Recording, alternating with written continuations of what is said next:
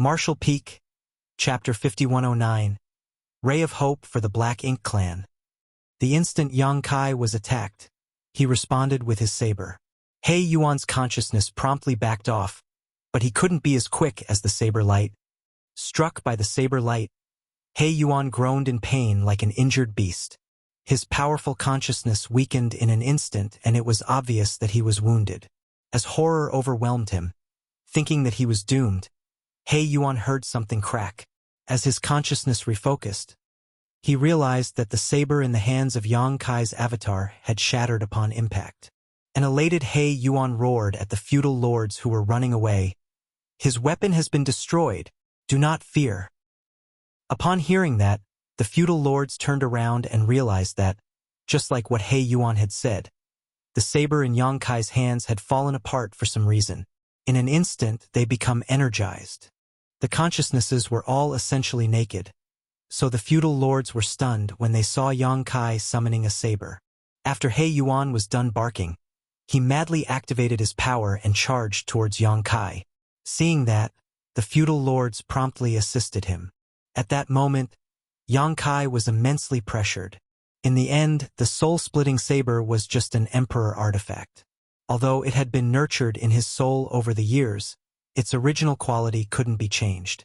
It couldn't bear the power of Yang Kai's spiritual energy, so 3 strikes had been its limit.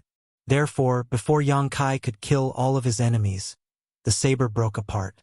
Presently, with He Yuan leading the charge, the attacks from the feudal lords' consciousnesses came right at Yang Kai in a continuous manner from all directions. Regardless of how powerful Yang Kai's soul was, he couldn't possibly bear such a bombardment. Seeing that Yang Kai's consciousness became immobile, as though it had been suppressed, the feudal lords struck their opponent harder, determined to take him down. Yang Kai was aware that he was in an unfavorable position. It had to be said that the Black Ink Clan had come up with a brilliant method to deal with him. In such a place, space principles were practically useless. This was purely a contest of the strength of their spiritual energy. He had to quickly come up with a solution. Otherwise, he would be doomed. At the most critical moment, Yang Kai realized that since he could summon the soul-splitting saber to this place, what about the soul-warming lotus? The soul-warming lotus was a supreme treasure, so if he could summon it, there wouldn't be any suspense regarding the outcome of this battle. However, he had never summoned the soul-warming lotus to fight his enemies before. Usually, he would only counterattack when others attempted to invade his knowledge sea. So the idea of summoning it hadn't crossed his mind. As he thought about this, a 7-colored light burst from his figure. When the feudal lords, who were bombarding Yang Kai with their attacks, saw the light, they were bewildered. He Yuan had no idea what was going on either, but through his battles with Yang Kai, he came to realize that this human had all sorts of tricks up his sleeve. Therefore, the moment the 7-colored light appeared, he felt that something was off and promptly shouted, "Take him down, now!" As soon as he finished speaking, he focused all of his power and charged towards Yang Kai. At this moment, he had no choice but to ignore the royal lord's order that Yang Kai had to be captured alive. Whether Yang Kai could survive the strike would depend on his luck.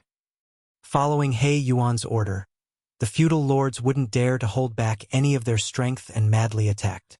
Invisible attacks came right at Yang Kai from all directions and drowned him.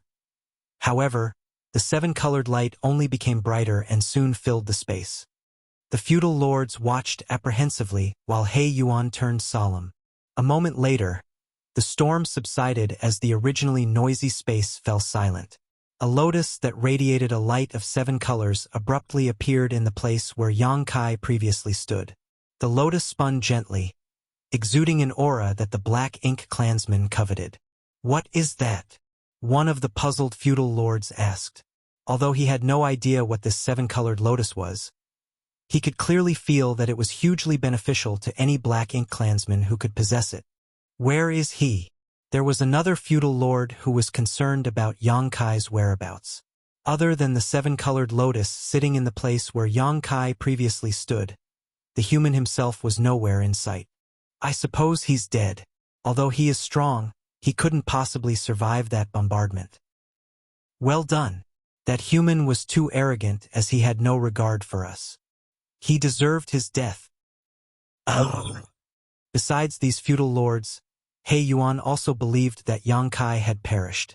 Yang Kai had indeed showcased powerful spiritual energy, but regardless of how formidable he was, he couldn't possibly stave off the joint attack of all the feudal lords and He Yuan. However, if Yang Kai was really killed, how was He Yuan going to explain himself to the royal lord? This was giving He Yuan a headache. Also, what was this seven-colored lotus that Yang Kai had left behind? While he was puzzled, the flower petals of the spinning seven-colored lotus started to unfurl, and as that happened, a figure revealed itself. Seated among the stamens, this person radiated a vague glow. Upon making out the person's face, He Yuan was shocked. That was because not only wasn't Yang Kai dead, he wasn't even wounded. How can this be? He might have been lucky enough to have survived the bombardment of attacks, but how was it possible that he wasn't injured at all? Could the strange lotus have blocked all their attacks? Before He Yuan could figure it out, Yang Kai's soul power burst forth. The power of this soul was as magnificent as the ocean and as profound as the abyss. As the mass of spiritual energy increased in intensity, the special space started trembling. It wouldn't be polite if I didn't offer a gift in return. Please accept this. The moment the clear voice reverberated across the space, clearly discernible spirit energy turned into visible saber lights that pointed in all directions as they hovered above Yang Kai's head. Faced with the saber lights, the feudal lords felt chills running down their spines. As soon as Yang Kai finished speaking, the spiritual energy saber lights shot out in all directions and mercilessly rained down on them. The feudal lords were horrified as they all scrambled to escape or defend themselves. Nevertheless, their efforts were futile. As the saber lights swept across the space, half of the feudal lords' consciousnesses were destroyed. Even He Yuan was struck by two saber lights and roared in pain.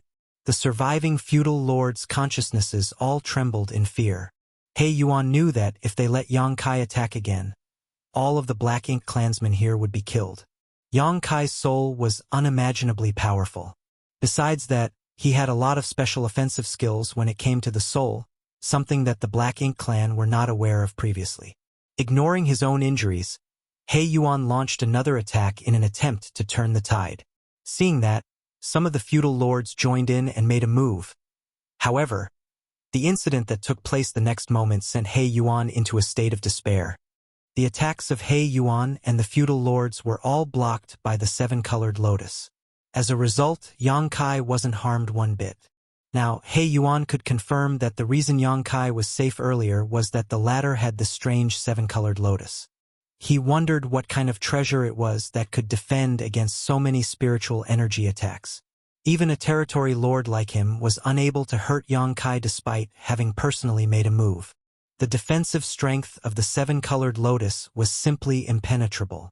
With the protection of the seven-colored soul-warming lotus, Yang Kai had no more worries. As his spiritual energy condensed into another attack, he slashed out at the surviving Black Ink clansmen. More and more of the feudal lords were eliminated, and inside the feudal lord Black Ink nests in Kong Chan's territory, numerous bodies passed out and collapsed to the ground. These feudal lords no longer reacted regardless of how loud the other Black Ink clansmen called out to them. Within moments, fewer than 5 of the original 30 feudal lord remained. These consciousnesses were running about madly as Yang Kai relentlessly chased after them, completely powerless to counterattack. He Yuan's aura was also weakening by the breath. It was not possible to use any kind of technique in a pure clash of spiritual energy. So in such a place, it was hard for He Yuan to use his formidable strength. Finally, one of the feudal lords shouted, "Sir He Yuan, we can't persevere any longer. Please open this space. Otherwise, all of us will die." He Yuan was unperturbed though, for he firmly believed that the seven-colored lotus wasn't as impenetrable as it seemed. He thought that by exerting more force with his attacks, he could shatter the lotus defense. However, his goal was still not achieved after so many of the feudal lords' consciousnesses perished. Regardless, their defeat in this place didn't mean that the Black Ink clan had lost. They still had a chance to turn things around. That was because the moment Yang Kai entered this space through the black ink nest's power, He Yuan managed to ascertain his whereabouts. This could be achieved easily, for Yang Kai made use of a feudal lord's black ink nest to come into this space. Just by finding out which black ink nest it was, He Yuan could effortlessly discover where Yang Kai was. After all, the fiefs and black ink nests of the feudal lords were fixed. Therefore, the moment Yang Kai's consciousness entered the space, He Yuan ordered more than 10 feudal lords to rush over to Yang Kai's location. He Yuan's initial plan was to damage Yang Kai's consciousness so that this team could easily capture him in a weakened state. However, things were not going to plan. Not only was Yang Kai not injured, but he had also made use of a 7-colored lotus to commit a massacre. They were not in a favorable position in this special space, so it was inevitable that so many feudal lords' consciousnesses were wiped out. Nevertheless, as long as Yang Kai's consciousness was trapped here, he couldn't return to his body, and the team that He Yuan had sent would soon capture Yang Kai. That was the reason He Yuan refused to open this space despite the fact that so many feudal lords were injured or dead. There was still a ray of hope for them to turn things around. With that said, regardless of how swift the team of feudal lords were, it would take them at least 4 hours to arrive at the black ink nest where Yang Kai was located. Could He Yuan persevere for another 4 hours? He had no idea, but he knew that there were not a lot of feudal lords' consciousnesses left. Once they were all dead, he would have to face Yang Kai alone. Despite the fact that a lot of feudal lords were killed, He Yuan continuously channeled his power to attack the 7-colored lotus in the hope that he could shatter its defense. There was no doubt that the outcome was disappointing for him, as the 7-colored soul-warming lotus was so impregnable that even a territory lord like him couldn't hope to destroy it. Martial Peak, Chapter 5110, Unconstrained. Shrieks were heard reverberating across the special space, each one representing the demise of a feudal lord's consciousness. He Yuan felt his heart sinking. When the last feudal lord's consciousness died, Yang Kai slowly turned around. While standing on the 7-colored soul-warming lotus, he stared dispassionately at He Yuan's consciousness. The tide of spiritual energy swirled around Yang Kai like a violent storm. "You're the only one left, He Yuan. Are you ready to die?" Yang Kai stepped towards his enemy, the 7-colored soul-warming lotus following closely. He Yuan roared, "You'll pay for underestimating me." Despite the ferocity in his tone, it was apparent that he was just acting tough. Just now, he had joined forces with more than 30 feudal lords, but they still couldn't hurt Yang Kai at all. Instead, they were the ones that were wiped out. More than 30 feudal lords had died, and he was the only one left now, so how was he supposed to be a match for Yang Kai? The only thing he could do was to stall for time so that the team he had sent could capture Yang Kai. After a sneer, Yang Kai said, "Let's see how you're going to make me pay then." Upon finishing his words, he drove the soul-warming lotus to charge towards He Yuan. A flustered He Yuan promptly ran away, while relentlessly chasing after him. Yang Kai mocked him by saying, "Didn't you say you'll make me pay the price?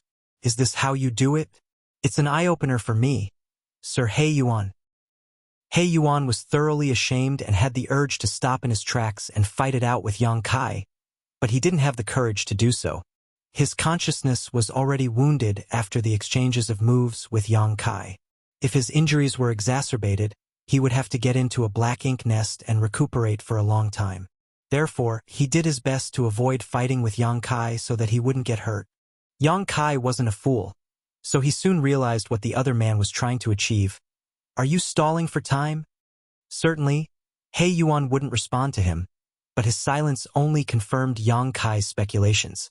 After giving it a thought, he figured out the other man's plan. "If I'm not mistaken, there should be some black ink clansmen coming to capture me. Am I right?" He Yuan finally responded, saying, "You can't flee. Surrender without a fight now." Yang Kai sneered, "We'll talk if you can survive." Upon figuring out He Yuan's plan, Yang Kai certainly wouldn't waste any time on him. He was worried that his physical body would be harmed by the black ink clansmen coming to attack him, so he exerted even more force with his attacks. Although He Yuan was trying to dodge, it was hard for him to do so. Left with no choice, He had to exchange moves with Yang Kai several times, which resulted in his aura weakening even further. On the other hand, with the protection of the soul-warming lotus, Yang Kai became increasingly ferocious, abandoning all semblance of defense and only attacking. Barely an incense stick later, He Yuan realized that he could no longer persevere. His consciousness was badly wounded. It would take him several hundred years to heal this kind of injury.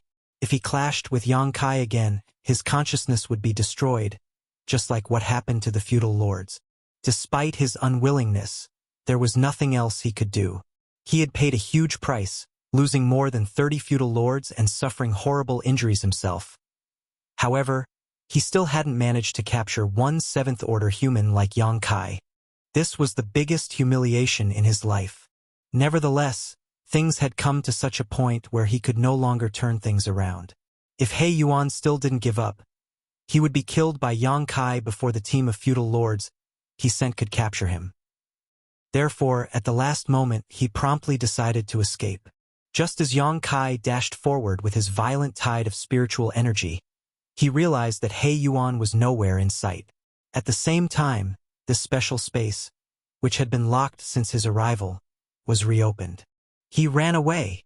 Yang Kai ground his teeth, thinking that it was such a shame. If he could keep fighting with He Yuan, he had the confidence to kill the latter's consciousness. Unfortunately, He Yuan was the one who could decide whether he would open up the space, and he didn't give Yang Kai a chance to kill him. Killing a territory lord would be a huge contribution. By doing so, not only could it significantly weaken the Black Ink clan's power, but it could also reduce the possible casualties of the human soldiers on the battlefield. Although Yang Kai had killed a territory lord before, he had joined forces with Bai Yi at that time to do so, and Zhu Feng, the territory lord in question, was already badly injured. Despite that, it had still been a perilous situation. In the end, Yang Kai managed to deal a lethal blow to Zhu Feng only by resorting to his dragon bead. The chance to fight with He Yuan this time was rare, and it was impossible to have such a chance again.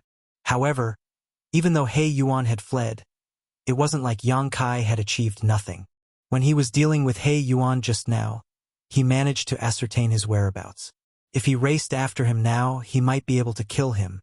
Therefore, the instant Yang Kai realized that He Yuan had fled, he quickly retracted his consciousness and dashed out of the feudal lord's Black Ink nest. It was silent all around him with no Black Ink clansmen in sight, so he turned to look in a particular direction and shot into the sky. As space principles undulated, Yang Kai charged forward swiftly. About an hour later, he saw a group of Black Ink clansmen rushing over in his direction. What surprised him was that this team was entirely composed of feudal lords, about a dozen in total. This was obviously unusual.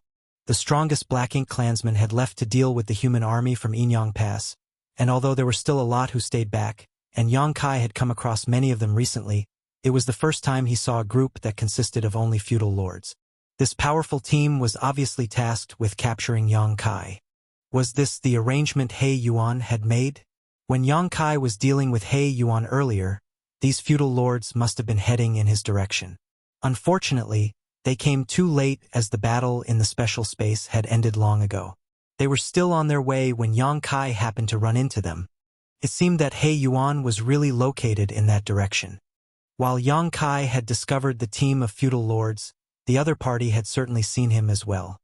These feudal lords, who were moving at full speed, were flabbergasted as they stopped in their tracks and got ready to fight. Recently, Yang Kai had sent a shockwave across the Black Ink clan. All the teams that had come across Yang Kai were destroyed. Although they were all feudal lords, they still didn't have the confidence to defeat Yang Kai here. However, this human's consciousness was supposed to be trapped inside the Black Ink Nest's network, and they just had to go over and capture his body. So why was he here? Had He Yuan failed in his attempt to injure this human in that special space? Before these feudal lords could figure it out, Yang Kai was seen turning into a ray of light and charging towards them. Before he even arrived, his spear turned into countless shadows. The instant both parties clashed, the feudal lords exclaimed and grunted, feeling that the violent force had torn their defenses apart. In an instant, they were all blown backwards. Yang Kai directly moved past them and left this place without turning his head, soon disappearing from sight. The place was in a mess as black blood and black ink strength scattered everywhere. The feudal lords looked around with horrified expressions. 3 of them were killed by Yang Kai in the blink of an eye, and the rest were injured. It seemed that this human was even more powerful than they had heard. The surviving feudal lords were glad that Yang Kai didn't intend to kill them. They had no idea why he was in a hurry, as he only attacked them once and left. Otherwise, all of them would have lost their lives. One of the feudal lords suddenly realized something. Is he after Sir He Yuan? When the feudal lords heard that, a myriad of expressions came over them. Even if that was true, there was nothing they could do.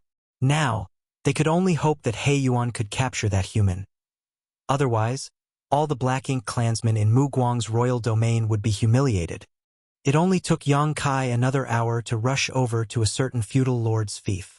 The feudal lords guarding this fief were startled upon seeing Yang Kai, and before they could figure out what was going on, they were easily killed. When the only 2 feudal lords were dead, the other Black Ink clansmen in the fief certainly wouldn't be able to counterattack. Yang Kai directly barged into the Black Ink nest and searched around, but He Yuan was nowhere in sight. However, some of He Yuan's aura was left in the chamber inside the Black Ink nest, which suggested that he had been here not long ago. After dashing out of the Black Ink nest, Yang Kai caught a horrified high-rank Black Ink clansman by the throat and asked in a grim voice, "Where's He Yuan?" The high-rank Black Ink clansman breathed out a puff of Black Ink strength in an attempt to corrupt Yang Kai, but an unperturbed Yang Kai simply exerted more force with his hand and broke the other party's neck. He then caught another Black Ink clansman and asked, "Where's He Yuan?" Having witnessed what happened just now, the Black Ink clansman replied in horror, "I have no idea where Sir He Yuan went. He left in a hurry just now." "In what direction did he head?" The Black Ink clansman quickly pointed in a particular direction. Yang Kai tossed him away, and by the time the Black Ink clansman landed, he had lost his life. In the meantime, Yang Kai shot into the sky and raced after He Yuan. Since He Yuan had fled, it suggested that he was badly injured, and he had speculated that Yang Kai would come for him. Otherwise, he wouldn't have immediately run away after leaving the special space. Although Yang Kai had promptly pursued, he was still too late. Even if Yang Kai chased after He Yuan now, he might not be able to find him as the void was too vast. He also wouldn't have any solution if He Yuan was determined to hide. However, he wouldn't want to miss this rare chance. It would be best if he could kill He Yuan, but there was nothing he could do if he couldn't find him. One day later, Yang Kai stopped in his tracks somewhere in the void. Although he had searched around a large area for the entire day, he still hadn't discovered He Yuan's whereabouts. He felt that it was such a shame. With that said, it wasn't necessarily a bad thing for him. Most of the Black Ink clansmen had left Mu Guang's royal domain to fight with the humans from Yinyang Pass, so there were not a lot of them left in this place. The territory lords who stayed back had to assist Mu Guang to deal with the old ancestor from Yinyang Pass, so they wouldn't have time to hunt Yang Kai down. Previously, he had to put his guard up as He Yuan was relentlessly pursuing him. Now that He Yuan had gone into hiding though, no one else in Mu Guang's royal domain could restrain him. In other words, Yang Kai could basically go anywhere in this royal domain. Given his mastery of the Tao of space, he wouldn't fall into danger as long as he was cautious enough. At the thought of this, he turned to look in a particular direction and grinned. Marshall Peak, Chapter 5111, Destroying Black Ink Nests. Kong Chan's home territory was located in a dead universe world where there was a magnificent mid-rank Black Ink nest. Over the years, the Black Ink strength that had been emanating from the Black Ink nest had enveloped everything. There were over 1 million Black Ink clansmen living in this place, which was just as flourishing as He Yuan's territory. The strongest and most competent Black Ink clansmen had left with Kong Chan to intercept the human army. So although there were some feudal lords around, the rest of them were mostly high-rank and low-rank Black Ink clansmen. Over the past few days, a slight sense of tension could be felt among the Black Ink clansmen in Kong Chan's territory. Rumor had it that a human named Yang Kai was on a killing spree in Mu Guang's royal domain.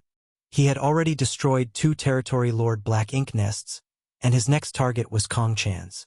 Most of the Black Ink clansmen didn't believe this rumor. As far as they were concerned, even though the humans were strong and resilient, they couldn't resist the corruption of Black Ink's strength. Therefore, they had been hiding in their great passes all these years. Faced with the Black Ink clan soldiers, they could only defend themselves. How was it possible that a single human had barged into the Black Ink clan's territory and even destroyed Black Ink nests belonging to the powerful territory lords? One day, though, a 30,000-meter-long creature, which was covered in scales and radiating a golden light, arrived at this place, wielding a giant spear in its claws. The horrifying pressure this creature exuded sent chills down the spines of these high-rank and low-rank Black Ink clansmen. The humongous creature descended from the sky and forcefully swept his spear across the territory lord's Black Ink nest. The Black Ink nest, which had stood in this place for tens of thousands of years, given birth to countless Black Ink clansmen, and provided a resting place for all the Black Ink clansmen who were born here, was cut in half with just one strike. As the Black Ink nest fell, Black Ink strength gushed out of it like a flood. The Black Ink clansmen in Kong Chan's territory were naturally flustered. The feudal lords promptly shot into the sky to repel the enemy. However, the Black Ink clansmen, who were much larger than ordinary humans, appeared as petite as ants in front of this behemoth. The terrifying creature didn't even spare these feudal lords a glance as he opened his mouth and spat out a horrifying flame. In an instant, many Black Ink clansmen were slaughtered. Kong Chan's territory was set ablaze, and countless Black Ink clansmen perished.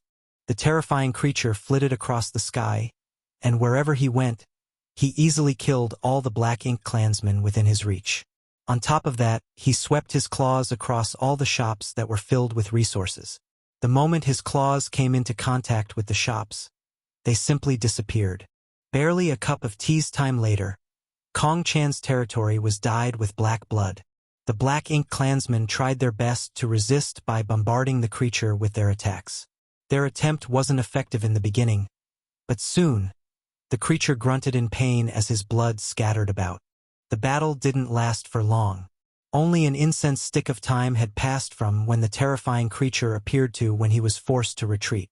Despite that, over 100,000 Black Ink clansmen had lost their lives and Kong Chan's territory had been destroyed. Innumerable amounts of resources and manpower were lost. What sent these Black Ink clansmen into despair, though, was that Kong Chan's Black Ink nest was thoroughly destroyed. Black Ink nests were the foundation of the Black Ink clan.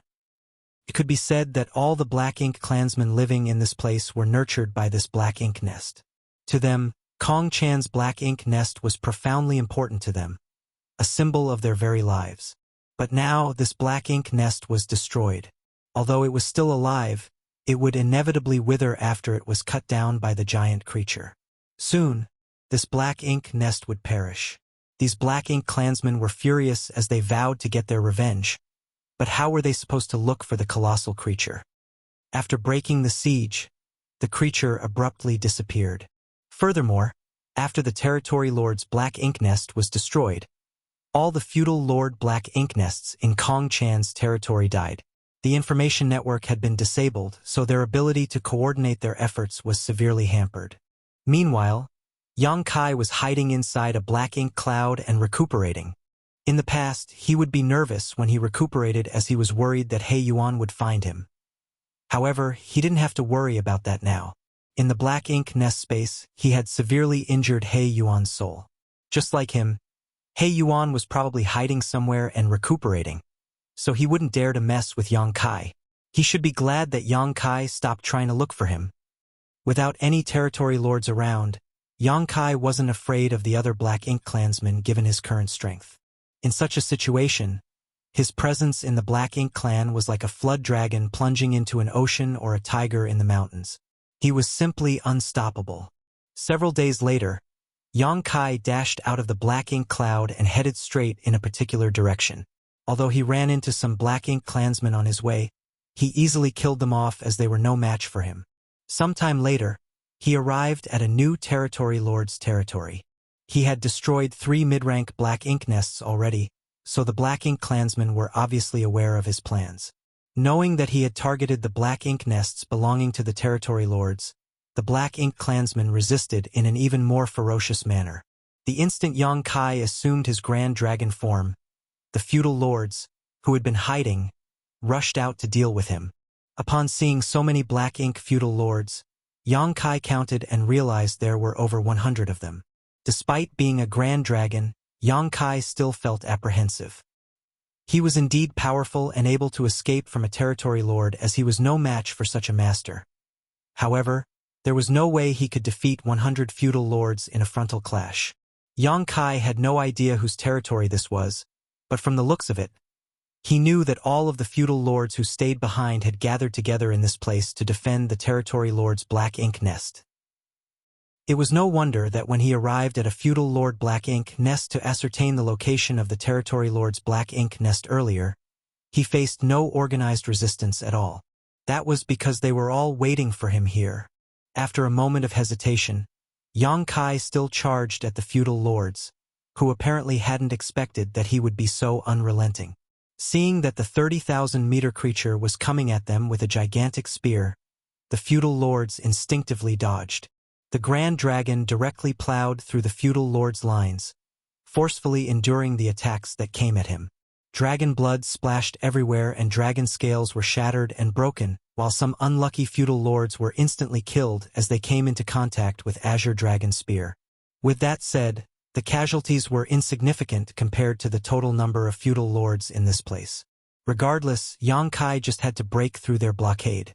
Ignoring the attacks coming from behind, he directly struck the territory lord's Black Ink nest with his Azure Dragon spear. After a long time of dealing with the Black Ink clan, Yang Kai came to realize that the Black Ink nests were actually quite frail. Basically, the Black Ink nests were defenseless. Even if he was in his human form, he could easily destroy a Black Ink nest with one strike, not to mention in his Grand Dragon form with the Azure Dragon spear in his claws. Therefore, Yang Kai didn't need to get tangled up with these feudal lords.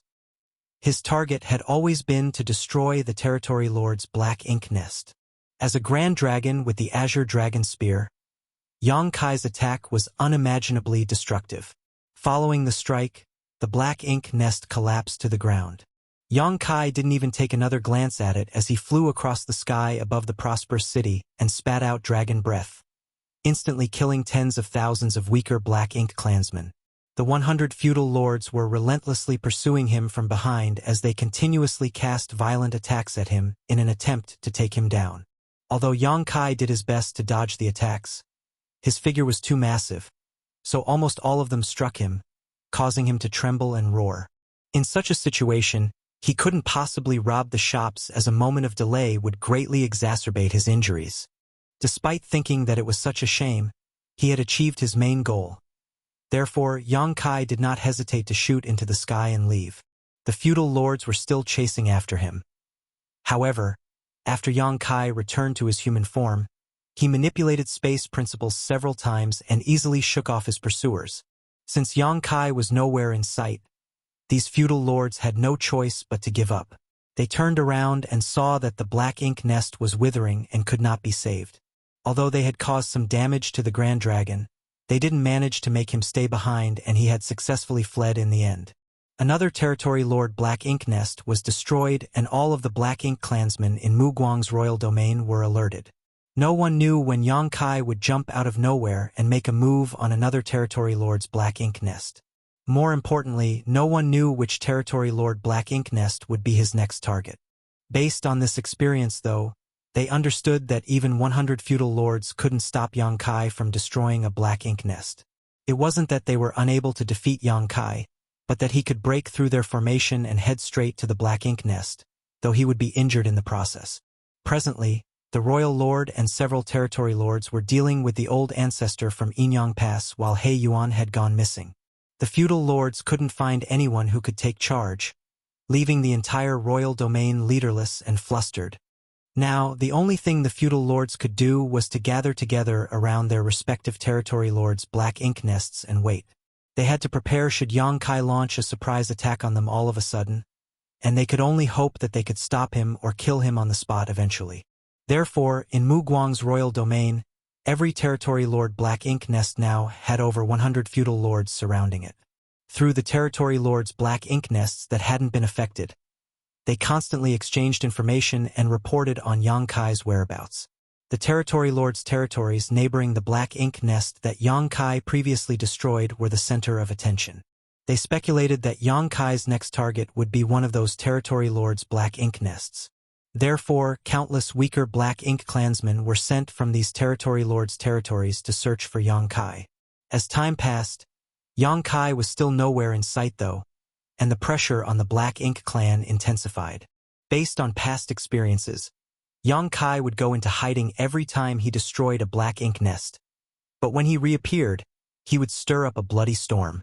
Marshall Peak, Chapter 51:12. I can give it a try. The Black Ink clan speculated that Yang Kai was probably hiding somewhere to recuperate.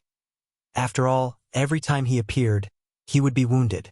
However, it wouldn't take him a long time to recover. The human named Yang Kai seemed to have an incredible restorative ability. Regardless of how badly injured he was, he could always recover in 10 days to half a month. Based on the information they had gathered from the Black Ink disciples, this kind of restorative power must have something to do with his Dragon Clan bloodline. Dragon Clan members were known to be able to heal their wounds quickly. As expected, Yang Kai reappeared half a month later. Just like the Black Ink clan had speculated, he appeared in a neighboring territory lord's territory of the Black Ink nest that he previously destroyed. Although over 100 feudal lords were already waiting there, and they had set up a restrictive spirit array with the help of the Black Ink disciples, they still couldn't ward off the 30,000-meter-long Grand Dragon. Just like what happened previously, the Grand Dragon destroyed the Black Ink nest and shattered the universe world it sat on.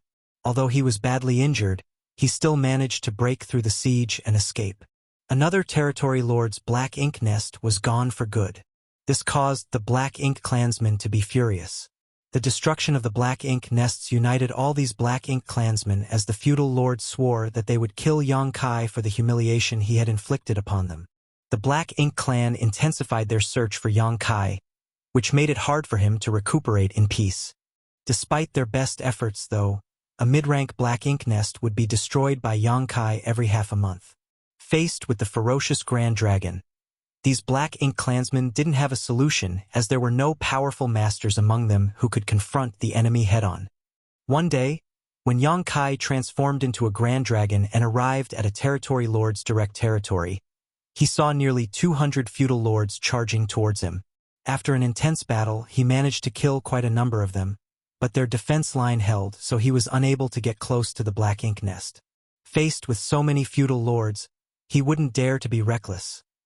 Otherwise, he would most likely be killed. Left with no choice, he fled for now. It had been about half a year since Yang Kai destroyed the first territory lord's Black Ink nest. During this period of time, he had destroyed 10 territory lords' Black Ink nests. In the past, the feudal lords were unable to stave him off regardless of how hard they tried. But this time, they managed to force him to withdraw without achieving his goal. Seeing that the Grand Dragon turned around to flee, the feudal lords became high-spirited and cheered in ecstasy. Some of the bold feudal lords even chased after Yang Kai, but they eventually lost track of him. Although the feudal lords were unable to make Yang Kai stay, it was the first time they gained a victory against this opponent. With their hard work and perseverance, they saved a territory lord's Black Ink nest that Yang Kai had targeted. This was a meaningful victory for all the Black Ink clansmen that was worth celebrating. Unlike how joyful the Black Ink clansmen were, Yang Kai was extremely vexed. He had repeatedly made a move recently, and even though he had made a huge contribution by destroying quite a number of territory lord Black Ink nests and killing a lot of feudal lords, he came to the realization that, as time passed, he faced increasingly strong resistance. One thing he had noticed was that the number of feudal lords he had to face increased each time he arrived at a new Black Ink nest. Furthermore, he found many of the feudal lords familiar. In other words, he had seen them before. After giving it a thought, he soon realized that those familiar-looking feudal lords came from the other territories to help. His target was clear, which was to destroy territory lord Black Ink nests. Usually, a territory where a territory lord's Black Ink nest was located would have 100 or so feudal lords inhabiting it. Once he managed to destroy the nest, though, these feudal lords would head to the neighboring Black Ink nests to provide reinforcements. That was the reason he came across so many feudal lords on this day, and many of them looked familiar to him. It was apparent that he faced them before. In that case, as he destroyed more black ink nests, he would face stiffer resistance. Yang Kai was unable to achieve his goal on this day as nearly 200 feudal lords went all out to protect the black ink nest. Although he had turned into a grand dragon, he was still unable to break through their defenses, and instead, he was terribly injured. It seemed that he had to stop this game at this point. If he still recklessly continued, an accident was likely to happen. Fortunately, he had already destroyed a lot of Territory Lord black ink nests, thus dealing a heavy blow to the Black Ink clan. He had also snatched vast amounts of resources from several Territory Lords' territories and killed countless Black Ink clansmen. It could be said that he had made a huge contribution. Despite his reluctance, Yang Kai still decided to end his actions here. He believed that after the chaos he raised this time, the foundation of the Black Ink clan in Muguang's royal domain had been severely damaged. It would take them several hundred to 1,000 years to fully recover. The Black Ink clan must be extremely vexed that 10 Territory Lord Black Ink nests had been destroyed, which resulted in several dozen more feudal Lord Black Ink nests withering as well. Since he had made up his mind, Yang Kai found a remote place to recuperate in peace.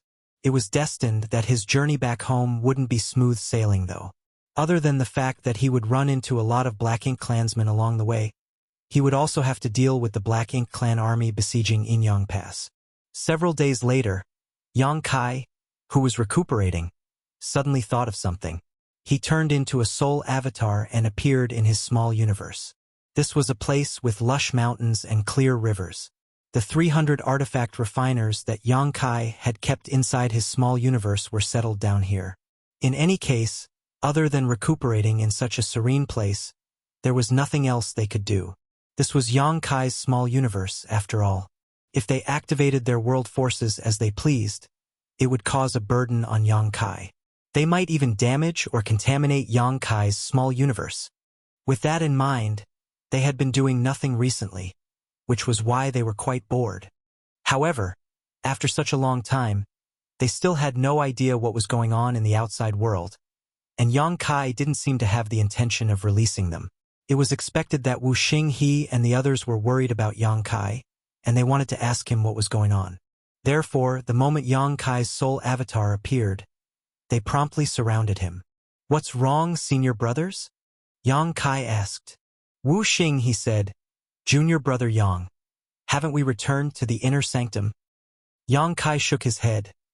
"Not yet. There's been an accident. We're still inside the Black Ink clan's territory." "We're still in enemy territory?" Guan Ning was astounded. Wang Sibo asked with concern, "What kind of accident? Is there anything we can help you with?" Yang Kai shook his head. "The Black Ink clan's territory is filled with black ink clouds and black ink strength, so it's best you stay here lest you become corrupted again." Wu Xinghe and the other Grandmaster artifact refiners had cut off large sections of their small universes, causing them to drop to the 6th order from the 7th order open heaven realm, so that Yang Kai could easily keep them inside his own small universe. Now that their orders had dropped and their small universes were incomplete, they would easily be invaded by black ink strength.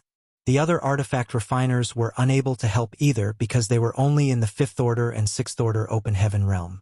As for what accident occurred, it's no big deal. Recently, I've been destroying some black ink nests. Yang Kai briefly told them what he had been up to. It wasn't that he wanted to brag, but he understood that these artifact refiners were apprehensive as they had been staying in his small universe and unable to find out what was going on in the outside world. Therefore, he decided to tell them what he had done to let them know that it wasn't that he was unable to return to the inner sanctum. He just didn't want to go back without dealing a heavy blow to the Black Ink clan first. Upon hearing that Yang Kai had single-handedly destroyed so many Territory Lord Black Ink nests and killed countless Black Ink clansmen, these artifact refiners were dumbfounded. They couldn't really believe what they had just heard. After all, Yang Kai was just a 7th order open heaven realm master. Although most of the strongest Black Ink clansmen had left the royal domain, even an 8th order division commander would be unable to pull off such a feat. However, they knew that it wasn't necessary for Yang Kai to lie to them. In other words, such things had really happened. Wu Xinghe and the others were astonished as admiration was written all over their faces. A moment later, Wu Xinghe came to his senses and asked, "Junior brother? You mean, after a territory lord's black ink nest is destroyed, all of the subnests that originated from that black ink nest will wither as well?" Yang Kai nodded. "That's right." Wu Xinghe quickly ran the numbers in his mind. A territory lord's black ink nest is connected to several dozen feudal lord black ink nests. In other words, hundreds of feudal lord black ink nests have been destroyed as a result. "I think so." All of them gasped. Wang Sibo said in a shaking voice, "You've also injured He Yuan." Yang Kai nodded. He wanted to fight me using only our souls, but he had no idea that I possessed the soul-warming lotus. He basically found the wrong opponent.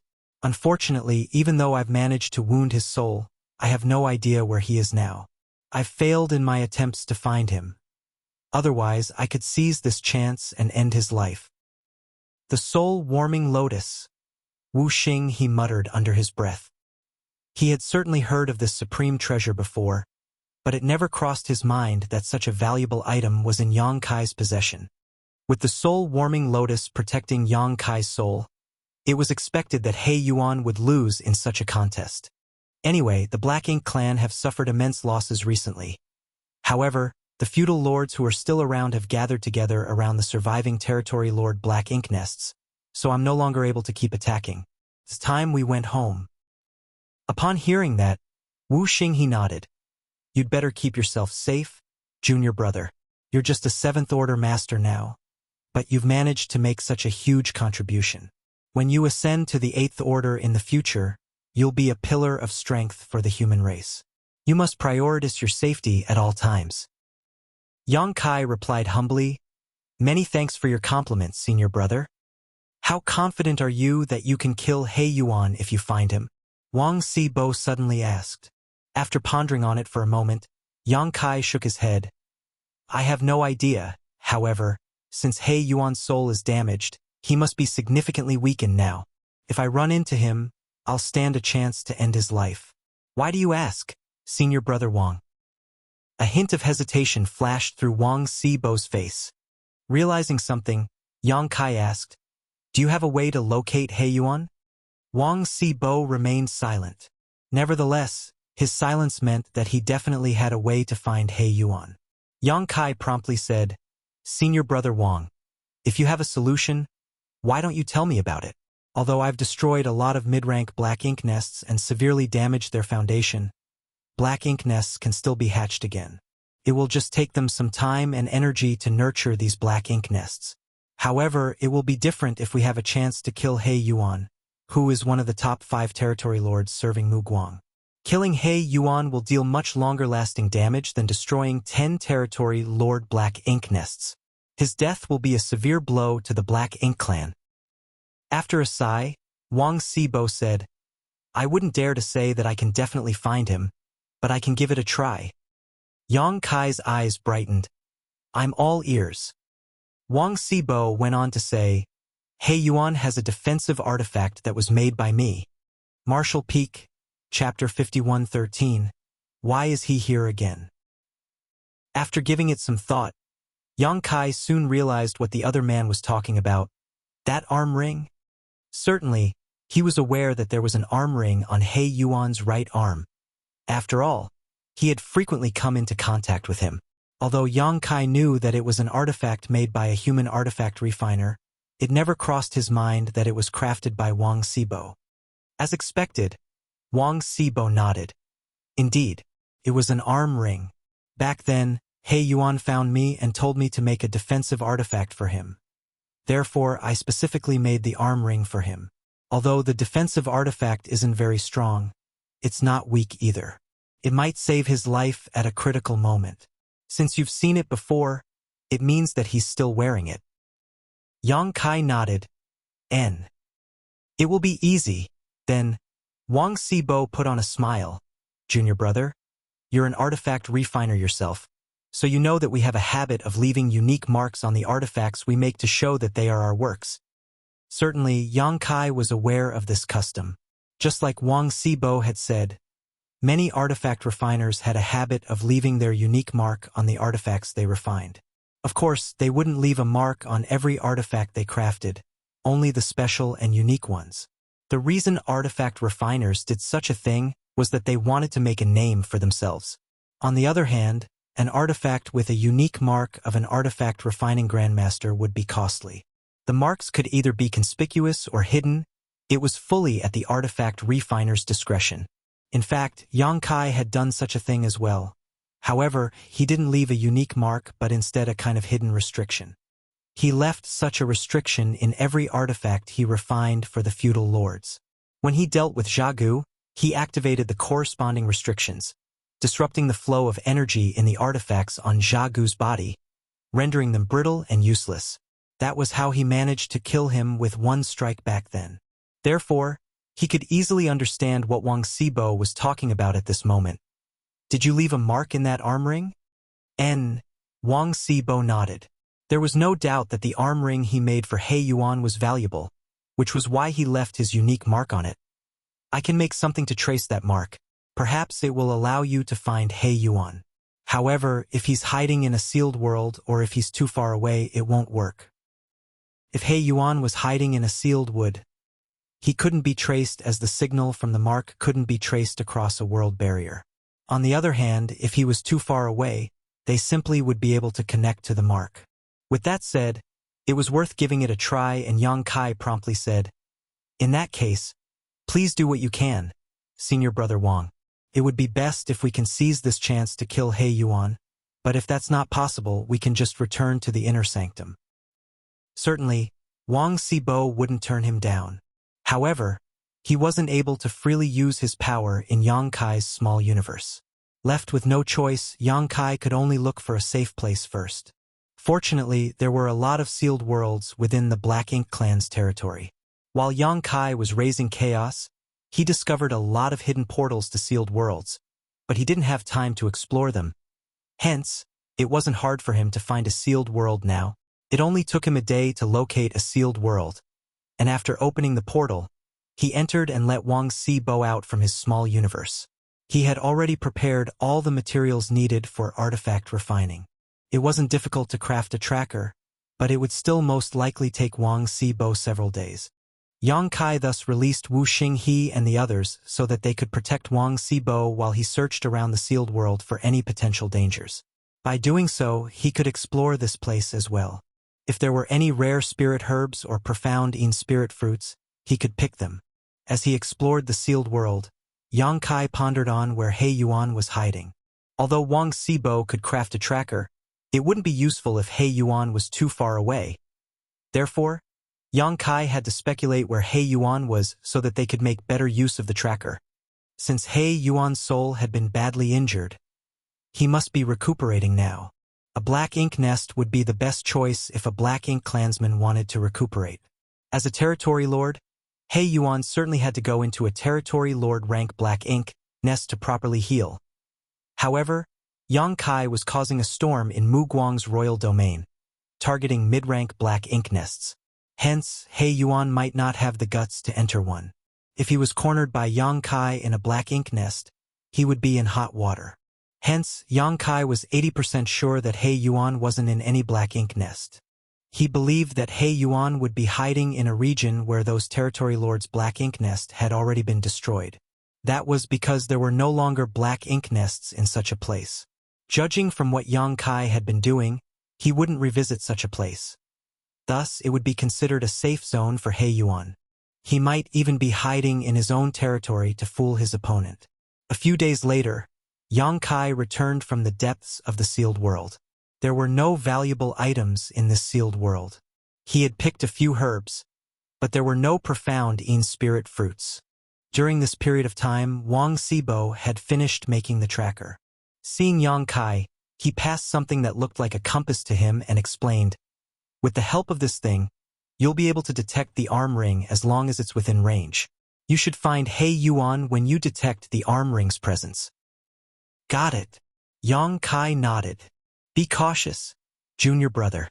Although He Yuan has been weakened, he's still a territory lord. Run away if you can't defeat him," Wang Xibo said with concern. Yang Kai replied, "Don't worry, senior brother. I have to bring all of you back to the inner sanctum, so I won't take any big risks." After moving Wang Xibo and the others back inside his small universe, Yang Kai left the sealed world.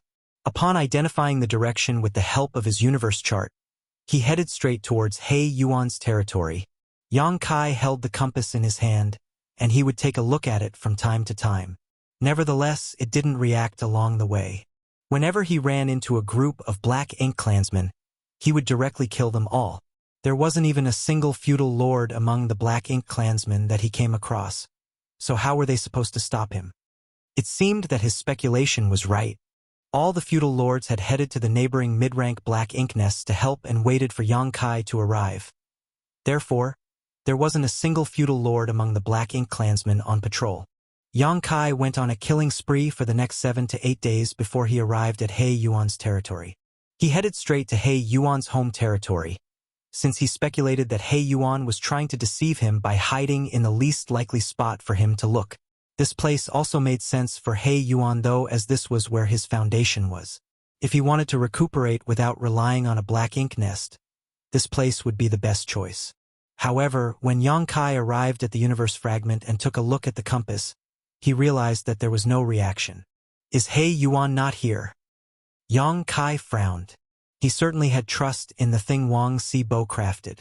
This compass wasn't a complicated artifact, and Wang Xibo was an artifact refining grandmaster.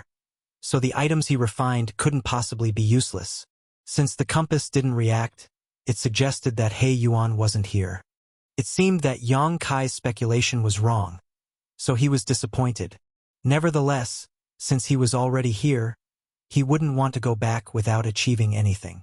As he took a glance at the shattered universe fragment, he activated the power of his dragon vein and roared.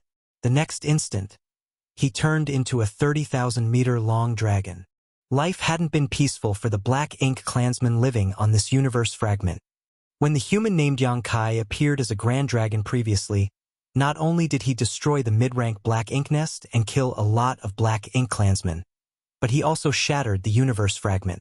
As a result, the city was ruined, and a lot of the resources in the shops were stolen. There was originally a mid-rank Black Ink nest that continuously produced Black Ink strength here, which was the foundation that the Black Ink clansmen relied on to survive. Now that the Black Ink nest was destroyed, the Black Ink strength around the universe fragment became thinner and thinner. A long time had passed, but the injured Black Ink clansmen still hadn't managed to recover. It was imaginable that the remaining Black Ink strength would be gone for good in no time. When that happened, the situation here would only exacerbate. On the other hand, He Yuan was missing. Initially, there were still some feudal lords in this area, but they had left soon after. It seemed that they had headed out to protect other mid-rank Black Ink nests. The Black Ink clansmen living on the universe fragment were apprehensive about their future. Although some high-rank clansmen assured them that He Yuan wouldn't abandon them, and that he would get another Black Ink nest to rebuild their foundation, their efforts did little to assuage these fears. Just as the Black Ink clansmen on the universe fragment were lost in their own anxiety, they heard a dragon roar coming from the distance, and it sounded familiar. The Black Ink clansmen looked up and saw that there was a colossal grand dragon with a golden glow descending from the sky, shaking its head and flicking its tail as it swam towards them. Why is he here again? The Black Ink clansmen on the universe fragment were stunned. It was said that this grand dragon had been targeting territory lord rank Black Ink nests, but since the Black Ink nest in this place had been destroyed, why was he here now? Before they could figure out the reason, the grand dragon was upon them. Wherever he went, Black Ink clansmen would die. When Yang Kai arrived at this place as a grand dragon previously, he faced resistance from a lot of feudal lords. However, this time, the most powerful opponents were just high-rank Black Ink clansmen. Faced with Yang Kai's intense dragon pressure, these Black Ink clansmen were so terrified they ran away at first sight, not daring to clash with him. The Grand Dragon destroyed everything in sight as though there was no one else in this place. As he breathed out his dragon breath, the Black Ink clansmen screamed in terror and pain. When Yang Kai left 2 hours later, the entire universe fragment was thoroughly shattered. Countless Black Ink clansmen had lost their lives during the carnage. It was estimated that over 100,000 Black Ink clansmen had perished. Although there wasn't a feudal lord among them, these high-rank and low-rank Black Ink clansmen were still part of the Black Ink clan's foundation. Their deaths could potentially affect the Black Ink clan's survival as a whole. What's more, all the resources in all the shops had been snatched up. Although Yang Kai had previously looted several shops, he didn't obtain everything as he was in a hurry. This time he could pillage without any worries, so he picked the Black Ink clan clean. The entire universe was shattered, and innumerable Black Ink clansmen had lost their lives. It could be said that He Yuan's home territory was thoroughly destroyed. This was probably the first territory lord territory to be completely wiped out by a human in history. Martial Peak, Chapter 51:14, Wearing out iron shoes while seeking one's feet. Unfortunately, He Yuan wasn't here. He Yuan's soul had been damaged, so if Yang Kai could find him here, he had the confidence to kill him. However, the void was expansive, so Yang Kai wasn't even sure where to start looking for him. Nevertheless, there was nothing he could do at this point. It was time he returned to Inyang Pass. The Black Ink clan's army was currently besieging the Great Pass, but Yang Kai had no idea about the specifics over there. Since he had made up his mind, he headed straight towards Inyang Pass. As space principles flared, his figure flickered. There weren't any obstacles along the way. Perhaps the Black Ink clansmen were too terrified of him now, so they wouldn't dare to wander about. Half a day later, just as he was about to leave He Yuan's territory and enter another territory lord's domain, the compass in his hand shook a little all of a sudden. Although he didn't find He Yuan in his home territory, Yang Kai still held out hope. Perhaps he might find a trace that would lead him to He Yuan on his way back. So he kept the compass made by Wang Sibo on his person the whole time. Hence, he was pleasantly surprised that it finally reacted. The vibration was weak. However, Yang Kai was a 7th Order Open Heaven Realm Master, and he had been hoping to find He Yuan, so he had been paying close attention to the compass. Therefore, the moment the compass vibrated, he immediately noticed it. Yang Kai abruptly stopped in his tracks and looked down, only to see that the pointer was slightly swaying as it pointed in a particular direction.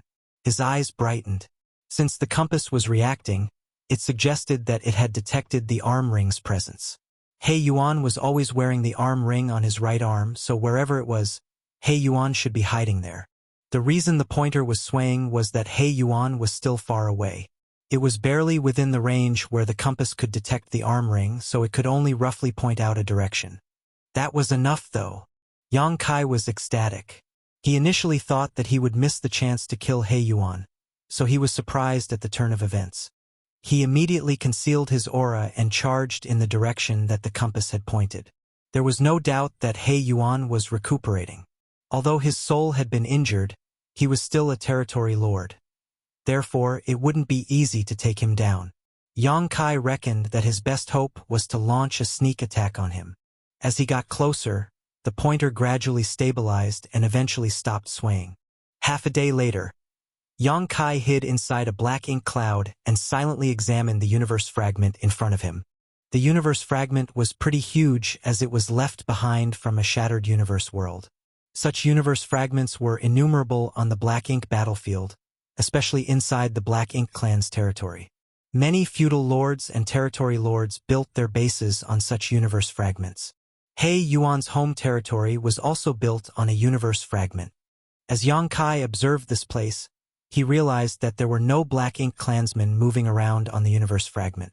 He Yuan was nowhere in sight, nor could he detect his aura. However, the compass was pointing in this direction.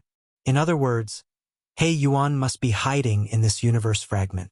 After observing for a bit, he still couldn't find He Yuan. Yang Kai frowned and dashed out of the Black Ink cloud before charging towards the universe fragment. Since he had no idea where He Yuan was, he could only search for him. He did his best to conceal himself as he moved around the universe fragment like a ghost. Initially, Yang Kai was worried that his whereabouts would be exposed. After all, regardless of how well he could conceal his aura, He Yuan might detect his presence in such close proximity. However, after he searched around most of the universe fragment, there was still no reaction from He Yuan. It was only then that Yang Kai set his mind at ease. It seemed that He Yuan was indeed badly injured. When a Black Ink clansman was horribly injured, the best way to recuperate was to enter an unconscious state. In other words, He Yuan was probably hibernating somewhere on this universe fragment. That would allow Yang Kai to make a move with ease. However, after inspecting most of the places on the universe fragment, he still couldn't find He Yuan. Fortunately, there came a moment when a hint of Black Ink strength caught his attention. In the Black Ink clan's territory, Black Ink strength was practically omnipresent. Some of it had even formed into Black Ink clouds. Therefore, Yang Kai didn't pay attention to this wisp of Black Ink strength initially. It wasn't until he realized there was something off about this particular patch of Black Ink strength that he decided to examine it. A moment later, he noticed that the source of the Black Ink strength was inside the universe fragment. In other words, He Yuan was hiding within the universe fragment. It was no wonder that Yang Kai was unable to find him even after such a long time. With that thought in mind, he traced the Black Ink strength and soon found a cave that led to the depths of the universe fragment. As he held his breath, Yang Kai snuck into the cave and descended for quite some time. The deeper he went, the thicker the Black Ink strength was. This led him to believe that his judgment was right. There came a moment when he saw light at the other end of the cave. There was a huge empty space in the center of the universe fragment, and as he looked up, Yang Kai couldn't help but narrow his eyes. That was because there was a several dozen meter tall Black Ink nest in the center of this universe fragment. Just like the other Black Ink nests that Yang Kai had seen before, this one looked like a dark flower bud, and as it breathed, the entire Black Ink nest pulsated like a heart. He was surprised that there was a Black Ink nest in this place. One had to know that he had destroyed He Yuan's Black Ink nest, so supposedly, all the subnests bred from it should have withered by now. Why was there still a Black Ink nest here? The only possibility was that this Black Ink nest wasn't a subnest of He Yuan's Black Ink nest, nor was it a subnest of any of the mid-rank Black Ink nests Yang Kai had destroyed. This might even be another mid-rank Black Ink nest. Otherwise, it couldn't possibly have survived. However, its scale wasn't even comparable to the low-rank Black Ink nests. He Yuan must have hatched it in a hurry to help him recuperate, so he didn't have time to grow it yet.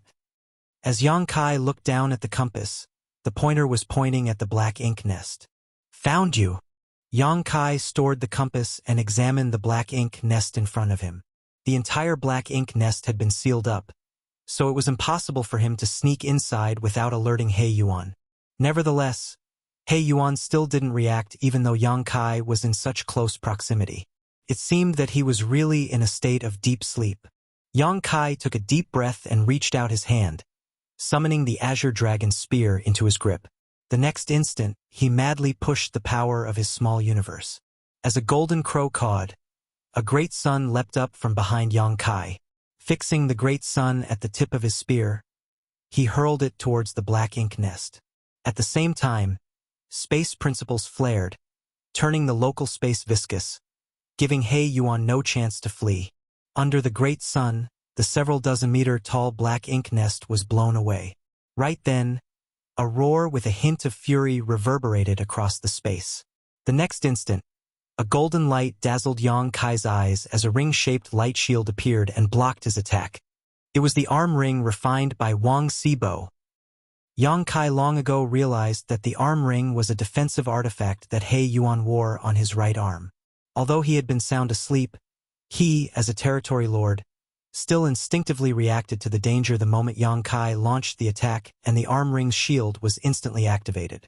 Wuxia was an artifact refining grandmaster, so the defensive artifact with his unique mark that he had personally refined certainly wouldn't be weak when it came to its defense. However, it wasn't enough to withstand Yang Kai's attack either. After all, he was significantly more powerful than an average 7th Order master. Furthermore, Golden Crow casts the sun was a divine manifestation, so ordinary secret techniques were not comparable to it. Under the Great Sun, the golden defense shattered and Yang Kai directly thrust his Azure Dragon Spear towards He Yuan's chest. It was expected that He Yuan was in a terrible mood as he was faced with such an attack right after he awakened. As his power burst forth, he forcefully threw out his fist. In an instant, the ground cracked and rocks flew around. The universe fragment, which had been drifting around the void in silence over countless years, was subject to a violent clash, and in the next instant, it exploded into pieces. Two figures shot out of it. While in midair, Yang Kai sprayed out a mouthful of blood, his face as pale as a sheet. He almost couldn't bear He Yuan's all-out attack. Some of his ribs were broken and his 5 viscera and 6 organs were throbbing. Just like what Wang Sibo had said, even though He Yuan had been weakened, he was still a territory lord. Yang Kai stabilized himself and lifted his gaze, only to see that He Yuan was looking furious. There was a hint of puzzlement behind his eyes, as it was apparent that he hadn't figured out what was going on yet. The arm ring on his right arm had turned dim with cracks all over it. Most of its spirituality had been lost. It was only thanks to this arm ring that blocked Yang Kai's golden crow cast the sun at the critical moment that his life was saved. Otherwise, he could have been killed by Yang Kai in that sneak attack. Even so, blood was still streaming from his chest at this moment as the blow had still hurt him. A short while later, He Yuan figured out what was going on. As he looked up and made out the person who launched a sneak attack on him, he said through clenched teeth, "It's you." Yang Kai spat out the blood in his mouth and sneered, "You're pretty lucky." It was thanks to the arm ring that Wang Sibo had made for He Yuan that Yang Kai could find He Yuan. Nevertheless, it was also because of the arm ring that his strike was rendered ineffective. His success and failure were all because of Wang Sibo. With that said, he had found He Yuan at the very least, and the battle had just started. "How did you know that I was here?" He Yuan was both surprised and shocked as he couldn't figure it out. The void was vast, and he was hiding inside an empty universe fragment to recuperate. How did Yang Kai discover him? One had to know that he randomly chose this place to settle down for the time being. No one else was aware of his whereabouts. Despite that, Yang Kai had still accurately located him and launched a sneak attack on him, which was inconceivable. "Is it hard to find you?" Yang Kai sneered as he wielded his spear. "I can smell the stench coming from your body even if we're billions of kilometers apart. So, don't even think about hiding from me. Wherever you are, I can find you and kill you." Marshall Peak, Chapter 51:15, You Can't Run Away. He Yuan's expression darkened. "Do you think you're capable of doing it?" "You'll soon find out if I'm capable or not." Yang Kai snorted, looking high-spirited as he pointed his spear at his opponent. "Don't even think about running away. As today, either you die or I perish. There is no third possibility. Run." He Yuan was so furious that he started laughing as his territory lord aura rose. Black ink strength swirled around his burly figure as he roared. "How dare a trivial ant like you challenge this lord? You court death." As his horrifying pressure burst forth, space started contorting. Under the influence of his fury, He Yuan's robust figure expanded and became even more intimidating. Standing in front of He Yuan, Yang Kai was so petite that it was as though he was really just an ant. In the next instant, a huge fist came at Yang Kai. Faced with such an imposing attack, Yang Kai had never been more solemn, because wherever the fist went, space would shatter apart.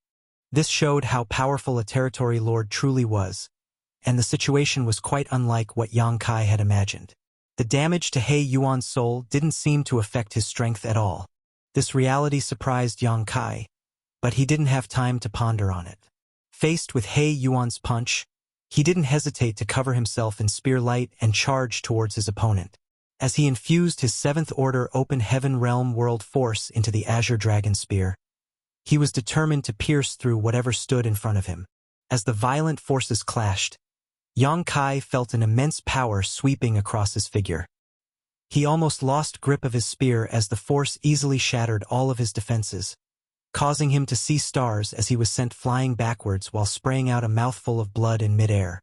If not for the fact that he had the World Trees clone, his small universe would have turned upside down because of this one attack. Once a cultivator's small universe was shaken, his power would severely weaken. When that happened, his life or death would be controlled by his opponent. Despite the fact that Yang Kai's small universe was robust, he couldn't make up for the gap between their powers. A relentless He Yuan was determined to capture Yang Kai and charged forward, throwing out his fist again. Yang Kai raised his spear to intercept the attack, but his attempt was futile and he was sent flying away again. Hong hong hong. A violent force swept across the void with every attack that He Yuan launched. Despite being defiant, Yang Kai was powerless to counterattack, as though he was a mere sandbag. Barely a moment later, he was covered in blood, looking completely battered. Struck by He Yuan's fist again, Yang Kai flew out several hundred kilometers and crashed into a universe fragment and remained there, unmoving. He Yuan strode towards Yang Kai, and with every step he took, he crossed several dozen kilometers. It only took him a moment to reach Yang Kai, and as he looked down at him, he spoke in a voice so loud that it reverberated across the void. Have you lost all hope, Ant? Don't worry. I won't kill you, for you are still useful to the royal lord. I initially had no idea where to look for you, but since you've delivered yourself right to me, I'll not let you go. Upon finishing his words, he extended his hand towards Yang Kai. Stop shamelessly boasting.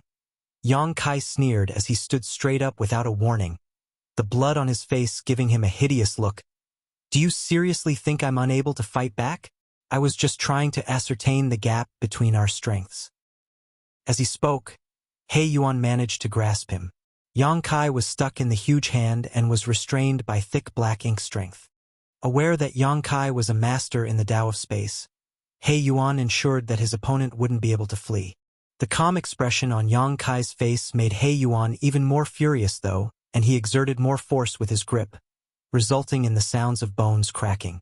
He lifted Yang Kai and said grimly, Have you ascertained the gap between us now? Yang Kai let out a breath. And you're not as powerful as I thought.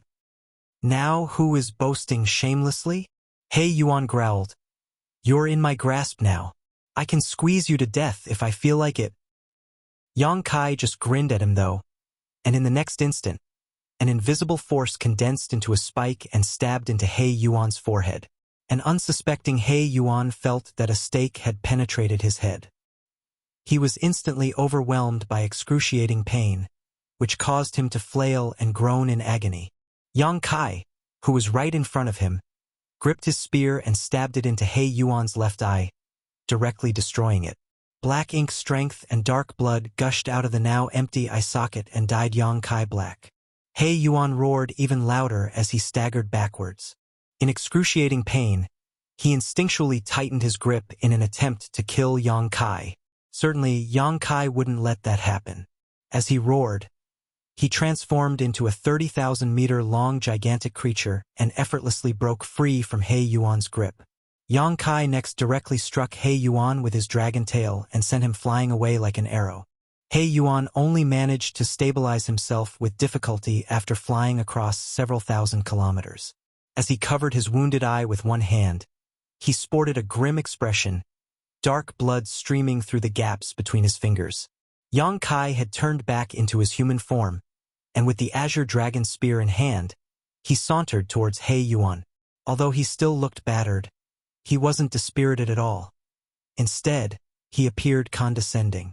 As the human drew closer, He Yuan couldn't help but step backwards, his only remaining eye filled with horror. Yang Kai said impassively, Do you think you can intimidate me just by showing your strength? Such a display only proves how weak you are. I guess it's really hard to heal the damage in your soul. Am I right, Sir He Yuan? You knew from the start, He Yuan said through clenched teeth. Yang Kai snorted. Of course I knew. If I wasn't confident, I wouldn't have looked for you in the first place. This place will be your grave. Are you ready to die, He Yuan? Upon finishing his words, he lifted his spear and vanished into thin air. When he reappeared, he was already right in front of He Yuan. In an overbearing manner, Yang Kai thrust his azure dragon spear towards his enemy's other eye. A flustered He Yuan extended his fist in a hurry in an attempt to intercept this attack. But in that instant, Yang Kai pushed his spiritual energy again and launched another attack on He Yuan's soul. Instantly, He Yuan growled, feeling as though someone had stuck a knife into his head. The pain caused his figure to shudder. Just like Yang Kai had said, it wasn't easy to heal the damage to one's soul, and He Yuan's was badly injured during their previous confrontation in that special space. It was now a fatal weakness which Yang Kai could use against him. If he were at his peak, Yang Kai couldn't have easily attacked his soul. However, given the state he was in, He Yuan couldn't possibly fend off Yang Kai's attack on his soul. His injured soul was attacked once again, which caused his defense to slip, and Yang Kai easily bypassed it with his spear. At the critical moment, He Yuan tilted his head and saved his remaining eye from being gouged out. Although there was now a wound on his head, physically he was still fine. Just as Yang Kai was ready to push out his spear again, He Yuan swung his arm out and swept him away. The next moment, he turned around and ran away at full speed. Yang Kai couldn't believe that his opponent had fled just like this. He had been targeting the damage in He Yuan's soul, so the latter was completely powerless to go against him. If He Yuan hadn't fled, he would be doomed. Since he didn't want to die though, He Yuan could only run away. As Yang Kai stared at his opponent's back, he slightly lowered his head. "No one can flee from me. Don't even dream about it, He Yuan." Saying so, he manipulated space principles. Instantly, He Yuan's movements became sluggish, as though he was stuck in a quagmire. But soon, a powerful force burst from his figure, which allowed him to struggle out of the constraint. Yang Kai frowned in surprise, for this was the first time he saw that someone able to break through his space principles restraint with such ease. However, He Yuan was still a territory lord while Yang Kai was just a 7th-order master, so the raw power difference between them was still quite large. It wasn't surprising that He Yuan could do this. Based on Yang Kai's observation, He Yuan was still able to fully utilize his strength as long as his soul wasn't attacked. But when his soul was targeted, his power would drop considerably. Initially, Yang Kai wanted to settle this issue quickly, but now it seemed that he had to act carefully. It would be terrible if He Yuan became desperate and went all out against him without caring for his own life. Yang Kai still remembered vividly that when he joined forces with Bai Yi to deal with the wounded Zhu Feng back then, they were almost killed despite the territory lord being terribly wounded. At the thought of this, Yang Kai chased after his opponent and shouted, "You can't run, He Yuan!" At the same time, he struck with his spear and manipulated space principles to restrict He Yuan's movements. Noticing the danger coming from behind, He Yuan turned around and roared before pushing out his fist. A well-prepared Yang Kai used the same trick by sending out a spiritual energy attack.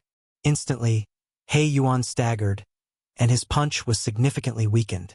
While enduring the attack, Yang Kai jabbed his spear into the side of He Yuan's belly and madly surged his world force. A hole was formed in He Yuan's abdomen as a result. The two of them traded injuries, and seeing how Yang Kai was forced back, He Yuan quickly turned around and fled. Soon, Yang Kai caught up though and repeated the process. Barely half a year ago, Yang Kai had been running away from He Yuan for such a long time that the world force in his small universe had almost dried up. Now, the prey had become the hunter. He was the one pursuing He Yuan. It seemed that He Yuan had run out of luck. He Yuan knew that he was unable to flee from Yang Kai as the latter was a master of the Tao of space. However, he didn't lose hope. Every time Yang Kai attacked him, he would be injured as well. As they kept wounding each other, He Yuan hoped that Yang Kai would be the one who could no longer persevere. Only then would he stand a chance to escape. Unfortunately for He Yuan, he wasn't aware that this was the situation Yang Kai had deliberately created. In fact, Yang Kai wasn't unable to dodge He Yuan's counterattacks at all. There were several times when he could have completely evaded such attacks, but he still chose to clash with He Yuan despite knowing that he would be wounded as well. Martial Peak, Chapter 51:16. Why are you here? Yang Kai wanted to give the prey in front of him the illusion that he could still survive and escape. Yang Kai's cultivation may not be as high as He Yuan's, but in terms of restorative abilities, He Yuan was far inferior to him. Trading injuries put Yang Kai at an advantage. He Yuan was destined to grow weaker over the course of this chase, and at the right time, perhaps He Yuan would die from exhaustion even without his intervention. Nonetheless, He Yuan was not an idiot. He might not know what Yang Kai was planning, but he was still trying his very best to escape from his pursuit. He repeatedly fled to the fiefs of a few feudal lords, hoping to use the Black Ink clansmen in those territories to stop Yang Kai. However, the remaining Black Ink clansmen in those feudal lord fiefs were basically just the low and high-rank clansmen with no feudal lords at all. How could they possibly stop Yang Kai? They might delay him for a few breaths, but it was impossible for He Yuan to completely escape. The chase continued across billions of kilometers, and He Yuan's injuries became more and more severe. He was riddled with wounds now, and not a single part of his body was left unbloodied. The fury and grievance boiling in his heart could not be expressed in words. He was far stronger than Yang Kai in terms of raw power, but Yang Kai kept deliberately targeting his heavily injured soul, rendering him unable to display the strength of a territory lord. Otherwise, why would he be in such a miserable condition? Several times, He Yuan had an urge to turn around and fight to the death with Yang Kai, but in the end, he didn't have the courage to do so. In his current state, he would not survive if he truly tried to fight to the death with Yang Kai. He wasn't even sure that he could take Yang Kai down with him at this point. His desire to survive pushed him to constantly flee, hoping for some miracle to happen which would help him overcome his current crisis. Suddenly, a variable indeed appeared. At some point, He Yuan suddenly felt a few familiar and powerful auras rapidly approaching him. Obviously, they were other territory lords, existences like him. He could even ascertain the identities of these people from the auras. He Yuan was overjoyed. Currently, most of the territory lords in Mu Guang's royal domain had basically led their respective armies to fight against the humans from Yinyang Pass. Only a few territory lords remained to guard critical areas like the royal city. However, He Yuan also knew that the territory lords in the royal city had been assisting the royal lord in besieging the human old ancestor. He Yuan had been recuperating recently, so he had no idea about the current situation of the battlefield. Since he could sense the auras of these territory lords appearing in the distance though, it meant that the battle between the old ancestor and the royal lord had come to an end. Regardless of what the final outcome of the battle was, these territory lords could provide some assistance at the front lines. And judging by the direction they were heading, it seemed that they were heading in that direction. Running into them here was truly a stroke of luck. He Yuan immediately flew in the direction of the territory lords without a moment of hesitation. So long as he met up with them, Yang Kai, who was chasing after him, would definitely have to act cautiously. He could even team up with the other territory lords and find a way to capture Yang Kai. With their help, even if Yang Kai was proficient in the Tao of space, he might not be able to escape. At this moment, He Yuan couldn't help but recall a saying passed down in the human race. Every cloud has a silver lining. But right then, a petite figure appeared in his sight all of a sudden. He Yuan suddenly felt so cold. It was like he had been frozen solid. When He Yuan sensed the auras of these territory lords, Yang Kai also noticed them. Even from a great distance, the monstrous auras of these territory lords were as clear as the bright moon in the night sky. Yang Kai immediately became anxious. He had originally planned to slowly exhaust He Yuan to death as, no matter how weakened, the latter was still a territory lord. If he was forced into a corner, Yang Kai had no idea what kind of methods He Yuan could pull out in desperation. However, the sudden appearances of other territory lords had thrown his plans off entirely. He could sense Miaqiong and Qing Lei among these auras, and apart from those two, he also sensed the aura of another unfamiliar territory lord. In other words, there were 3 territory lords up ahead. What are they doing here? According to the information Yang Kai had received, a few territory lords were assisting Mu Guang in besieging the old ancestor. That was why, when he had severely wounded He Yuan's soul, Yang Kai had been able to continue acting freely within the Black Ink clan's territory.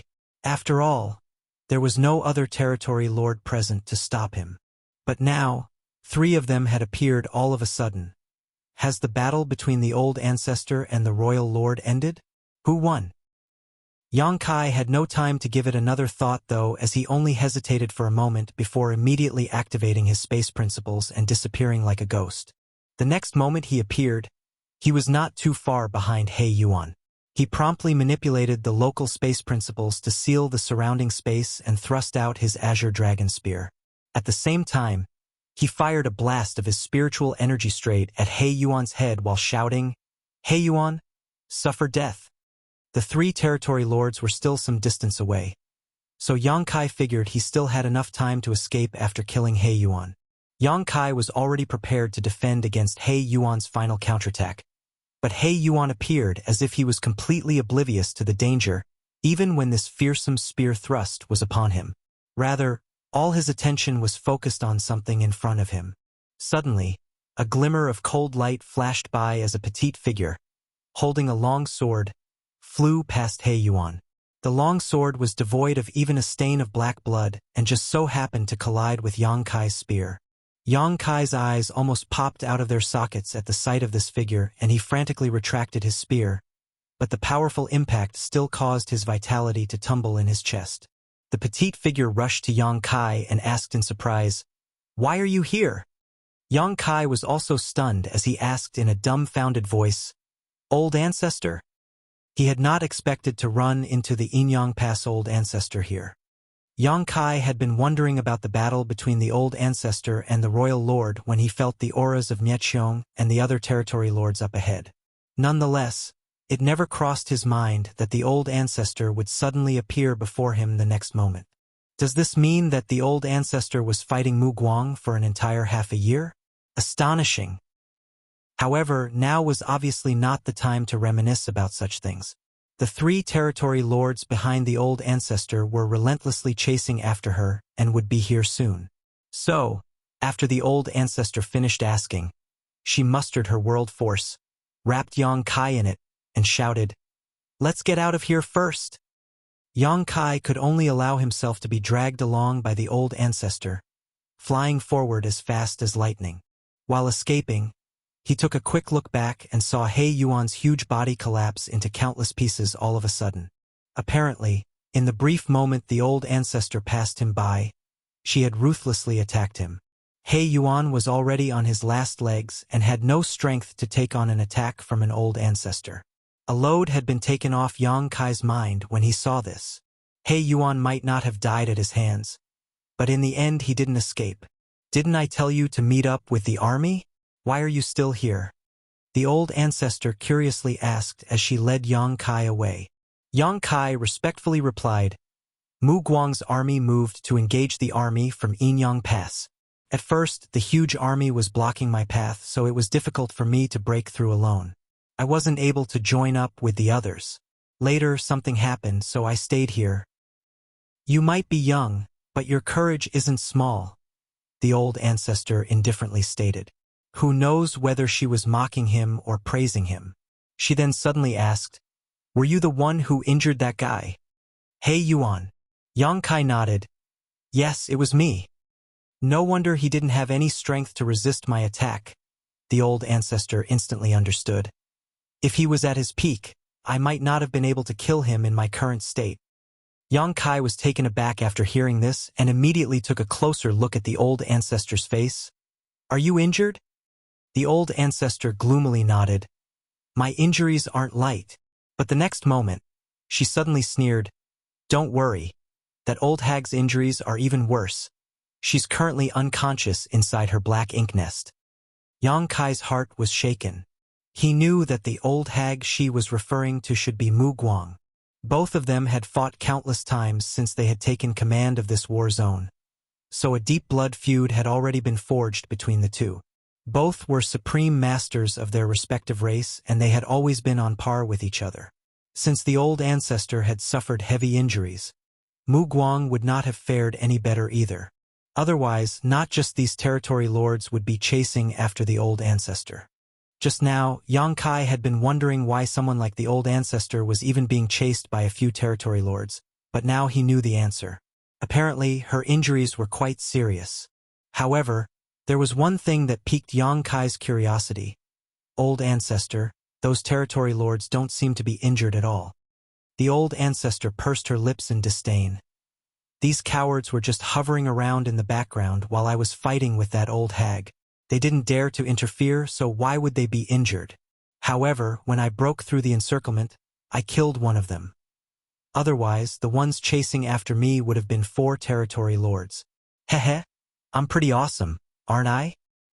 Saying so, she even winked at Yang Kai. At that moment, Yang Kai couldn't remain calm and the corners of his mouth twitched as he praised. Old Ancestor is truly too amazing and awesome. Your might is simply boundless. The Old Ancestor seemed to be quite happy to hear the praise, no matter how obviously forced it was. Quickly composing herself though, she asked, I'm quite curious. How did you injure a territory lord to the point you could chase him down? You're only in the 7th Order, right? If all the 7th Order Open Heaven Realm Masters were so powerful, the Black Ink clan would have long been wiped out. Yang Kai explained. He Yuan dug his own grave. Afterwards, he briefly explained what he had done so far and how He Yuan had worked together with many others to set up a trap, waiting for Yang Kai to fall into it. In the end, He Yuan only lifted a rock just to drop it on his own foot. He failed to do anything to Yang Kai's consciousness in that strange space and instead was badly wounded. With the help of the compass refined by Wang Sibo, Yang Kai coincidentally found He Yuan's location and engaged in a fierce battle with him before pursuing him. The Old Ancestor's eyes lit up as she listened. Their black ink nests actually have such a connection? Did Old Ancestor really not know? The Old Ancestor explained, shaking her head.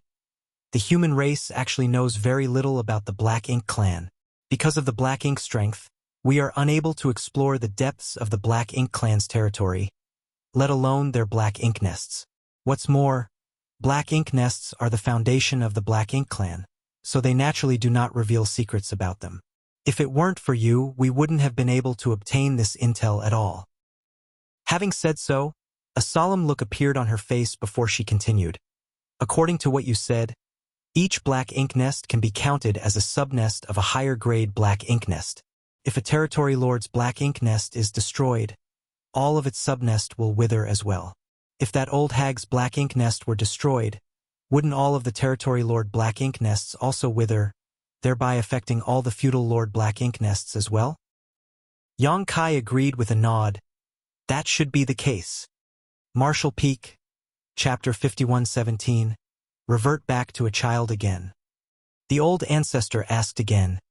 Then whose nest bred the royal lord black ink nests? Yang Kai shook his head. I don't know either. According to the Black Ink clan, a royal lord black ink nest is the highest grade black ink nest. The Old Ancestor remained silent for a long time before finally adding, there must be a source. If we can find this source, perhaps we can eliminate the Black Ink clan once and for all. Yang Kai asked worriedly, if that's the case, doesn't it mean there's an even stronger Black Ink clansman? Stronger than even the royal lords?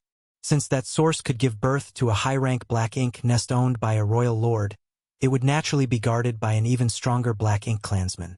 That was quite a terrifying prospect. The royal lords were already on par with the Old Ancestors. If there really was someone even stronger, what kind of strength could they display? Perhaps. The Old Ancestor couldn't explain it either. Right now, our understanding of the Black Ink clan is still too limited. While speaking, she turned her head to look and saw that the 3 territory lords were still hot on their tails. More importantly, instead of opening up a gap, the distance between them had actually gotten shorter. A trace of murderous intent flashed across the Old Ancestor's eyes as she muttered, these 3 stalkers are a bit troublesome. I'm afraid we won't be able to escape unless we take care of them. Do you have any good ideas? Yang Kai decisively shook his head. I'm unable to take on a territory lord, but if it's just escaping, it shouldn't be a problem. That's my forte. The Old Ancestor glanced at him before realization dawned upon her. Right, you're proficient in the Tao of space. I forgot about that. But I want to kill them. Yang Kai promised upon hearing this. I'll help out however I can. The Old Ancestor nodded her acknowledgement as she stated, we'll act according to the situation. Don't force it. Yes. Yang Kai replied firmly. Right then, they spotted an average-sized universe fragment floating up ahead. Who knows how long it had been drifting through the void. In the cover of the universe fragment, the old ancestor turned around and landed straight on the universe fragment. The next moment, she thrust her long sword out repeatedly while forming a set of hand seals with her free hand. Yang Kai couldn't understand what she was doing, but he knew that the old ancestor was probably setting up some kind of array or trap. She was done in the blink of an eye. Afterwards, the old ancestor bit her fingertip before flicking a drop of gemstone-like blood essence into the void. Immediately after doing this, she quickly concealed her aura. Yang Kai understood the gist of what she was planning and hurriedly concealed his aura as well. Of course, since his cultivation was lacking compared to the old ancestors, his concealment wasn't as effective. Although the old ancestor was standing in front of him right now, if one didn't use their naked eyes to observe her, they wouldn't be able to perceive her at all. This showed just how exquisite her concealing technique was. Of course, this also had to do with her fantastic strength. Just as she was finished, the three pursuing territory lords flew across the universe fragment. They failed to spot the old ancestor ahead. However, they seemed to have noticed the universe fragment from the corner of their eyes and felt that there was something strange about it. Nye Qiong, who was leading the group, turned his head. The next moment, he saw the old ancestor dressed in white standing alone on the universe fragment with her sword pointed at them with a solemn expression on her face. Nye Qiong's hair stood on end. He might not have any idea as to what the old ancestor was planning, but judging by her posture, he could tell that it was not anything good for them. At the same time, Qing Lei and the other territory lord whom Yang Kai didn't recognize also noticed this peculiarity. The three territory lords had never imagined that the human race's old ancestor, who they had been chasing all this time, would actually stop here and ambush them. They had thought that the old ancestor was too seriously injured and unable to contend with the three of them, which was why they had chased after her so aggressively. All along the way, the three territory lords had been fantasizing about killing an old ancestor. After all, the death of such a powerhouse was a rare opportunity. They would have made an enormous contribution to the war if they really did kill her. It wasn't until this moment that the three territory lords realized that things were different from what they had imagined. The human old ancestor wasn't completely powerless. Before they could react, a torrential world force erupted from the old ancestor as she swung her sword. The universe fragment exploded and was reduced to dust as a giant yin-yang fish pattern appeared in the void, enveloping the three territory lords. The yin-yang fish was filled with endless murderous intent and, as it rotated, it seemed to transform into a giant millstone that crushed everything in its range. The three territory lords who were enveloped by it immediately began to bleed profusely as they howled in pain and anguish. Immediately after, a surge of black ink strength erupted from the territory lords. Naturally, they wouldn't just sit back and wait for death. Each of them released a powerful burst of energy in an attempt to break free. While they were struggling, though, the old ancestor arrived before the three territory lords with her sword in hand. No one saw when she had attacked, not even Yang Kai, who was standing right next to her. It wasn't until a cold light flashed in front of the territory lord Yang Kai didn't recognize and his giant head flew up into the void that Yang Kai came to his senses. The old ancestor had decapitated a territory lord with one swing of her blade. The old ancestor had already made her move, so how could Yang Kai stand idly by? His figure instantly teleported in front of Nye Qiong and attacked. At this moment, Nye Qiong was preoccupied with resisting the grinding force of the yin-yang fish, and his entire body was covered in blood as his aura had greatly weakened in this short span. When Yang Kai attacked Nye Qiong with his spear, the latter was unable to react and was stabbed through the chest by the azure dragon spear. Although this injury was not light, it wasn't enough to take his life. On the other hand, the old ancestor swung her sword towards Qing Lei after killing the first territory lord. Qing Lei wasn't weak though and managed to dodge the oncoming attack, preserving his life. Be that as it may, the sword light cut off one of his arms as a fountain of black blood spurted from his wound, causing him to stagger back, howling in pain. But his howl was abruptly cut off as the old ancestor slashed again. This time, Qing Lei was unable to dodge and his huge body was split in two. At the same time Qing Lei was killed, Yang Kai was also sent flying by Nye Qiong's fist, breaking many of his bones. Yang Kai somehow managed to stabilize himself and grit his teeth as he madly mobilized space principles, wrapping himself in spear light as he shot towards his enemy. Miet Xiong let out a furious roar and ruthlessly thrust out palm. As the palm and spear clashed, Yang Kai felt as if he was struck by lightning and he could see stars circling around his eyes. Right then, a look of horror flashed across Miet Xiong's eyes. Yang Kai also spotted the old ancestor silently appearing behind Miet Xiong like a ghost. Immediately after, she swung her sword, sending a shocking sword wave down at Miet Xiong. When the brilliant sword wave disappeared, the frozen Miet Xiong fell to pieces, literally, and scattered in all directions. Yang Kai stared ahead in a daze, his face covered in blood and filth. Dead. 3 territory lords had died in less than 10 breaths. He might have participated in the battle, but his contribution was minuscule. He had only been able to restrain Miet Xiong for a moment and had even been struck hard by the latter's counterattack. It wasn't wrong to say that these 3 territory lords had all died at the hands of the old ancestor. The fearsome territory lords, against whom Yang Kai was completely helpless, were like common chickens in front of the old ancestor, unable to fight back or even resist, easily killed in an instant. Yang Kai got to witness the true strength of an old ancestor up close today. Be that as it may, he was greatly puzzled by the current situation before him and immediately turned to the old ancestor. The old ancestor put away her long sword and turned to him, worriedly asking after seeing his state, "How are your injuries?" Yang Kai lightly coughed before replying, shaking his head. "It's nothing serious. I can recover after a few days of rest, but old ancestor, I don't understand something." The old ancestor indifferently asked, "You want to know why I let them chase me since I could have killed them at any point I wished?" Yang Kai nodded his affirmation. The old ancestor replied, "Because I only had this much strength left. If I killed them before, I wouldn't have been able to return, but since I met you, I'll be relying on you to take me back." An earnest and serious expression took over Yang Kai's face. "I will not fail in the duty I have been entrusted with." The old ancestor suddenly clucked her tongue. "Damn it, I'm about to revert back into a child again." Yang Kai was confused. Huh!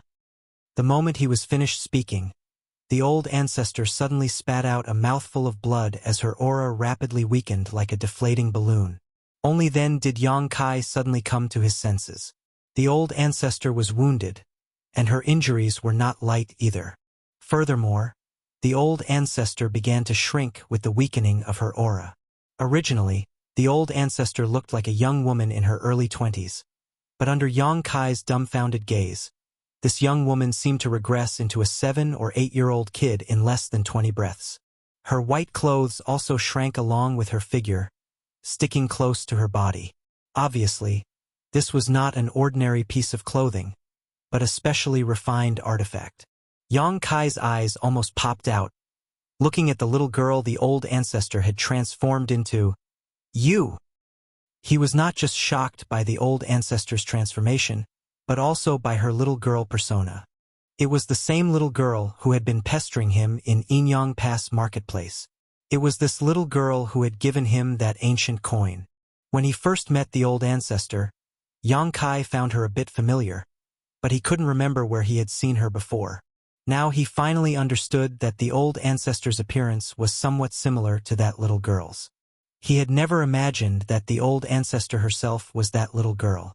Suddenly, everything that Yang Kai had encountered back then which he failed to understand made sense to him. Previously, he had been wondering why the old ancestor of Inyang Pass hadn't summoned him or given him any instructions before sending him on such an important mission to infiltrate the depths of the Black Ink clan's territory and find the Black Ink disciple artifact refiners.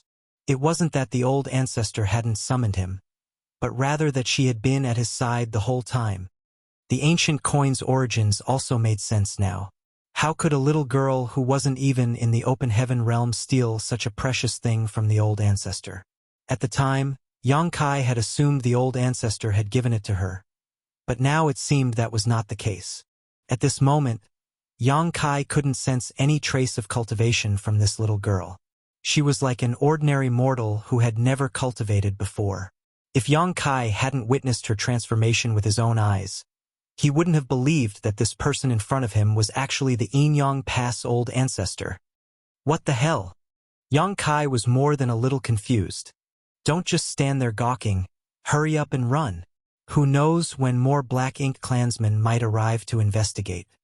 The old ancestor's face was pale and a bit of blood was trickling from the corner of her lips. Her bright eyes had gone gray and lost their shine, and she looked extremely tired with her eyelids already starting to droop. Marshal Peak, Chapter 51:18. Ancestor has issued a decree. Having prompted Yang Kai, her small body staggered forward. Yang Kai immediately reached out to support her. I'm a bit tired. The little girl rubbed her eyes with her white, small and chubby baby hand, yawning, hurry back to the pass, and be careful on the way. Saying so, she closed her eyes. Yang Kai called out to her twice but didn't receive any response. After he carefully examined the little girl in front of him, he found that she had really fallen asleep. He didn't know whether to laugh or cry. He was left with no choice but to pick up the little girl by the waist and make a beeline towards Inyang Pass. He might not have played a big role in the last battle, but he was still injured by Mietxiong while he was holding him back. However, this kind of injury wasn't a big problem for Yang Kai. Even if he didn't take rest, he could still recover. He looked down at the little girl in his arms, who was curled up and sound asleep, and couldn't help noticing her extremely pale complexion. No one would have ever thought that such a small girl would be able to kill 3 territory lords in an instant. Her tiny body actually carried within it the apex strength of the human race. When Yang Kai first met her, he had only felt the aura of an Origin King realm cultivator from her. At that time, he could not help but wonder how such a little girl could exist in Inyang Pass. She had lied to him at the time, claiming to have been born in Inyang Pass, and Yang Kai believed her. But at this moment, Yang Kai could not even feel the slightest trace of a cultivator's aura from her. She was like an ordinary mortal now. Yang Kai had never encountered such a situation before, but he suspected that it had something to do with the old ancestor's secret art. Perhaps when she was seriously injured, she would return to her youth to recover. He tried to place the little girl in his arms into his small universe, but he found that he was unable to do so. Even if the old ancestor was showing no signs of cultivation right now, her Ninth Order Open Heaven Realm Foundation was still present, so his small universe was unable to contain her. Since he couldn't put her in his small universe, he could only remain on guard and try to avoid any conflicts with the Black Ink clan along the way as he physically carried her. Furthermore, Yang Kai did not dare to use instantaneous movement unless absolutely necessary. Firstly, it would consume too much of his energy. It would have been extremely convenient for him to use instantaneous movement if he was alone, but bringing someone along with him would increase his consumption several times over. Secondly, the old ancestor's condition really was not good, and Yang Kai had no idea if instantaneous movement would negatively affect her. Fortunately, Yang Kai's cultivation was not low and his speed was not slow. Even if he flew all the way back to Inyang Pass, it would only take him a month or 2. Along the way, Yang Kai avoided the scattered Black Ink clansmen and the journey remained uneventful for the time being. 3 days later, Yang Kai suddenly felt the small figure in his arms move. Looking down, he saw the old ancestor rubbing her eyes and slowly waking up. Yang Kai was overjoyed. Old ancestor, you're awake. The old ancestor's complexion was still pale, but it had improved compared to before, albeit only slightly. The old ancestor let out a muffled groan as she shifted into a more comfortable position in Yang Kai's embrace. Having done so, she indifferently asked, "Where are we?" Yang Kai replied, "We're still in the Black Ink clan's territory, about a month away from the Inyang Pass." So slow. The old ancestor looked displeased. Yang Kai suddenly felt a bit awkward. "Why don't you sleep a little longer? Perhaps we'll arrive the next time you wake up." The old ancestor deliberately widened her eyes, shaking her head. "I'm not tired. I'm not sleeping." Perhaps it was because it was uncomfortable in Yang Kai's arms. Her small body adjusted and changed to other positions a few times, but she was still not satisfied. Finally, she grabbed Yang Kai's arm, flipped her body over, and straddled his neck, finally stopping. Yang Kai suddenly felt uncomfortable. It wouldn't matter if a real 7 or 8-year-old little girl was riding on his shoulders. But the issue was that she wasn't a little girl. She was the old ancestor of Inyang Pass. The high and mighty old ancestor was riding on his shoulders like this, putting him in an awkward position. It would be quite embarrassing if someone from Inyang Pass saw this. The old ancestor, on the other hand, seemed quite happy. Her 2 little legs dangling over Yang Kai's chest rocked back and forth as she looked around with interest, as if she was enjoying the picturesque scenery. However, there was naturally no picturesque scenery in the Black Ink Clan's hinterland. So after staring for a while, the old ancestor grew bored and patted Yang Kai's head. "I'm hungry." "Ah!" Yang Kai thought he misheard her. "I'm hungry." The little girl bent over and shouted in Yang Kai's ear, "I want to eat some hot steamed stuffed buns."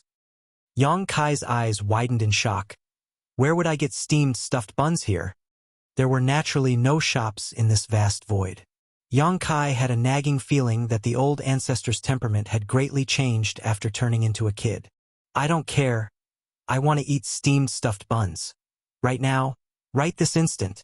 The little girl kept shouting, throwing a tantrum like a real child.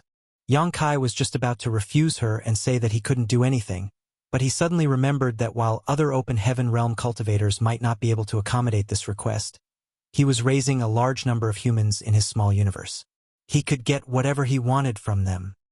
Using his divine sense, he immediately found a steamed stuffed bun shop in a bustling city in his small universe. The next moment, a tray of steamed stuffed buns appeared with a flip of his hand before he handed it to her. "Take it." The little girl immediately smiled happily. She grabbed a steamed stuffed bun and took a bite, but the next moment, she suddenly spat it out as a furrow appeared on her brow. "Yuck! This tastes like poop. I want to eat delicious steamed stuffed buns." Yang Kai immediately had a huge headache. He suddenly understood why those 7th and 8th order open heaven realm masters in Inyang Pass didn't have the demeanor of masters in the marketplace, and why each and every one of them was extremely unscrupulous with their business dealings. The people of Inyang Pass had to work hard in order to serve an old ancestor like her. Yang Kai's small universe. Inside the main conference hall of 7 Stars sect, a meeting of the higher-ups was taking place. Since the last time Yang Kai had borrowed the strength of the Emperor Realm Masters of 7 Stars sect to kill Zhu Feng, they had gained some understanding of what was above the Emperor Realm. Yang Kai also taught them the method to condense their Dao seals and gave them some resources to cultivate with. Recently, the higher-ups of the 7 Stars sect had been working hard to break through to the Open Heaven Realm, but their aptitudes came up short. Even if they managed to break through to the Open Heaven Realm in the future, their order would be extremely limited. They wouldn't be of much help in the Black Ink battlefield. Only Miao Fei Ping had a chance of reaching the 6th order. At this moment, the Emperor Realm Masters were discussing their own cultivation insights with the sect master, Shang Guanji, as the leader. Although Yang Kai had taught them the method to condense their Dao seal, they naturally had many questions as they had never come into contact with such things before.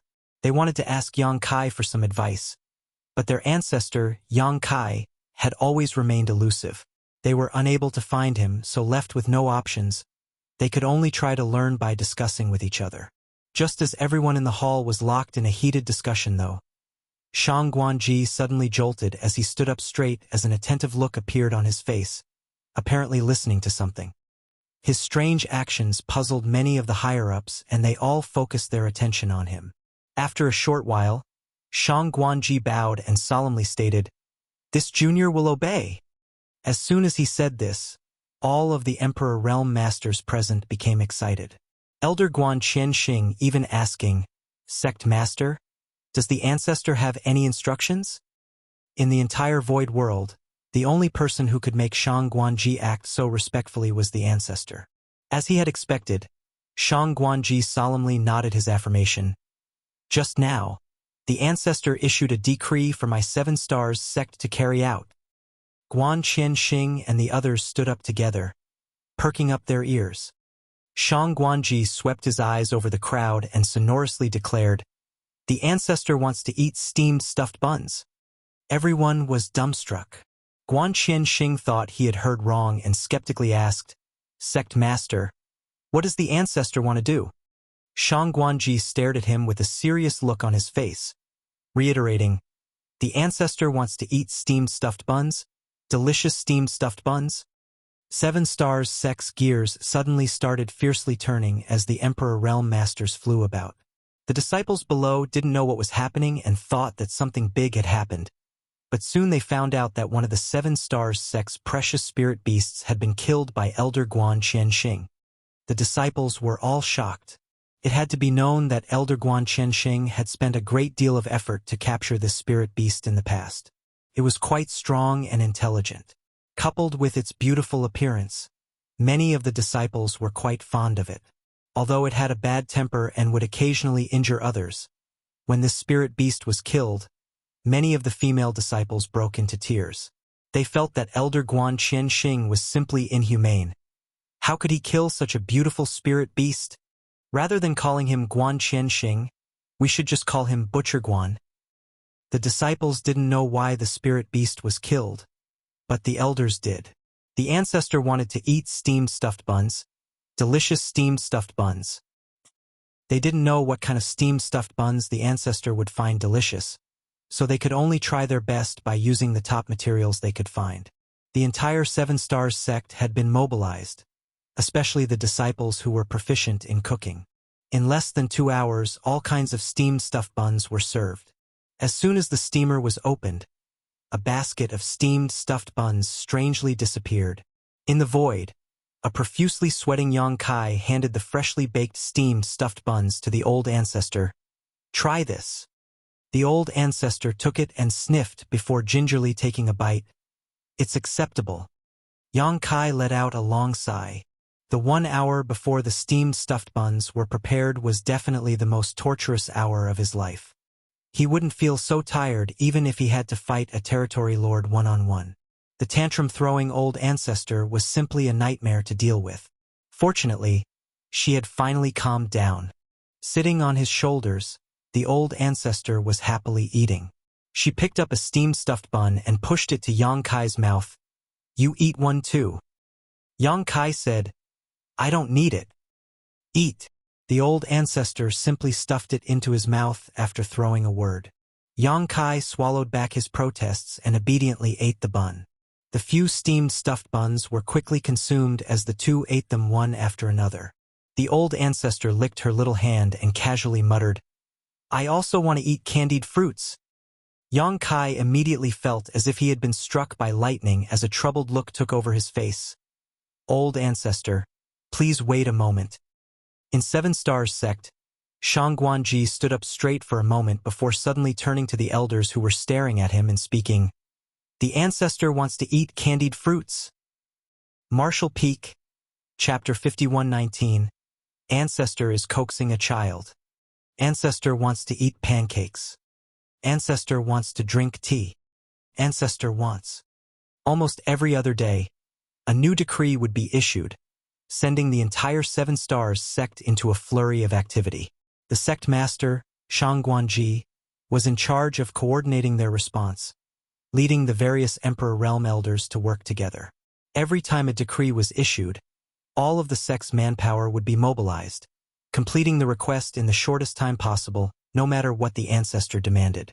After completing several of ancestor's decrees, an Emperor Realm elder suddenly asked, "Sect master, what is the ancestor doing?" Shang Guanji's expression turned solemn. "How can we understand the ancestor's thoughts? Don't think too much about it. Meticulously completing every task is more important." The elder nodded repeatedly in agreement. "Naturally, we can't fathom the ancestor's thoughts. It's just that, I think that the requests ancestor has raised aren't something he needs personally." Shang Guanji glanced at him, immersing deep into his thoughts. "You mean?" The elder continued, "Sect master, you must be aware that I became a grandfather a few years ago. My grandson is now 6 years old and is very playful and gluttonous. When I'm free, he makes all kinds of requests, similar to the decrees issued by the ancestor. If this old master may make a bold presumption, I think that the ancestor is doing the same thing as this old master coaxing a child." As soon as these words left his mouth, it resonated with many of the elders' hearts as a few even nodded in agreement. To be honest, many decrees had been passed down over the last few days, so everyone had been able to infer some things from them. Nonetheless, none of them had the courage to ask questions or make any assumptions until this elder boldly spoke. Shang Guanji raised his brow upon hearing this. Coaxing a child? You might be right, but does that mean the ancestor has an heir? This is joyous news. The elder replied, Of course, it's joyous news, but if he's really coaxing a child, we can be more proactive in supporting him. It's extremely hard to fathom a child's temperament, but as long as they are happy, they will become obedient. What plan do you have? Shang Guanji asked. The elder stroked his beard before replying, If it's regarding eating, we've already prepared a lot of snacks for the ancestor, so the direction we should be focusing now should be entertainment. To tell you the truth, my grandson is very fond of a certain toy, and he enjoys playing with it quite a lot. If we can give a similar object to the ancestor, perhaps we can resolve the ancestor's predicament. Oh, Shang Guanji became interested. What is it? The elder stroked his beard with a smile before giving its name. Shang Guanji lightly nodded his acknowledgement. An interesting proposal. In that case, we should quickly make one and hand it over to the ancestor. The elder readily accepted the order. After the time it takes to boil a cup of tea, Yang Kai suddenly reached out as something appeared in his hand, handing it to the old ancestor on his neck. Here, this is for you. The old ancestor glanced at it before smacking Yang Kai's head and angrily asking, Do you think I'm a child? Yang Kai's neck shrank back. Be that as it may, the old ancestor took the object in his hand with a light snort before she started shaking it in satisfaction. It was a rattle drum. After they gifted Yang Kai the rattle drum that day, the frequency with which the ancestor issued new decrees greatly decreased. Although they still needed to prepare some food from time to time, it was not as frequent as before. After the initial hustle and bustle, 7 Stars sect was able to quickly and effectively complete the ancestor's orders. The ancestor was obviously very satisfied with their performance, even bestowing them with some materials and many insights about condensing their Dao seals. The 7 Stars sect's higher-ups were naturally very grateful. A month passed in the blink of an eye. After traveling non-stop, Yang Kai was already close to Yinyang Pass. He didn't run into many Black Ink clansmen on the way, so the journey was quite smooth and uneventful. On this day, Yang Kai saw the towering Yinyang Pass from afar, but just as he had expected, it was surrounded by the Black Ink clan's army. It had been over half a year since the Black Ink clan's army had engaged Yinyang Pass army. During this time, both sides must have clashed on quite a few occasions already. When Yang Kai arrived, both sides were in a heightened state of tension, but not much fighting was happening. This also made sense. Every time the Black Ink clan army besieged a great pass, the battle would last for an extremely long time, ranging from a decade or two to a century. During this time, the Black Ink clan army would constantly replenish their own forces until their casualties were too many for them to bear. When the Black Ink clan army retreated, the humans would finally have some precious time to rest and recover. Yinyang Pass was right ahead, and if Yang Kai was alone, he could have used the universe transference law to return directly. Every great pass had 4 purifying Black Ink battleships, and all of them had a universe array that Yang Kai had personally installed, so it was only natural that he had left his imprint on them. But as he also had the old ancestor with him, he was unable to use the universe transference law. The old ancestor's cultivation had been completely exhausted, so if she were to encounter any danger, she would be powerless to defend herself. If he wanted to return to the inner sanctum, he would have to plan his every step very carefully. The old ancestor, on the other hand, seemed to want nothing more than to see the world plunge into chaos. She urged Yang Kai to press on. According to her, if Yang Kai were to appear, the soldiers of Yinyang Pass would definitely come to support him.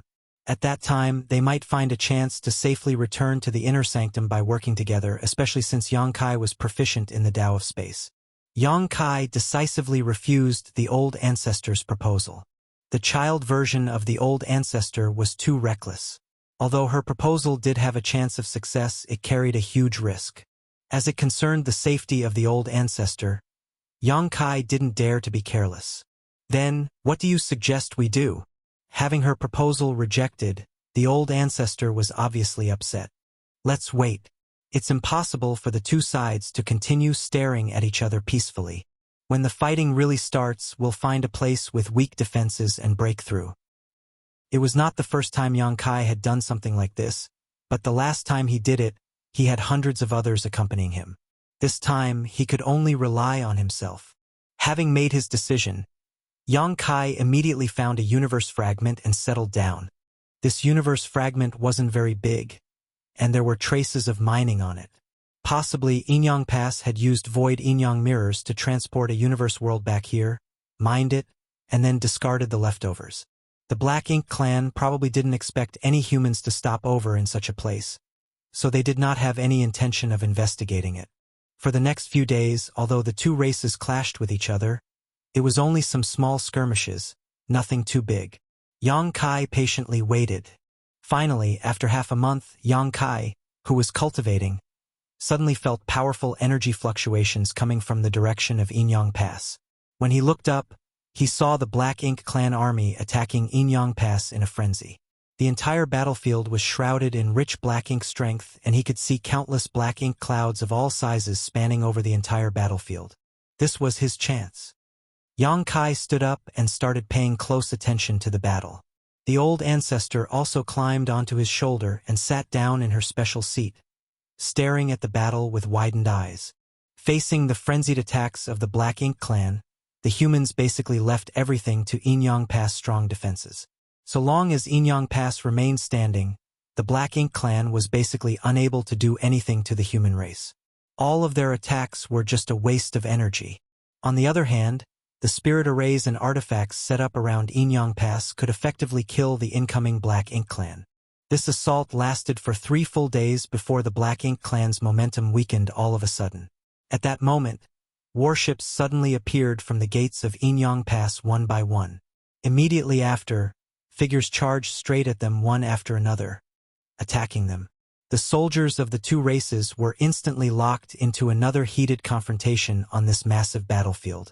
Countless Black Ink clansmen instantly lost their lives, whereas many human race warships were reduced to shambles. Let's go!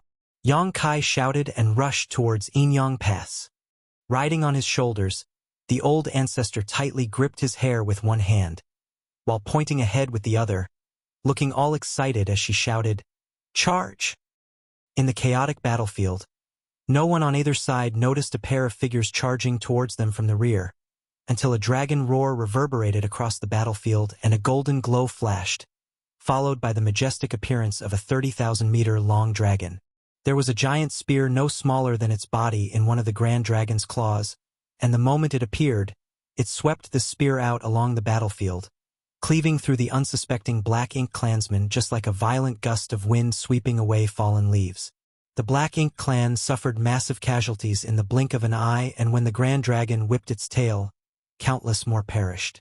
On such a battlefield, the destruction a Grand Dragon could cause was simply unimaginable, not to mention the long spear held in its dragon claw. Many of the Black Ink clansmen turned pale in fright and tried to dodge, but it was still difficult for them to avoid the oncoming death. Soon, the appearance of the Grand Dragon attracted the attention of both sides. The masters of both races quickly converged. One side wanted to intercept the dragon, while the other wanted to rescue it, which naturally resulted in a fierce clash. The resulting battle shook the universe and caused the void to collapse. The old ancestor's small figure stood atop Yang Kai's dragon head, rocking along the Grand Dragon's movements.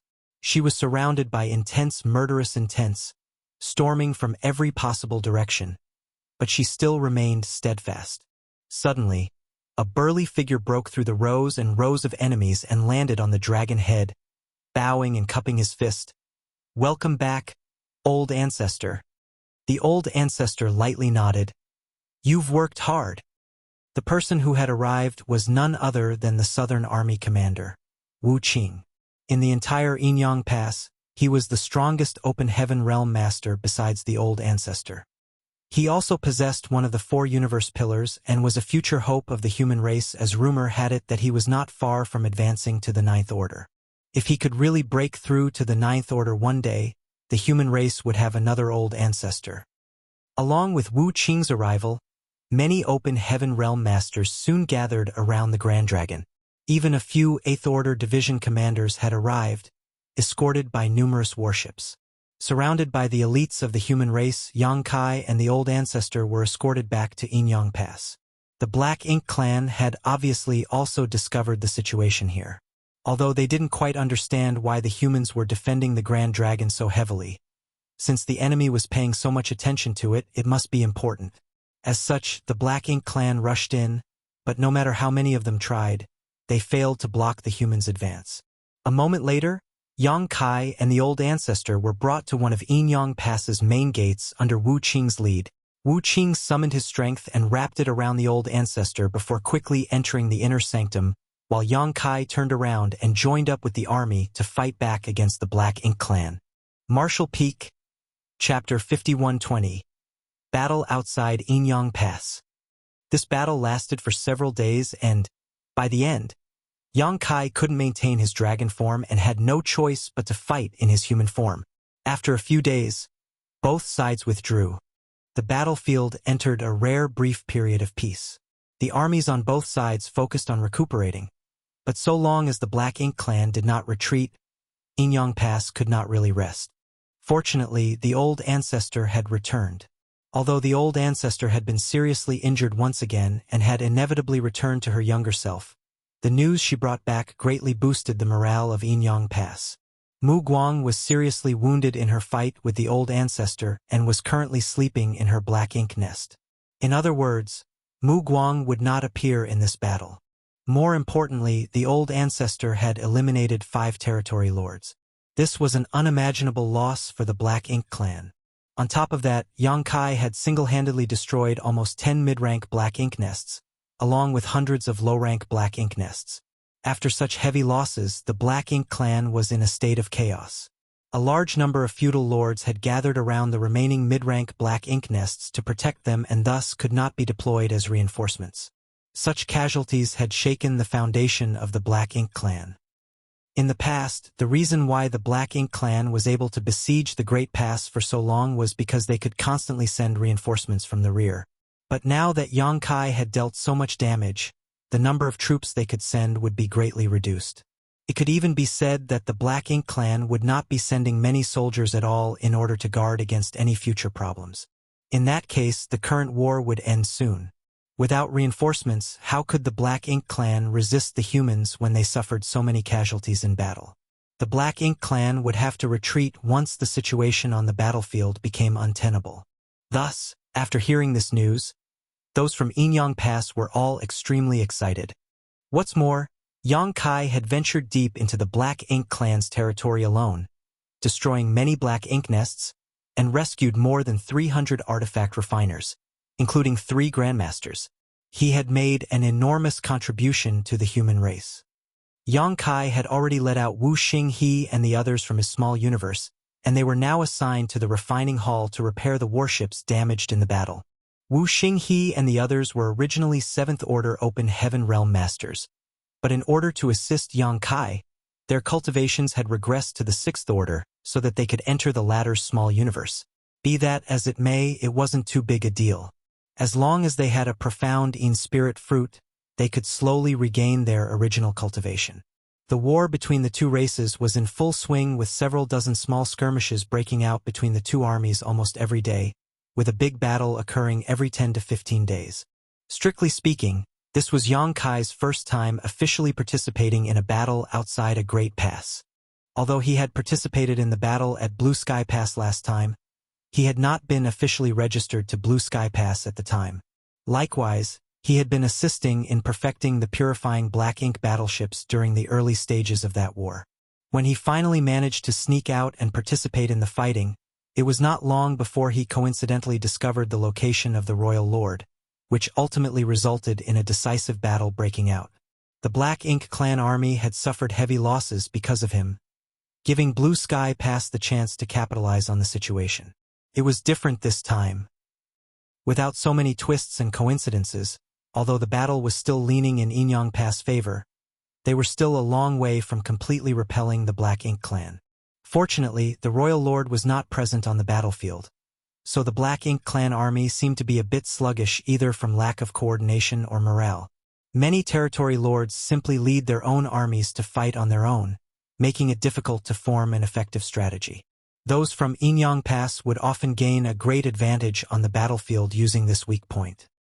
The entire Inyang Pass had essentially transformed into a giant meat grinder. Every time a big battle broke out, the Black Ink clan would lose countless masters. Although the humans would also suffer heavy casualties, the losses were still within an acceptable range because of the protection of the warships. As Yang Kai was a soldier from Blue Sky Pass, he didn't have an official position here. However, Tang Qiu had decided to temporarily place him in Su Linggong's squad. As they fought, Yang Kai got to taste how truly cruel the battlefield was, though it was not like this was his first time on such a battlefield. When the great demon god had wreaked havoc in the star boundary, all the cultivators of the star boundary were pulled into the turmoil. That battle almost caused the star boundary to shatter and billions upon billions of lives were lost. In the end, the great emperor stepped forward and finally put an end to the great demon god's rampage. Be that as it may, Yang Kai always found it brutal, like it was the first time, no matter how many times he experienced this kind of battle. Yang Kai's addition to Su Linggong's squad had helped them slaughter countless enemies, earning them a massive amount of military merits in every battle they fought. After a long period of killing and fighting, every human came to possess a thick killing intent. Once this killing intent broke out on the battlefield, it would often deter the weaker Black Ink clansmen. Fighting, recuperating, the process was repeated over and over again. Yang Kai had almost lost track of time as all his focus was on making use of every opportunity he could find to either heal himself or kill his enemies. Every time he fought, he would always stand at the forefront, and every time he did so, his body would be covered in wounds. Nevertheless, as long as his injuries weren't fatal, no matter how serious they were, he would be able to recover in short order thanks to his dragon vein and wood element. His efforts had brought a significant boost in power and safety to Su Linggong's squad, and even after fighting for so long, they had not lost a single member. Furthermore, most of the time, no one would even be injured other than Yang Kai. Their squad was performing 10 times better than the other ordinary squads. Tang Qiu once came looking for him, taking time out of his busy schedule, and told him that he could return to Blue Sky Pass at any time he wished. Although he could be considered half a disciple of Inyang Cave Heaven, he was still formally a soldier of the Blue Sky Pass on this Black Ink battlefield. Inyang Pass had transferred him here mainly to gather information about the Black Ink clan's worship program and the artifact refiners who were behind it. Now that Yang Kai had completed this task perfectly, the battle at Inyang Pass technically had nothing to do with him. If Yang Kai wanted to leave, Inyang Pass naturally would not hold him back. Of course, Yang Kai had no intention of leaving. Compared to returning to Blue Sky Pass where he would have nothing to do but cultivate and retreat, he was more than willing to stay here and kill more Black Ink clansmen. Although the strength of a single person was meager, as long as everyone killed a few more, the Black Ink clan would be exterminated sooner. The battlefield fell into turmoil again. Surges of world force and Black Ink strength came and went as the human warships and Black Ink army fought each other. A large-scale battle had broken out once more, and the 4 armies of Inyang Pass charged to blunt the Black Ink clan's momentum. Yang Kai, Su Linggong, and another 7th Order Open Heaven Master, Ji Miaotong, wandered through the battlefield in a triangle formation. Ji Miaotong was the vice squad leader of Su Linggong's squad and a woman. Yang Kai had met her when he was escorted by Su Linggong's squad to intercept He Yuan's retreating army. Although they weren't close acquaintances, a bit of friendship had blossomed between the two after fighting together for so long. Ji Miaotong was extremely impressed by Yang Kai's courage and strength, and she even praised him in private. Between the 3 of them was Su Linggong's squad's warship, which had some 5th Order and 6th Order masters operating it. Su Linggong's disciples, Qing Kuei and Suing Shui, were among them. The 3 7th Order masters maintained a triangle formation, protecting the warship while also borrowing its power to kill their enemies. Furthermore, if they got tired or exhausted their strength, They could even temporarily hide inside the warship to recover. The human race relied on this method in order to preserve their strength. The human race would not have been able to defend these great passes without these warships. This was also the reason why the humans was so concerned by the appearance of the Black Ink Clan's warship. If the Black Ink Clan even the battlefield, the human race really wouldn't know how to resist in the future. It had been half a day already since the battle broke out, and Yang Kai and the others had been fighting non-stop since it began. Yang Kai's condition was still good, but Su Linggong and Ji Miaotong both were clearly unable to continue. Although they had taken many spirit pills to keep their strength up, their high rate of consumption had made it difficult for them to replenish their small universe's world force. Regardless, the human armies should be withdrawing their forces soon, and at that time they could naturally return to the inner sanctum to rest and recover. After such a long, fierce battle, the Black Ink Clan soldiers had greatly decreased, and the resistance they faced was no longer as intense as before. The 8th Order Division commanders had basically been keeping a close watch on the territory lords, so as long as everyone was careful on the battlefield, there wouldn't be any major problems. At a certain point, Yang Kai thrust his spear, exploding a feudal lord charging at him into mist, and the thick black blood splashed all over his face. It wasn't that Yang Kai couldn't protect his face. It was just that he was too lazy to waste his strength to do so. In any case, Black Ink's strength had no effect on him. With the World Tree clone in his possession, he wouldn't be corrupted even if he was soaked in this black blood. As Yang Kai was pulling back his spear, something caught his eye and he looked in a certain direction. In his sight, the humans and the Black Ink clansmen were locked in a heated battle when suddenly, a nimble figure entered his sight, but it disappeared soon after. Yang Kai raised his brow slightly, wondering whether his eyes were playing tricks on him. Nonetheless, he found this figure a little familiar. Before he could give it another thought, another squad of Black Ink clansmen attacked from the side. Yang Kai quickly collected his thoughts and raised his spear to meet them, leaving a mountain of corpses in his wake. As expected, an order to withdraw came from Inyang Pass soon after. Following Su Linggong's command, the warship turned around and flew towards the inner sanctum. Although the Black Ink Clan pursued them, it was difficult for them to penetrate the defenses of the 3 7th Order Open Heaven Realm Masters. Thus, they no longer dared to continue after chasing for a while. Not long after, squads flew back into the inner sanctum, leaving countless Black Ink Clan corpses behind on the hellish battlefield. Get some rest, and be ready to fight at any moment. I'll go get the warship repaired, Su Linggong ordered before storing the huge warship in his small universe and heading towards the refining hall. Although the members of the squad weren't injured, their warship had suffered damage in many places and needed to be repaired by the artifact refiners of the refining hall. Marshall Peak, Chapter 51-21. Running into an old friend in Inyang Pass. The squad members bid each other goodbye before returning to their residences to rest. Generally speaking, after such a large-scale battle, no major skirmishes would break out for the next 10 to 15 days. So, nothing major should happen in the next half-month. Yang Kai had been living with Qing Kuei ever since he returned from the Black Ink Clan's territory, so he naturally left with him. But after taking a few steps, he suddenly stopped and looked towards a certain direction, where a familiar figure caught his attention. "What are you looking at?"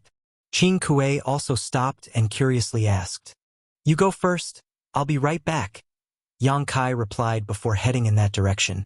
Soon, Qing Kuei saw Yang Kai stop a person and start chatting with him with a smile. He couldn't help but ask Suing Shui in a low voice, "Junior sister, is Yang Kai close to someone else other than us here?"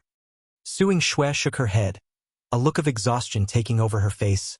"It's fine as long as it's not a woman, why worry?" Qing Kuei nodded lightly. "I guess you're right." The two of them casually chatted before quickly leaving. On the other side, the cultivator who was stopped by Yang Kai wore a gloomy expression. "You're mistaking me for someone else." Yang Kai continued with a smile. "Divine Monarch's noble bearing is still the same.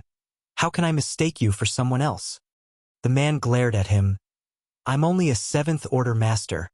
How could I dare call myself a Divine Monarch?" Yang Kai replied, "With Divine Monarch's aptitude, it's only a matter of time before you reach the 8th Order." The Seventh Order is just a temporary stopover, so why should Divine Monarch act so humbly? What do you want? The man grew impatient. Yang Kai replied, Nothing. It's just I was pleasantly surprised to run into a familiar face. I came to chat with the Divine Monarch to talk about old times. That's all. The man immediately flew into a rage. There is only enmity between you and me. What's there even to talk about? Yang Kai countered with a smile. So Divine Monarch admits that you know me?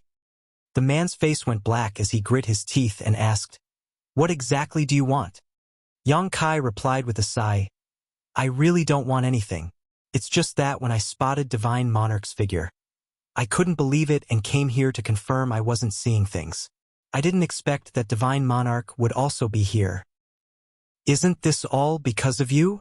The other party gnashed his teeth, as if he had an irreconcilable grudge with Yang Kai.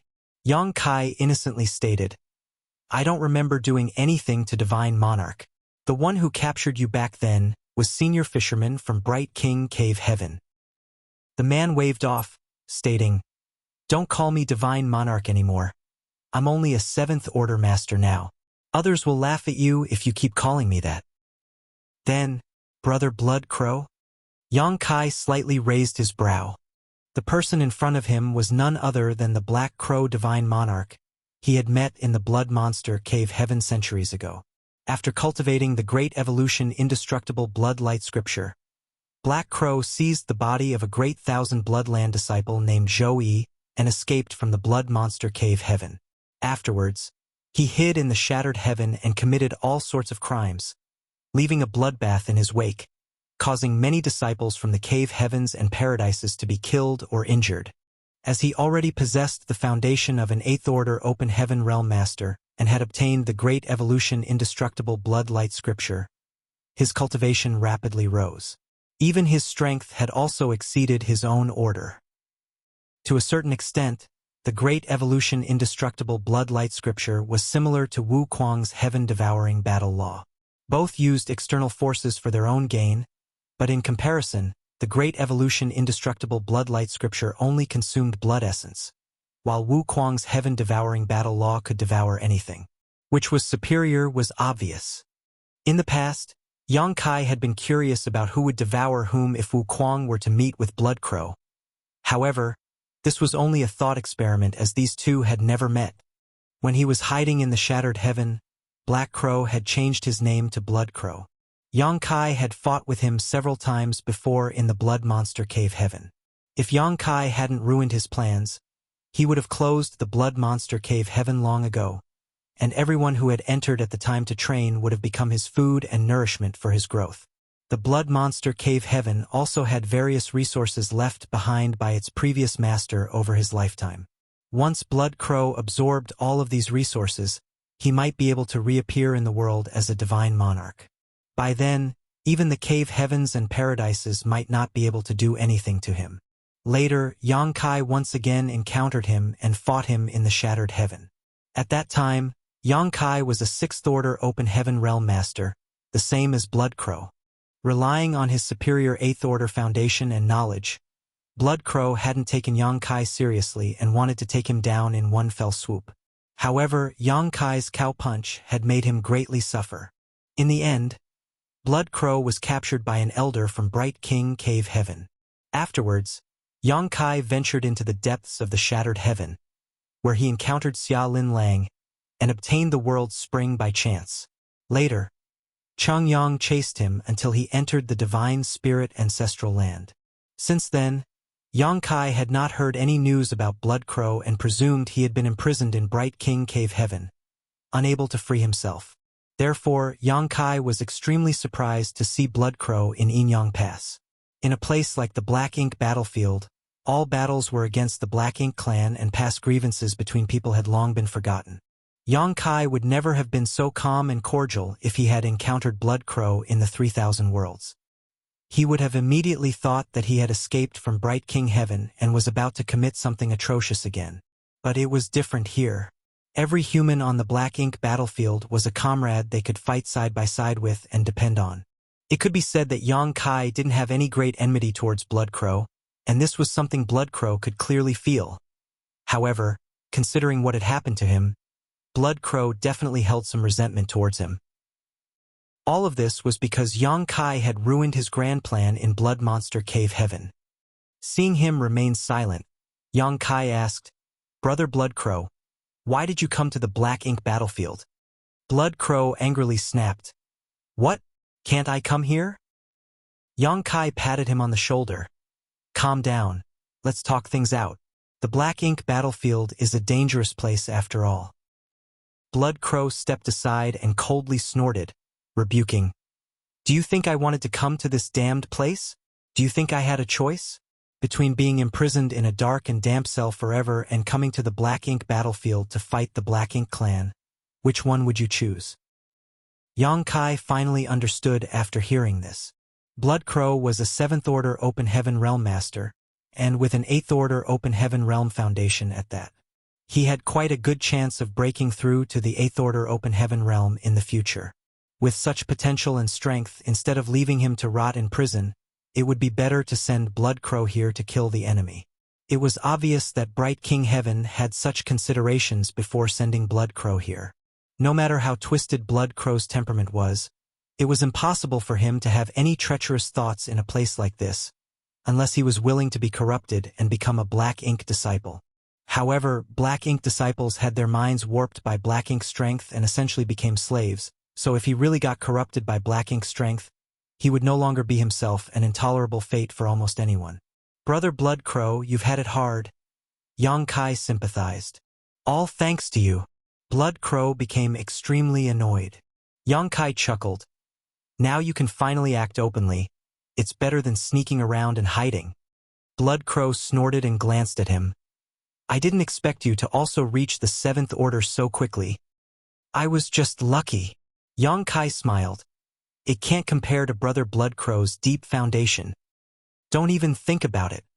This king has a belly full of rage whenever I see you." Bloodcrow snorted before flicking his sleeve and leaving.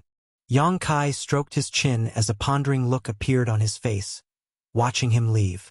At this moment, a figure suddenly landed beside him. It was Tang Qiu. Yang Kai greeted him with a bow. "Senior, follow me." As Tang Qiu spoke, he mobilized his strength and wrapped Yang Kai in it before quickly disappearing.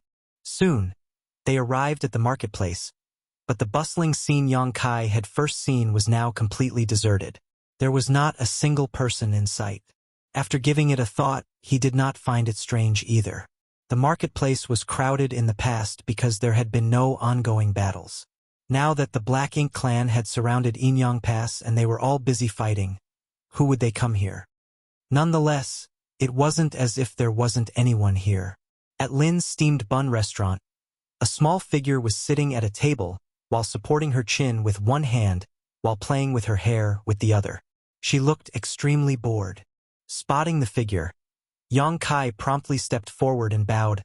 "Old ancestor." Ever since he had escorted the old ancestor back, he had been fighting against the Black Ink clan and had not seen her again. He had no idea why Tang Qiu had brought him here. The old ancestor lightly nodded before stretching out her hand. "Sit."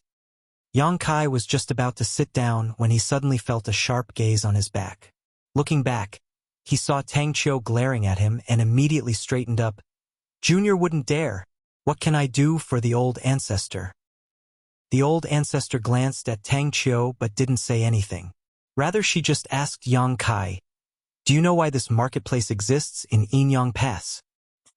Yang Kai pondered for a moment after hearing her question.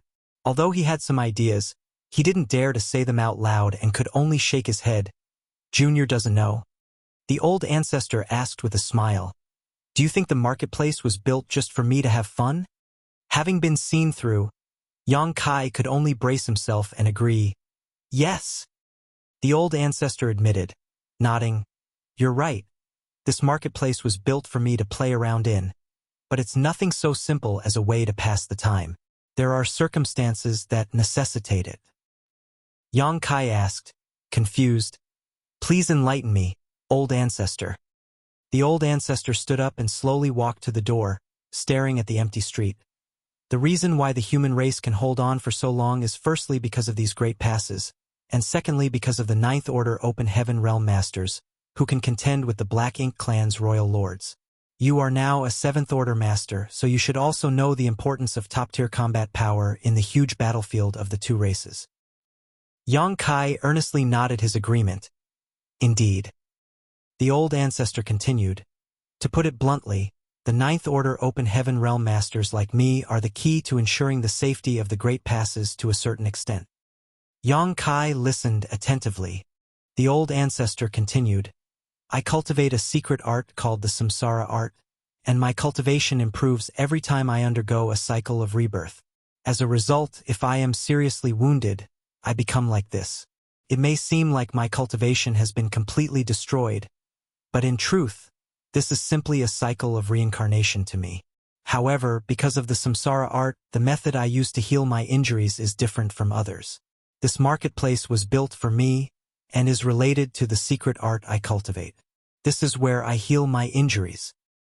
Martial Peak, Chapter 51-22, Secret Order. Observing the myriad forms of the human world, seeing all the prosperity of the bustling world, Yang Kai suddenly recalled the words etched at the entrance of Marketplace. The old ancestor lightly nodded. Living inside the bustling world can quickly heal my injuries, which is why there is a marketplace in Inyang Pass. Yang Kai suddenly came to a realization. The old ancestor's healing technique was somewhat similar to Duan Hongchen's secret art. Duan Hongchen's title was Bustling World, and his entire cultivation was based on experiencing the baptism of the bustling world. Yang Kai couldn't comment on the profundities of this technique. After all, he had never cultivated such a technique before, but since the old ancestor had said as much, it must be so. At this point, he suddenly understood why the old ancestor had summoned him. Does old ancestor want this junior to help you heal your injuries? The old ancestor agreed, nodding. I've heard that you have raised many living beings in your small universe, and it can be considered a complete world. It would be a huge advantage if you could help me heal my injuries. I don't need to heal completely, just enough to regain the strength to fight. At this time, Tang Qiu also interjected. Although the Black Ink Clan army isn't receiving many reinforcements, it will take at least 3 to 5 years to force them to withdraw. Compared to previous wars with the Black Ink Clan, which took more than a decade or even a century to end, 3 to 5 years was already an extremely short time, and all of this was thanks to Yang Kai. Had he not destroyed so many Black Ink nests behind the enemy lines and occupied so many Black Ink Clansmen, the Black Ink Clan's forces wouldn't have been so strained. Although 3 to 5 years isn't a long time, if the war continues, Inyang Pass will definitely suffer some damage. But if the old ancestor can take action, she will definitely be able to end things in one fell swoop. Yang Kai cupped his fist, stating, if old ancestor requires it, this junior is duty-bound to comply. Good. Many thanks for your hard work in advance. Tang Qiu patted Yang Kai's shoulder in relief.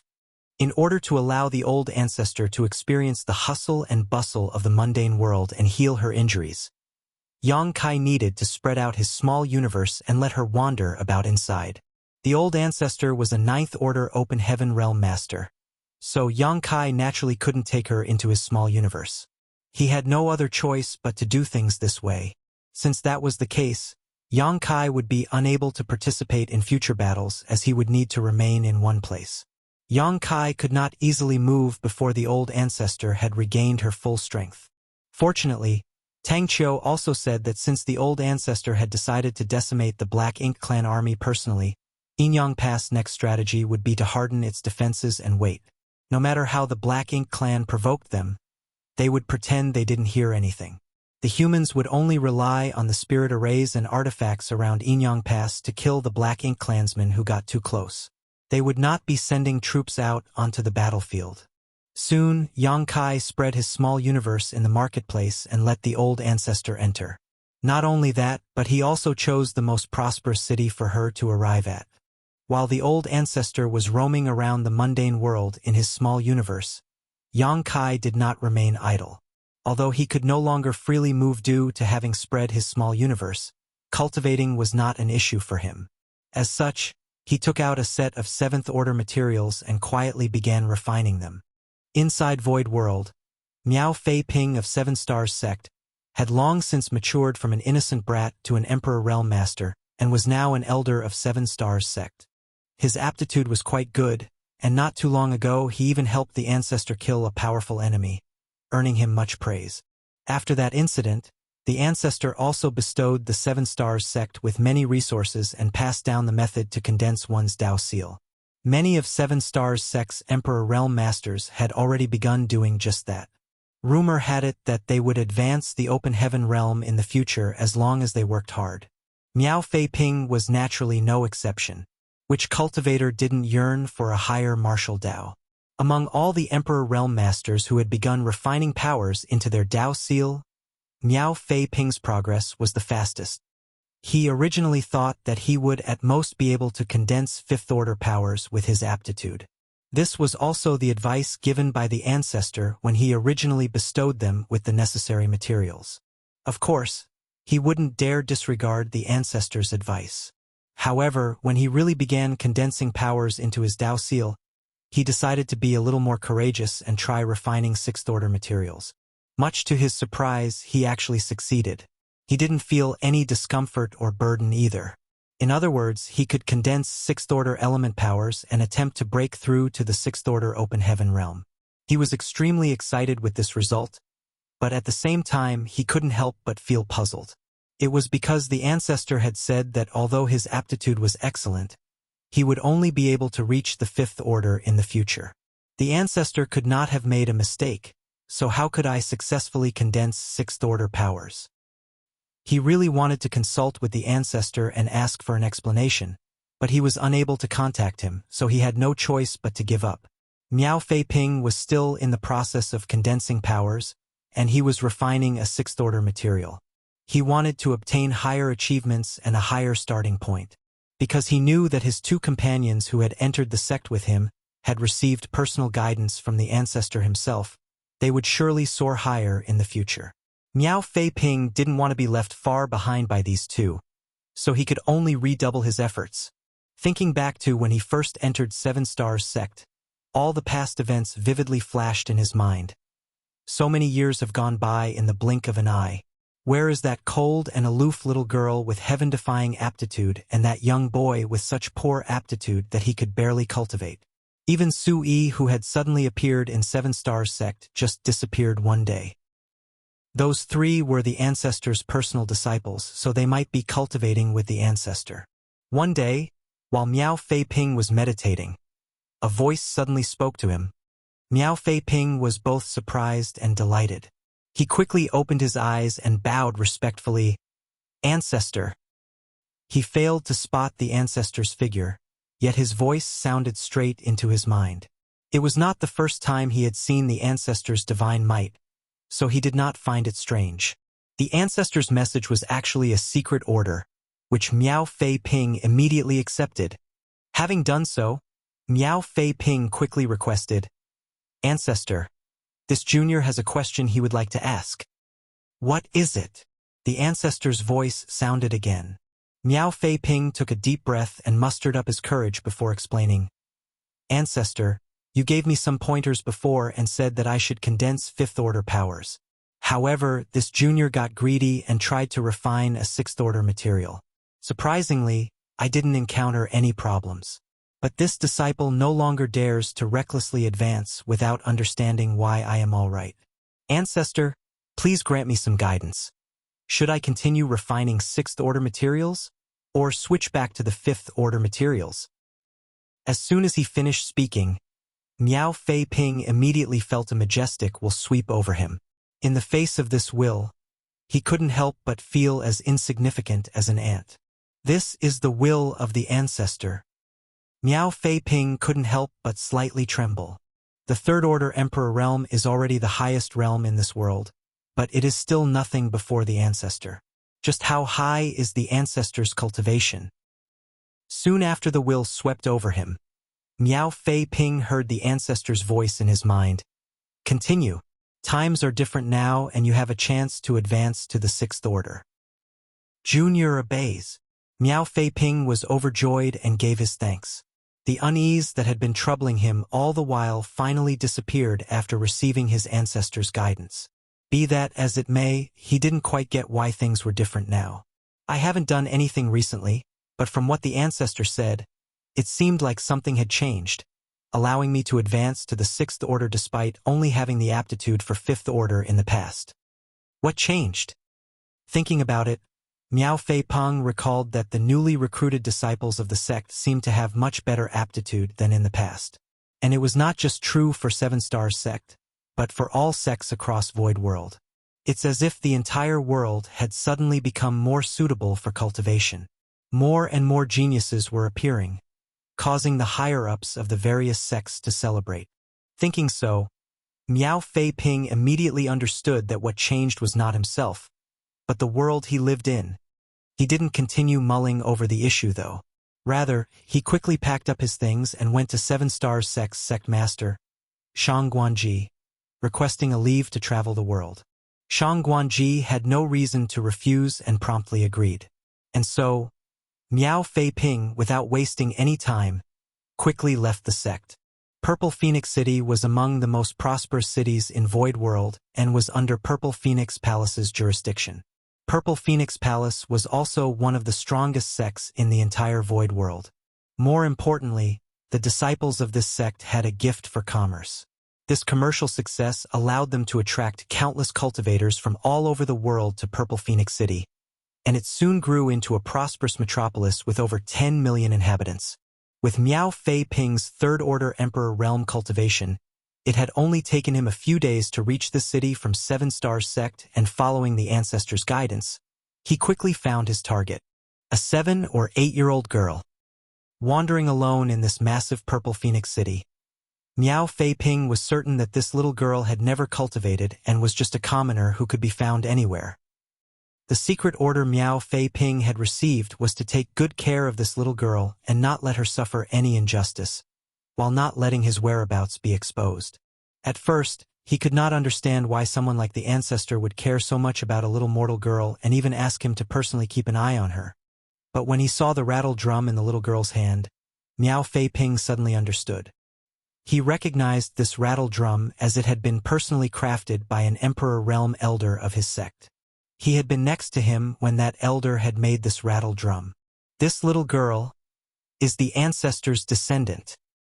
The ancestor had given a series of decrees back then, asking for steamed stuffed buns and candied fruits, all to coax this little girl. Having understood this point, Miao Fei-ping immediately felt a heavy weight on his shoulders. He felt extremely honored that the ancestor gave him such an important task. Because of this, Miao Fei-ping had been secretly following the little girl and protecting her at all times. After observing her for a while, Miao Fei-ping discovered that she was particularly interested in snacks, but she did not seem to have any money on her. Every time she saw someone eat something, she would always start drooling, making her look extremely pitiful. Several times, Miao Fei-ping couldn't bear to watch and almost offered his assistance. At these times, he couldn't help feeling a little puzzled. Since this little girl was the ancestor's descendant, why didn't the ancestor give her any money so she could buy the things she wanted? Obtaining mundane coins should be a breeze for the ancestor. But since the ancestor had not done so, he must have had his reasons. So, Miao Fei-ping couldn't rashly intervene either. Martial Peak, Chapter 51-23, Full Force. Nonetheless, after seeing the same thing over and over again so many times, Miao Fei-ping really couldn't bear to sit back and watch any longer. But neither could he expose himself. Ultimately, he gave some coins to the others and asked them to buy some things for the little girl. The little girl happily ate from then on. When the night arrived, the little girl had no place to sleep. So, she found a random alley and spent the night sleeping there, curled up. Every night, Miao Fei-ping would secretly protect her from the cold. Originally, Miao Fei-ping had thought that his days would pass by peacefully, but contrary to his expectations, something did happen. The little girl's rattle drum was stolen. If it was just an ordinary toy, no one would have paid any attention to it. But the material used to make this rattle drum was not ordinary. It was a rare piece of blue water wood. It was a toy for the ancestors' descendant, so the Seven Stars sect elders had put in a lot of effort to craft this rattledrum, and it just so happened that the one who ultimately refined it had a suitable piece of blue water wood on hand at the time. Blue water wood was extremely precious as it could be used to refine emperor artifacts. It was particularly rare in this world and could be said to be priceless. A few weak cultivators noticed that the rattledrum in the little girl's hand was extraordinary. So, they threw some coins at the little girl and snatched the rattledrum from her in a half-buying and half-threatening manner. These cultivators weren't very strong, and as such, they failed to recognize the blue water wood, but they could still tell that the material of this rattledrum was expensive at a glance. The little girl looked extremely sad after losing the rattledrum, and tears welled up in her eyes. She tried to snatch her toy back, but how could a 7-year-old little girl catch up to even the weakest of cultivators? The thieves disappeared in the blink of an eye. The little girl fell to the ground, wailing in grief as dirt smeared her cute face. Enraged, Miao Fei Ping stopped those cultivators in an alley, beat them up, and took back the rattledrum. After that, he found the little girl who was silently crying in a deserted place and quietly returned the rattledrum. Seeing the little girl smiling once more, Miao Fei Ping let out a sigh of relief. Originally, he had thought that this matter would end there, but no one had expected that it was just the beginning. Among the few cultivators he had beaten up, one of them was actually the son of Purple Phoenix Palace's Vice Palace Master. The son of the Vice Palace Master was beaten up in Purple Phoenix City. How could Purple Phoenix Palace let the matter rest just like that? Purple Phoenix Palace cultivators started searching the city for the perpetrator, and soon found Miao Fei Ping. A conflict naturally broke out between the two sides, but Miao Fei Ping was a third-order Emperor Realm Master, so how could these weaklings do anything to him? Naturally, he taught them a lesson and sent them packing. When Purple Phoenix Palace's higher-ups received the news, they were enraged and deployed some of their masters. In the blink of an eye, the entire Purple Phoenix City was engulfed in a secret battle. After suffering several losses, Purple Phoenix Palace finally figured out the identity of the perpetrator. To their astonishment, it was actually Seven Stars Sect's Miao Fei Ping. This shocked Purple Phoenix Palace greatly. It had to be known that the Seven Stars Sect was the most powerful sect in Void World. Not only did they have the largest number of Emperor Realm Masters, but they also had an ancestor who was shrouded in a veil of mystery. Rumor had it that the ancestor's strength had already surpassed the Emperor Realm, but no one knew what his exact cultivation was. Although Purple Phoenix Palace and Seven Stars Sect had some business with each other, there wasn't much friendship between them because of the huge distance between the two. What puzzled Purple Phoenix Palace's higher-ups was why Miao Fei Ping, the third-order Emperor Realm Elder of Seven Stars Sect, suddenly came to Purple Phoenix City and attacked their disciples. The Vice Palace Master of Purple Phoenix Palace personally went to Miao Fei Ping and asked him for the entire story. Only then did he learn that his son had taken advantage of a little mortal girl, forcing Miao Fei Ping to act. The Vice Palace Master was naturally vexed. He might have failed to discipline his son, but the fact was that many of Purple Phoenix Palace disciples had been injured because of this matter. No matter what, Miao Fei Ping had to give an explanation. Otherwise, Purple Phoenix Palace would lose all face. But why would Miao Fei Ping give them any kind of explanation? He had already shown mercy by not killing them even when they had bullied the ancestor's descendant. So why would he need any justification? The two sides failed to come to an agreement, and as both were pretty angry, a fight broke out. In the end, Purple Phoenix Palace Vice Palace Master was completely defeated. He was injured and even fled Purple Phoenix City in a sorry state. If injuring the disciples was just a trivial matter, the fact that the Vice Palace Master was injured drastically escalated the matter. How could Purple Phoenix Palace tolerate such an insult? They immediately dispatched several Emperor Realm Masters to subdue Miao Fei Ping. Very soon, even Seven Stars Sect got the news. When they learned that Miao Fei Ping had encountered some trouble in Purple Phoenix City, Shang Guanji personally led several Emperor Realm Elders to Purple Phoenix City to assist Miao Fei Ping without any delay. By the time Shang Guanji and the others arrived, Miao Fei Ping had already fought several bouts with Purple Phoenix Palace's Emperor Realm Masters. At first, Purple Phoenix Palace thought that since Miao Fei Ping was all alone, it would be hard for a single Third Order Emperor to fight them off. However, after a few skirmishes, they noticed that Miao Fei Ping was different from the Third Order Emperor Realm Masters they knew. His strength had already surpassed the limits of the Emperor Realm, and as such, even if he were to fight many masters alone, he would not be at a disadvantage. Purple Phoenix Palace was still unable to do anything to him even after several confrontations. When Shang Guanji and the others arrived, Purple Phoenix Palace was too afraid to act rashly. The Purple Phoenix Palace Master couldn't sit still after hearing that Shang Guanji had arrived. No matter what, Purple Phoenix Palace could not ignore the reputation of the #1 sect of the Void World. The Purple Phoenix Palace Master stepped out to personally receive Shang Guanji. Both sides calmly discussed the entire matter, without any animosity. Purple Phoenix Palace didn't have any other requests.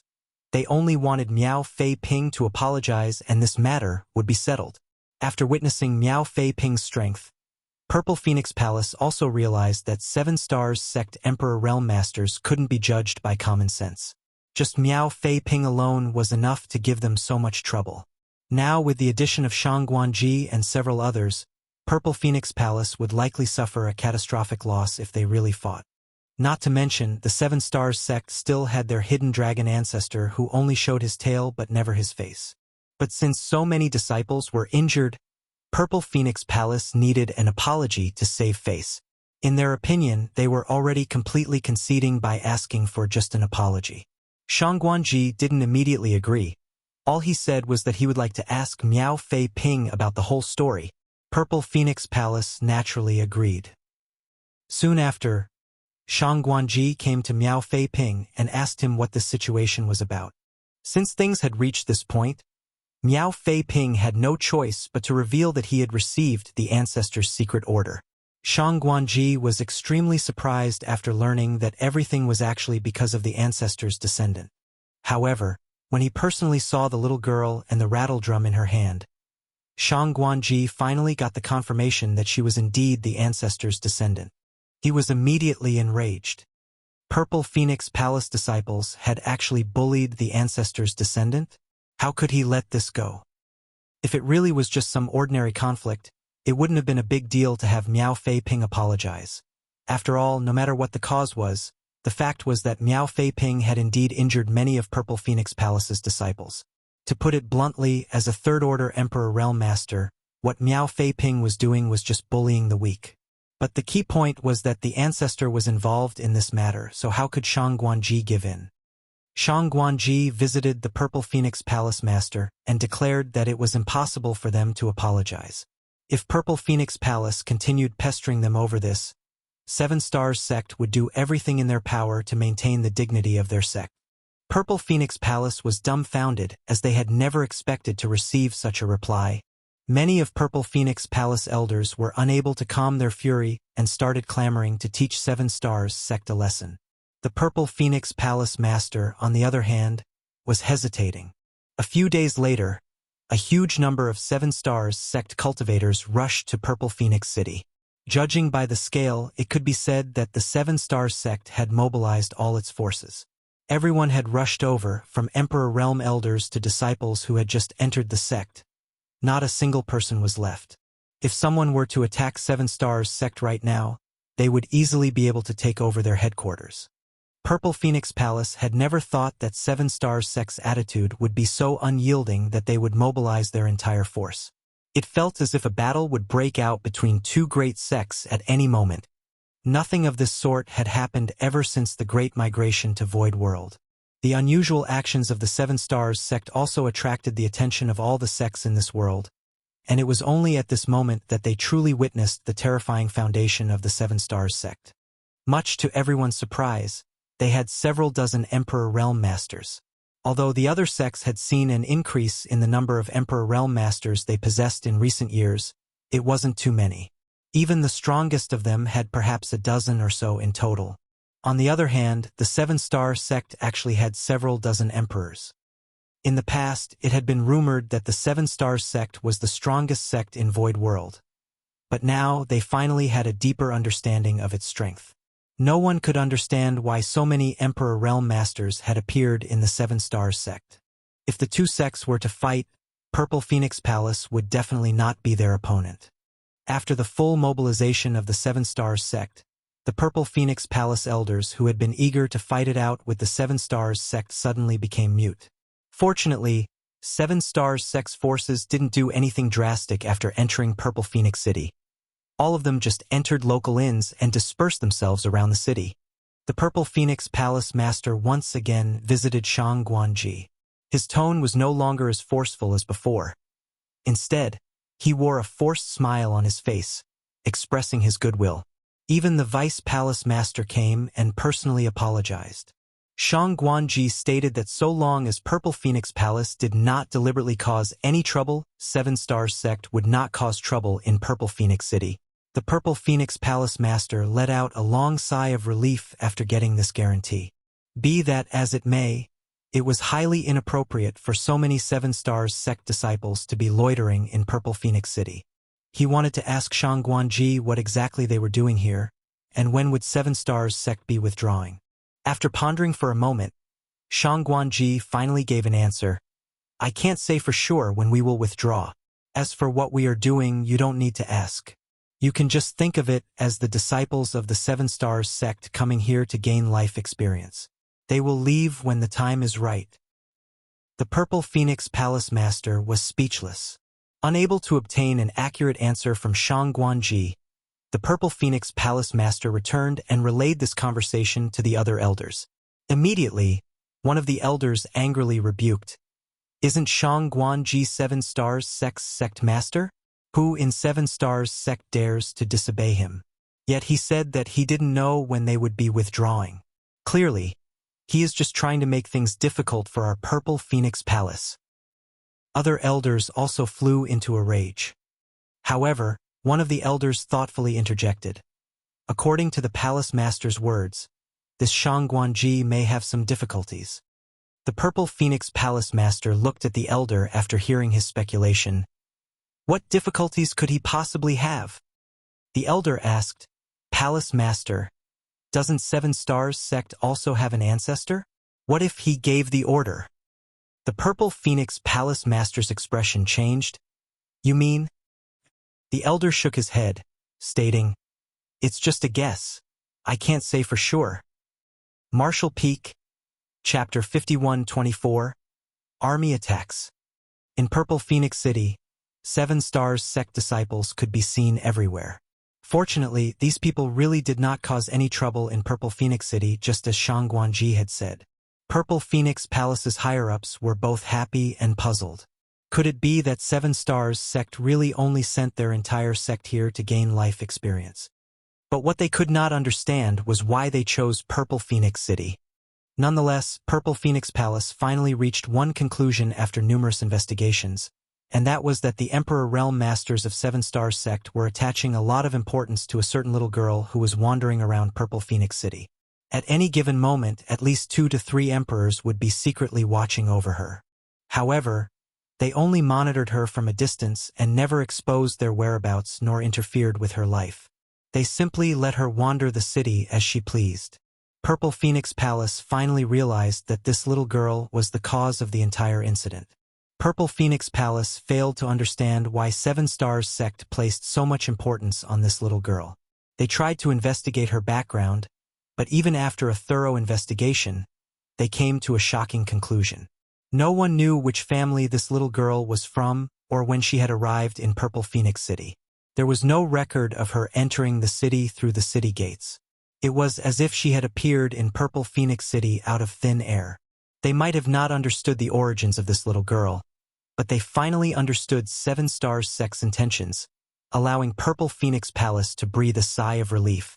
Since this little girl was so important, Purple Phoenix Palace didn't dare to be negligent either. The higher-ups immediately ordered everyone in the city to open their doors wide for this little girl, catering to her every need.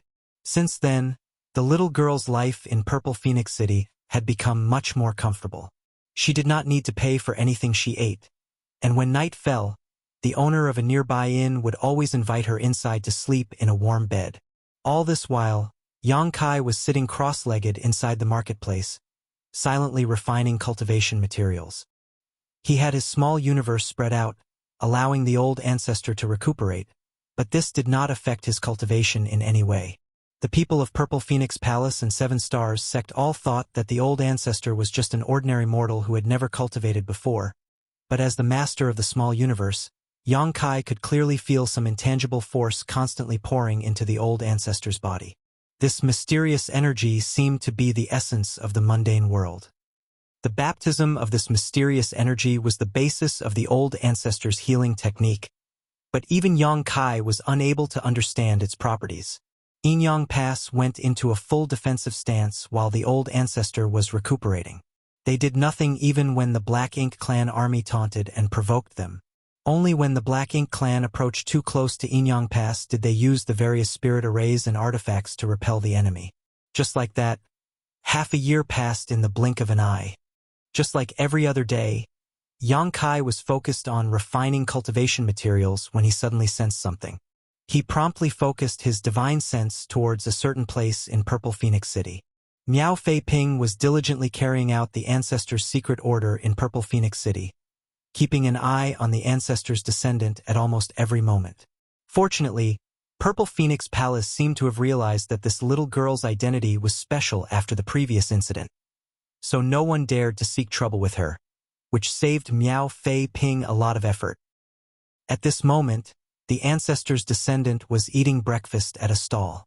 Usually, this little girl was like a storm, lively and hopping from one place to another, but today, she suddenly stopped eating as a thoughtful look appeared on her face.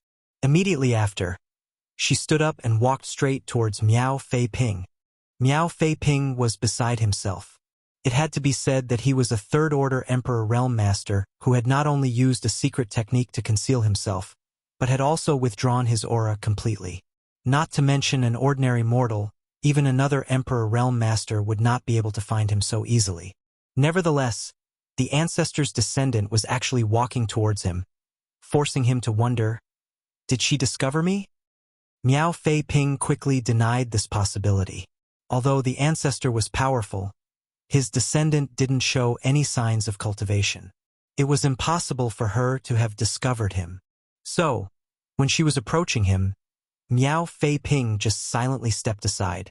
But much to his surprise, the little girl just stood there, and even turned towards him, looking at him with a smile on her face and a twinkle in her eyes. This time, Miao Fei Ping was truly shocked. He took a few more steps to clear the way, but the little girl just kept staring at him. "Junior sister, can you see me?" Miao Fei Ping asked, astounded. The little girl tilted her head and smiled. "Junior sister?" Miao Fei Ping was shocked beyond words. She really can see me, but how is that possible? He had been monitoring her for a long time, but he had never sensed any trace of cultivation from her, not in the slightest. He was really unable to explain the current situation. Just as he was beginning to doubt himself, the little figure in front of him continued with a smile. "Forget it. It's been hard on you these past few days." Miao Fei Ping didn't know how to respond for a moment and muttered, "Don't mind it, junior sister. It was my duty." The little girl nodded her acknowledgement like a worldly wise old woman before suddenly raising her head to the sky and shouting, "Bring me out." Just as she said so, the small figure before Miao Fei Ping suddenly disappeared into thin air. Miao Fei Ping couldn't help but stare absent-mindedly. This sudden abnormality quickly attracted the nearby Seven Stars sect Emperor Realm Master's attention, and they instantly rushed over to check up on it. Shang Guanji also received word and rushed over, but the little girl was already gone. Fortunately, Miao Fei Ping soon received the ancestor's decree, stating that his mission was over. Everyone from the Seven Stars sect immediately breathed a long breath. At the same time, a small figure suddenly appeared in the marketplace of Yin Yang Pass. Seeing the small figure, Tang Qiu, who had been waiting here all the while, respectfully bowed. The old ancestor lightly nodded before looking at Yang Kai thoughtfully, voicing her doubts. "Is the flow of time in your small universe different from the outside world?" Yang Kai replied, "This junior cultivates the Tao of time, So the flow of time in my small universe is 4 times faster than the outside world. During a bout of enlightenment into the Tao of time many years ago, the flow of time inside Yang Kai's small universe accelerated to twice that of the outside world. Later, when his third disciple Su Yi was cultivating the great nothingness scripture in the Seven Stars sect, his small universe benefited from it for some unknown reason, and the flow of time became 4 times faster. Therefore, although Yang Kai had only cultivated in the marketplace for half a year, the old ancestor had already spent more than 2 years in his small universe. Tang Qiu was stunned for a moment after this revelation, causing him to exclaim, "4 times the speed of the outside world." Yang Kai nodded seriously. Tang Qiu looked at him as if he was looking at a monster. "You have living creatures in your small universe who are constantly increasing your strength. With a 4-fold time flow rate, isn't it just like adding wings to a tiger?" He suddenly realized something and exclaimed, "No wonder you broke through to the 7th order open heaven realm so quickly. So this is the reason." He had been curious about this all along. Yang Kai had only advanced to the open heaven realm a few centuries ago, and although the world was filled with many opportunities, the speed of his advancement was still too great. But if the flow of time in his small universe was different from the outside world, everything made sense. "What a pity!" Tang Qiu suddenly sighed again. Unfortunately, Yang Kai's advancement to the open heaven realm started from the 5th order. Although he had consumed a mid-rank world fruit which had allowed his strength to increase by 1 order, his limit was still the 8th order.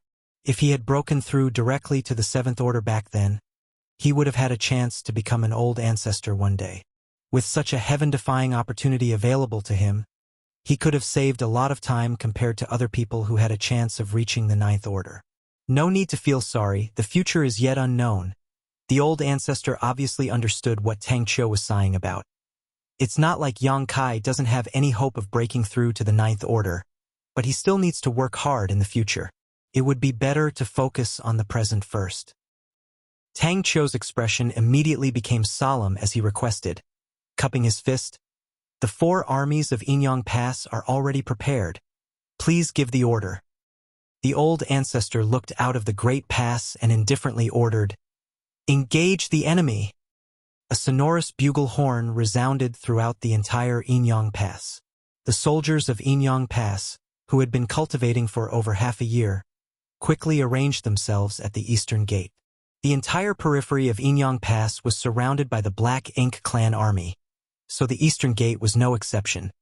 At this moment, the Black Ink clan was shouting provocations at this particular gate.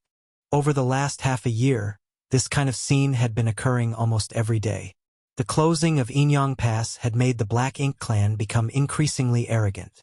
Therefore, when Inyang Pass's barriers opened and a tide of humans rushed out from the eastern gate, the Black Ink clan army, who had been provoking and cursing them, couldn't react in time. Everywhere the human warships passed, the dumbstruck Black Ink clan army was torn to pieces. In the distance, the territory lords were extremely excited, noticing the humans' movement. They loudly ordered their armies to meet the enemy. They had been feeling suffocated ever since Inyang Pass withdrew, so now that the humans had finally come out, they naturally wanted to kill to their heart's content. The 2 armies soon clashed with each other in the void. Dazzling secret techniques and artifacts lit up the battlefield as blood and mangled pieces of flesh flew everywhere. As soon as they clashed, the Black Ink clan army showed signs of being suppressed. This was not surprising though, as all of Inyang Pass's armies had charged out of the eastern gate, while the Black Ink clan's army was spread out around the entire Inyang Pass. Aside from the Black Ink clansmen outside the eastern gate, the other Black Ink clan armies were still on their way to reinforce them. Furthermore, the Black Ink clan army's strength had been reduced after the previous battles. In the past, the Black Ink clan had been able to constantly replenish their forces from their home territories. But this time, the Black Ink clan's rear had been thrown into chaos. Not only was the royal lord seriously injured, but they had also lost 5 territory lords and countless Black Ink nests. While the humans were recuperating, the Black Ink clan had also received reinforcements, but their numbers were far fewer than normal, making it difficult for them to replenish their losses. Nonetheless, the Black Ink clan continued to fight to the death. It wasn't that everyone from the Black Ink clan was unafraid of death. But if the territory lord commanding the army didn't give the order to retreat, no one would dare to. Retreating in battle without permission was a capital offense. For the territory lords, as long as not too many feudal lords under them died, it did not matter to them how many high-rank and low-rank Black Ink clansmen perished. On the contrary, they could rely on the high-rank and low-rank Black Ink clansmen to exhaust the strength of the humans. In terms of replenishing their forces, the Black Ink clan had it far easier compared to the humans. Therefore, this kind of exchange of forces was extremely beneficial to the Black Ink clan. All the territory lords understood this principle. While the Black Ink clan army at the Eastern Gate was retreating again and again, and the Black Ink clan forces from the other areas were rushing over to provide assistance, a small figure suddenly appeared on an unremarkable warship. Marshal Peak, Chapter 5125. Meeting.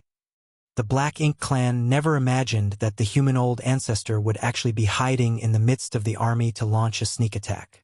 What they found even more difficult to understand was how the old ancestor got the strength to fight so quickly.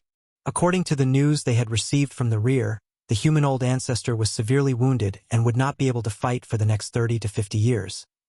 Otherwise, they wouldn't have continued besieging Inyang Pass for so long.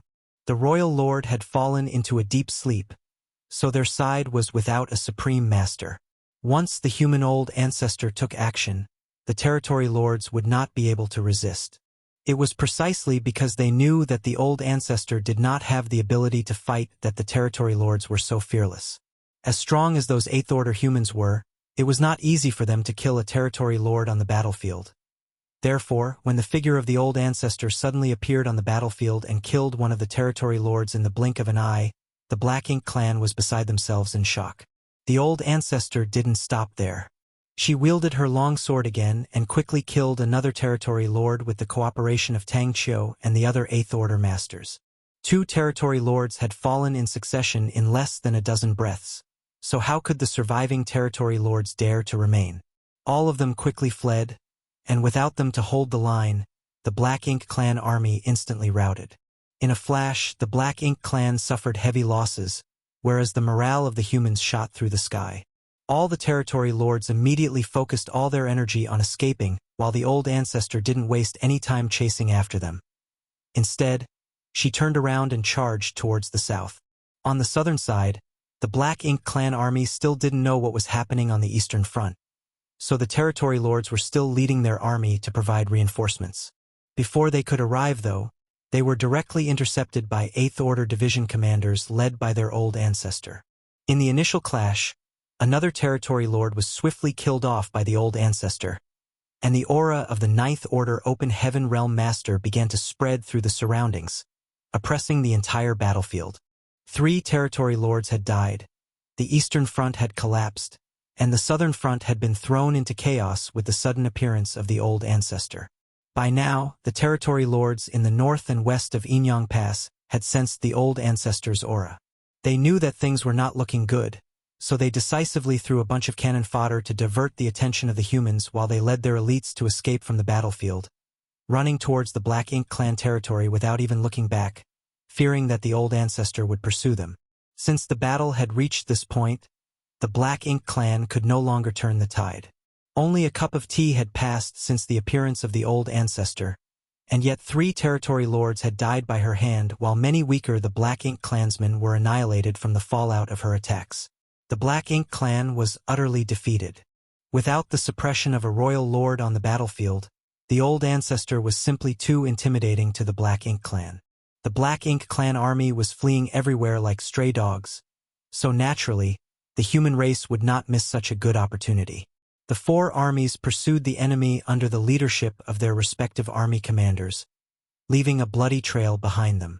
Yang Kai didn't participate in the battle, for as extraordinary as his strength might be, one more person on such a battlefield in the 7th Order was not going to make a significant difference. His task was to escort the old ancestor back to the Great Pass. After recuperating for 2 years in his small universe, the old ancestor had only managed to recover enough strength to kill 3 territory lords.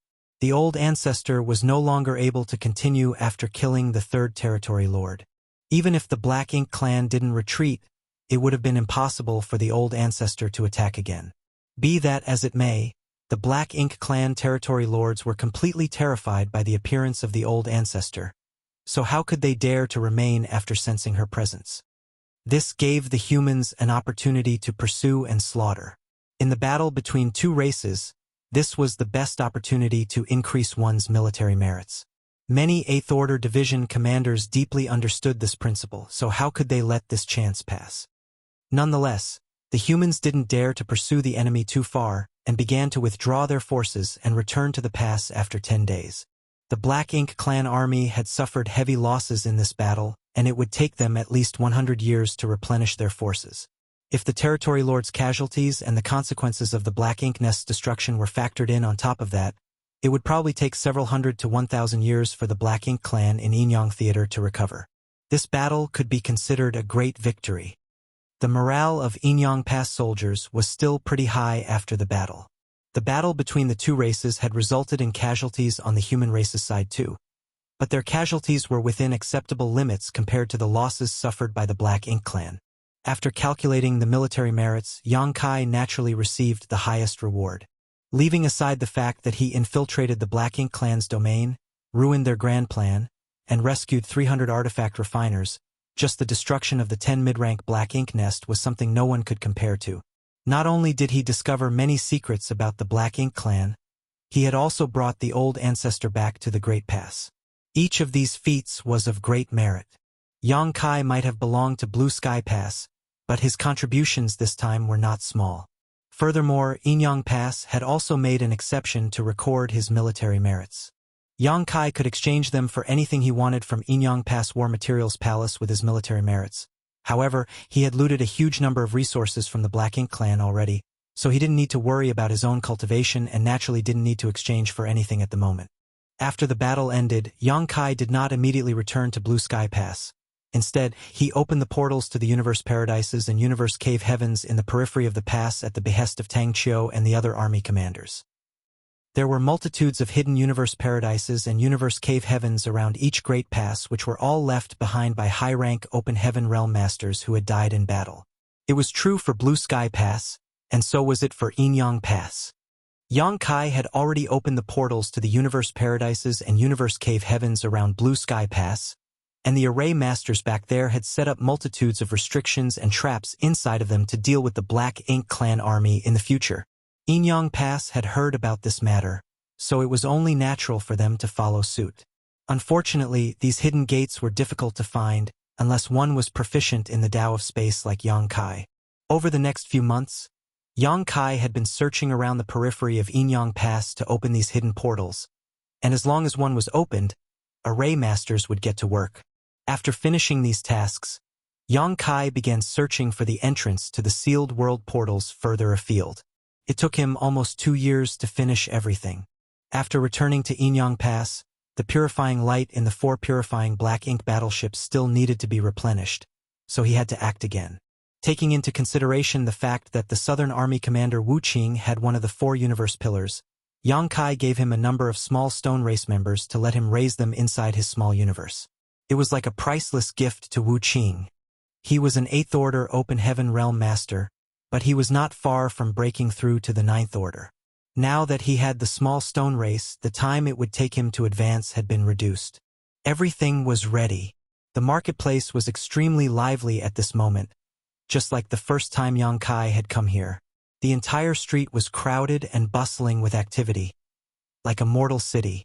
But compared to his initial confusion, Yang Kai now knew that this marketplace was built to treat the old ancestor's injuries. After easily finding the old ancestor, who happened to be listening to a story in the tea house, Yang Kai sat down next to her without any trace of politeness. The speaker on the stage was an 8th Order Open Heaven Realm Master whom Yang Kai didn't recognize.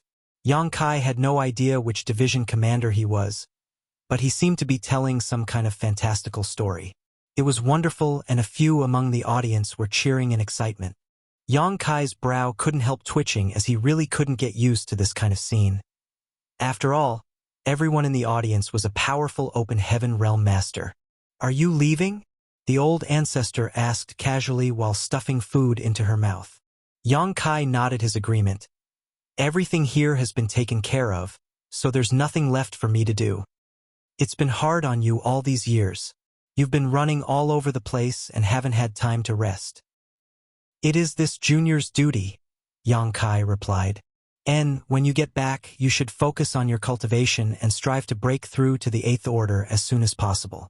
In the end, the 7th Order is not enough to ensure your safety on this black ink battlefield. Junior understands, Yang Kai replied respectfully.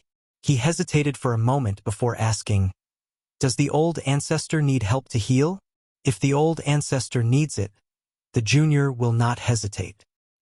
The old ancestor answered with a smile. There's no need, healing here is the same. Although the speed can't be compared to your small universes, the Black Ink clan's forces have suffered heavy casualties and there won't be any war for the next several hundred years or more. So the speed of my recovery isn't important. Yang Kai was just about to nod when the old ancestor suddenly added, why don't you come to Inyang Pass? You're half a disciple of Inyang Heaven, so it's only right and proper for you to come here. Yang Kai replied, this junior cannot make the decision on this matter. If the old ancestor really wants this junior to come to Inyang Pass, Blue Sky Pass must be informed. If Blue Sky Pass allows it, I will not refuse. The old ancestor chuckled. It was just a casual remark. Don't take it seriously. Since you're a human, no matter where you are, as long as you fight against the Black Ink clan, it's all the same. It does not matter which great pass you belong to. Yes. Yang Kai nodded and accompanied the old ancestor for a while before standing up and stating, this junior will take his leave then. Go on.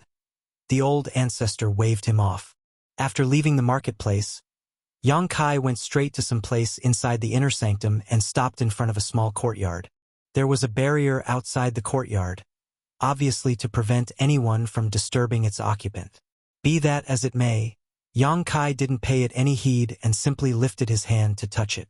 Soon, a portal opened before Yang Kai entered inside.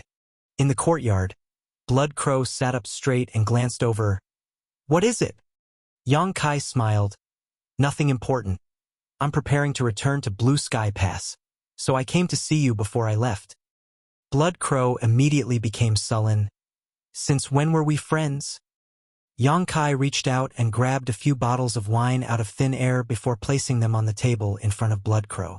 Blood Crow looked at the wine and then at Yang Kai before clicking his tongue. Are you trying to make friends with me with just these few bottles? Have you forgotten what you did to me? Yang Kai placed 2 bowls, filled them with wine, and picked one up. Let me ask you, do you want to drink it or not? Blood Crow remained silent for a moment before picking up a bottle, unsealing it, and then pouring it. Yang Kai didn't pay attention to this and just lifted his bowl. They didn't talk much, just kept drinking. After drinking a few bottles, Yang Kai stood up and stated in a slightly drunk manner, Brother Blood Crow, the battlefield is dangerous, and fighting alone will not guarantee your safety. All the humans here are wearing the same robe. I hope that when next I come to Inyang Pass, I will see you again. Saying so, he waved his hand and turned to leave. Watching him disappear, Blood Crow snorted, how boring! Martial Peak, Chapter 51-26, The Void Dao Temple. Yang Kai smoothly returned to Blue Sky Pass through the hyperspace array. When he looked up, he saw Zhong Liang waiting for him. Yang Kai quickly bowed in response. Zhong Liang raised his hand as he stated with a smile, well done. It's been hard on you these past few years.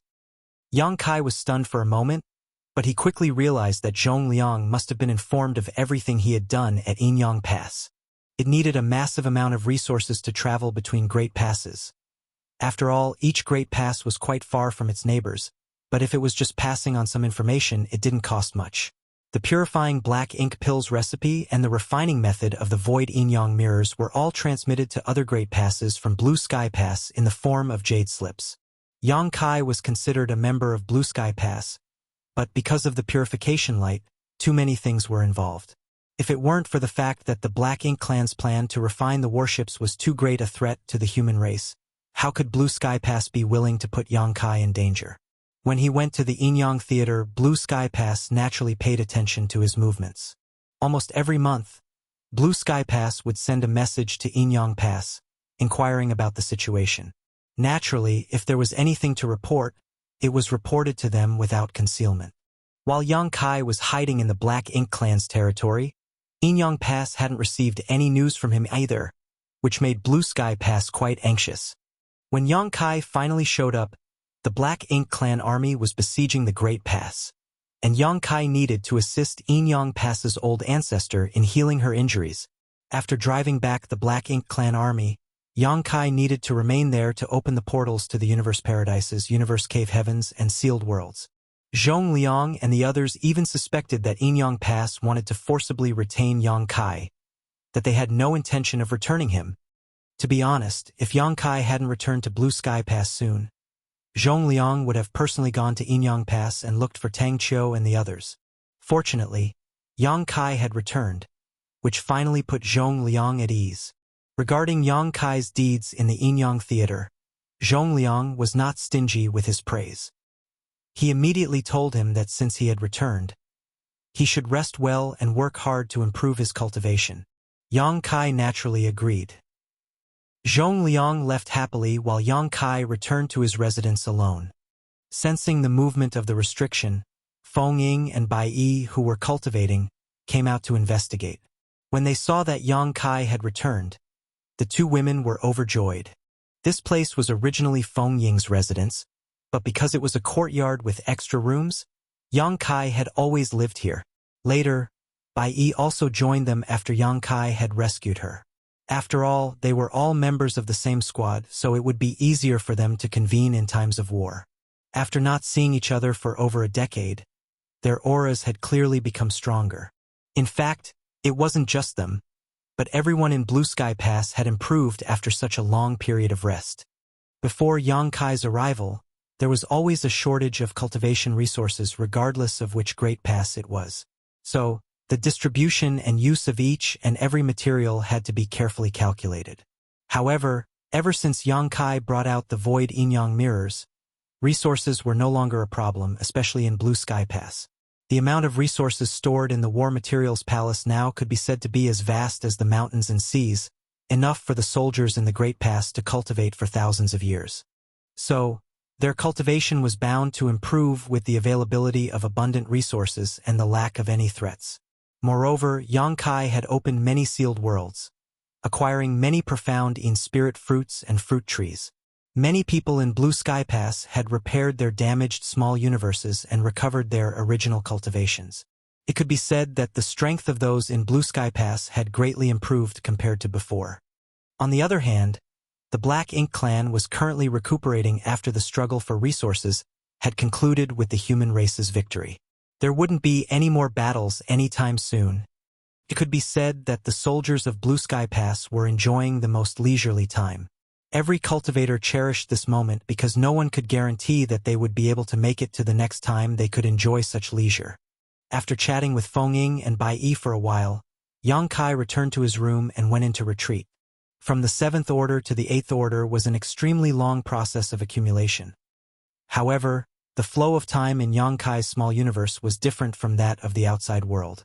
Furthermore, the living beings inside his small universe were constantly improving his heritage, and the World Tree clone was able to purify and strengthen his world force. Be that as it may, the main way to increase one's cultivation was still the boring and monotonous routine of refining resources. Yang Kai didn't lack supplies. His small universe already had enough cultivation resources stored in it to break through to the 8th Order, and adding the looting he had done in the hinterlands of the Black Ink Clan, he now had an almost inexhaustible supply of materials. Originally, he wanted to donate some resources to Blue Sky Pass, but now that Blue Sky Pass didn't lack resources, he gave up on this notion. Day after day, year after year, Yang Kai's cultivation slowly and steadily increased as a large number of resources were consumed. However, unlike others, Yang Kai couldn't cultivate in seclusion for extremely long periods of time. It wasn't that he was restless or anything, but some 8th Order Open Heaven Realm Masters from other great passes would visit him from time to time, bringing purifying black ink battleships and requesting him to replenish their stock of purification light. Purification light consumed resources to cast, and the more black ink strength it purified, the faster it would be consumed. Yang Kai was the only one who could replenish the purification light. As such, once the purification light sealed in a purifying black ink battleship had been exhausted, it had to be sent to Blue Sky Pass. This matter couldn't be handled by others, so basically every time he went into retreat, it would not last for too long. At best, Yang Kai would be interrupted once a year, but there were times when he had to take action every other month or so. Replenishing purification light was as easy as lifting a finger for Yang Kai. At most, it would consume some yellow and blue crystals. However, the rapid consumption of the purification light was also a testament to the intensity of the battle at the various great passes, causing his heart to inevitably sink. The Black Ink clan was like moss, unkillable no matter how many you cut them down. Even if they were defeated and driven back, it wouldn't be long before they returned. Fortunately, with the large-scale refining and promotion of purifying black ink pills, the frequency at which Yang Kai had to replenish purification light became much lower. The purifying black ink pill recipe was an inheritance left behind by an ancient alchemist. It was incomplete though, so Zhu Guming and Zhou Feng, two alchemy great-grandmasters, had derived its complete formula after many experiments. It was an effective method to deal with the corrosion of black ink strength. Many of the materials used to refine purifying black ink pills had disappeared from the 3,000 worlds, but they could still be found in the many sealed worlds scattered across the black ink battlefield. Currently, every great pass was cultivating large quantities of these spirit herbs in their own medicine gardens. After many years of effort, their hard work had finally borne fruit. This was especially true for Yang Kai's small universe's medicine garden, which was cultivating those spirit herbs in large quantities. After all, his small universe's time flow was different from the outside world. He had a unique advantage when it came to cultivating herbs. He could grow them faster. He had planted many profound fruit trees in his medicine garden when he was exploring the sealed worlds. And as the medicine garden was under the care of the two wood spirits, whether it was the herbs or the fruit trees, they were all growing quite well. Yang Kai had already given the first batch of mature herbs to Blue Sky Pass. The alchemists inside the pass had naturally used these herbs to refine purifying black ink pills and distributed them to the soldiers. During these years of retreat, Yang Kai had also made some arrangements in his small universe. It had been a few years since his small universe had integrated with the World Tree clone. The feedback of the clone had enveloped the entire small universe by now, so the humans living inside it had also begun to benefit from it. The most obvious example was Miao Fei Ping. Miao Fei Ping's original aptitude wasn't bad. When he had participated in 7-Star Sect's disciples' recruitment with Zhao Ye and Zhao Yibai, he had received a ranking second only to Zhao Ye. His cultivation had been smooth sailing over the years, resulting in him advancing to the Emperor Realm. According to Yang Kai's investigation, when Miao Fei Ping had reached the Emperor Realm, the latter had the qualifications to advance directly to the 5th Order Open Heaven Realm. However, because of the World Tree clone's nourishment, he now had a chance to advance to the 6th Order. Since even Miao Fei Ping was affected, the new generation of children would naturally be able to receive even more benefits from the World Tree clone. This was also the reason why the various sects had recently taken in many good seedlings. Moreover, this kind of feedback would only become stronger until it reached its peak. After a certain number of generations, perhaps cultivation geniuses would be seen just about everywhere. When Yang Kai left the star boundary, it had already become the ultimate open heaven realm cradle. The change in the star boundary was also due to a World Tree clone's feedback. Since the star boundary could become the cradle for the open heaven realm, Yang Kai believed that his small universe could achieve the same. Although his small universe's population was not nearly as high as the star boundaries, it wasn't small either. Be that as it may, if he wanted to develop the potential of these prodigies, he would need to spend some effort. As such, he used his power to create a phenomenon in his small universe. One day, under the witness of all the living beings in the small universe, a giant palace suddenly appeared in the sky. No matter where one was, they could clearly see this palace which had appeared out of thin air. The palace was surrounded by a dazzling halo of light which attracted everyone's attention as soon as it manifested. The Emperor Realm Masters of the various great sects immediately became extremely interested in this palace that had appeared out of nowhere, and all of them flew straight towards it to investigate. Nonetheless, no matter what the order these Emperor Realm Masters were in, no matter how hard they tried, they were unable to reach the palace. It was as if the palace was right in front of them, but also very far away. Only one person succeeded. It was none other than 7 Stars Sect's Miao Fei Ping. Under everyone's stunned gazes, Miao Fei Ping successfully arrived at the palace. All of the Emperor Realm Masters were greatly shocked at the sight of this. They were unable to understand why they couldn't approach this palace, but Miao Fei Ping could. Many of the higher-ups of the various sects gathered around Shang Guanji to ask about this matter. But Shang Guanji was just as confused as they were. After the time it takes for half an incense stick to burn, Miao Fei Ping flew down from the palace. The Emperor Realm Masters quickly surrounded him to inquire about the situation after seeing him return. Miao Fei Ping's expression became solemn as he pondered for a moment before quenching their curiosity. This place is called the Void Dao Temple, and it is bestowed by the world itself, not created by man. Void Dao Temple. The crowd of Emperor Realm Masters were all extremely skeptical, wondering if this was all a ploy by the 7 Stars sect. Otherwise, how could they explain that Miao Fei Ping was the only one who could reach the palace? 7 Stars sect was the strongest sect in this world, and it also had an elusive and mysterious ancestor supporting it. Perhaps this Void Dao Temple was just a gimmick for them to dominate the whole Void world. What is inside this Dao Temple? Someone asked. Miao Fei Ping replied, the Void Dao Temple contains the essence of the 3,000 Grand Das, the ultimate truth of the martial Dao, and the mysteries above the Emperor Realm. The Emperor Realm Masters gasped a breath of cold air in shock.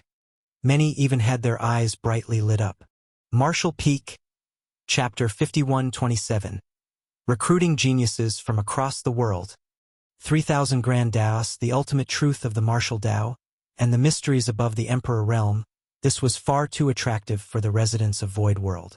There was no cultivator who didn't yearn for a higher martial Dao, especially the Emperor Realm Masters.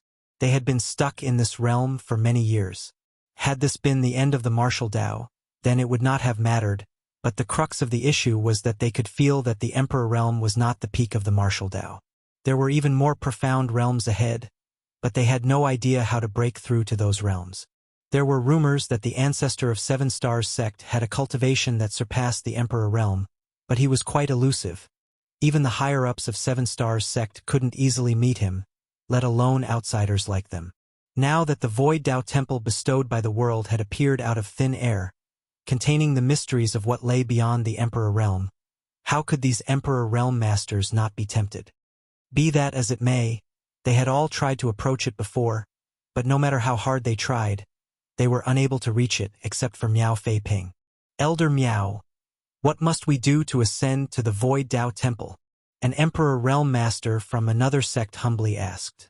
Miao Fei Ping replied, aptitude. Only those with outstanding aptitude can reach the Void Dao Temple. It has nothing to do with cultivation. Immediately, someone indignantly asked, does Elder Miao mean that your aptitude is better than everyone else here? These words were undoubtedly quite revolting to everyone present. After all, everyone standing here was an Emperor Realm Master. Furthermore, all of them were extremely confident in their own aptitude. However, if they were to admit that admittance to the Void Dao Temple was based solely on aptitude, it would mean admitting that Miao Fei Ping's aptitude was far better than theirs. Shang Guanji glanced over at the Emperor Realm Master who had just spoken and replied, Elder Miao is a member of our 7 Stars sect and reached the Emperor Realm before turning 100. With such aptitude, who can compare to him? His words immediately made the questioning Emperor turn silent. A 100-year-old Emperor Realm Master was truly unprecedented. Such cultivation speed was far better than any of the other Emperor Realm Masters present. Another person asked curiously, Elder Miao, how do you know all this? One had to know that Miao Fei Ping had only been in that hall for the time it takes for half an incense to burn. So how could he have obtained so much information? Miao Fei Ping cupped his fist slightly. This untalented Miao has been acknowledged by the Void Dao Temple. From today onward, I will be the first temple master of the Void Dao Temple. That is why I have obtained some information about this Void Dao Temple. As soon as these words left his mouth, the entire audience fell silent. All of the Emperor Realm Masters stared at him blankly. Even Shang Guanji and the others from the Seven Stars sect were shocked. A palace had appeared out of nowhere. Then Miao Fei Ping declared that it was the Void Dao Temple and was bestowed by the world itself and contained the 3,000 Grand Daos, the highest truths of the martial Dao, and the mysteries above the Emperor Realm. Now, he even proclaimed that he had obtained the recognition of the Void Dao Temple and had become its first temple master. This revelation was really shocking, so shocking that the Emperor Realm Masters couldn't immediately respond. After a long silence, one of the sect masters let out a hollow laugh. Elder Miao, you said you're the first temple master. May I ask Elder Miao what the temple master's job is? Miao Fei Ping pondered for a moment before replying. The purpose of the Void Dao Temple is to teach the 3,000 Grand Daos. As the temple master, I am responsible for guiding the Dao Temple's disciples' cultivation. And where will these disciples come from? As long as one's aptitude is sufficiently high, anyone can enter the Dao Temple to cultivate, regardless of their cultivation. Even a child who has never cultivated before may gain entrance if their aptitude is sufficient. While speaking, Miao Fei Ping cupped his fist. Sect masters, elders, if you have any disciples with outstanding aptitude in mind, please send them to the Dao Temple. If they can pass the test of the Dao Temple, they may enter and comprehend the mysteries of the Grand Dao. The Emperor Realm sect masters and elders all looked at each other in dismay upon hearing this. Finally, one of the sect masters sneered. In that case, this humble one understands. Void Dao Temple. Ha! I'll take my leave now. Saying so, he turned and left, followed by the Emperor Realm elders under him. With someone taking the lead, the others quickly left as well. Some even sneered before leaving. Brother Shang Guan, if Seven Stars sect wants to take in all the geniuses in the world, there's no need to use such a clumsy method. This void world is not that small, and a single Seven Stars sect cannot swallow it all. Brother Shang Guan, please take care of yourself. Shang Guanji slightly furrowed his brow but didn't try to explain. Right now, he also had no idea what this was all about. He vaguely felt that this Void Dao Temple was related to the ancestor, but it was not appropriate to ask with so many people around. The sects that left first were all top sects in Void World. These sects were not weak, so they naturally regarded the strongest, Seven Stars sect as their competitor, hoping that one day their sect's strength would surpass them and become the overlord of Void World. After listening to Miao Fei Ping's explanation, everyone thought that this Void Dao Temple was created by the Seven Stars sect to attract talents from all over the world. If they let all the good seedlings be taken away by the Seven Stars sect, they would not have any successors. Perhaps Seven Stars sect would really be able to dominate Void World in less than 100 years if they could accomplish this plot. Since the Emperor Realm Masters of the top sects had taken their leaves, the small and intermediate sects didn't stay any longer and quickly took their leave as well. When only the higher-ups of the Seven Stars sect remained, Guanqian Xing finally spoke. Fei Ping, this Void Dao Temple. Shang Guanji immediately interrupted him. Let us return first. Guanqian Xing understood that Shang Guanji stopped him because he was afraid that someone was trying to spy on them, so he didn't ask any further. After everyone had returned to Seven Stars sect, Shang Guanji finally asked Miao Fei Ping, is what you said about the Void Dao Temple true? Miao Fei Ping earnestly nodded his affirmation. It's true. I did not speak a single lie to those people. A solemn look took over Shang Guanji's face. Is this related to the ancestor? And it is indeed related to the ancestor. It was also ancestor who appointed me as the temple master. As soon as these words came out, all Seven Stars sect Emperor Realm Masters were thrilled.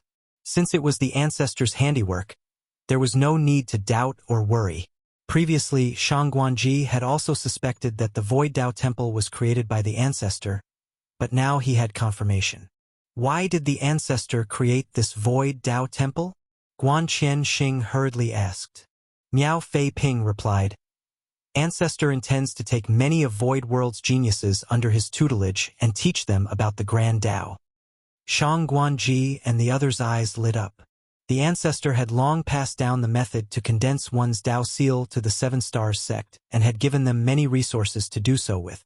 Some of them had even already begun to form their Dao seals, while Miao Feiping was far ahead of his peers in this regard and had even begun refining element powers. Nonetheless, the Void Dao Temple was still extremely attractive to them. How could Miao Feiping not know what they were thinking after seeing their reaction? He immediately added, "Just as I said before, admittance to the Void Dao Temple has nothing to do with your cultivation, only your aptitude. If your aptitude is good enough, you can easily reach it, but if your aptitude is lacking, no matter how high your cultivation is, you can never approach it." Shang Guanji couldn't help but awkwardly cough at those words. He had also tried to ascend to the Void Dao Temple before, but unfortunately he was unable to do so. In other words, his aptitude wasn't high enough to be recognized by the Dao Temple. Regardless, their ancestor had already taught them the method to form their Dao seal, so as long as they diligently cultivated, they could break through the shackles of the Emperor realm someday. Right now, the Void Dao Temple was a turning point for others. Fixing his expression, Shang Guanji stated, "Since the Void Dao Temple is ancestors' handiwork, the Seven Stars sect will naturally cooperate unconditionally. Fei Ping, since you are the temple master and have received the ancestors' favor, you must be diligent in the future." "Yes," Miao Feiping replied respectfully. "Regarding the matter of the Dao Temple, how do you want my Seven Stars sect to cooperate? Please give the order to all disciples to present themselves to the Dao Temple. It only takes an incense stick for those with appropriate aptitude to receive the blessing of the Dao Temple and enter it to cultivate the Grand Dao." Shang Guanji lightly nodded as a look of admiration appeared on his face. As expected of ancestors' work. "If that's the case, I will arrange for it immediately." Soon, the Seven Stars sect began moving. All of Seven Stars sect's disciples, regardless of their cultivation, received orders from the higher-ups to step out from their abodes or places of cultivation and present themselves to the palace in the sky for the time it takes for an incense stick to burn. The disciples didn't know why they were asked to look up and observe the floating palace, but since it was an order of the higher-ups, they just had to follow it.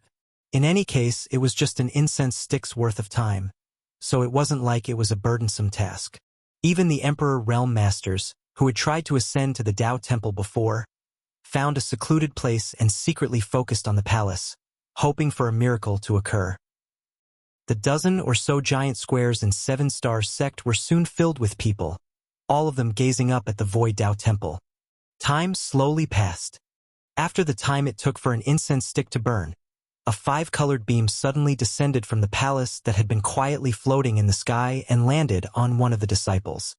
The next moment, something shocking happened. The disciple's body slowly floated up, and as the beam of light rapidly withdrew towards the Void Dao Temple, the disciple's cry rang out from midair.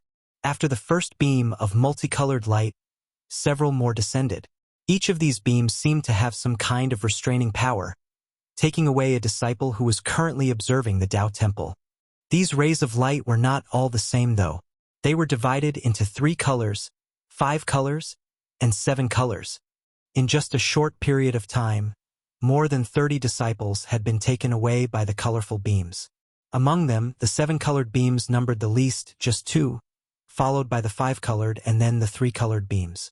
As for the disciples who had been taken away by the beams, all of them were excellent seedlings with outstanding aptitudes. The greater their aptitudes were, the more colorful the beam that fell on them had been. The higher-ups of the Seven Stars sect could vaguely tell that these light beams were related to the aptitude of the disciples. The disciples who were taken away by the 7-colored beams obviously had the best aptitude, while the 3-colored beams represented lower levels of talent. The ancestors' means were truly marvelous. Everyone in Void World could clearly see the strange Void Dao Temple and the commotion in Seven Star Sect. The Emperor Realm Masters, who had just returned to their residences, were also stunned. They had no idea what Seven Stars Sect was up to now. There were also some who were secretly anxious. Miao Feiping had said that the Void Dao Temple contained the 3,000 Grand Daos, the ultimate truth of the martial Dao, and the mysteries above the Emperor Realm. Naturally, they were also looking forward to it, However, the matter of the Void Dao Temple was too strange. Many people suspected that it was Seven Stars Sect's ploy, so for now, they wanted to get a clear picture of the situation before deciding what to do. But now, Seven Stars Sect had already started moving. If Miao Fei Ping had told the truth, and the Void Dao Temple was really bestowed by the world, and Seven Stars Sect would gain an advantage by acting first. Seven Stars Sect was already the most powerful sect, and now that they had entered the Void Dao Temple before all others, everyone was worried about who would be able to compete with them in the future. Martial Peak, Chapter 51-28, The Descent of Multicolored Beams. Southern Star Palace, one of the top sects of Void World. At this moment, all of the higher-ups present, including Palace Master Wu Dongxing, were looking up at the strange phenomenon occurring at the Void Dao Temple, watching the beams descending straight down on Seven Stars Sect, each of them then bringing a Seven Stars Sect disciple into the Dao Temple. This sight was clearly seen by all. They might have no idea what was going on, but it worried them. Since such a strange event had suddenly occurred in Void World, Southern Star Palace naturally wanted to find out if this Void Dao Temple really was the work of the Seven Stars Sect or not. Originally, all of them had thought that this was the case, but now it seemed that it wasn't so. The phenomenon that appeared from the Void Dao Temple had far exceeded the scope of what Emperor Realm Masters could accomplish. Although the Seven Stars Sect had many Emperor Realm Masters, they did not have such ability. Just as they were wondering what was happening, a beam of multicolored light suddenly descended from the Void Dao Temple, not towards the Seven Stars Sect but towards the Southern Star Palace. It was a seven-colored beam. Wu Dongxing immediately looked in the direction of the light beam and saw a disciple wearing a Southern Star Palace uniform slowly rising into the sky towards the Void Dao Temple. The disciple's behavior could be considered quite calm, just curiously looking around with a confused expression. "Who is that disciple?" Wu Dongxing hurriedly asked. Southern Star Palace had many disciples, so it was practically impossible for the palace master to know all of them. Furthermore, this disciple's cultivation appeared to be extremely low, so he should have just entered the sect recently. It's Xue Fei. One of the higher-ups recognized this disciple. Wu Dongxing's expression changed. The genius disciple who joined just 3 years ago. He didn't know Xue Fei personally, but he had heard of him. Among the new batch of disciples 3 years ago, some of them had extremely outstanding aptitudes and could be said to be the most outstanding since Southern Star Palace's founding. One of those supreme talents was Xue Fei. What's going on? How did Xue Fei get taken away by the beam of light from the Void Dao Temple? Wu Dongxing shouted without giving it another thought. Stop him! Naturally, the genius disciples of their own sect should remain with them. How could they let them be taken away by the Void Dao Temple? As soon as he issued the order, the Emperor Realm Masters rose into the air, trying to pull Xue Fei out of the beam. Be that as it may, they were unable to break through the light barrier no matter how hard they tried.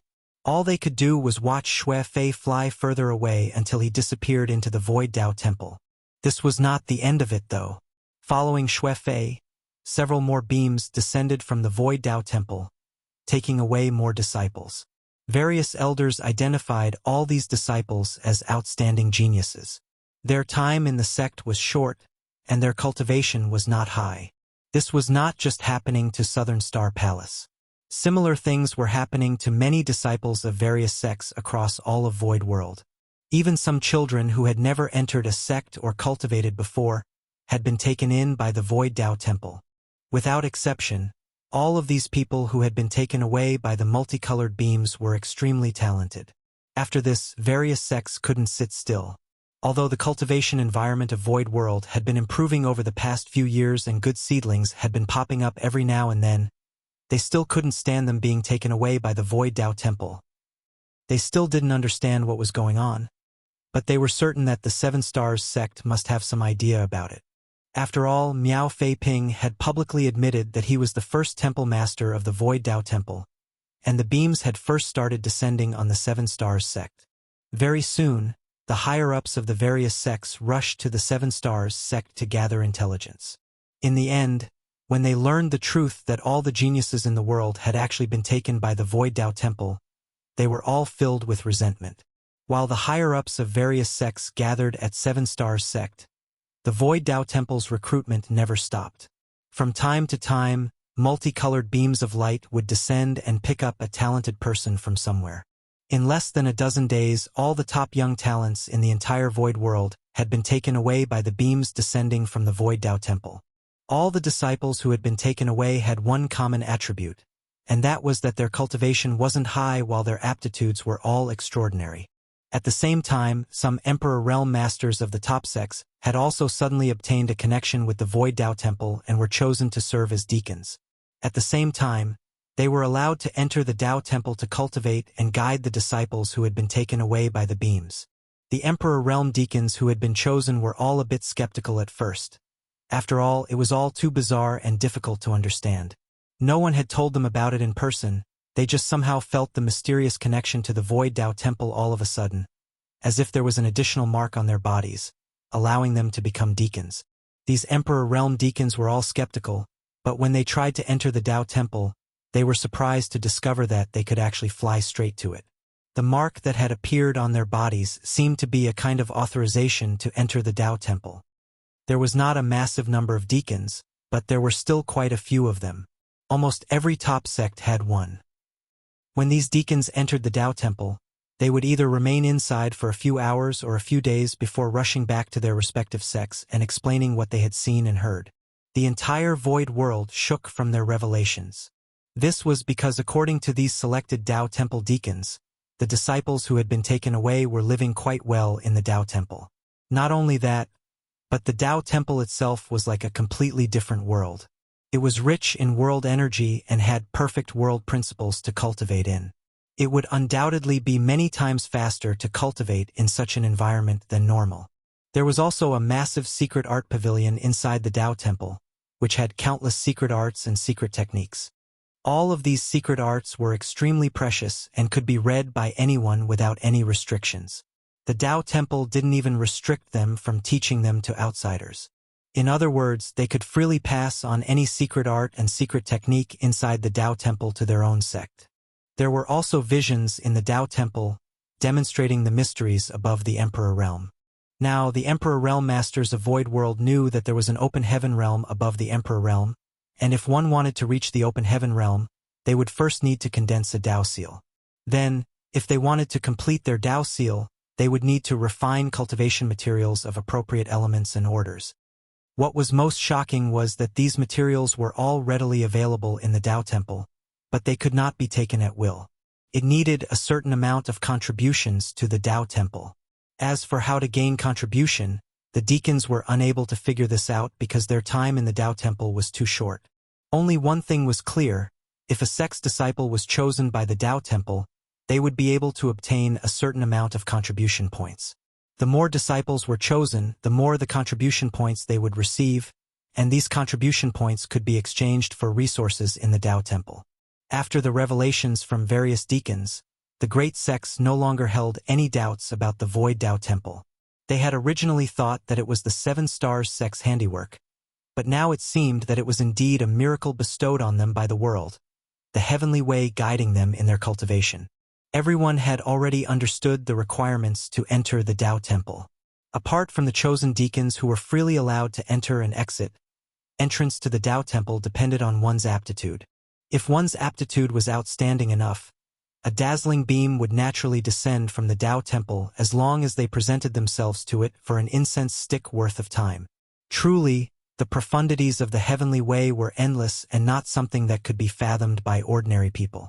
At this point, the sects no longer had any objections to the Void Dao Temple, and all of them ordered their disciples to pay their respects to it. After all, their sect could gain contribution points and exchange them for resources as long as their disciples were selected. Although these genius disciples were the foundation of the sect's future prosperity, cultivating them would require a great deal of time and effort. How could they be compared to the temptation of exploring a higher martial Dao on their own? What's more, the disciples who had been taken in by the Dao Temple still had their names registered under their original sect, and their connection to it had not yet been severed. If these disciples were willing, they could travel between the Dao Temple and the sect at any time. The entire Void world was bustling with noise and excitement. Since the appearance of the Void Dao Temple a month ago, multicolored beams would appear, taking away individuals with extraordinary aptitudes each day. After the Tao Temple Master Miao Fei-ping and the many Emperor Realm deacons entered, the Void Tao Temple officially began operating.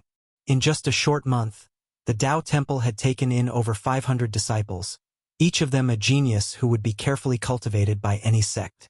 Now that Miao Fei-ping and the other deacons were taking care of them, though, Yang Kai didn't need to intervene until they had advanced to the Emperor Realm. The Tao Temple disciples would definitely increase over time, and when these disciples had broken through to the Open Heaven Realm in the future, they would become a force that would help the human race resist the Black Ink Clan. The power of the World Tree Clone was beginning to show. Furthermore, in order to perfect the Tao Temple's secret art pavilion, Yang Kai took the time to pay a visit to Blue Sky Pass War Materials Hall and spent a large amount of military merits to exchange for secret arts and secret techniques from the various cave heavens and paradises. These secret arts and techniques would be considered priceless treasures and not easily released to others if this was the 3000 worlds, but they were quite common and accessible on the Black Ink battlefield. After all, even the Demon Eye of Annihilation and Black Purgatory Eye, core secret techniques of Myriad Demons Heaven that would never be passed down to outsiders, could be exchanged for with military merits, so what of other secret arts and techniques? It did not take much time or effort to build the Void Tao Temple, as everything in Yang Kai's small universe could be decided by him with a flash of his thoughts. After the Void Tao Temple was on the right track, Yang Kai didn't pay much attention to it. Currently, the Void Tao Temple had just taken in its first disciples and they had not been cultivating for too long. It would still take some time for them to mature. In addition to refining cultivation materials, most of Yang Kai's time was spent on comprehending secret techniques. As time passed, his strength slowly and steadily increased, until one day, something pulled his heartstrings. He immediately focused his attention on his small universe. When he laid his eyes on the figure sitting cross-legged in the Void Tao Temple, he finally muttered, "Is it time already? Since that's the case, I shall let you decide for yourself." Inside the Void Tao Temple, Miao Fei-ping happened to be refining the last element power to complete his Tao Seal. According to the ancestor, once he succeeded, he would be able to split heaven and earth apart within his body and break through the shackles of the Emperor Realm, thereby advancing to the Open Heaven Realm. However, no matter how hard he tried, he was unable to take that final step. There seemed to be a thin membrane that could be broken with a flick of his finger standing in his way, but he couldn't seem to touch it regardless of how he tried. Martial Peak, Chapter 51-29, Choice. Miao Fei-ping's temperament was undoubtedly firm and steady. He did not falter even in this situation, until he suddenly heard the ancestor's voice. Logically speaking, if one were to be disturbed at such a critical moment, their mind would definitely be shaken. In the best-case scenario, they would suffer from cultivation dissonance, and in the worst-case scenario, they might even die on the spot. Nonetheless, this did not happen to Miao Fei-ping, because at the same time the ancestor's voice was transmitted to him, a gentle force stabilized his state of mind, allowing him to avoid this calamity. Even the berserk Emperor Qi in his body calmed down. When he opened his eyes, Miao Fei-ping saw a smiling man standing in front of him. It was none other than the ancestor. Miao Fei-ping hurriedly stood up and respectfully bowed. "Disciple greets ancestor." Yang Kai lightly nodded. At this moment, he was nothing more than a soul avatar, just like when he traveled across his small universe all those years ago. Nonetheless, the soul avatar in Miao Fei-ping's eyes was equivalent to the arrival of the ancestor's true body. He didn't dare to show any disrespect. "It's been hard on you all these years." Only 20 years had passed in the outside world since the establishment of the Void Tao Temple, so 80 years had passed in the small universe. Over the past 80 years, the number of disciples the Void Tao Temple had accepted had reached over 2,000, each and every one of them a dragon among men. With Miao Fei-ping acting as the temple master, the deacons chosen by the Tao Temple all diligently guided these disciples. He had truly worked hard over these years. After all, the cultivation of these chosen disciples wasn't high. Many of them were children who had never cultivated before. Taking care of them was indeed a daunting task. There were many benefits to managing various affairs of the Tao Temple, the most direct of which was that one could obtain a fixed amount of contribution points every month, and these contribution points could be exchanged for cultivation resources in the Tao Temple, but the downside was that it delayed one's cultivation. If not for this, Miao Fei-ping would not have taken a century to finally reach this point with his aptitude. Disciple is honored by ancestors' concern, but it was not difficult at all, Miao Fei-ping replied respectfully. Yang Kai nodded his acknowledgement. Right now, you're just a step away from the open heaven realm, but if you want to reach it, you must make a choice. A choice? Miao Fei-ping was puzzled. Ancestor, please explain. Yang Kai continued. With your aptitude and current foundation, it may be a bit risky to break through to the sixth order, but the risks aren't that great. Do you know why you still haven't been able to break through even after being in a retreat for so long?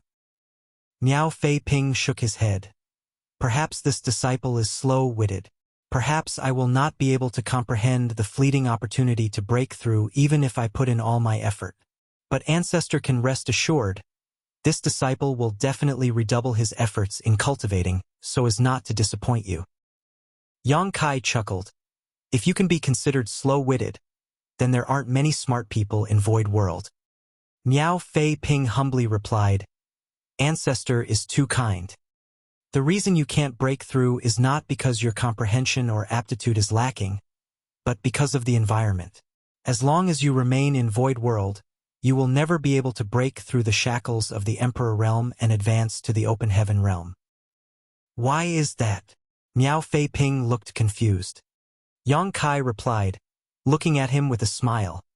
Because Void World is my small universe. Miao Fei-ping was rooted to the spot, stunned. Yang Kai continued, when Emperor Realm cultivators condense their Dao seals and gather the powers of Yin, Yang, and 5 elements, they will be able to form a small universe world inside their body, thus advancing to the Open Heaven Realm. The Open Heaven Realm is divided into 9 orders. First to third order is the low rank, fourth to sixth order is the mid rank, seventh order and above is high rank. Low rank and mid rank Open Heaven Realm Masters' small universes are immaterial and illusory, while high rank Open Heaven Realm Masters' small universes are solid and tangible, just like this Void World. Every Open Heaven Realm cultivator has their own small universe, and the world force of that small universe is the foundation of the Open Heaven Realm's strength. Even if 2 people cultivate the same secret art and comprehend the same grand Tao, after they reach the Open Heaven Realm, the world force in their small universes will naturally be different. This kind of difference is unique to every Open Heaven Realm Master. Other Open Heaven Realm Masters might be able to refine it for their own use to increase their strength, but if the difference is too great, it will instead become impurities that destroy their foundation. If you broke through to the Open Heaven Realm inside my small universe, the world force you unconsciously release at the moment of ascension will contaminate my foundation and affect my cultivation, so I cannot allow you to break through in Void World. This can be considered a restriction of the entire Void World. Do you understand? It was not that hard for Miao Fei-ping to understand, but after learning that the world he had been living in was actually the Ancestor's small universe, he was still shocked and couldn't recover for a long time. If you want to enter the Open Heaven Realm, the only option is to leave my small universe and enter the vast outer universe. Yang Kai's eyes became solemn. However, the environment I am in right now is not safe. If you leave Void World, your life will constantly be at risk, and you will have to fight against powerful enemies. Even with my strength, I may not be able to protect you. Miao Fei-ping muttered. Is this the choice Ancestor spoke of? Yang Kai nodded his affirmation. That's right. Whether to remain in Void World as an Emperor Realm Master, or take the risk and leave Void World to achieve the Open Heaven Realm is up to you. In the face of such a sudden choice, even an Emperor Realm Master like Miao Fei-ping was a little hesitant. Yang Kai observed his expression and lightly nodded. You can take your time and inform me after you have made a decision. Saying so, his figure gradually started to fade as he prepared to leave. Before he could go though, Miao Fei-ping suddenly raised his head and asked, Ancestor, are junior sister Zhaoye and senior brother Zhaoyi still in Void World? Yang Kai's figure solidified again as he shook his head. They left long ago. Miao Fei-ping let out a long sigh. Although he had suspected it, it was only now that he got the confirmation. He lightly nodded his acknowledgement before asking, since junior sister Zhaoye and senior brother Zhao Yi have long since left Void World. I assume they will advance to the open heaven realm in the future. Yang Kai pondered for a moment before replying. Naturally, but their situation is different from yours. They are currently in another great world, where they don't have to be worried about external threats. So, there is no need to worry. May I ask what order those two will reach when they break through? If everything goes according to plan, they should reach the 7th order. 7th order. Miao Fei Ping chuckled. As expected of those two. But the difference between the 6th and 7th order is only 1 order. The difference isn't too great. Saying so, Miao Fei Ping cupped his fist and declared his choice. This disciple wishes to advance to the open heaven realm. I ask Ancestor to help. Yang Kai looked at him, slightly narrowing his eyes. Have you thought your decision through? Don't try to compete with others. Only follow your heart. Miao Fei Ping declared, shaking his head. It is not about comparing myself with those two. It's just that we cultivators have cultivated for our entire lives, taking one step at a time.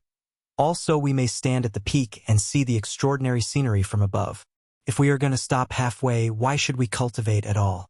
Since I'm presented with such an opportunity today, this disciple does not want to miss it.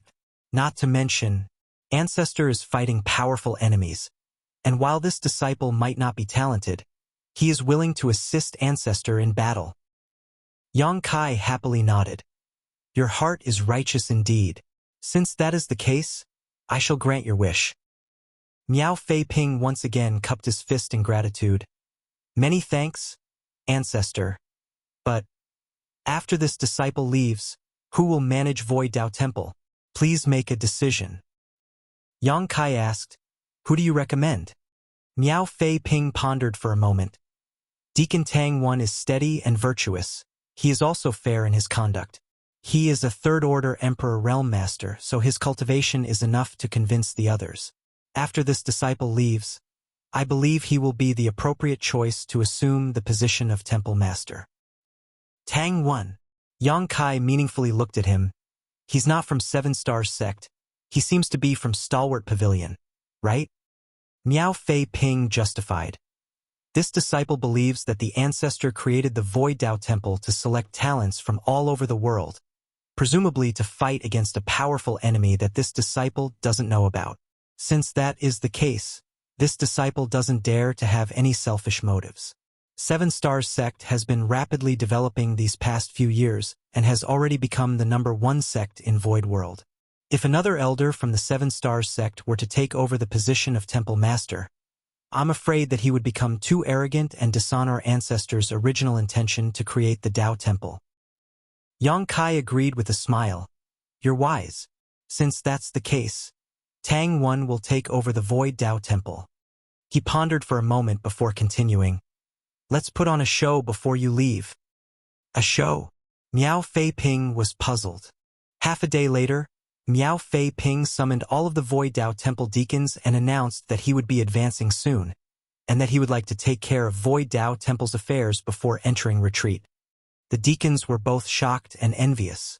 After working in the Dao Temple, they naturally had a better understanding of the open heaven realm than others.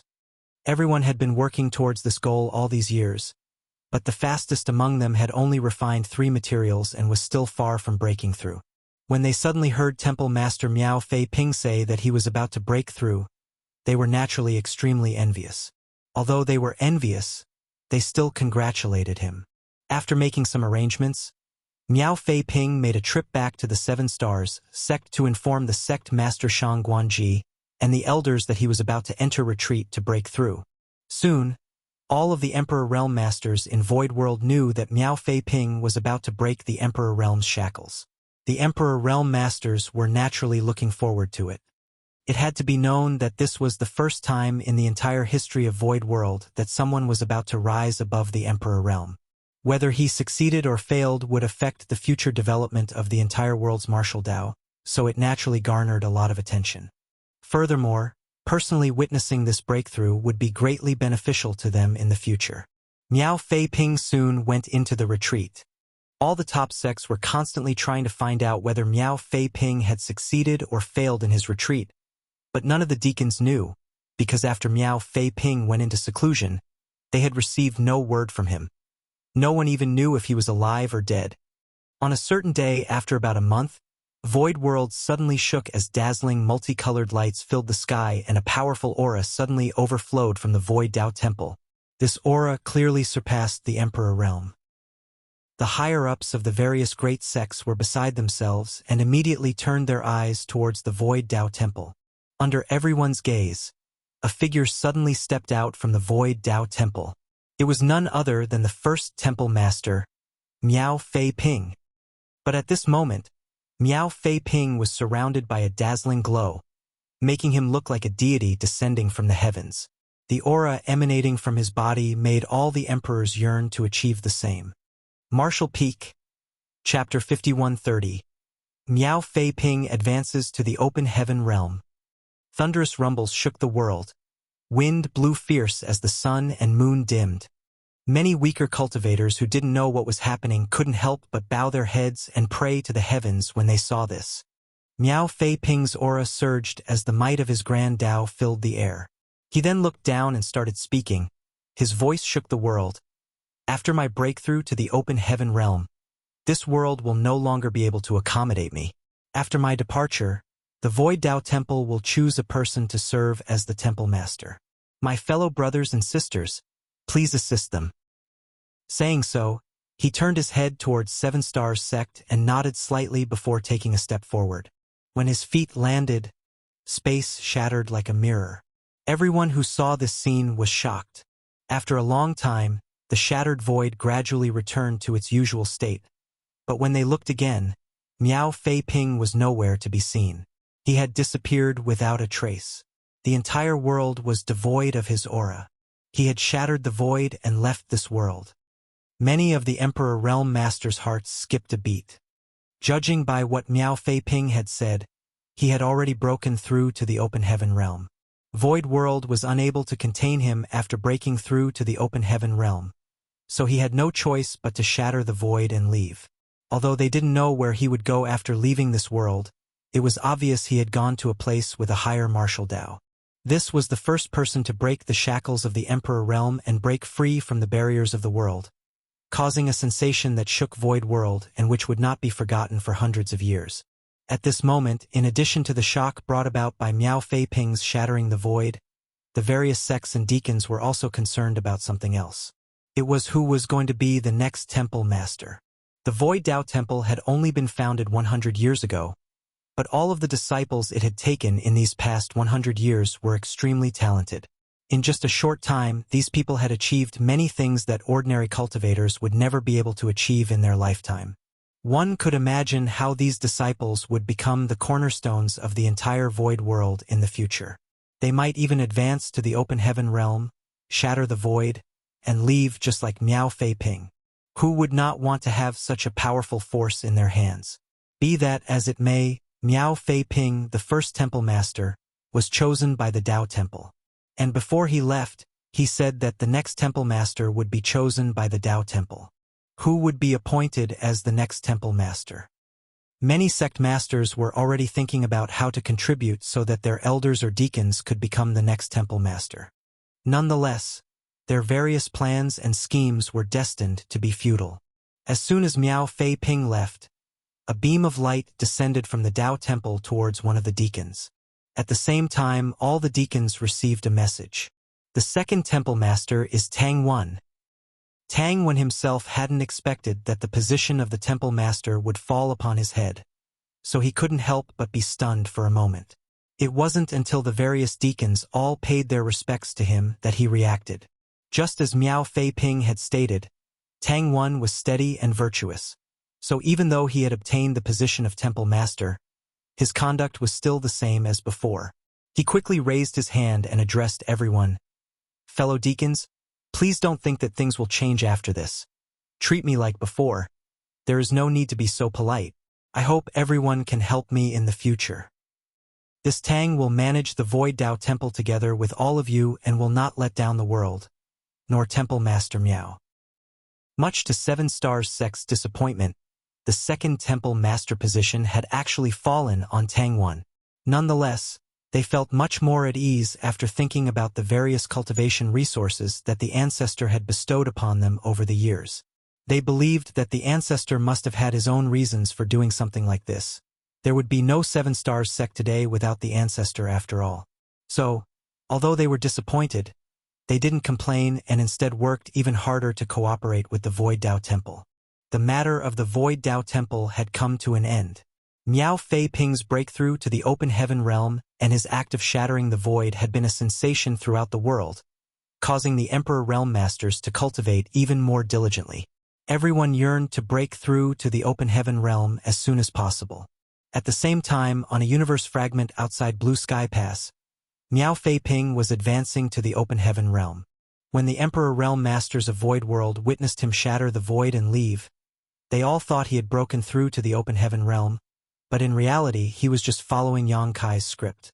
He didn't know why the ancestor was doing this, but since it was a request from the ancestor, he naturally would follow it to the dot.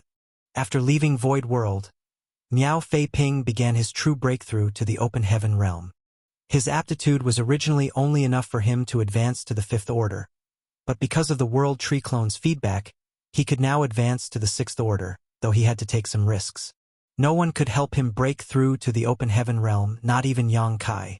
The only help he could provide was some experience in breaking through to the next realm for reference. On the universe fragment, not only was Yang Kai here, but also Feng Ying and Bai Yi.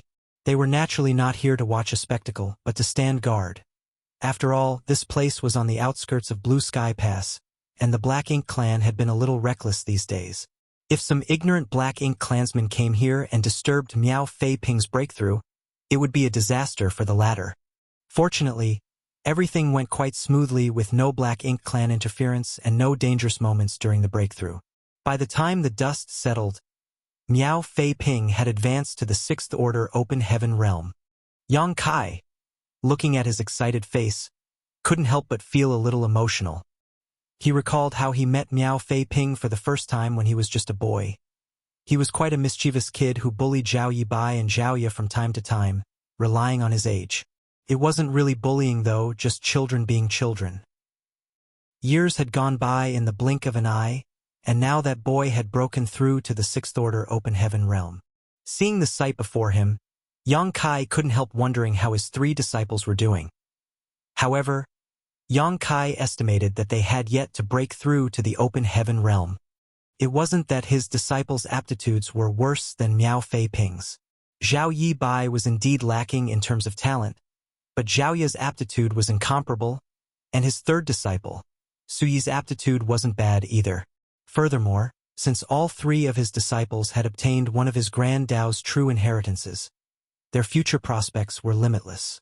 The reason Miao Fei Ping had advanced so quickly was mainly because he had been living in Yang Kai's small universe and had spent a different amount of time cultivating compared to his three disciples. Recalling how this brat came from his own small universe, Yang Kai suddenly felt like was watching his own child grow up. Ancestor! Miao Fei Ping excitedly walked over to Yang Kai, obviously unable to contain his joy at the success of his breakthrough. Disciple has not disappointed ancestors' expectations and successfully advanced to the open heaven realm. Yang Kai lightly nodded his acknowledgement. Advancing to the open heaven realm is just the beginning. You are now a Sixth Order Master, so you have a high chance of advancing to the Eighth Order in the future. However, the cultivation of the open heaven realm focuses on accumulating strength over a long period of time. You must not become arrogant or impatient. Never try to rashly push yourself to advance. Miao Fei Ping respectfully replied, "Disciple will remember." Afterwards, he turned to Feng Ying and Bai Yi and bowed, thanking, "Many thanks, martial ants, for protecting me." Feng Ying waved her hand and stated, "It was nothing, don't mind it." Bai Yi, on the other hand, had a reserved personality and simply nodded without saying anything.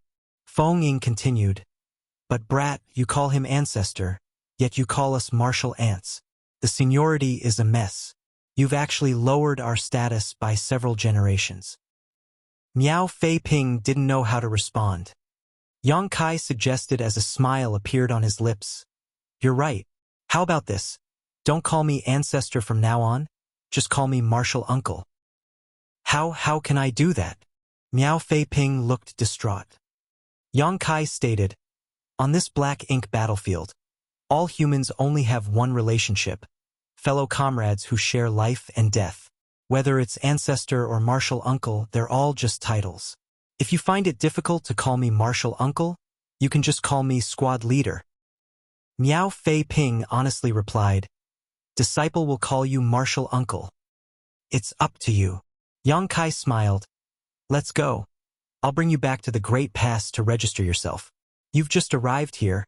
You still have a lot to learn. After leading Miao Fei Ping back to Blue Sky Pass, Yang Kai took him to the Western Army headquarters and went to Zhongliang, explaining Miao Fei Ping's origins. Zhongliang was already aware that Yang Kai's small universe had many humans living in it. Moreover, these army commanders were very optimistic about the future of these humans because of the existence of the World Tree clone. Be that as it may, a cultivator needed time to grow, so no one had expected to see results so quickly. Today, there was a 6th Order Open Heaven Realm Master. Tomorrow, there would be more 6th Order and even 7th Order Masters. These Masters would become the backbone of the resistance against the Black Ink clan. As such, Zhongliang readily registered Miao Fei Ping and issued him an identity token. Under Yang Kai's request, Miao Fei Ping was assigned to the Dawn Squad, becoming a member of the squad. Afterwards, Miao Fei Ping had to find a place to live. Blue Sky Pass had many places for the soldiers to live though, and many of these were unoccupied, so this was not an issue. After Miao Fei Ping asked about Yang Kai's residence, he chose a place nearby, not minding anything else. In any case, he was still a newcomer. He didn't have any military merits to speak of, and because he had just advanced, he needed time and resources to consolidate his cultivation. Without military merits, he did not have anything to exchange for cultivation resources. Fortunately, Yang Kai had a lot of resources on hand, so he gave him a few and told him to go back and cultivate. Miao Fei Ping naturally didn't dare disobey his orders. On the way back, Miao Fei Ping uneasily asked, Martial Uncle, the show I put on before I left looked quite spectacular, but if someone else were to break through to the open heaven realm, wouldn't it be exposed? Yang Kai explained with a smile, in the current void world, who else do you think has a chance to break through to the open heaven realm besides you? Miao Fei Ping answered, there are many of them, and although they're all completing the powers in their Dao seals right now, a few will reach that realm someday or the other. There is quite a good chance of that happening. Yes, there are many of them, but they are different from you. You can leave Void World and come to Blue Sky Pass, but others cannot. Why? Yang Kai pointed around and asked, look carefully. What's common about everyone here? Miao Fei Ping observed them for a moment before replying. All of them are 5th Order Masters and above. Even 5th Order Masters are rare. Basically all of them are 6th Order and above. That's right. Basically everyone here is a 6th Order Master or higher because this is the Black Ink battlefield where we are fighting against the Black Ink clan. If their order is too low, they won't be of much help here. In fact, even the 5th Order Masters you're seeing are only in that realm because their cultivations regressed from the 6th Order. Miao Fei Ping pondered for a moment before asking, does Martial Uncle mean that those who cannot break through directly to the 6th Order Open Heaven realm are not qualified to come here? Precisely. Disciple understands. Understanding suddenly dawned upon Miao Fei Ping. Martial Peak, Chapter 5131. Scouting.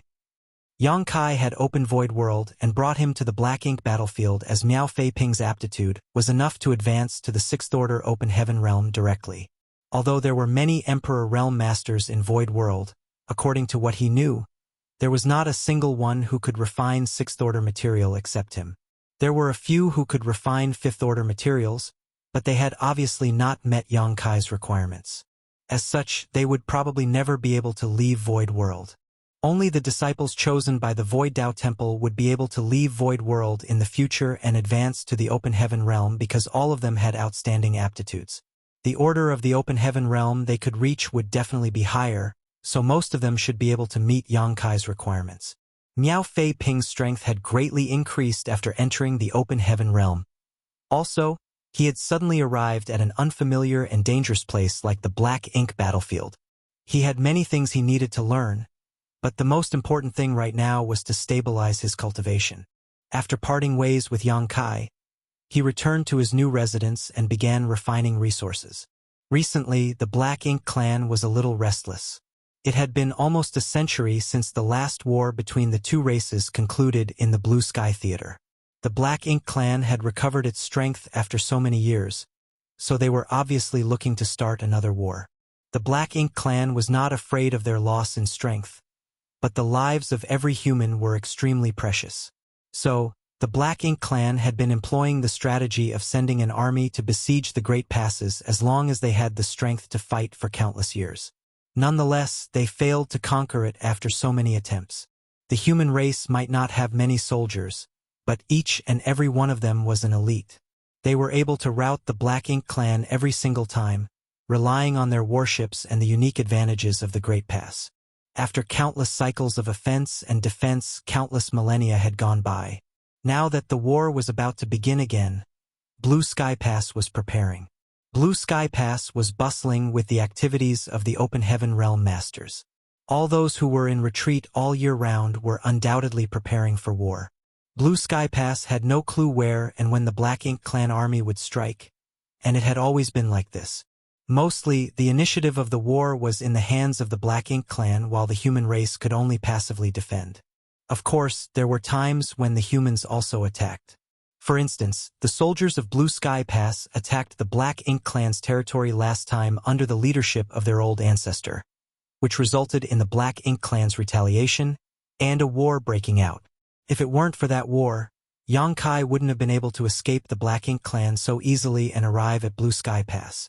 Another example was the recent battle at Inyang Pass where the humans were the first to attack, but that was mainly to coordinate with Yang Kai's actions. Most of the time, the human race's situation was quite passive. Although they were forced into a passive position, Blue Sky Pass was still trying to gain the upper hand. At the very least, they needed to understand the timing and direction of the Black Ink clan's attack. One squad after another was sent out to serve as scouts to investigate the movements of the Black Ink clan army and obtain intelligence on them. In the past, Blue Sky Pass had also taken similar measures, but the scope of the scouting party's movements were limited because they didn't have the universe arrays as a safeguard. By the time they discovered something, the Black Ink clan army would usually only be a day or two away from Blue Sky Pass. If the scouts were slow, they would be at risk of being wiped out. But now, things were different owing to the existence of the universe arrays. The scouts were able to move more freely, and their safety was guaranteed.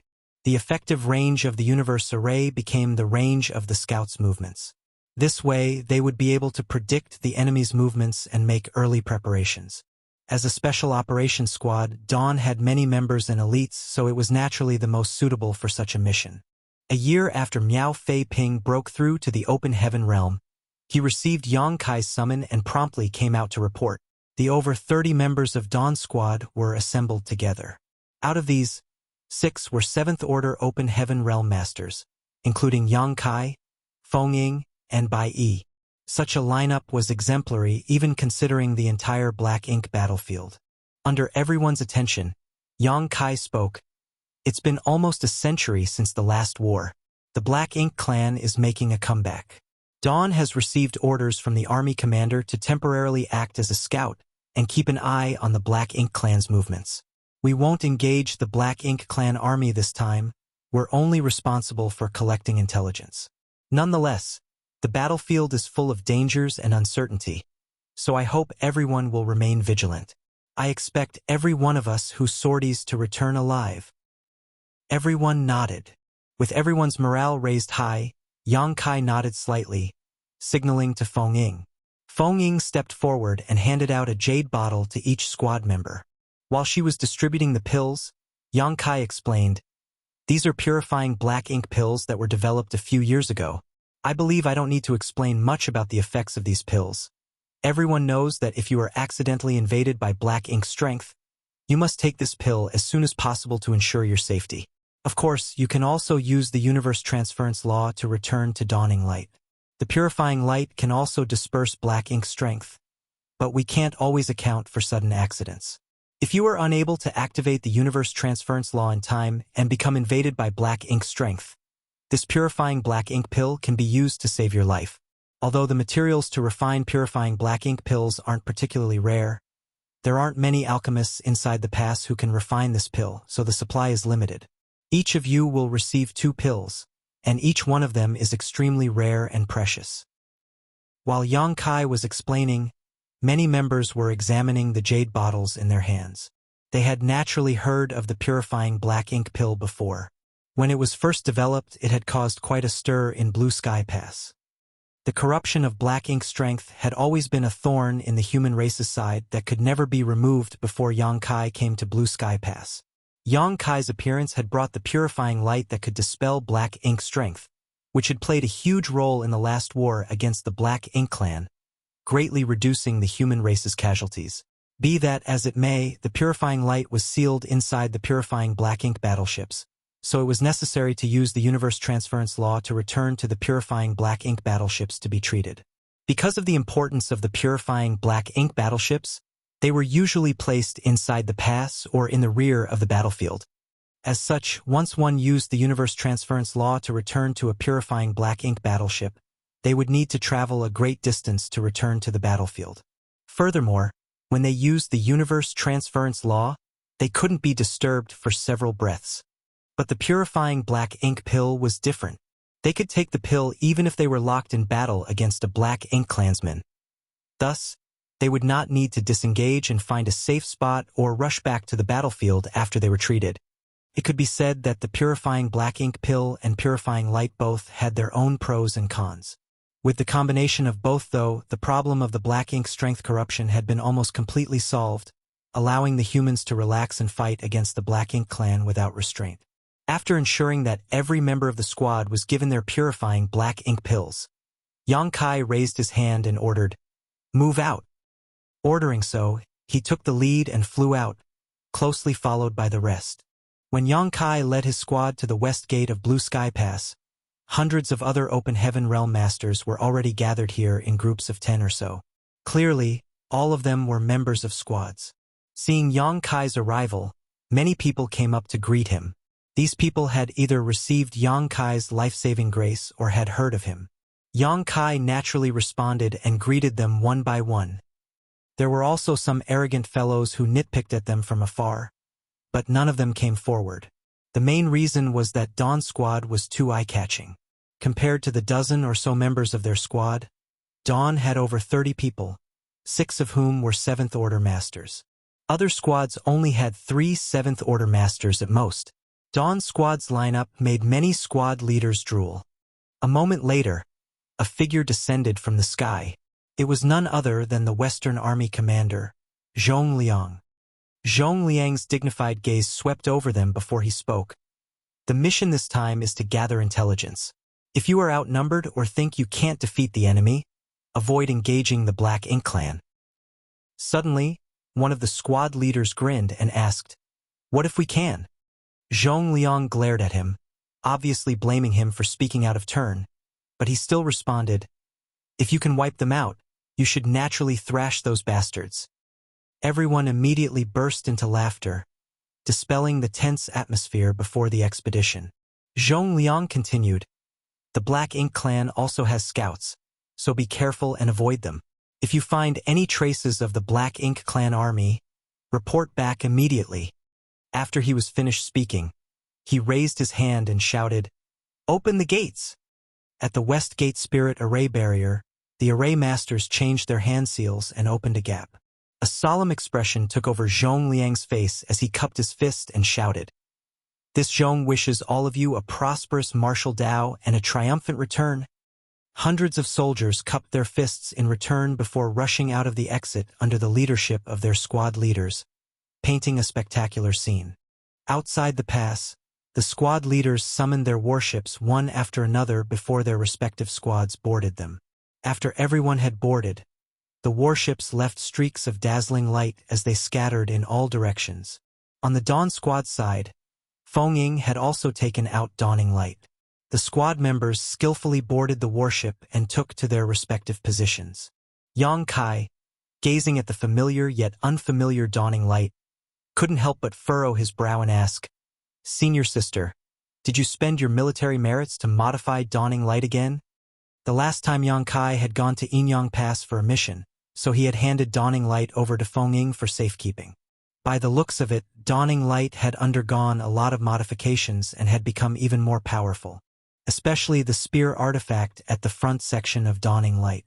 It was incomparably large and radiating an extraordinary aura. At a glance, it was quite obvious that it was the work of some artifact refining great grandmaster. If this thing was activated with the power of the array, its might would definitely be quite fearsome.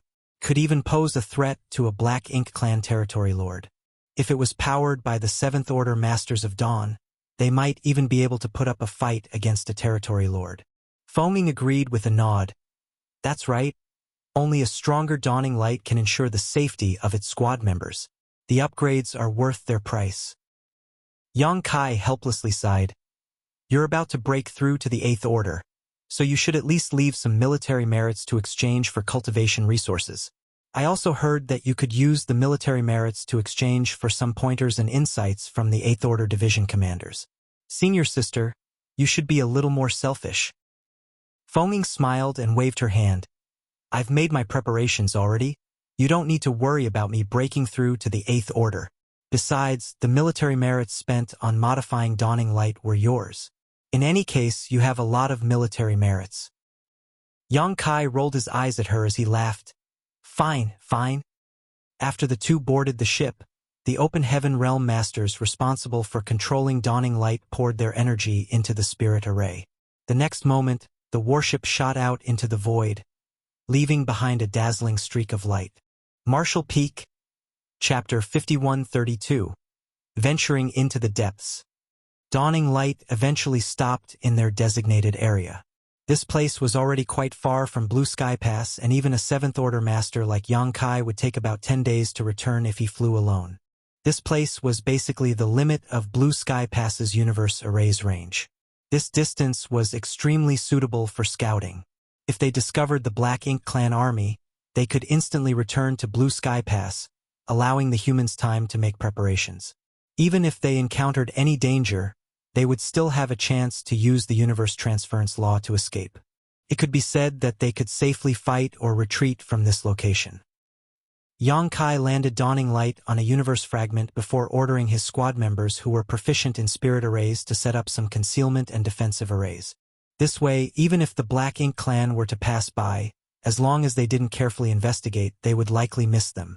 This place was now the temporary headquarters of Dawn Squad. This arrangement could be considered perfect. They could secretly hide here and monitor the movements of the surrounding forces. In fact, this mission wasn't too dangerous. All they needed to do was investigate the movements of the Black Ink Clan army. Be that as it may, Dawn was different from the other squads. Not only was the arrangement of its members luxurious, but Dawning Light was also special. Dawning Light also had the universe array personally arranged by Yang Kai, as well as some purifying light sealed within its hull. Strictly speaking, Dawning Light was equivalent to a smaller-scale purifying black ink battleship. Dawning Light provided Dawn with a far greater degree of mobility and freedom. It exponentially increased their range of activity. Other squads simply could not match this. After completing some basic arrangements, Yang Kai handed down a series of orders, having the 7th Order Masters in the squad lead 2 or 3 6th Order members further in different directions. This way, if the Black Ink Clan army were to mobilize in this region, they would be able to discover them sooner. No one had any objections, so the 7th Order Open Heaven Realm Masters each chose 2 or 3 aides and dispersed. Dawning Light side still needed someone to stand guard, someone powerful, so Bai Yi was left in charge. With someone as strong as Bai Yi assuming command, along with the other Dawn Squad members and Dawning Light itself, so long as they did not encounter a large number of powerful Black Ink clansmen, dealing with them would not be a problem. Yang Kai himself then led Miao Fei Ping and ventured in a certain direction. As his main objective was scouting, Yang Kai didn't choose to just rush ahead as fast as he could. If he did that, he would just be painting a target on his back. Only by flying at a moderate pace could he conceal his presence. There were only two inconspicuous figures in this vast void, so if one didn't carefully search for them, they wouldn't be noticed. Are you nervous? Yang Kai looked at Miao Fei Ping, who had a mix of anxiety and excitement on his face ever since they left Blue Sky Pass. It had been over 10 days since then, but he still wore the same expression. Ah! It wasn't clear what Miao Fei Ping was thinking, but when he suddenly heard Yang Kai's question, he quickly replied, "No, I'm not nervous, but I'm curious about one thing. Some of the senior brothers told me that the Black Ink clan is full of strange creatures. Disciple is very curious about what the Black Ink clan looks like." Yang Kai chuckled. "Just as your senior brothers said, there are all kinds of strange creatures among the Black Ink clan." Yang Kai had taken out Miao Fei Ping from his small universe to advance to the open heaven realm, and it had only been a year or so since then. So, the latter's understanding of the Black Ink battlefield, the Great Passes, and even the Black Ink clan was extremely limited. Although Miao Fei Ping had fought many people in Void World over the years, all his opponents were human. Naturally, he was a little unsettled after being thrown into this kind of battlefield to fight against an alien race, especially after listening to some information about the Black Ink clan from his senior brothers in the squad. He imagined that all of the Black Ink clansmen had 3 heads and 6 arms and were extremely sinister and violent. "Martial uncle," Miao Fei Ping humbly asked. "The senior brothers said that if those from the Black Ink clan and those from the human race are in the same order, the Black Ink clansmen are generally somewhat weaker than us. And the lower the cultivation, the more obvious the gap is. Is that really so?" Yang Kai slightly nodded his agreement. "The reason why there is such a difference is because the way the two races grow is different.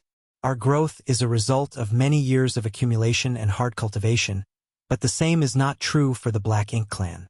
They are born from the Black Ink nests, and as long as they have enough resources and time, they can continue to grow endlessly. Although their growth does require a certain amount of time and experience in general, it is much shorter than the time required for humans to grow. Essentially, they rely on external forces to increase their strength." Miao Fei Ping suddenly came to realize, then their foundation should be unstable, right?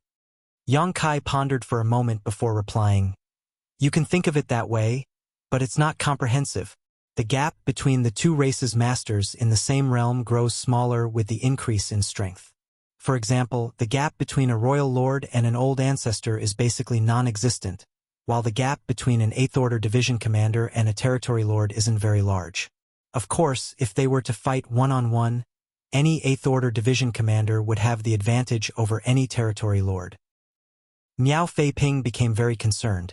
Although that's the case, the Black Ink clan has Black Ink nests, and from the moment they are born, their strength is comparable to the open heaven realm masters of the human race, so how will we be able to eliminate all of them? Yang Kai asked with a smile, "Who told you that the Black Ink clan members are as strong as open heaven realm masters since birth? Isn't that so?" Miao Fei Ping was greatly surprised. Yang Kai shook his head in response. Of course not. He had more say in this matter than anyone else. After all, no one had spent as much time among the upper echelons of the Black Ink clan or had a deeper understanding of the Black Ink nests than him. The Black Ink clansmen we encounter on the battlefield are at least low-rank Black Ink clansmen. They are equivalent to our low-rank Open Heaven Realm Masters and are basically used as cannon fodder by the Black Ink clan. Every time the Black Ink clan army goes out, low-rank clansmen make up the majority of their forces on the battlefield. Any human master can easily wipe out a large number of low-rank Black Ink clansmen with a single move. But after the deaths of these low-rank Black Ink clansmen, the Black Ink strength in their body will disperse and condense into Black Ink clouds, which create an advantageous battlefield for the Black Ink clan. In contrast, humans are quite cautious of Black Ink strength and Black Ink clouds. Even so, we have no choice but to kill these low-rank Black Ink clansmen. When the two races fight, they will take the vanguard and charge at us, so if we don't kill them, they will charge into our formations. So, their cannon fodder tactic is extremely effective." Miao Fei Ping lightly nodded and listened attentively. The high-rank Black Ink clansmen are stronger than the low-rank Black Ink clansmen, equivalent to our mid-rank Open Heaven Realm Masters. They can be considered as the backbone of the Black Ink clan's army. Although they might not be a majority like the low-rank Black Ink clansmen, their numbers are definitely not small. They pose the biggest threat to the human race. Miao Fei Ping asked in surprise, "Aren't the greatest threats to the human race the feudal lords and territory lords?" Yang Kai nodded with his assumption before explaining, "Feudal lords and territory lords are indeed powerful, but how many territory lords do you think there can be on a single battlefield? They are often the deciding factor in battle, so they do not act recklessly. As for feudal lords, there are many of them, at least more than seventh-order humans, but feudal lords cherish their lives dearly. It's not easy for them to become feudal lords, so none of them want to die.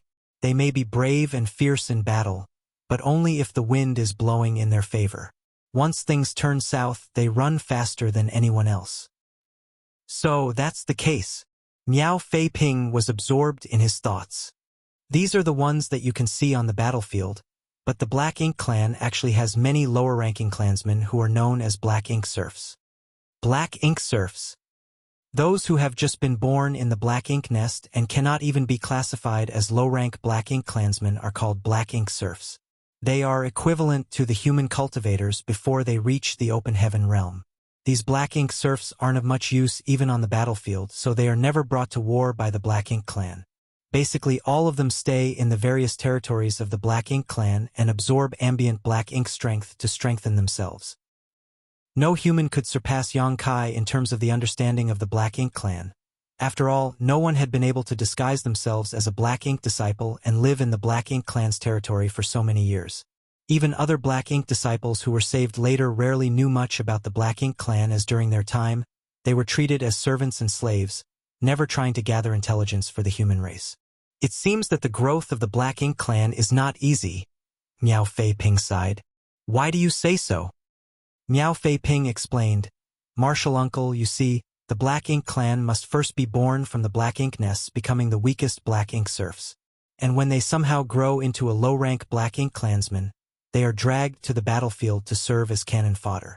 Perhaps they survive long enough to grow into a high-rank Black Ink clan after experiencing a few life-and-death situations, but even if they grow into a high-rank Black Ink clansman, if they are down on their luck, they might lose their lives on the battlefield at any moment. If they are lucky enough to survive many wars, they will finally have a chance to become a feudal lord." Yang Kai nodded his acknowledgement. "That's right. But does that mean that our growth as humans is easy? Which open heaven realm master hasn't walked a thorny path and painstakingly cultivated before they could reach their current realm? Forget about others, you yourself have gone through much trouble to reach here, haven't you?" Miao Fei Ping respectfully replied, "Martial uncle is right." He then asked again, "Martial uncle? Where are we going?" Yang Kai stated, "Don't ask, just follow me." And Miao Fei Ping obediently responded. With Dawning Light as a transit point, the Dawn Squad's range of activity was much larger than the other squads. Could be said to be twice as large or even more. Naturally, this made them even more suitable for scouting missions as they could venture deeper and obtain more information. Of course, Yang Kai also had another plan. Since Miao Fei Ping had just arrived here, he knew nothing about the Black Ink clan. So, Yang Kai wanted to find him a few suitable opponents to practice with so that he wouldn't become flustered on the battlefield. Although Miao Fei Ping would not be directly engaging the Black Ink clan owing to his sixth-order cultivation, mostly remaining inside Dawning Light to power spirit arrays to kill the enemy, it did not hurt having a few exchanges with the Black Ink clan and understand their characteristics a little. On top of that, Miao Fei Ping had just advanced to the open heaven realm not long ago, so he needed to fight to properly consolidate his cultivation. It had been 100 years since the last war between the two races in the Blue Sky Theater, and the Black Ink clan had been showing signs of deploying troops recently. In light of this, it wouldn't be difficult to find a few Black Ink clansmen to practice on. The reason they hadn't met one before was because the scattered Black Ink clansmen didn't dare to casually approach the Great Pass. But now, they were basically in the territory of the Black Ink clan, so it was natural to run into them. As expected, Yang Kai found a suitable target less than a day later. His powerful divine sense allowed him to detect the approach of the nearby Black Ink clansmen. There were several hundred of them, and their leader was a feudal lord. Martial Peak, Chapter 5133, Practice. That's the Black Ink clan? Hiding on an inconspicuous asteroid, Miao Fei-ping's eyes widened as he stared at the group of black ink clansmen flying across the void before his eyes, thinking to himself, "It's just as the senior brothers said, the black ink clan is filled with all kinds of strange creatures." He saw giant figures in the group of several hundred black ink clansmen, some of whom were humanoid, but most had parts that looked like they were from monster beasts. To his surprise, there were some black ink clansmen who looked exactly like a monster beast. However, no matter what form they took, the bodies of these black ink clansmen were all surging with black ink strength. The places they passed by were stained with black ink strength, as if they left spilling ink that could not be removed. Miao Fei-ping couldn't help but gulp as he turned to look at Yang Kai. There were quite a lot in this black ink clan team, so he didn't know how Yang Kai was planning on dealing with them. Was he going to attack them or wait and watch? Had Miao Fei-ping been alone, he probably wouldn't have been able to conceal his aura at this close a distance and might have been discovered by the Black Ink clan. However, with Yang Kai by his side and with his help, his aura had been completely concealed. Furthermore, as there was a certain distance between them, the Black Ink clan didn't notice two pairs of eyes watching them from the shadows. "This should be a feudal lord's private troops," Yang Kai whispered. From his observations, he could clearly tell that there were 4 or 5 feudal lords in this group of several hundred Black Ink clansmen, while the rest were high-rank and low-rank Black Ink clansmen. This was in line with the intelligence he had obtained about Black Ink clan fiefs Xiaogu had shared with him. "Where are they going?" Miao Fei-ping asked, a little puzzled. Judging by the direction this Black Ink clan army was heading, they weren't traveling towards Blue Sky Pass. They should have received some kind of order from this region's territory lord to assemble with the other feudal lord forces before attacking Blue Sky Pass, Yang Kai explained. Miao Fei-ping understood. "Martial uncle, I heard from the senior brothers that each territory lord has dozens to a few hundred feudal lords under their command. Is that correct?" This piece of information was brought back by Yang Kai and had long since spread throughout the various great passes. So it wasn't strange for Miao Fei-ping to have learned about it from the other members of Dawn Squad. Yang Kai affirmed, nodding, "Correct." Miao Fei-ping was slightly surprised. In that case, a territory lord can easily gather tens of thousands of troops during a battle. The feudal lord's troops in front of him numbered in the hundreds, so if there were 100 or 200 such troops, naturally the total would easily surpass 10,000. Yang Kai nodded again. "If not, where do you think the millions of troops during the Black Ink clan sieges come from?" "It comes from the gathering of all these feudal lord troops." Miao Fei-ping couldn't help but gasp in shock. How many soldiers were there in each of the great passes? Forget about the other great passes, just Blue Sky Pass only had some 30,000 cultivators in total. It was probably the same for other great passes too, but the Black Ink clan had an army of at least 1 million strong in every theater. Although he knew that most of the Black Ink clan army was composed of cannon fodder made up of low-rank clansmen, the difference in numbers was still too great. For a time, Miao Fei-ping found it difficult to imagine just how the human race had managed to resist the Black Ink clan for so many years. If Yang Kai wanted to, he could have charged forward and killed this army of Black Ink clansmen, but as he had Miao Fei-ping accompanying him, it wasn't convenient for him to act. After all, he couldn't protect Miao Fei-ping in such an environment. As such, after watching the feudal lord's troops leave and noting their direction, Yang Kai gently patted Miao Fei-ping's shoulder. "Let's go." Miao Fei-ping quickly followed after him. Soon, he discovered that Yang Kai was moving in the opposite direction of the feudal lord's troops. He was quite sharp and guessed where they were going. "Martial uncle, are we going to that feudal lord's fief?" Yang Kai looked at him in surprise. "Why do you think so?" Miao Fei-ping replied, "The feudal lord's troops came from this direction, so his territory must be in this direction. Since martial uncle hasn't changed directions, do you want to take advantage of his absence to storm the enemy's den?" Yang Kai stated meaningfully, "Not me, you." "Me?" Miao Fei-ping was beside himself in shock. Yang Kai suddenly raised his head and grinned, looking towards a direction. "Just our luck.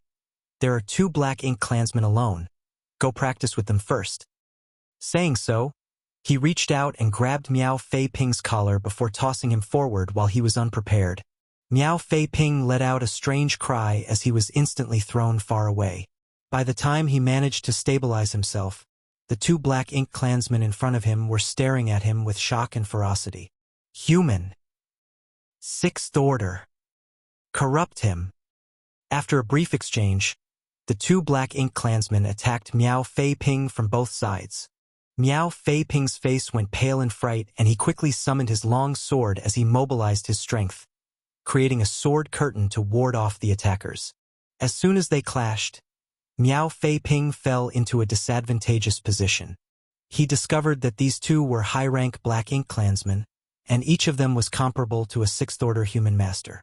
Miao Fei Ping believed that he could easily take care of either of them in a one-on-one fight, but with both of them attacking him together, it would be difficult for him to handle. After all, he had just advanced to the Sixth Order and had only been in Emperor realm a year ago. As such, he wasn't very proficient in utilizing his open heaven realm strength yet. The two black ink clan masters didn't employ any tactics.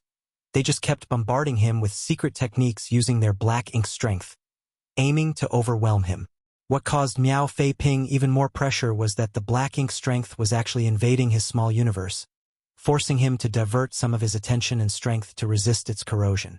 No matter what others had told Miao Fei Ping about the Black Ink clan, facing them firsthand was far more informative than any evaluations he had heard before. Miao Fei Ping finally understood what kind of enemies the human race had been fighting for countless years.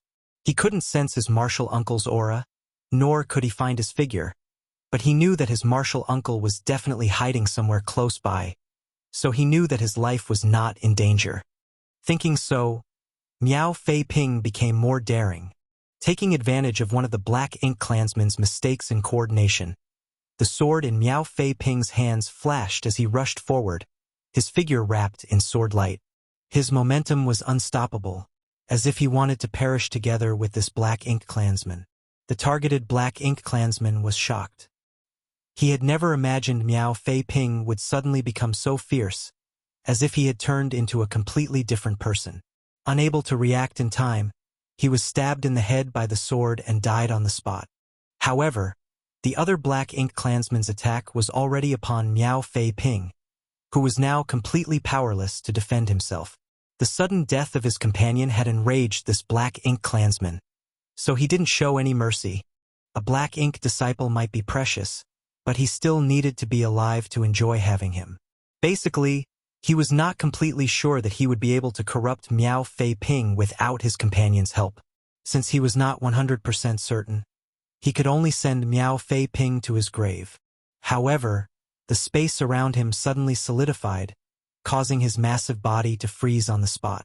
Although it was only a brief moment, he had missed the opportunity to kill his opponent.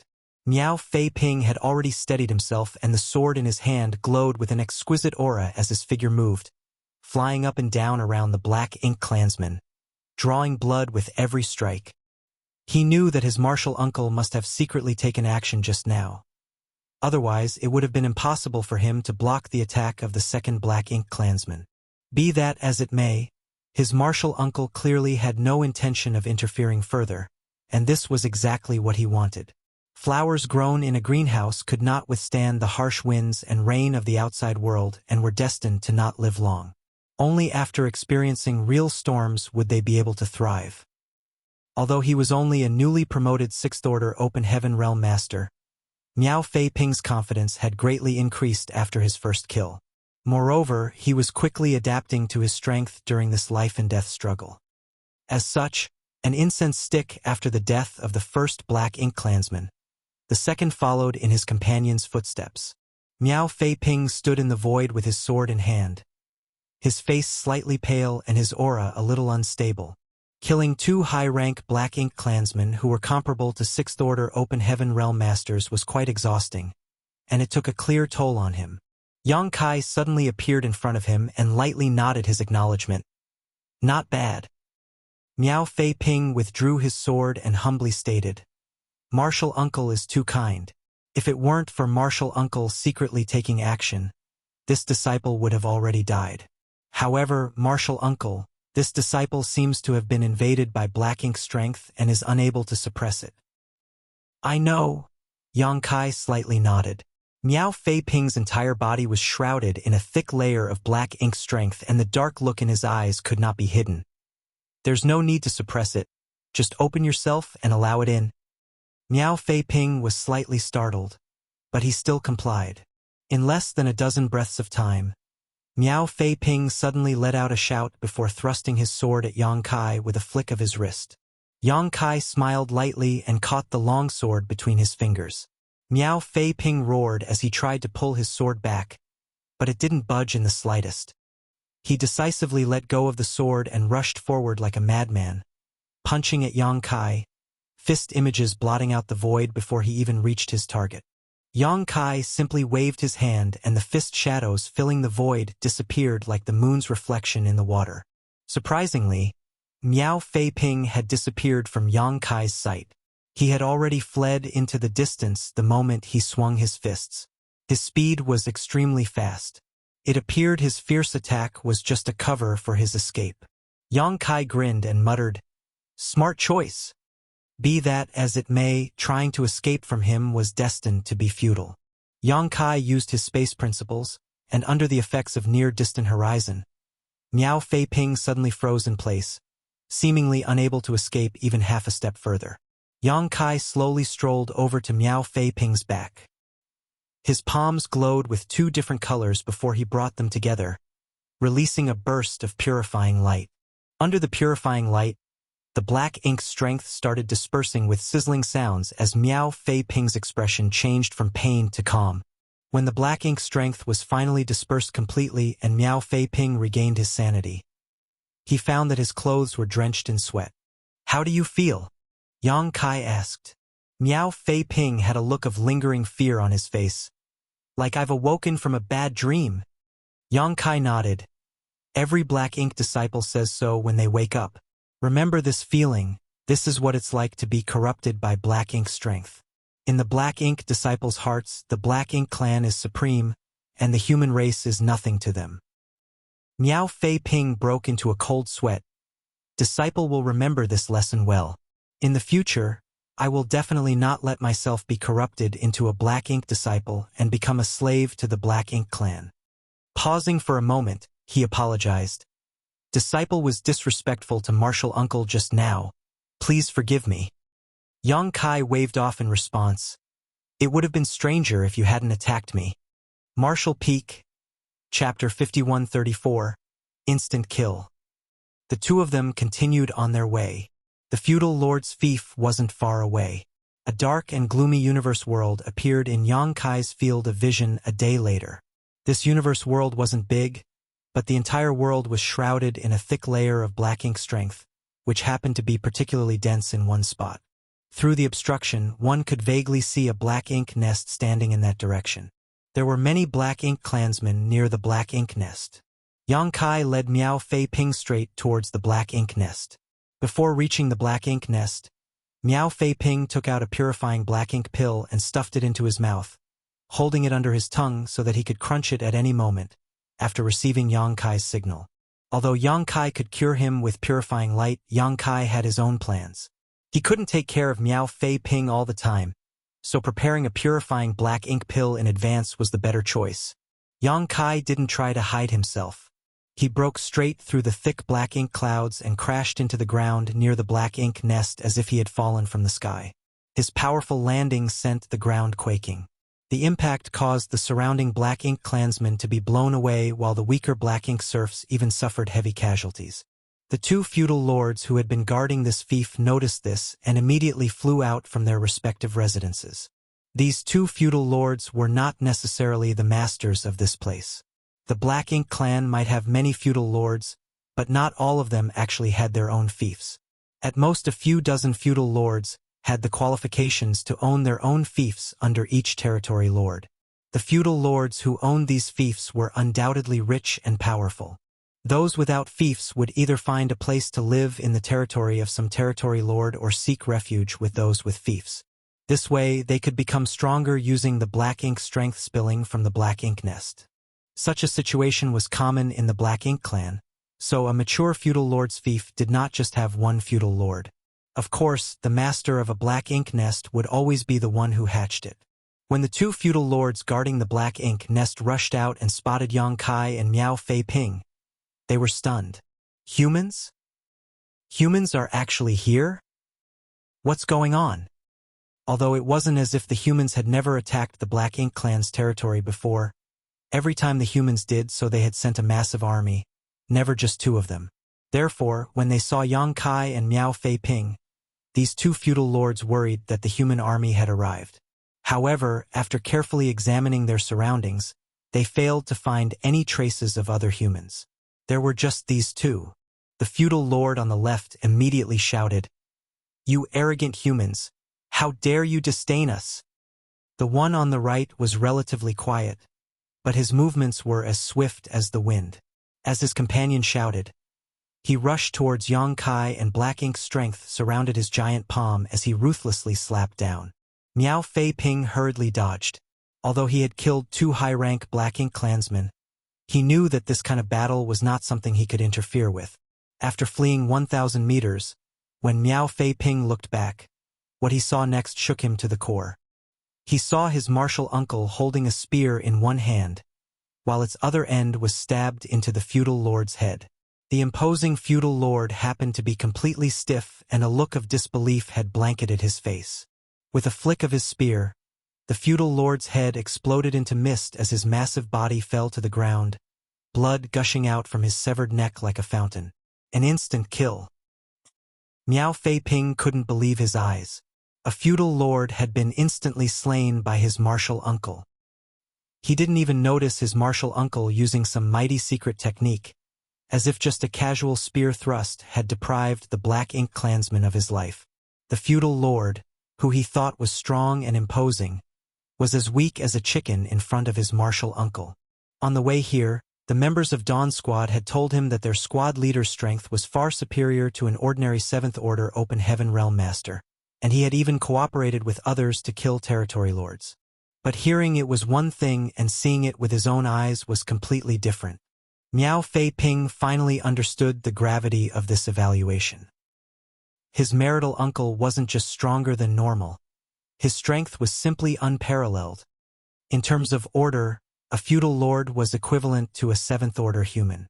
Although they would be somewhat weaker than a 7th Order master under normal circumstances, a feudal lord was still a feudal lord. Even so, this feudal lord was instantly killed by his martial uncle. Just what kind of height has martial uncle's combat strength reached? Miao Fei Ping had no idea, but he couldn't afford to think too much about it at this moment. Many Black Ink clansmen were rushing towards him, so he summoned his sword and activated his movement technique, turning around and charging at them. Fortunately, the Black Ink clansmen attacking him weren't very strong. Even if there were high-rank clansmen among their ranks, their strength was only equivalent to a 4th Order or 5th Order human master. With his current 6th Order Open Heaven Realm Foundation, even if Miao Fei Ping were to fight one against many, he was barely able to hold out. Of course, if the battle dragged on, it would be difficult to say what the outcome would be. It wasn't surprising for such a situation to occur. Most of the forces capable of fighting in this territory had been taken away by the master of this fief, so the ones left behind were naturally younger or weaker, so how strong could they be? He understood his martial uncle's intentions. Obviously, Yang Kai wanted to use this opportunity to sharpen him and familiarize him with the battle against the Black Ink clan, so that he wouldn't falter or become flustered on the real battlefield. This was a rare opportunity, so Miao Fei Ping treasured it greatly.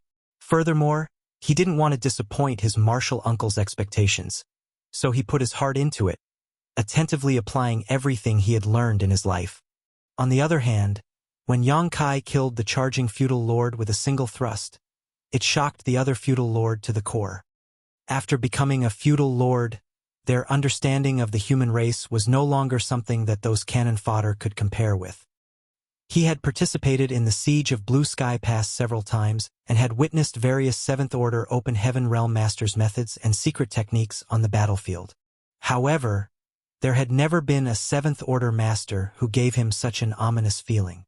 This must be one of those 7th Order human elites, and judging from the casual way he killed his comrade, probably only a territory lord could take him down.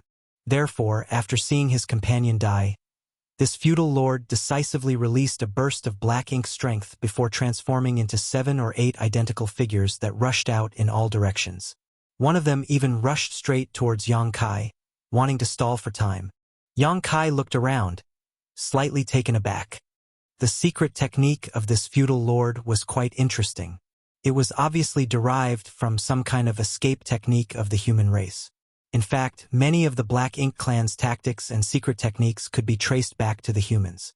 After all, during the countless years of war between the two races, the Black Ink clan had been learning and improving. If it were any other Seventh Order master, he or she might not have any idea what to do in the face of this escape technique. But unfortunately, this kind of trick was useless against Yang Kai. With a flick of his spear, Yang Kai dispersed the figure that was pouncing towards him. The figure immediately transformed into a thick wave of black ink strength that enveloped Yang Kai, attempting to corrupt his small universe. Be that it may, Yang Kai didn't care about this kind of attack at all. A golden vertical eye suddenly appeared in his left eye. The demon eye of annihilation immediately allowed him to see through all illusions. Most of the figures were created using black ink strength to divert Yang Kai's attention, but only one of them was the true body of the feudal lord. This feudal lord's secret technique wasn't bad, but he had not perfectly mastered it, so his flaws became obvious under the demon eye of annihilation's gaze. Space principles surged, and a certain figure suddenly froze before an extremely dangerous aura shot towards it from behind. The feudal lord hurriedly looked back and was frightened out of his wits. Much to his surprise, the human was still standing in the same spot, but had hurled the long spear in his hand at him. The long spear seemed to ignore the limits of space and arrived instantly at its target.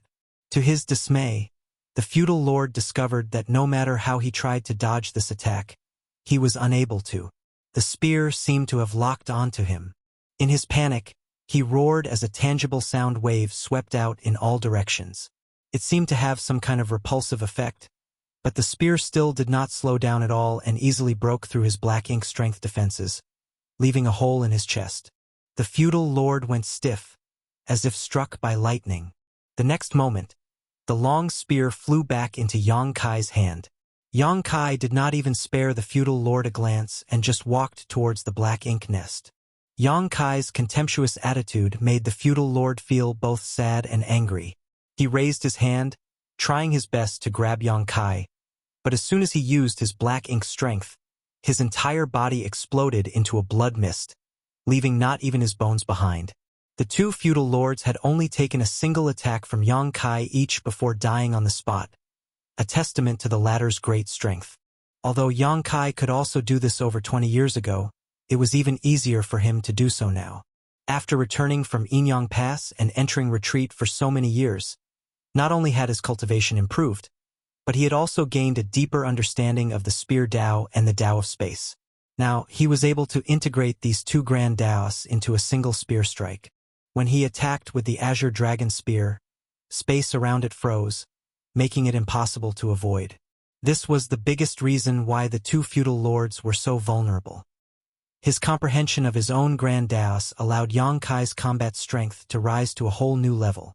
Once the two feudal lords who had remained behind in the fief died, the remaining Black Ink clansmen fell into a panic. Although there were still some who were attacking Miao Fei Ping, most of the Black Ink clansmen were now fleeing as fast as they could, afraid that they would be buried together with the feudal lords if they were too slow. Yang Kai casually killed some of them who were in his way, but didn't pursue the ones who fled.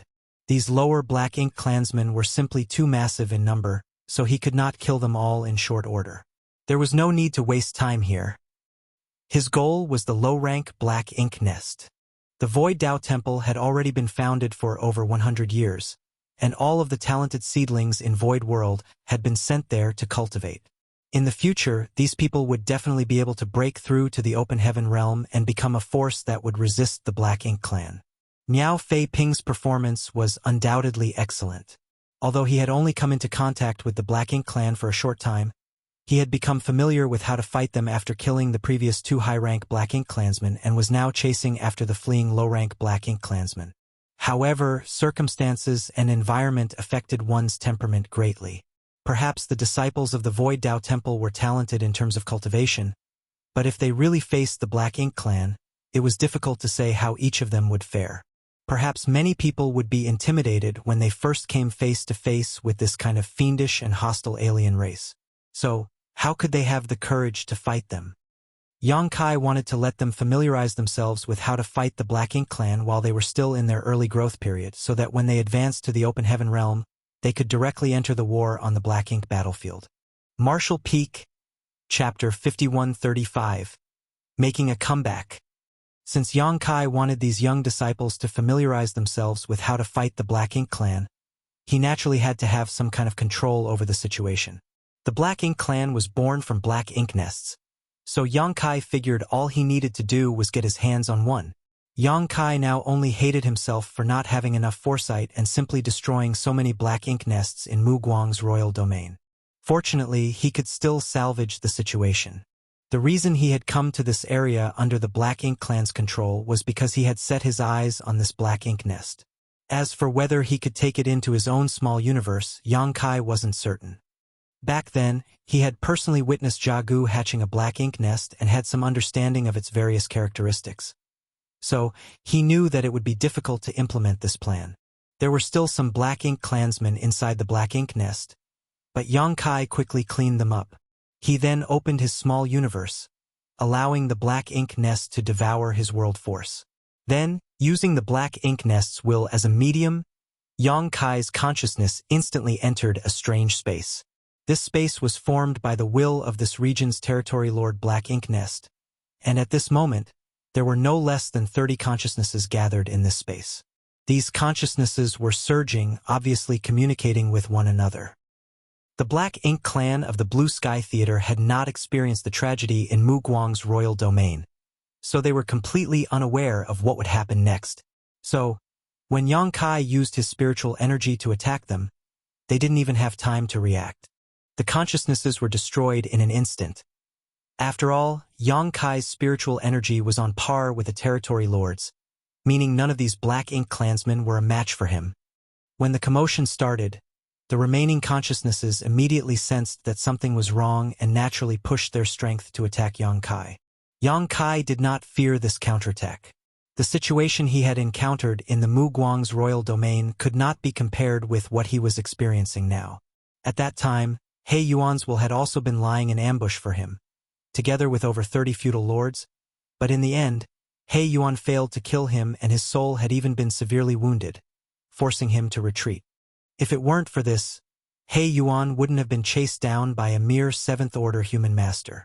As a result, after Yang Kai's rampage, the consciousnesses here suffered heavy casualties, and as many as 8 feudal lords had their consciousnesses destroyed, with those of several other high-rank Black Ink clansmen were also wiped out. The destruction of these consciousnesses also signified the fall of these Black Ink clansmen.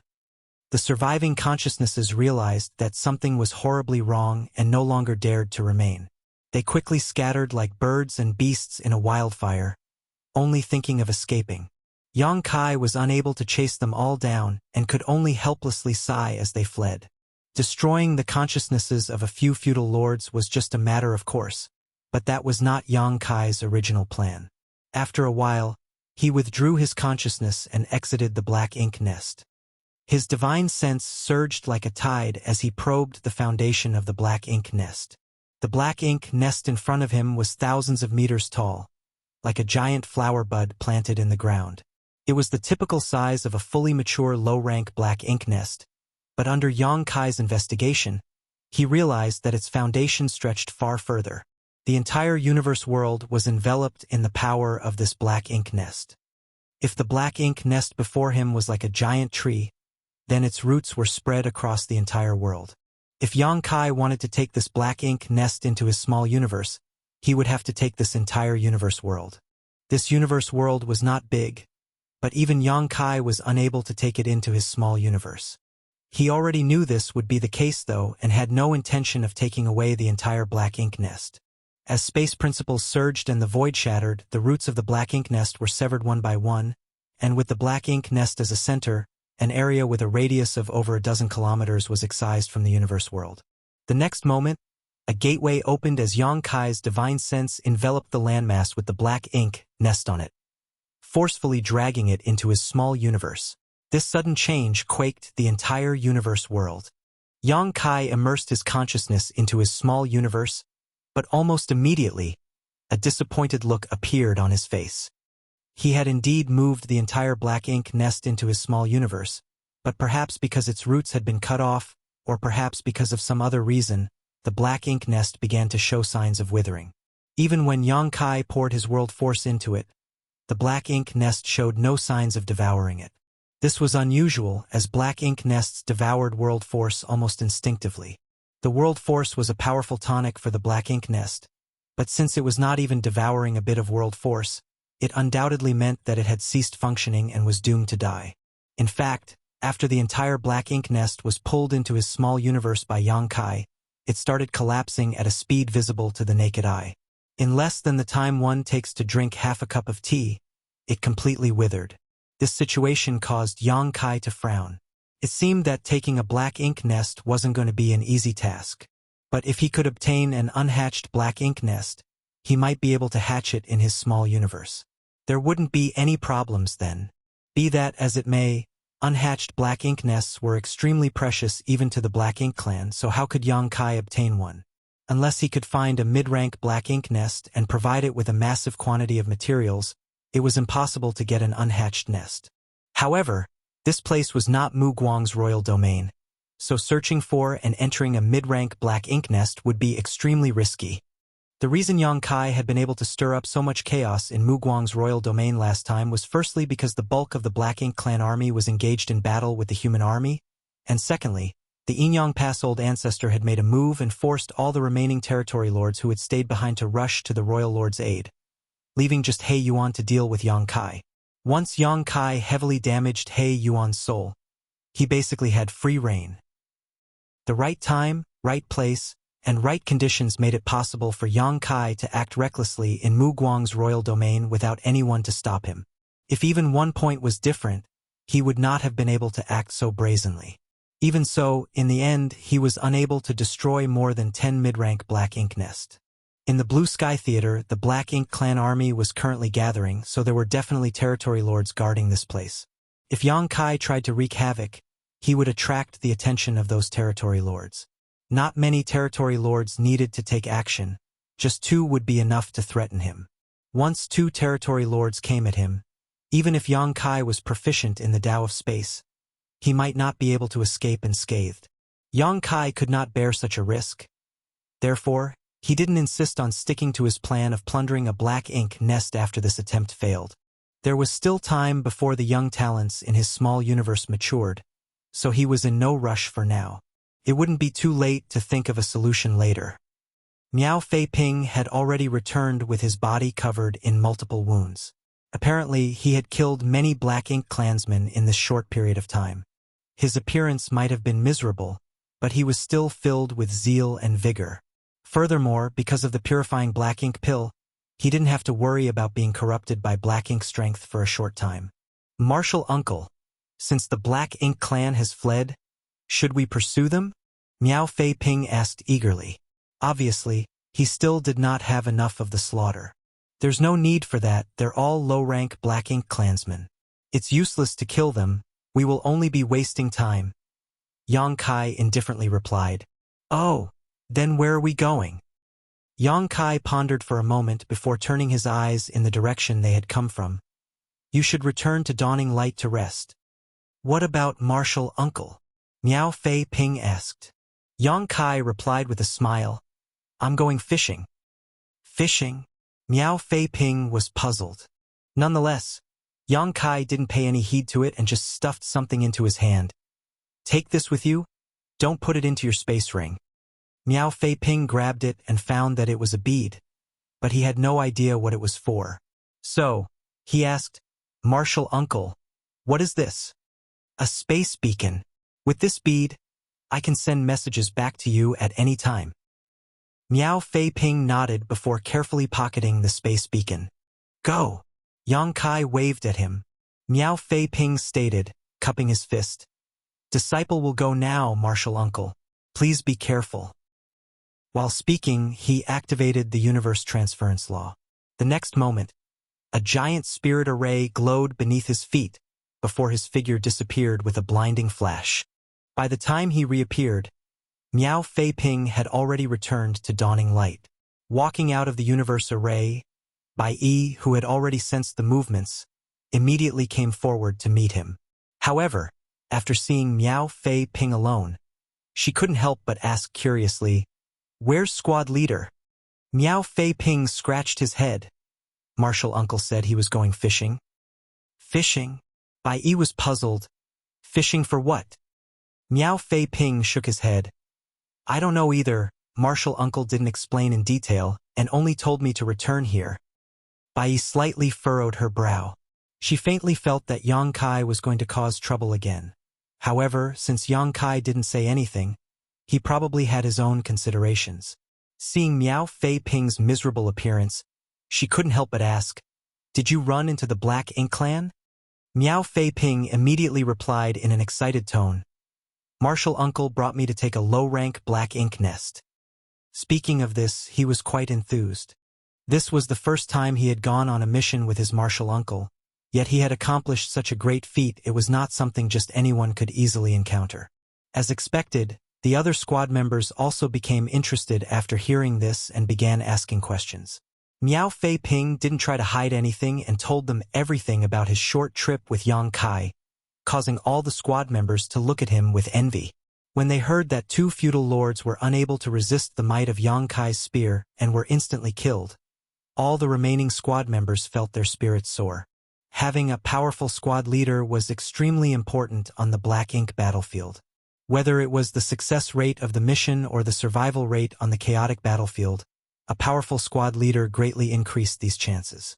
The squad leader was the core of the entire squad, and also the basis for human squads to work together on the Black Ink battlefield. While Dawn's squad's members were getting all excited, Yang Kai's lonesome figure flickered as he sped through the void in the direction of the feudal lord troop he had discovered earlier. Being alone, Yang Kai no longer had any scruples. He used space principles as his figure flickered across the void. In less than half a day, Yang Kai found a large group of Black Ink clansmen gathered on a giant universe fragment. Standing and observing from afar, Yang Kai found that there were more than 100,000 Black Ink clansmen gathered on this universe fragment. This place could basically be considered the periphery of the Black Ink clan's territory, not far from the human race's territory. With so many Black Ink clansmen gathered here, the situation was quite obvious. This should be one of the mustering points of the Black Ink clan army. The feudal lords had converged here with their troops under a territory lord's orders. Otherwise, it would have been impossible for such a large group to be assembled together. The Black Ink clan had indeed become restless. Nearly 100 years of rest and recuperation had given them plenty of time to recover from their losses suffered in the last war. Since they had gathered an army here, it was obvious that they were planning to stage a comeback. Martial Peak, Chapter 5136, Fishing. Over 100,000 Black Ink clansmen were gathered on a universe fragment. It was quite a magnificent sight.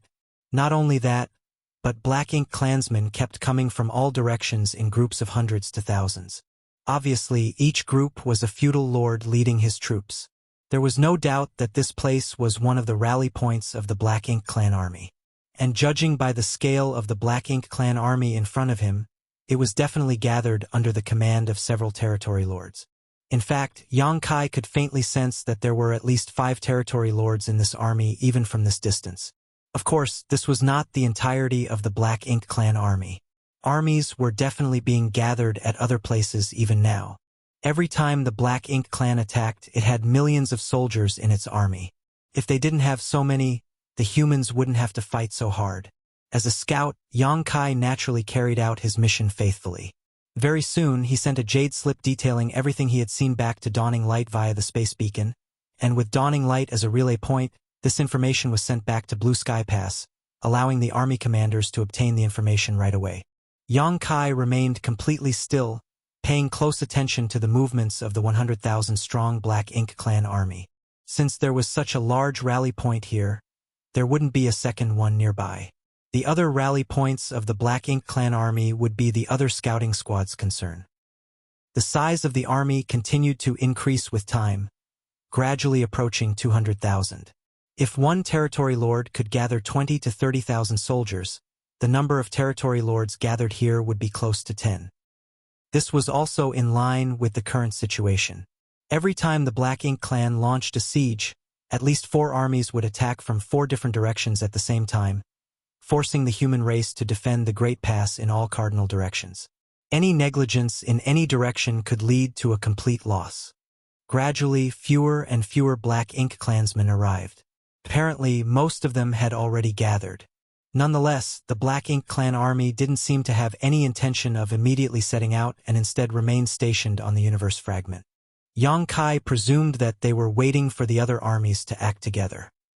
Although there were over 200,000 of them, if they were to attack the Great Pass with just this much force, they would not be able to cause any real damage. As such, the Black Ink clan had to prepare all of their forces and attack from all sides in order to overwhelm the humans.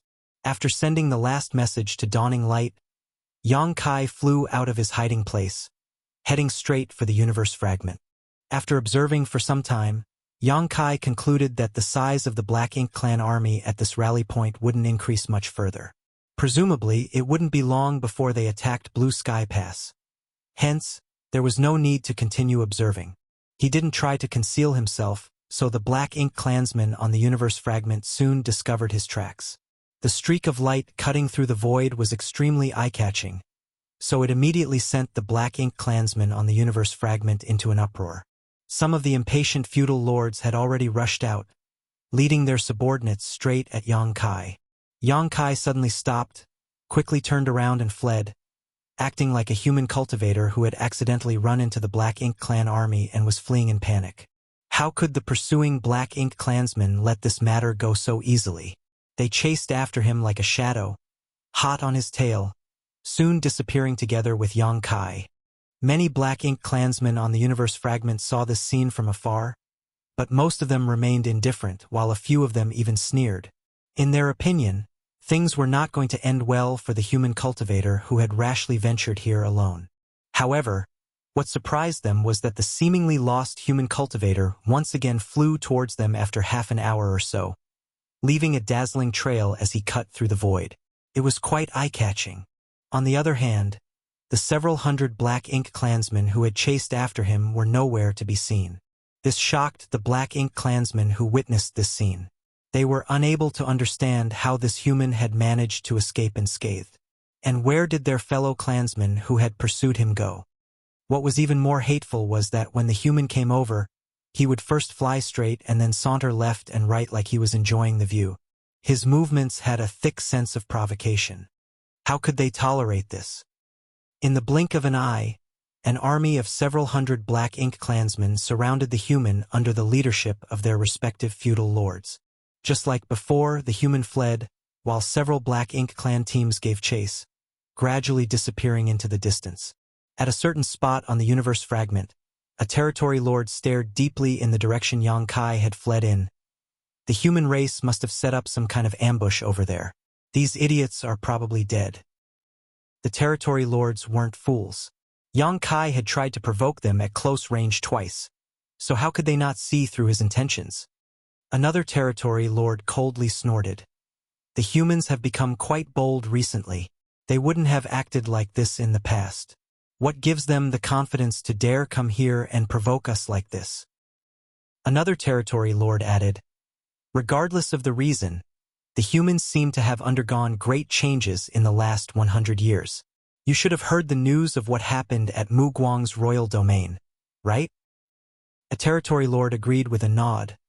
I heard that the human race has developed something called purifying Black Ink pills that can dispel the corrosion of Black Ink strength. That is not good news. However, this also explains why there haven't been any new Black Ink disciples for so long. Although the human race's purifying Black Ink pills are troublesome, their disadvantage in numbers will never change.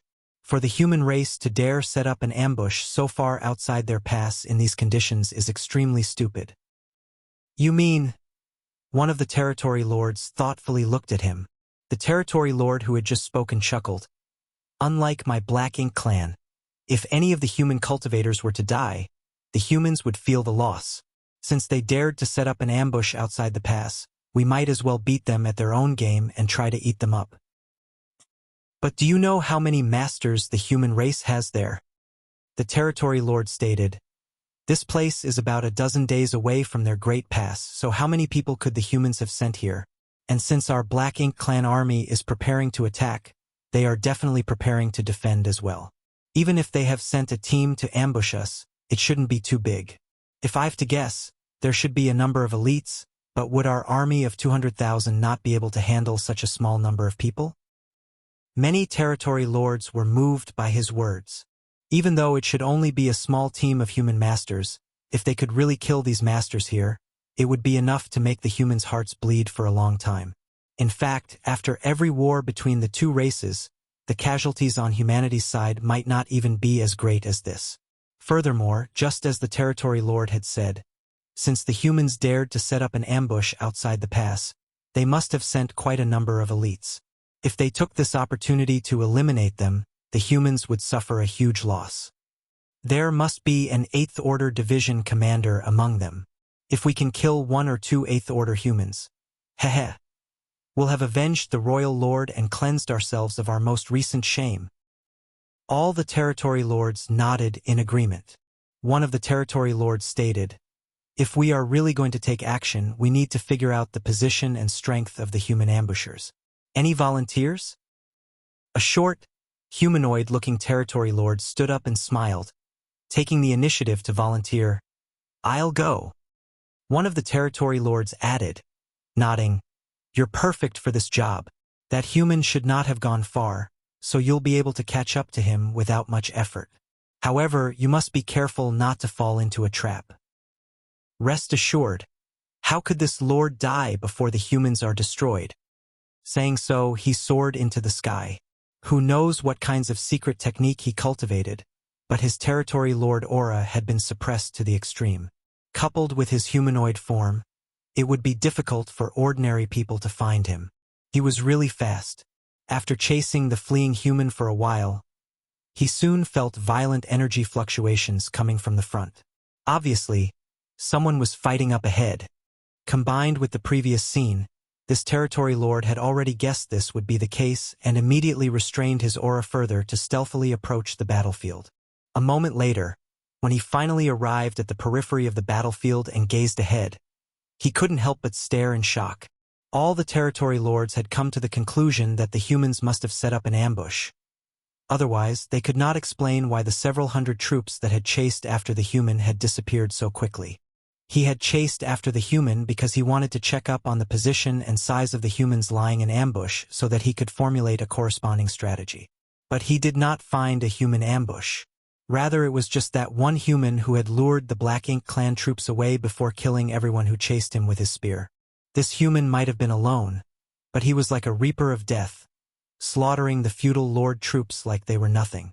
How could this human be so strong?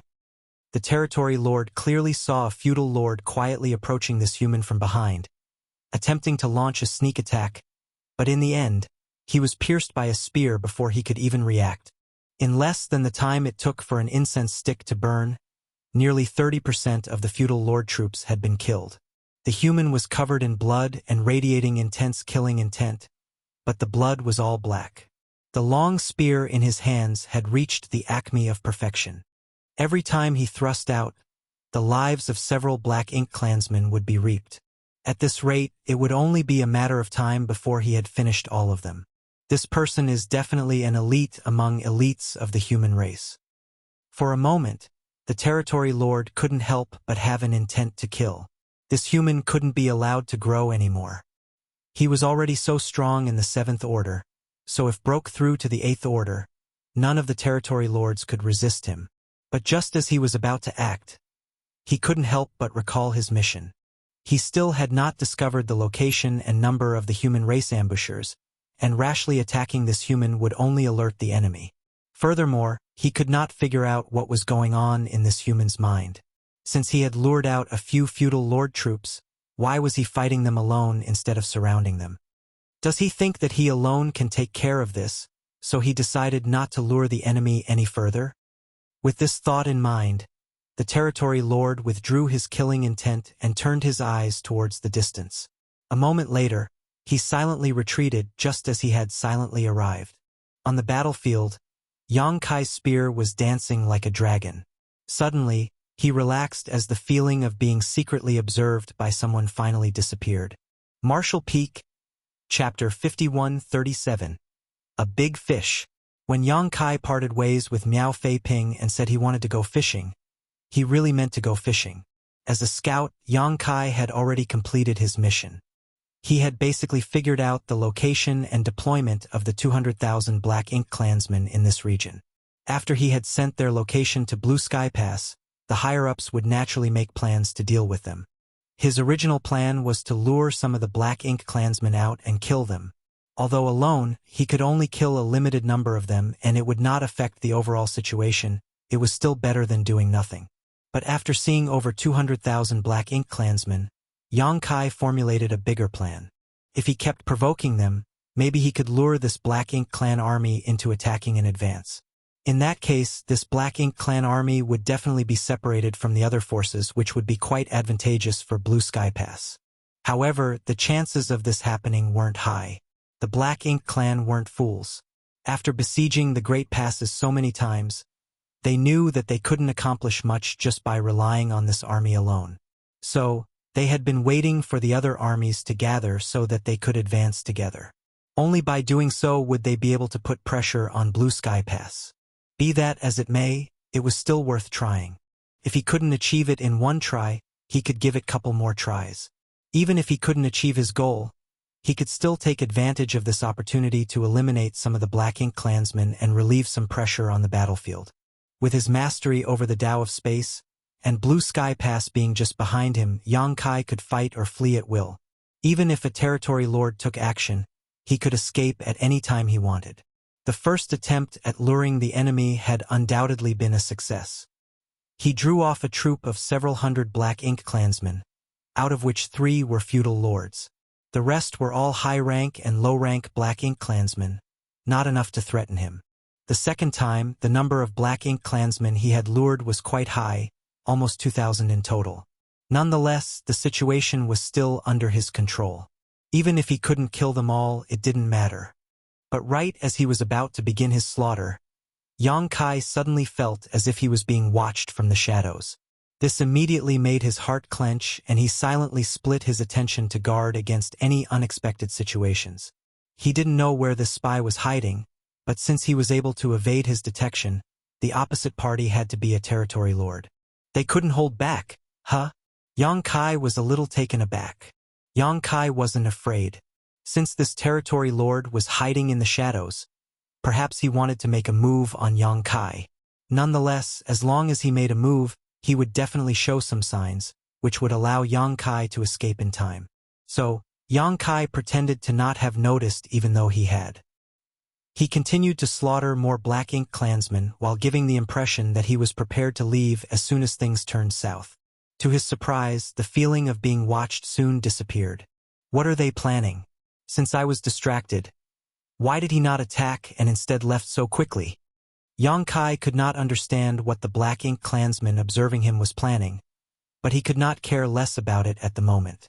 With the territory lord gone, he became even more unscrupulous. Many of the 2,000 Black Ink clansmen were slaughtered by Yang Kai, while a handful managed to escape. Yang Kai had also suffered some injuries. After all, it was hard on him to fend off so many all alone. However, his injuries weren't serious and he recovered after half a day of rest. While Yang Kai was recuperating, a ghost-like figure slowly flew by the place where Dawning Light was hiding. This figure was none other than the territory lord who had volunteered to scout for the human ambush. Dawning Light's concealment was quite good. Owing to the advantageous terrain and powerful concealment arrays, and with the void being so vast, even if a territory lord passed nearby, he might not be able to discover anything if he didn't carefully investigate. Along the way, this territory lord had noted about 80 to 100 shattered universe fragments, but he only did a quick inspection, so how could he have discovered anything? Coincidentally, just as he was preparing to investigate further, several large ships flew over from the direction of Blue Sky Pass. The territory lord immediately stopped and carefully observed. After a short while, His expression changed as he hurriedly flew back the way he came, only stopping when he was at a safe distance. He could not judge the exact situation from afar, but he was certain that the human race was laying an ambush. How cunning! The territory lord cursed in his heart. Although he still had not found the exact deployment of the humans, he didn't dare to approach them at this moment because he could sense a familiar aura from the lead ship. The territory lords and Eighth Order humans were quite familiar with each other after having fought for so many years. So, this territory lord was able to determine the identities of the enemy even from a great distance. A big fish! The territory lord was overjoyed and couldn't wait to return to the camp to deliver this news. At the same time, Bai Yi, Feng and the others also noticed the movements and hurriedly flew up to check it out. They were all quite surprised when they saw several warships flying towards them. A short while later, the ships arrived at Dawning Light's location before a figure jumped down from the lead ship. Feng stepped forward and respectfully greeted, "Martial Uncle." Zhong Liang slightly nodded before he started looking left and right. "Where's young boy?" Feng replied, "Squad leader is still out scouting for information and has yet to return." Zhong Liang snorted. "I knew that brat would be up to no good. What bullshit information gathering. He must be off getting into all kinds of trouble." Feng didn't know how to respond to this, so she chose to remain silent and turned her attention towards the figures coming down from the ships. Slowly, her expression became solemn. "Martial Uncle, you?" She couldn't help but be shocked, because the figures coming down from the ships were all Seventh Order and above masters. Other than the army commander Zhong Liang, there were also over a dozen Eighth Order division commanders. Feng originally belonged to the Western Army, so how could she not recognize the division commanders of the Western Army? Is the Western Army really going all out? In addition to the Eighth Order Open Heaven Realm Master, there were nearly 1,000 Seventh Order Masters. Zhong Liang chuckled. "We didn't have such conditions in the past. Except for the attacks launched under the old ancestors' leadership, all we could do was passively defend inside the pass. It was quite frustrating, but now that things are in our favor, we naturally have to give the Black Ink clan a big surprise and vent all our frustrations." Saying so, he suddenly took out something and threw it. The object resembled a ball of chiffon that suddenly expanded, enveloping the entire universe fragment. Feng immediately felt as if a mysterious force had enveloped the entire universe fragment, isolating it from the outside world. At this moment, even if someone were to observe from the outside, they wouldn't be able to see what was happening inside this place. Afterwards, everyone scattered about, searching for an empty spot. Immediately afterwards, portals to small universes opened one after another. Even Zhong Liang opened a portal to his small universe. Soon, figures emerged from these portals one after another. Feng, Bai Yi, and the others were all dumbfounded. The other members of Dawn were also tongue-tied. In the blink of an eye, roughly 8,000 people had appeared on the universe fragment. Furthermore, these people immediately converged with their respective squads and started setting up spirit arrays in a skillful manner, concealing their auras. Feng Ying's brow twitched as she stared blankly at this scene unfolding before her eyes. She could not help but ask, "Martial Uncle, has the entire Western Army been mobilized?" At first, she thought that only the 7th and 8th Order Masters of the Western Army had come, but to her surprise, the entire Western Army was here. Blue Sky Pass only had about 30,000 soldiers, that's all. And when they were divided into various armies, each one made up between 8,000 and 9,000 soldiers. The number of soldiers gathered on this universe fragment was almost the same. Zhong Liang stated in a heavy voice, "How could it be so easy to take down an army of over 200,000 Black Ink clansmen? It would take an army to end this battle quickly. But if we win, our Western Army would have made a great contribution." Feng could only sigh, "Martial Uncle, you are really amazing." Zhong Liang proudly smiled. Of course. However, she didn't know that in order to grab this chance from the other 3 army commanders, Zhong Liang was nearly beaten to a pulp. In the end, it was the old ancestor who stepped in and gave the final verdict, allowing this good opportunity to fall into the Western Army's hands. But if he wanted to devour this army of 200,000 enemies, there was a prerequisite. And that was that the royal lord should not be anywhere nearby. Even if the Western Army had the ability to defeat the Black Ink Clan army of 200,000, they would still suffer heavy casualties if the royal lord made an appearance. Because of this, the old ancestor had personally set out to investigate the current whereabouts of the royal lord to implement this plan. Contact Yang Boy somehow and ask him about the situation there. If the Black Ink Clan army moves, tell him to immediately report. Zhong Liang ordered. Feng Ying accepted the order. Yes, Marshal Uncle. Zhong Liang wasn't worried about not being able to ambush the Black Ink Clan army. If the Black Ink Clan wanted to attack Blue Sky Pass, they would have to pass through this area. Even if there was a slight change in their route, they would not deviate too far, and so long as they passed through here, the Western Army had the confidence to devour them all. Naturally, Yang Kai was completely oblivious to Blue Sky Pass grand plan. At this moment, he was considering whether to join up with Dawn or continue to act alone. In the last battle, he had killed over 1,000 Black Ink Clansmen, while less than half had fled back. Presumably, the Black Ink Clan army was already aware of his abilities, so if he were to provoke them again, he might not be able to gain anything. Also, the fact that a territory lord had secretly been spying on him made Yang Kai a little uneasy. Nonetheless, Yang Kai soon made up his mind. He decided to continue provoking them. It would be great if he could enrage the 200,000-strong army into attacking Blue Sky Pass in advance, but even if he could not, it was not a big deal. Even if the territory lords made a move, he could use the space beacon to return to dawning light in an instant. At the very least, he would have reaped something, thought Yang Kai.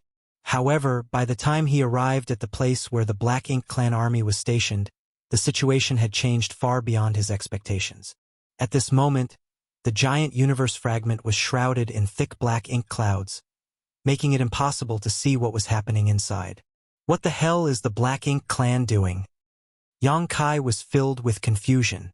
These black ink clouds were obviously created by the Black Ink Clan on purpose. Had it been there before, it could be said that the territory lords were trying to conceal their troop numbers, but since he had already obtained intelligence about the Black Ink Clan army, it was pointless to conceal it further. Isn't this equal to taking off pants just to fart? Is this really necessary? Yang Kai couldn't guess the Black Ink Clan's intentions, so all he could do was continue provoking them. That human really came again. As soon as Yang Kai appeared, the low-rank Black Ink Clansmen immediately reported to their higher-ups. Thus, the territory lords quickly learned of this. Follow the plan. The humans have been treating us like idiots. Let's teach them a harsh lesson this time. Marshall Peak, Chapter 5138. A little strange. Yang Kai had thought that his little provocation wouldn't have much of an effect. After all, his strength had been exposed, so no matter how stupid the Black Ink Clan was, they wouldn't fall for it again and again. The Black Ink Clan might have even laid some kind of ambush here for him. Furthermore, the territory lords might also make a move. But contrary to his expectation, his provocation actually succeeded this time as well. A few feudal lords rushed out from the universe fragment with their troops and chased after him. Just like last time, when Yang Kai reached a suitable position, he turned around and began fighting with the 2,000 or so Black Ink Clansmen. Nonetheless, he never lowered his guard. According to his estimate, a territory lord should be hiding nearby, waiting for an opportunity to deliver a fatal blow to him. So, he had to be on guard against possible sneak attacks from tricky directions. Just as Yang Kai was luring feudal lords' troops away, the 200,000-strong Black Ink Clan army, hiding in the Black Ink clouds on the universe fragment, split into three forces under various territory lords, rushing towards Dawning Light's location from different directions. The Black Ink Clan was planning to launch a surprise attack on the enemy forces. The Black Ink Clan had a total of 4 armies prepared to besiege Blue Sky Pass with nearly 1 million soldiers in total. This was just one of those 4 armies. Although it was not yet time for them to act, the temptation of the humans lying in ambush on the universe fragment was simply too great. Not to mention anything else, that one person among the ambushers was sufficient for these territory lords to take some risks. Furthermore, after their recent discussion, they had come to the conclusion that there would not be that many humans lying in ambush, as this place was quite far from Blue Sky Pass. 200,000 Black Ink clansmen and over a dozen territory lords would be more than enough to squash them. So, according to them, there wasn't much risk involved. They could still move together with the 3 other armies after eliminating these humans. Wu Ying, are you sure Zhong Liang is also there? Along the way, one of the territory lords asked. The one called Wu Ying was the territory lord who had volunteered to investigate the human race's ambush. Hearing this, he immediately gnashed his teeth as he rebuked. How could I mistake Zhong Liang's aura? That old dog severely wounded me back then. I almost lost my life. I would recognize him even if he is reduced to ashes. The territory lord, who had just asked the question, nodded and continued. Good. In that case, we've caught a big fish this time. Zhong Liang is the army commander of the Western Army and holds a high position. If he dies, the morale of Blue Sky Pass will definitely plummet. Perhaps we can capture Blue Sky Pass this time. Wu Ying fiercely stated, I want to kill him myself. Don't worry, you will get your chance. Something's wrong. Yang Kai keenly felt this during the battle. This was the 3rd time he had lured the snakes out of their hole. The first time he had done so, he had managed to kill hundreds of Black Ink clansmen. The feudal lord troops were simply unable to escape from him. The second time, he was unable to kill all of them as there were just too many and he had no choice but to let a portion of them go. The third time, he was able to lure the same number as he had lured the second time. At first, he had thought that a territory lord was hiding nearby, waiting for an opportunity to sneak attack him, but after killing so many Black Ink clansmen and deliberately showing a few flaws, he still didn't encounter any sneak attacks. He didn't even notice the aura of any territory lords. Was there no territory lord here from the start? This wasn't the most puzzling thing, though. What made Yang Kai even more confused was that these Black Ink clansmen were actually fighting him to the death. This was very unusual. The Black Ink clansmen here were clearly in a panic after witnessing their fellow comrades being mercilessly slaughtered, and ordinarily, this would be the time for them to escape, but not a single one of them fled. After some time, Yang Kai managed to kill nearly half of the 2,000 Black Ink clansmen. If the remaining half didn't flee, they would be wiped out sooner or later. Yang Kai faintly felt that he had fallen into some kind of trap, but he could not worry about it at this point. Since there was no territory lord hiding nearby, he simply started a bloodbath. After another hour or two, only 100 or so Black Ink clan soldiers remained. These Black Ink clan soldiers were extremely terrified and moved as far away from Yang Kai as possible whenever he approached. Nonetheless, none of them showed any intention of escaping. Suddenly, a boiling sword intent appeared not far behind Yang Kai. The next moment, a sword cry reverberated through the void as a figure clad in sword aura came rushing in, shredding every Black Ink clan soldier in its path into pieces. The sword aura suddenly split into several directions before converging the next moment, killing or injuring most of the Black Ink clansmen. When the figure wrapped in sword aura rushed towards the last feudal lord, Yang Kai hurriedly shouted, "Keep him alive!" Yang Kai had deliberately not killed this feudal lord, so how could he allow someone else to kill him? Fortunately, Feng Ying's reaction was extremely fast. She immediately changed directions and slaughtered the remaining small fries after Yang Kai's shout. By the time she turned around, Yang Kai had already used space principles to imprison the wounded feudal lord. "Why are you here?" Yang Kai turned to Feng Ying.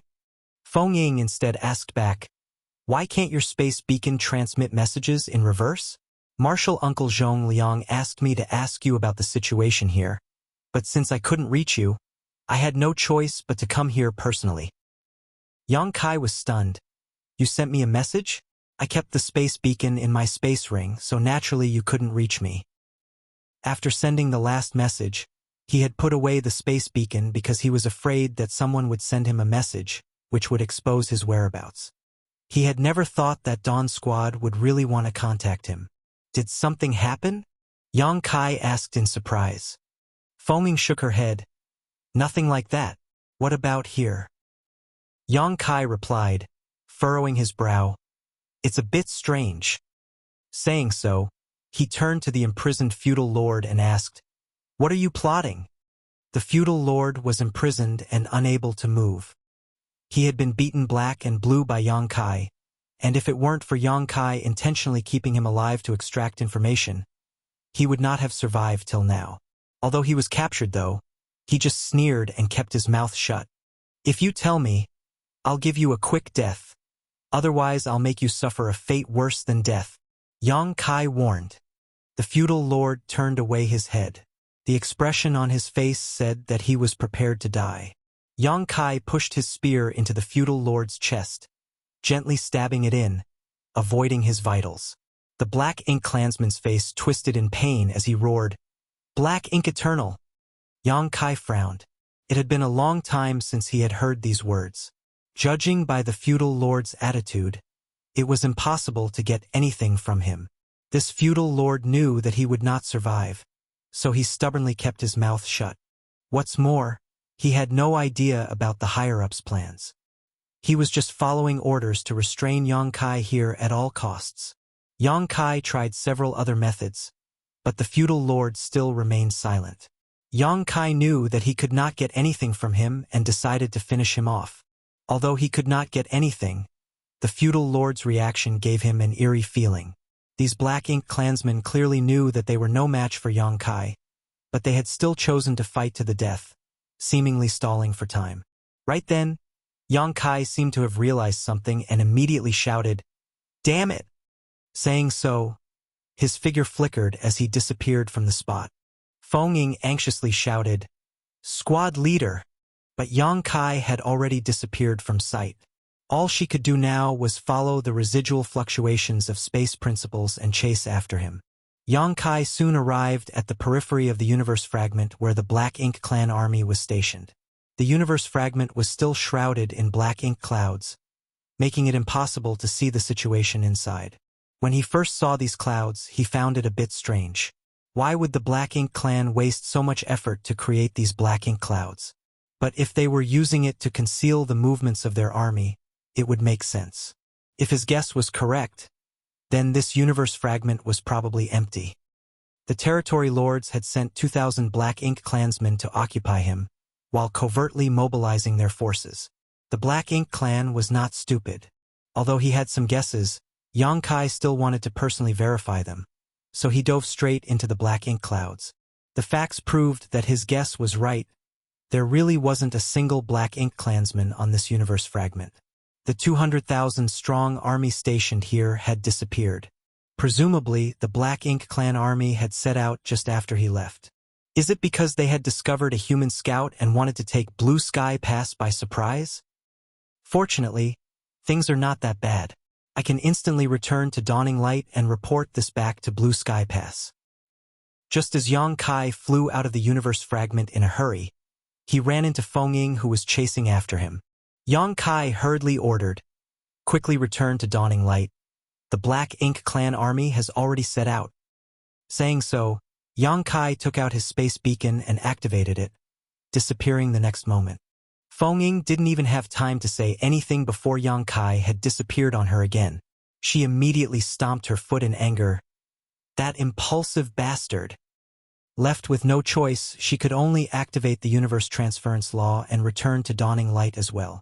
On the universe fragment where Dawning Light was concealed, Yang Kai's figure suddenly appeared next to Miao Fei Ping. The moment he appeared, he hurriedly shouted, "Fei Ping, quickly return to Blue Sky Pass and inform the army commanders that the Black Ink clan's 200,000-strong army has started moving." Marshal Uncle Zhong, why are you here? What's everyone doing here? Yang Kai's face was filled with shock, staring at the figures around him.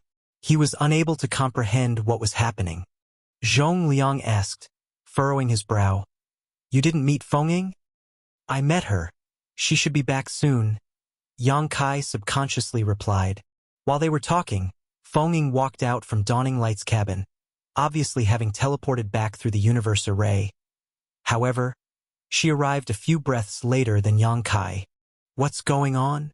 Upon looking around, Yang Kai noticed that there were 8,000 people on this universe fragment, preparing for battle. Although everyone was silent, there was a murderous aura lingering in the air. This sight caught Yang Kai by surprise. Is this the entire Western army?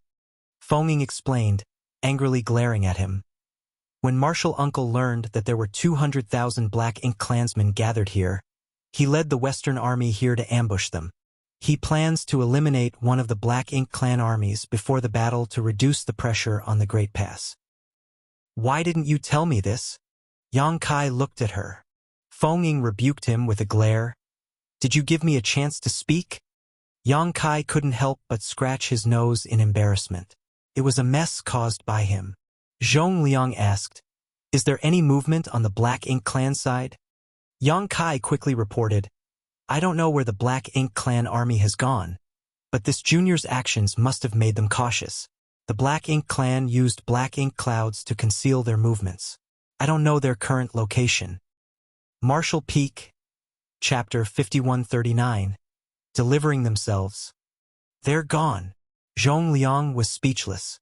The Western army had come here with such great fanfare, but now the Black Ink clan army had disappeared. What the hell? If I returned empty-handed, wouldn't I be laughed to death by Ding Yao and the other old farts? Right then, he suddenly turned his head, looking towards a certain direction in the void. Not just him, but all the other 8th Order Division commanders also sensed something and looked around. Yang Kai also seemed to have sensed something, but at the end of the day, his foundation wasn't as deep as the 8th Order Division commanders, so his perception wasn't as strong. Feng Ying was confused, seeing this, and asked, what's wrong? Zhong Liang happily clapped his hands. They didn't run away. They actually delivered themselves to us. Interesting. An 8th Order Division commander nodded lightly. They split up into 3 groups. Are they trying to surround this place? Another 8th Order raised his brow.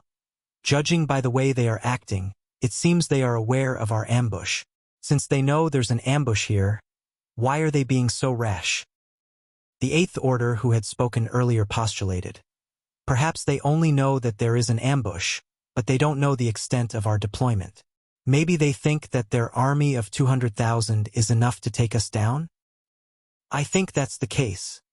Otherwise, there'd be no reason for them to willingly fall into this trap. Yang Kai's expression changed as he reported, Martial Uncle Zhong, not long ago, when I was in a skirmish with the Black Ink clan, I vaguely felt a territory lord spying on me, but that territory lord didn't do anything and soon disappeared. This junior was still puzzled, but now that I think about it, that territory lord must have come here to investigate and notice something. Zhong Liang nodded in agreement. We are 10 days away from Blue Sky Pass, a considerable distance by all accounts. The Black Ink clan would have never thought that we would have sent so many people here. They must be thinking that even if there is an ambush, there wouldn't be too many of us, which is why they are acting so rashly. He chuckled happily. In any case, this situation is advantageous to us. Since the Black Ink clan wants to see hell so badly, how can the soldiers of our Western army not grant their wishes? Division commanders have the squads on standby. When I give the order, you will attack the enemy with me. All the 8th Order masters readily accepted the order before dispersing. While they were speaking, the 3 groups of Black Ink soldiers had already arrived by the universe fragment and very soon finished surrounding it. The Western Army soldiers on the universe fragment had naturally noticed this, and this surprised them. They were here to ambush the Black Ink clan army, yet suddenly it looked like they were surrounded. Be that as it may, they were not afraid. The Western Army deployed more than 8,000 troops for this operation. The 8th Order Division commanders alone numbered over a dozen. Although the Black Ink clan occupied the advantage in overall numbers, most of them were high-rank and low-rank Black Ink clansmen. The human masters had nothing to fear. Realizing that a great battle was about to break out, all of them palmed their fists in excitement. In their eyes, the Black Ink clan army of 200,000 was just a pile of military merits up for grabs. Is this the place? On the deck of a large ship, a territory lord looked down at the universe fragment while standing at the bow. Wu Ying, who was standing beside him, affirmed with a nod, This is it. The territory lord carefully looked around before lightly nodding. There are indeed traces of spirit arrays which only humans use. It seems they are all hiding inside. Apparently, they are too afraid to show their faces. Wu Ying slightly furrowed his brow, voicing his concerns. There were no spirit arrays when I first came here, so how come there are arrays here now? The territory lord, who had just spoken, sneered. The humans are like that.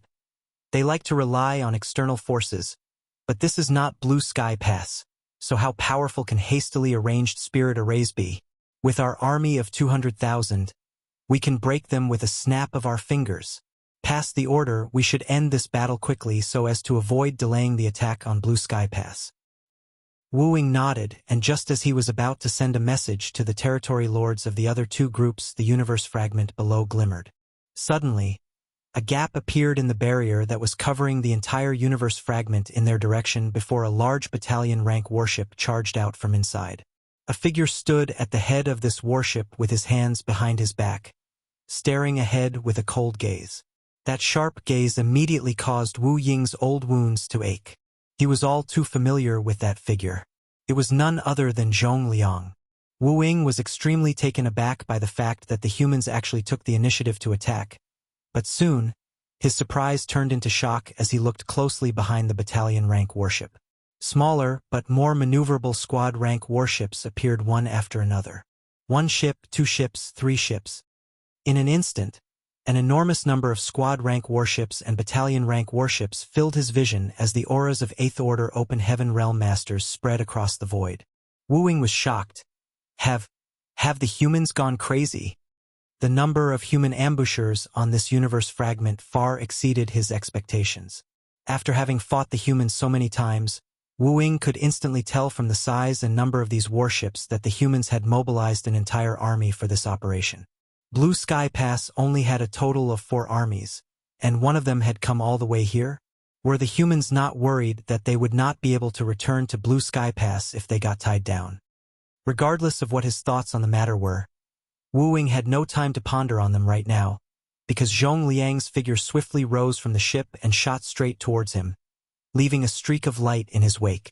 Before he even arrived, he fired a fearsome divine ability at him. Wu Ying and the territory lord beside him both turned pale in shock and quickly dodged. They could dodge, but the ship they were standing on couldn't. It was directly smashed to pieces, and the Black Ink clansmen aboard suffered heavy casualties. One after another, figures rushed out from the human army, all of them in the 8th Order Open Heaven realm. The next moment, bursts of world force swept through the void as each territory lord was targeted. In the blink of an eye, an earth-shattering battle had broken out, and the shockwaves from the clash instantly killed many of the nearby Black Ink clansmen.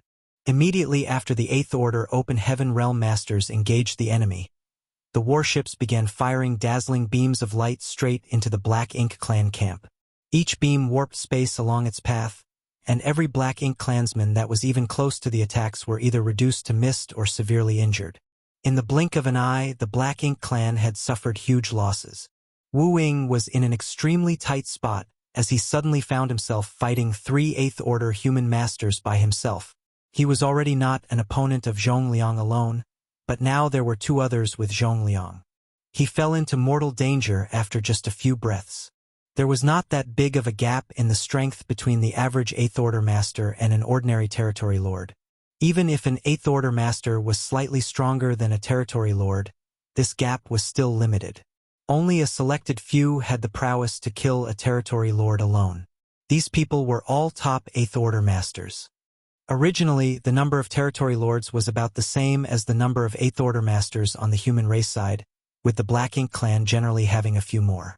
But the Black Ink clan army of 200,000 had split into 3 groups in order to completely surround this universe fragment. Correspondingly, the dozen or so territory lords had split into 3 groups, leaving just 5 or 6 territory lords in each. They mainly did this to prevent the humans from escaping. But contrary to their expectations, the distribution of their forces had become the biggest flaw in their encirclement, giving the humans an opportunity to take them down one by one. The Western Army had convened its entire force and commenced the attack without warning.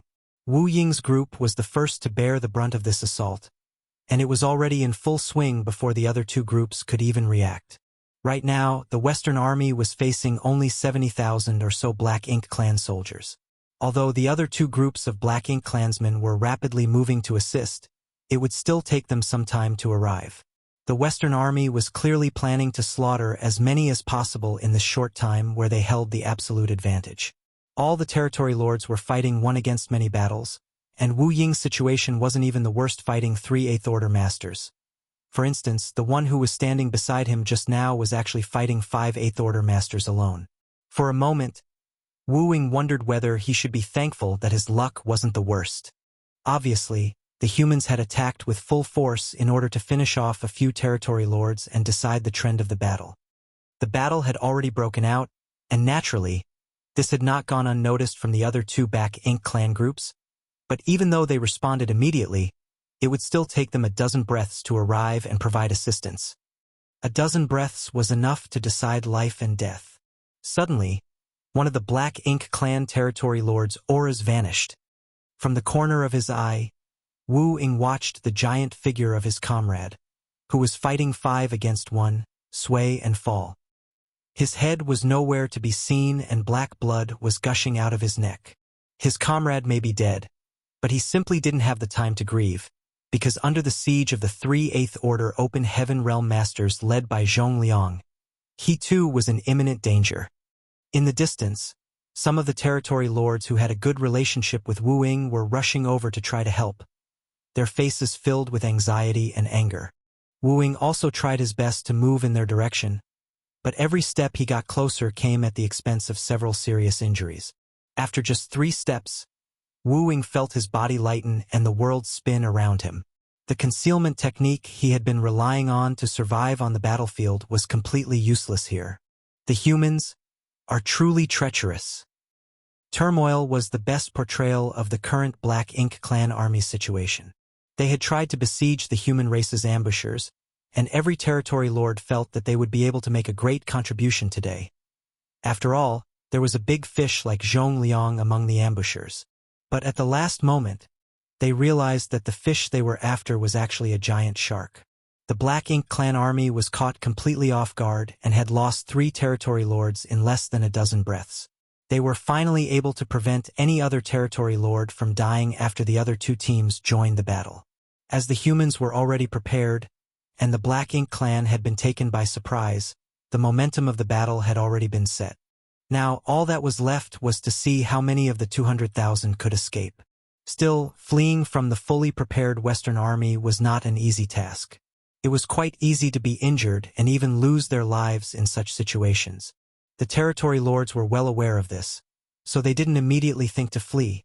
Instead, they ordered the various feudal lords to gather as many forces together as possible while they were battling with the Eighth Order Masters. A fleet of squad rank and battalion rank warships quickly appeared on the battlefield, each of them protected by several Seventh Order Masters. On the warships, the glimmer of spirit arrays activating lit up the void. Every time an array was triggered, it would reap the lives of many Black Ink clan soldiers. Needless to say, the low-rank Black Ink clansmen were nothing more than cannon fodder in every battle between the Black Ink clan and the human race, so they suffered the most casualties as they were unable to resist the might of the human warships. Although the situation of the high-rank Black Ink clansmen was better, it wasn't by much. The entire void seemed to have transformed into a millstone of flesh and blood, constantly grinding away the lives of the Black Ink clan. Marshall Peak, Chapter 5140, Black Ink Clan Siege. Dawning light sailed through the battlefield.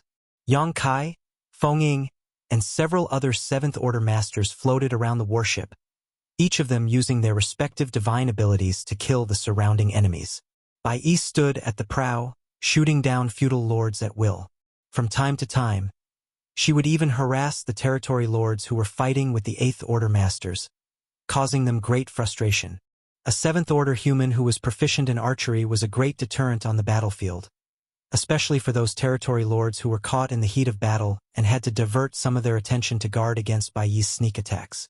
Their strength was already inferior to the Eighth Order humans, and now they had an extra concern while locked in battle. Yang Kai did not try to hit the territory lords when they were down, instead focusing on the feudal lords, which gave him brilliant results. Which feudal lord could block his spear? Furthermore, Dawn's configuration was incomparable with any ordinary squads.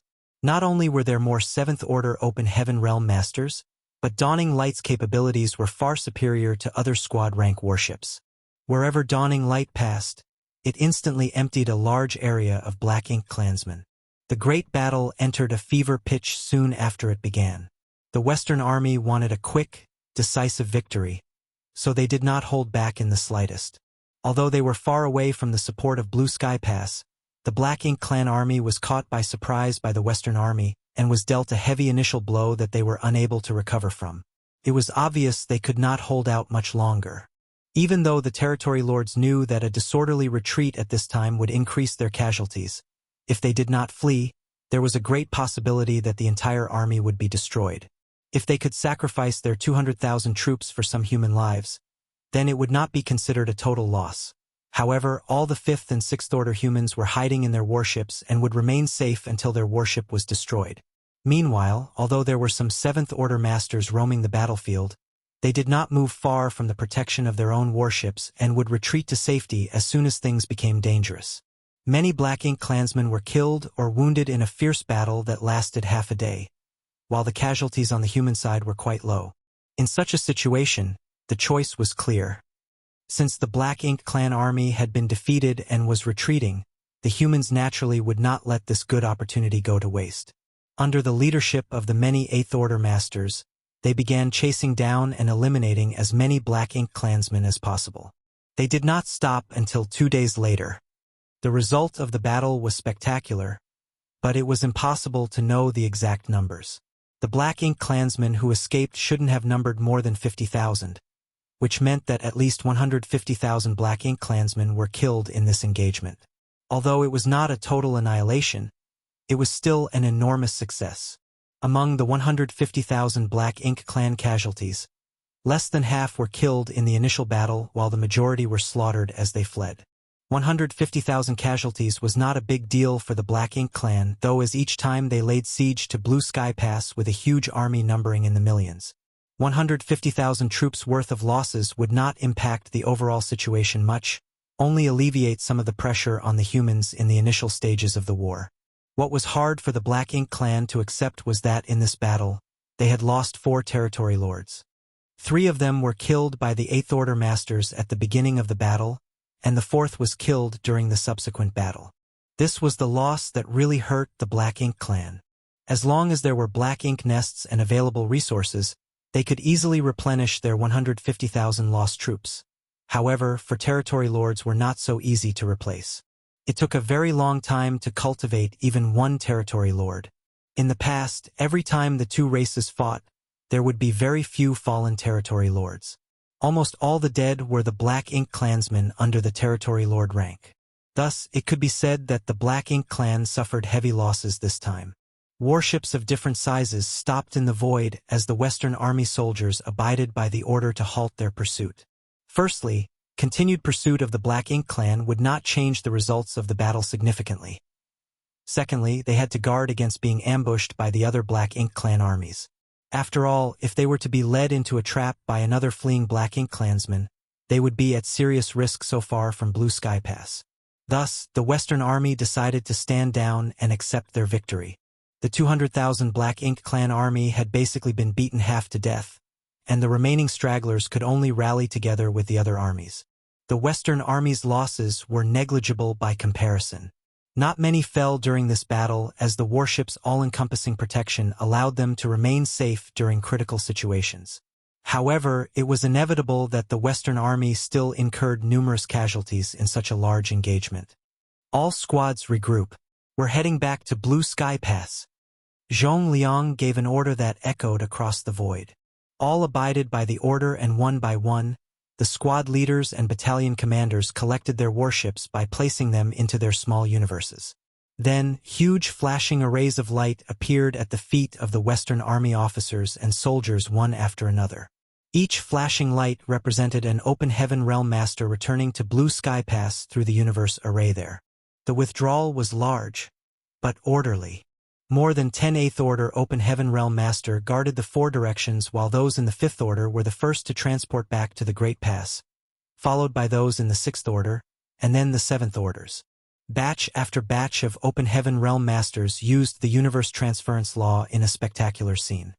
In the past, before Yongkai had arrived on the Black Ink battlefield, Blue Sky Pass did not dare to let their troops use the universe arrays at will, even though they possessed them. If a Black Ink disciple infiltrated the universe array, then there might be serious consequences. Things were different now that they had purifying light sealed in each universe array. Even if a Black Ink disciple managed to sneak in, they would be instantly purified. Thus, there was no risk of being infiltrated via the universe array like before. Not to mention that before this battle began, everyone had received a purifying Black Ink pill for safety. Now that there was a way to resist invasion by Black Ink strength and a swift method to withdraw from the battlefield, the humans would naturally have the means to take the fight to the enemy. This was also the first time in countless years that the human race conducted this kind of action.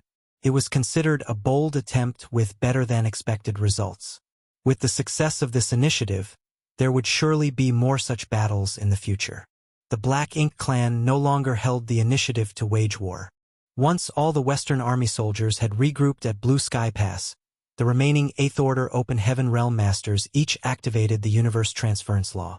With the return of the Western Army soldiers, the victory of the battle quickly spread throughout the Inner Sanctum, and the entire Blue Sky Pass was in high spirits. However, this was not the end of it. The Black Ink clan countered with another 200,000-strong armies that approached from 3 different routes. Perhaps they had already learned what happened to the army that had branched out and lost their men. Either way, within 2 days of the Western armies' return to the pass, human scouts from afar reported that the enemy armies were advancing towards Blue Sky Pass. The entire Blue Sky Pass had been in a state of readiness for battle for countless years, so everyone knew exactly what they needed to do. This time, however, Blue Sky Pass had a pleasant surprise in store for the Black Ink clan army. Half a month later, the 3 Black Ink clan armies finally arrived at the 1,000,000 kilometers mark outside the pass. The gathering heads looked spectacular from afar, and with Black Ink strength emanating from them, it was as if a dark storm cloud was rolling in. However, the Black Ink clan did not attack immediately. After 2 or 3 days of gathering, they finally divided their forces into 4 groups and surrounded Blue Sky Pass from all 4 cardinal directions. The Black Ink clan army surrounded the Great Pass just as they had for countless years. The Black Ink clan could not be blamed for using the same tactics as usual. With a huge army numbering in the hundreds of thousands gathered in one place, there was really no need for original thinking.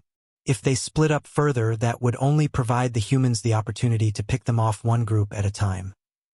The troops were divided into 4 groups so that the humans could only deal with them head-on. In terms of numbers, the humans were always at a disadvantage. The 2 or 3 days of delay was most likely due to reorganizing the troops. The 3 armies were similar to the original army that fled and had about 200,000 troops each. The original 4th Army was beaten half to death and could not just rely on the 50,000 or so remnants to organize a counterattack. It would be suicide if they tried. They had no choice but to divide part of the 3 groups into 4 so that they could have an effective siege. With nearly 700,000 troops, it was still not the smallest number of troops the Black Ink clan had used to surround their enemy.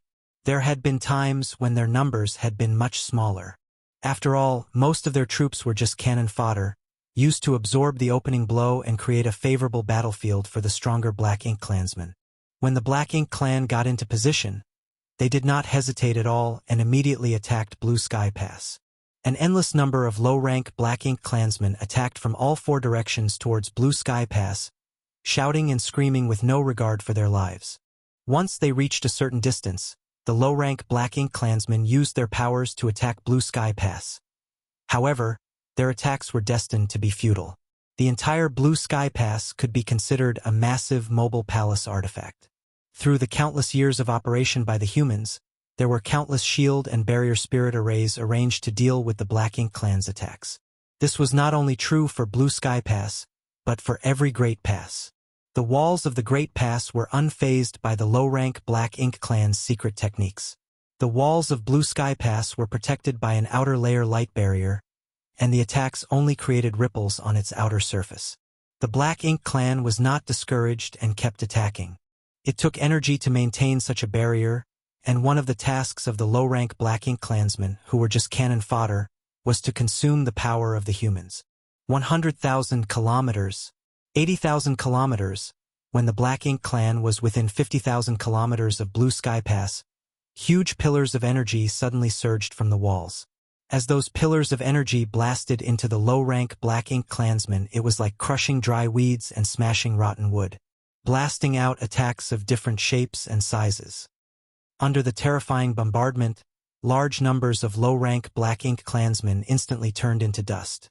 At 50,000 kilometers, they were basically right under the nose of Blue Sky Pass, and the secret techniques from any Fifth-Order Open Heaven Realm Master with the support of offensive arrays could reach such a distance. So every time the Black Ink Clan cannon fodder attacked, many would be killed at this 50,000-kilometer line. Marshall Peak, Chapter 5141. Facing the Enemy. When troops of the Black Ink Clan died, the Black Ink strength that escaped from their corpses would fill the void. When it reached a certain density, it would turn into black ink clouds. Such an environment caused great trouble to the human race. While the 5th and 6th Order Open Heaven Realm Masters could hide in their warships and rely on them for protection, the 7th Order Masters had to roam around the battlefield to make the best use of their strength to kill the enemy. When the battlefield was filled with black ink strength, they had to utilize their own strength to resist its corrosive effects. The Black Ink Clan could also hide among the black ink clouds to launch sneak attacks. This was the biggest effect of the cannon fodder. Their deaths not only created a lot of potential problems for the humans, but they also provided better conditions for the Black Ink Clan army to fight in. However, now that Blue Sky Pass not only had purifying light but also purifying black ink pills, it was hard to say if the Black Ink Clan cannon fodder strategy would work this time. Senior brother, your aim is off. You should target the denser crowds to kill more of the Black Ink Clan, a 6th Order Open Heaven Realm Master said on the western wall of Blue Sky Pass. In front of him, Yang Kai sat within a grand array that had a giant crossbow-like artifact installed in it. His stirring world force began to calm down slowly. Yang Kai did not need to participate at this point. After all, this was only the early stages of the battle, as each Black Ink Clan siege would generally drag on for a long time. Additionally, he had only just returned from a battle with the Western Army and should be spending this time recuperating. A master like him would only be required when the real battle began. The Black Ink Clan attacked Blue Sky Pass with cannon fodder to create a favorable battlefield, and the humans responded from behind Blue Sky Pass shields. Such a fight would last at least a month or two until the Black Ink Clan's cannon fodder was exhausted. Only then would the main enemy force attack. At that time, it would be difficult for Blue Sky Pass shields alone to resist the assault. They would need to go out to meet the enemy directly on the battlefield. Then it would become a back-and-forth fight for years to decades until the Black Ink Clan could not handle it anymore and retreated. However, considering his current artifact refining mastery, which had recently reached the Grandmaster rank, Zhongliang had positioned Yang Kai at the western wall. Numerous artifacts, which were used as array cores, were set up here. When used in high-intensity battles, wear and tear became obvious. This would then require artifact refiners to maintain and repair them, while array masters had to be on standby to coordinate with them. Yang Kai was now stationed on the western wall and was performing repairs on a large artifact known as a Scattering Feathers crossbow. This artifact was specially made for such a battlefield scenario and needed to be paired with an appropriate spirit array to fully utilize its strength. Of course, it was possible to use this giant artifact all on its own, but even a 7th Order Open Heaven Realm Master like Yang Kai would find it hard to bring out its full power in a battlefield setting. Thus, it was not quite the same as the normal artifacts used by a cultivator. The Array Masters used this Scattering Feathers crossbow as an array core for a grand array that defended this section of the wall. Yang Kai simply poured his own power into the grand array to stimulate the power of the Scattering Feathers crossbow. There were artifact refiners and array masters assigned to each section of Blue Sky Pass walls at regular intervals, all of them on standby to repair and maintain them. That was how each of the artifacts were kept functioning during battle. This arrangement had the advantage of allowing lower-order Open Heaven Realm Masters to exert the killing power of high-rank masters. In short, a 6th Order Open Heaven Realm Master could exert the power of a 7th Order Open Heaven Realm Master if he operated the Scattering Feathers crossbows. This was the same principle as the artifacts placed on warships, where 5th Order and 6th Order humans could combine their might and launch attacks on par with 7th Order Masters against the Black Ink Clan. Yang Kai was a 7th Order master and an extremely powerful one at that, but this was the first time he operated this artifact, so he had to get used to it, and the best way to do so was to fire it. With Yang Kai operating it, the Scattering Feathers crossbow could launch an attack comparable in power to his Golden Crow casts the sun, which was quite astonishing. The array master behind Yang Kai was called Lu Xing. He knew who Yang Kai was, but Yang Kai did not know him. This wasn't a surprise though, as, by now, Yang Kai was universally known throughout Blue Sky Pass. As an array master, Lu Xing had never been involved in a head-on clash with the Black Ink clan. Each time the Black Ink clan attacked, he was responsible for the maintenance of this section of the wall. Artifact refiners, alchemists, and array masters were never allowed on the battlefield because, not only were their skills extremely valuable, but they had often immersed themselves in their respective daos and were not proficient in fighting. Thus, they were not that useful in combat.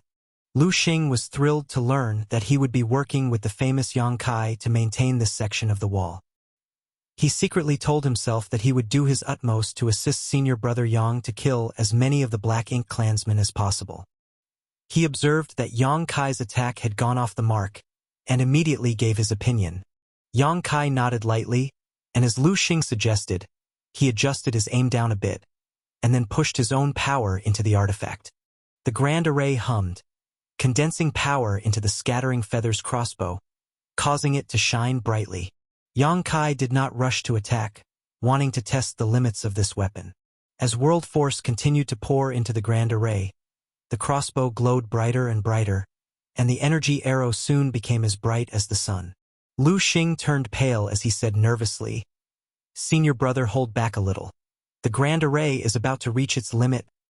Yang Kai did not know that the grand array was about to reach its limit. However, he could tell that the Scattering Feathers crossbow was beginning to strain under the energy he channeled into it. It was not surprising that this would happen when a cultivator poured in too much world force. Furthermore, with the additive effects of the grand array, the power of the cultivator would be significantly enhanced. Yang Kai's divine sense locked onto the place where the Black Ink clan's cannon fodder had gathered in the largest number in front of him. And, as he was about to launch his attack, Yang Kai suddenly he had a bout of inspiration and he lifted his hand slightly. The array buzzed and the void shook. A dazzling light shot out, flying some 100,000 kilometers away. Lu Xing thought that Yang Kai had missed again, and this time it was even more outrageous than before.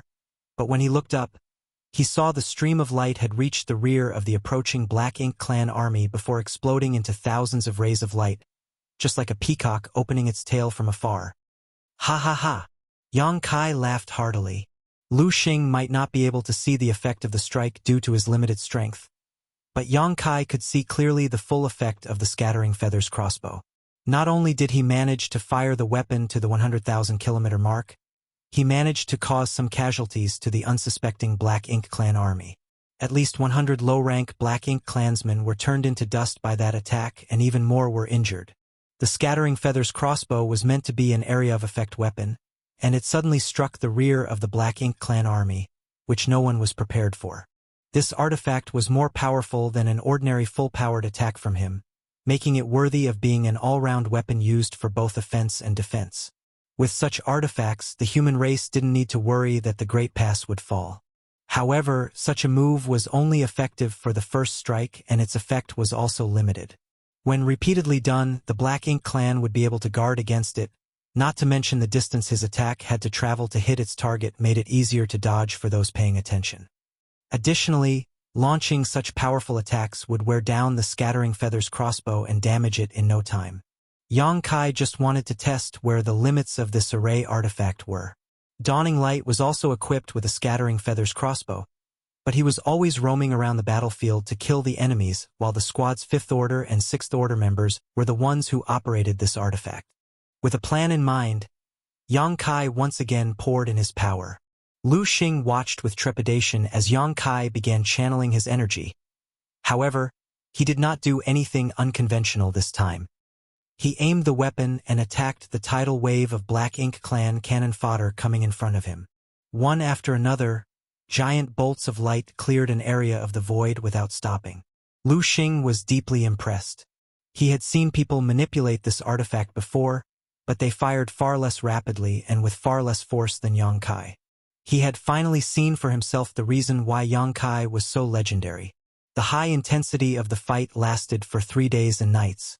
The Black Ink clan cannon fodder seemed to be inexhaustible, so no matter how many were killed, more would show up.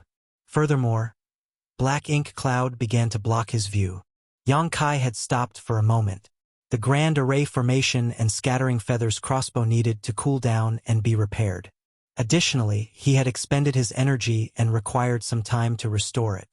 The good thing was that there were many grand arrays and artifacts arranged on the walls.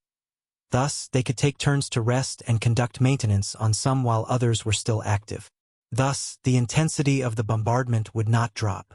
After more than 20 days of fighting like this, the wave of cannon fodder finally came to an end. Almost all the cannon fodder that was put into the battlefield was dead. This was the standard tactic of the Black Ink clan.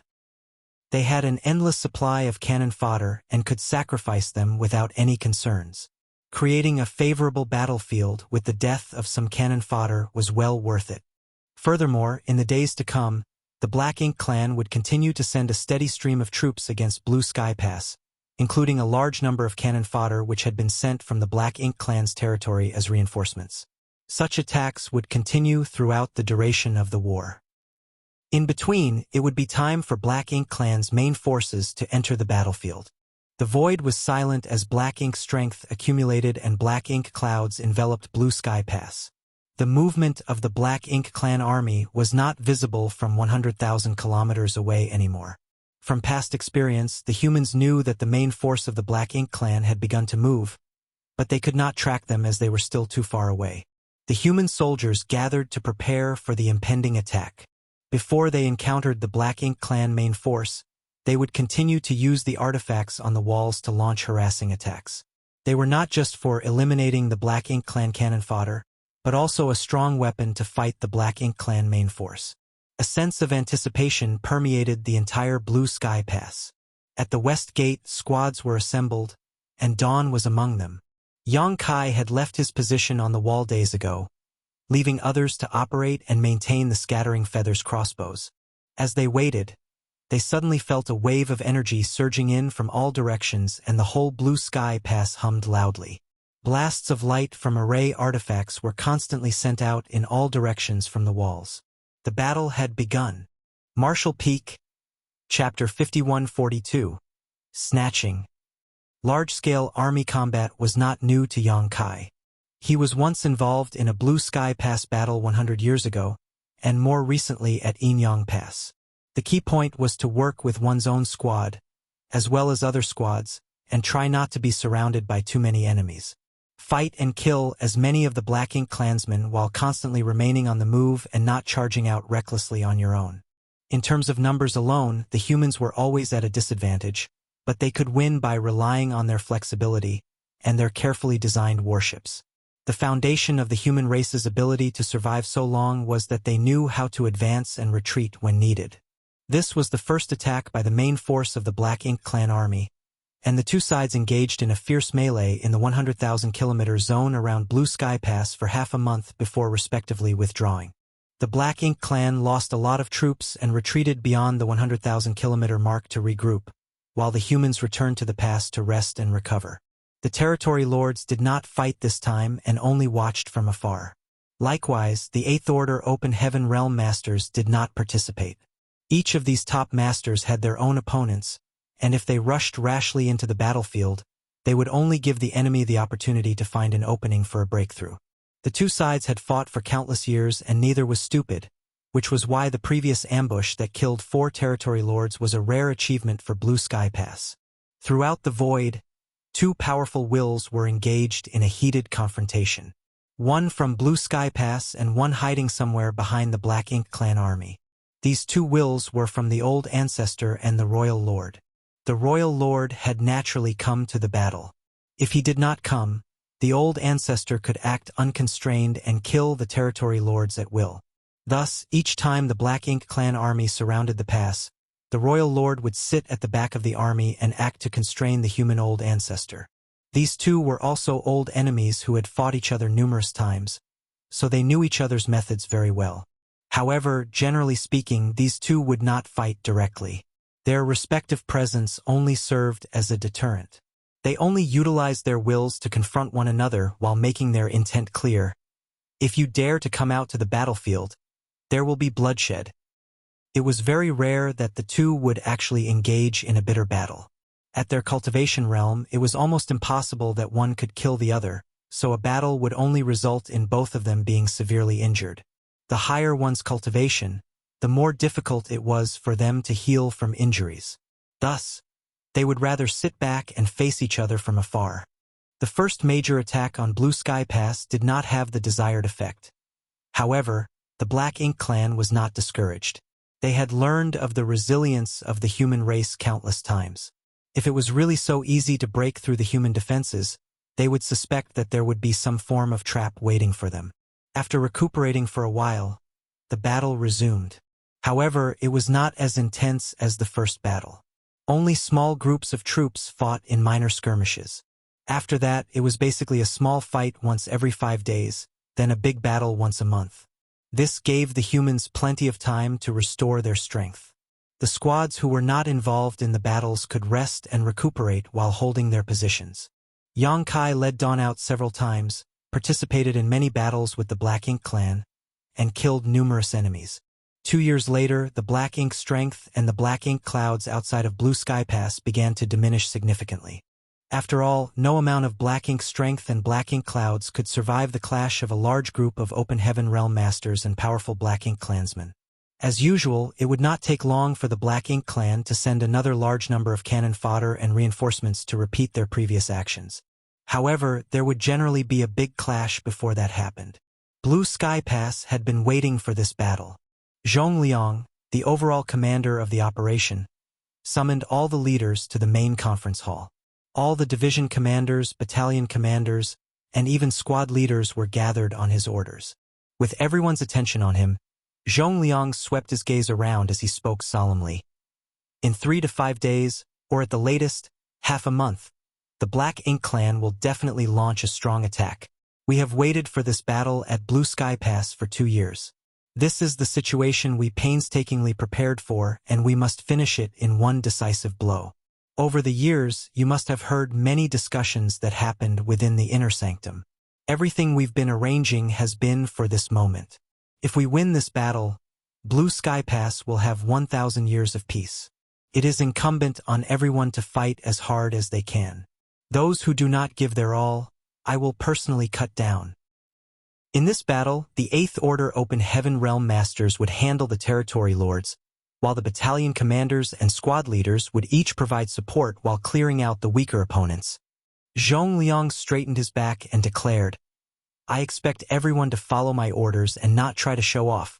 Don't think that because you've killed 1 or 2 territory lords, they have suddenly become easy to kill." A group of people looked towards Yang Kai. Yang Kai awkwardly coughed. "Why are you looking at me?" He was standing among a group of squad leaders and wondered why Zhong Liang specifically mentioned this and targeted him. A squad leader next to him chuckled lightly. "Who else in the 7th Order Open Heaven Realm, besides you, has killed a territory lord?" Yang Kai muttered, "I didn't intend to. There were circumstances, mixed with some opportunities that I just happened to grasp." Zhong Liang glared at him from above. "What did you say? Louder. My hearing is impaired. I can't hear clearly." Yang Kai braced himself and said loudly, "Army Commander, I would like to ask, how can you be sure that the territory lords will act this time? For the past 2 years, they have been content to sit back and watch." Zhong Liang growled, "It's exactly because they haven't done anything for the last 2 years that they are definitely going to fight this time. The Royal Lord sits as their absolute commander. Now that the Black Ink clan losses are significant, it is even more important for these territory lords to enter the battlefield, even if it is just for appearances. Otherwise, why would they even be here? For sightseeing?" "Junior understands." Yang Kai responded loudly. "Shut up if you understand." Zhong Liang reached out and pointed at him. "If I find out later that you jumped out to try to block a territory lord, I'll make sure you get the punishment you deserve." Yang Kai nodded obediently and shouted, Junior will obey your orders. Zhongliang was satisfied with Yang Kai's response. He then raised a hand and rays of light shot out from it. One ray was sent to each squad leader and battalion commander. Each of you familiarize yourselves with these and make your preparations, but remember that the situation on the battlefield can change rapidly. Do not force yourselves if you can't do it. Even if you can't use this time, there will be a next time as long as you survive, understand? Yes. Everyone answered loudly and immediately dispersed to their respective homes. Zhongliang distributed 2 items to the 7th Order leaders, a jade slip and a jade pendant. The jade slip was clearly marked with a location outside of Blue Sky Pass, while the jade pendant was a control jade. This was Blue Sky Pass special surprise for the Black Ink Clan army. Zhongliang was right when he said that if this operation was successful, Blue Sky Pass would not see a big war for the next 1,000 years. Thus, everyone took it very seriously. It took Yang Kai only 2 days to refine the control jade. Obviously, the other squad leaders and battalion commanders were not too far behind. Everything was ready for the Black Ink Clan army to attack. The wait was torturous, but the situation was just as Zhongliang had anticipated.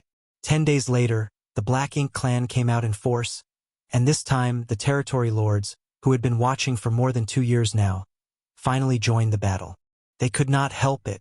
In the 2 years of fighting, the Black Ink Clan army suffered a lot of losses. The Royal Lord was still their commander and the territory lords could not continue to loiter in the rear.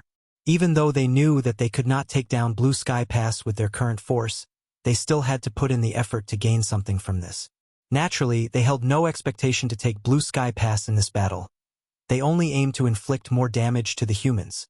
While the follow-up Black Ink Clan reinforcements were on the way, it would not take long for their fallen troops to be replenished. Afterwards, they could continue to chip away at the humans' defenses and wear down their strength. The fighting was fierce and intense.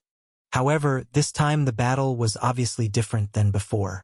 Previously, the squads of the Western Army did not have a fixed position on the battlefield and basically roamed around freely within a certain range. They would proceed to wherever there were more Black Ink Clansmen to kill. This time was different though. On close observation, one could see that a squad was fixed in a certain area of the battlefield. They would not move out of their assigned region as they fought against the Black Ink Clan army. Not only the squads, but also the 8th Order Open Heaven Realm Masters began to lure their opponents to specific areas. Yang Kai led Dawn to cut through the battlefield, using the Tao of Space to imprison the void and encircle a large area of space. In this area, there were at least 3,000 to 4,000 Black Ink Clansmen, with the bulk of them being high-rank clansmen together with a number of feudal lords. These 3,000 to 4,000 Black Ink Clansmen were much more experienced and stronger than the initial Black Ink Clan cannon fodder. This was natural. After all, the cannon fodder was all dead, and after more than 2 years of fighting, the number of low-rank Black Ink Clansmen had decreased drastically. Yang Kai was not satisfied and pushed his space principles to the limit, encircling more and more Black Ink Clansmen. Dawn's strength and domineering attitude finally caught the attention of the surrounding Black Ink Clansmen, who were going towards them. There were many similar squads who operated like Dawn, but each had their own way of doing things. Each squad had a large number of Black Ink Clansmen gathered around them. The situation was going well, but a few people had some comments.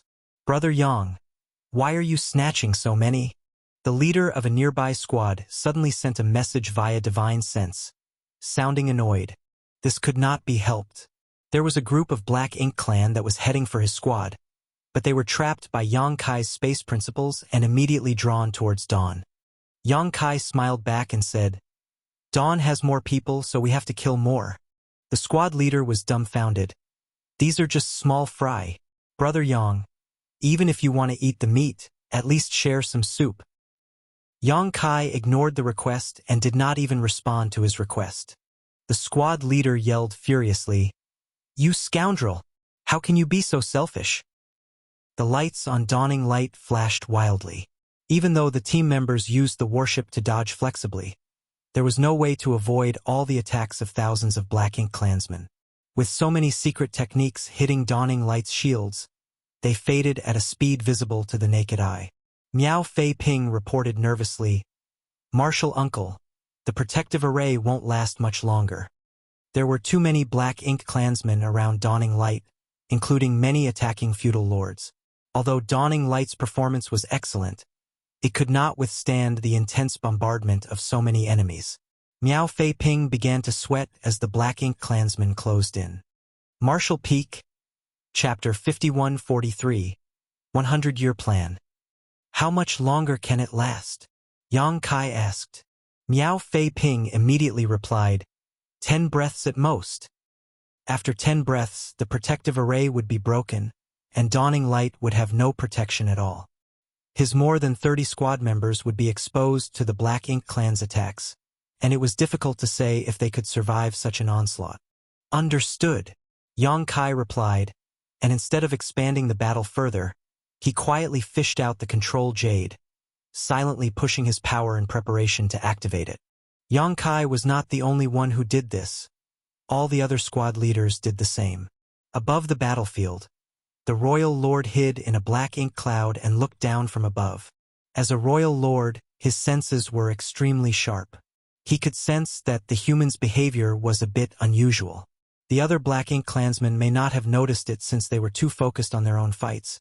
But he did. After all, he had an overview of the whole situation. The human squads seemed to be splitting the battlefield. Since the beginning of the battle, the humans avoided moving around and did not seem eager to kill the enemy. This was very different from previous battles. The humans must be up to something. The royal lord had a bad feeling about the situation and felt that the humans had some kind of scheme. Every black ink clansman had experienced how sly and cunning these humans were at some point in time. He was not worried about himself. Before absolute power, all plots and schemes were futile. However, he could not act at will. The aura of the old ghost from Blue Sky Pass was locked on him. If he struck out, he might show an opening and would be hit hard by that old ghost.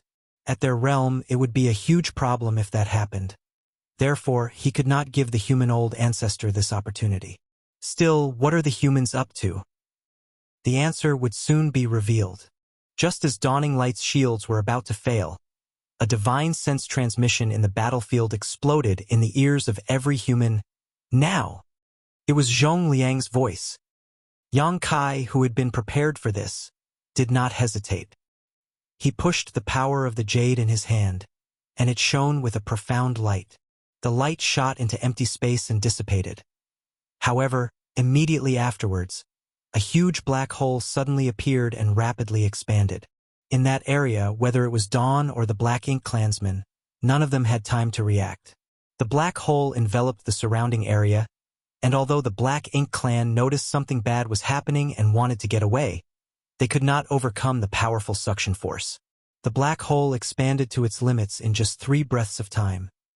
Then, as quickly as it appeared, it collapsed in on itself and disappeared. Also disappearing was Dawn's squad and the 3,000 or 4,000 Black Ink Clansmen nearby. This not only happened to Dawn, but to every human squad on the entire battlefield outside Blue Sky Pass. Such scenes repeated one after another. Black holes appeared rapidly, expanded, and then disappeared with all the nearby humans and Black Ink Clansmen. As soon as these black holes appeared, the royal lord knew exactly why he felt so uneasy. The humans actually laid a large number of traps outside Blue Sky Pass. The origin of these traps was the universe paradises and the universe cave heavens left behind after the death of the humans' open heaven realm masters over the years.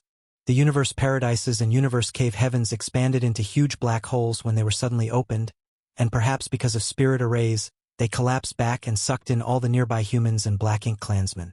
The royal lord could never have imagined that something left behind by a dead person could still have such an effect.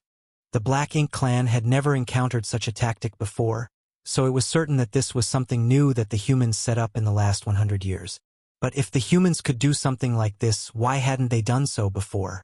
Why wait until now? The royal lord could not figure it out. He only knew that he could still not act right now, even though the losses were most likely going to be catastrophic. With his strength, he was capable of stopping this. From the appearance of the huge black holes to their disappearances, a few breaths of time would pass. Those who were caught were powerless to resist, but the royal lord could have saved them. However, he did not dare to do so. After all, the human old ancestor was intensely focused on him, like a predator that could lash out at any moment and deal him a fatal blow. Thus, he could only watch as the army under his command was devoured, one by the numerous black holes. Humph! In the inner sanctum, the old ancestor snorted in displeasure. The royal lord was truly tolerant. He would rather watch the Black Ink clan army suffer than risk his safety. However, the overall situation had been decided. Blue Sky Pass would definitely usher in a long period of peace, and in the meantime the Black Ink clan could only cower in a corner. The original battlefield suddenly became empty after the sudden appearance and collapse of the black holes. There were some lucky Black Ink clansmen who did not get caught, of course, but they were left confused and disoriented, not sure what to do now. Without waiting for them to figure it out, powerful secret techniques and artifacts shelled them from the four walls, causing them to scurry for cover. Dawning light quietly hovered in the air, while the thousands of Black Ink clansmen that were gathered up by Yang Kai's space principles had disappeared. However, Yang Kai knew that all those Black Ink clan troops were in the sealed world, just scattered about. All Dawn needed to do was to find them and kill them one by one. Is this a universe cave heaven? Feng Ying looked around and began to ponder. Yang Kai nodded lightly. It's a universe cave heaven. I don't know which senior left it. Feng Ying understood. The 100-year plan is finally being used, huh?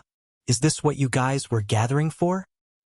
The content of that gathering held by Zhongliang was not revealed to Feng Ying and the others. The existence of such an important plan involving the piece of Blue Sky Pass for the next 1,000 years had to be kept a tight secret. Feng Ying certainly understood this. Nonetheless, the existence of these traps was well known. After all, the inner sanctum had spent 100 years and a lot of resources creating them. Every universe cave heaven and universe paradise that could be used had a large number of spirit arrays arranged inside. Even then, it was still impossible to suck in all the Black Ink clansmen on the battlefield. Not only that, but each universe cave heaven and universe paradise also had a spirit array at its entrance, which would send the Black Ink clansmen being pulled into random locations. In other words, besides Dawn, which remained together, the Black Ink clan that were brought in were scattered all over the place. Not only here, but also in the other universe paradises and universe cave heavens. Thus, this gave the human squads the opportunity to kill them off one by one. After being pulled into such a space, the Black Ink clansman's fate was already sealed. It was time to hunt. Yang Kai pushed his power into the jade in his hand. With the power of the control jade, he looked in a certain direction and said, "There are many Black Ink clansmen gathering over there." Upon hearing this, the team member in charge of Dawning Light immediately made a slight adjustment to their heading and sailed the ship in the direction Yang Kai had indicated. Although the Black Ink clansmen were randomly distributed within this universe cave heaven, there would always be some that were lucky enough to quickly gather together. This was also because Yang Kai had rounded up some 4,000 Black Ink clansmen this time. Right now, there were several dozens of Black Ink clansmen gathered together in the spot Yang Kai pointed out. They were naturally confused when they suddenly appeared in such a strange place and could not understand what had happened. One feudal lord vaguely guessed that this place should be a small universe that was left behind when an open heaven realm human died in the past. He was thinking that no matter what had happened, he should gather more of his clansmen first. Only if he gathered enough power would he have a chance to break out of the humans' plot. At that moment, he suddenly felt something and turned his head to look in a certain direction. To his horror, he saw a human warship speeding towards them. The feudal lord was shocked as he yelled, "It's that human squad!" On the battlefield, battles were mostly dominated by human warships. Now that both humans and their warship had been sucked into this place, it spelled their doom. Hundreds of Black Ink clansmen on the battlefield would find it hard to defeat a human warship, so now there were only a trivial few dozen of them. They would certainly be like appetizers served up on a platter. The feudal lord was quick to understand what was going to happen, so as soon as he saw Dawning Light, he immediately fled in the opposite direction. But how could he escape? Dawning Light's speed had been pushed to the limit in order to ruthlessly kill all the nearby Black Ink clansmen as soon as possible. Before the warship even arrived, powerful attacks were launched and the Black Ink clansmen fell in droves. The feudal lord was still running wildly when he suddenly felt a figure flash by his side. He turned his head to look and saw a human youth looking at him with a smile, who then said, "Die early and you'll be reborn early. Why struggle so much?"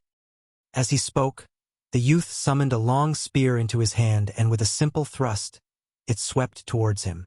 The feudal lord was frightened to death and wanted to resist, but no matter what he did, he could not avoid the spear tip, as it seemed to seal off the space around him as it approached. The huge figure exploded mid-air into a bloody black mist. Yang Kai then dashed back and pointed in another direction. "That way." With the control jade in his hand, the black ink clansmen hiding in the universe cave heaven were like fireflies in the dark night, unable to hide from his detection regardless of how much they tried. Dawn swiftly hunted down and killed the scattered enemies, meeting little to no resistance. If the 4,000 black ink clansmen that were swept into this place could gather together, it would be difficult for the dawning light to deal with them. However, now that these black ink clansmen were scattered, even if some managed to regroup, there were not many of them. Thus, it was difficult for them to resist Dawn's assault.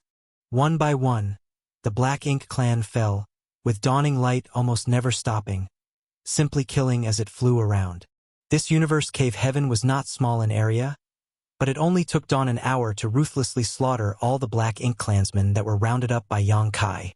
During this time, the auxiliary killing and trapping arrays that Blue Sky Pass had set up in advance in this universe cave heaven were not even used.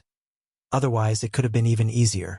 After using the power of the control jade to search the entire universe cave heaven and ensure that there were no more black ink clansmen left, Yang Kai opened up the portal and led Dawn out. Marshall Peak, Chapter 5144. There's a big fish inside. After leaving the universe cave heaven, the members of Dawn looked around and saw that the entire battlefield was empty and silent. In fact, except for their squad, no one else was around. This situation was to be expected, though. Although the traps had been triggered, there would always be some enemies that got away. However, the walls and offensive artifacts were not for show, and the remaining black ink clansmen were too few to meaningfully attack Blue Sky Pass. If they stayed on the battlefield, they would become nothing more than target practice.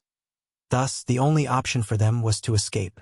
Dawn was very fast in eliminating those that were sucked into the black hole with them. The other squads were still in the midst of killing their enemies, so they were not out yet. Yang Kai quickly took over the control of Dawning Light and sailed it in a certain direction. They soon came to a spot in the void, and after a brief survey, he waved his hand and manipulated space principles. Ripples passed through the void, and a portal emerged before he drove Dawning Light through it.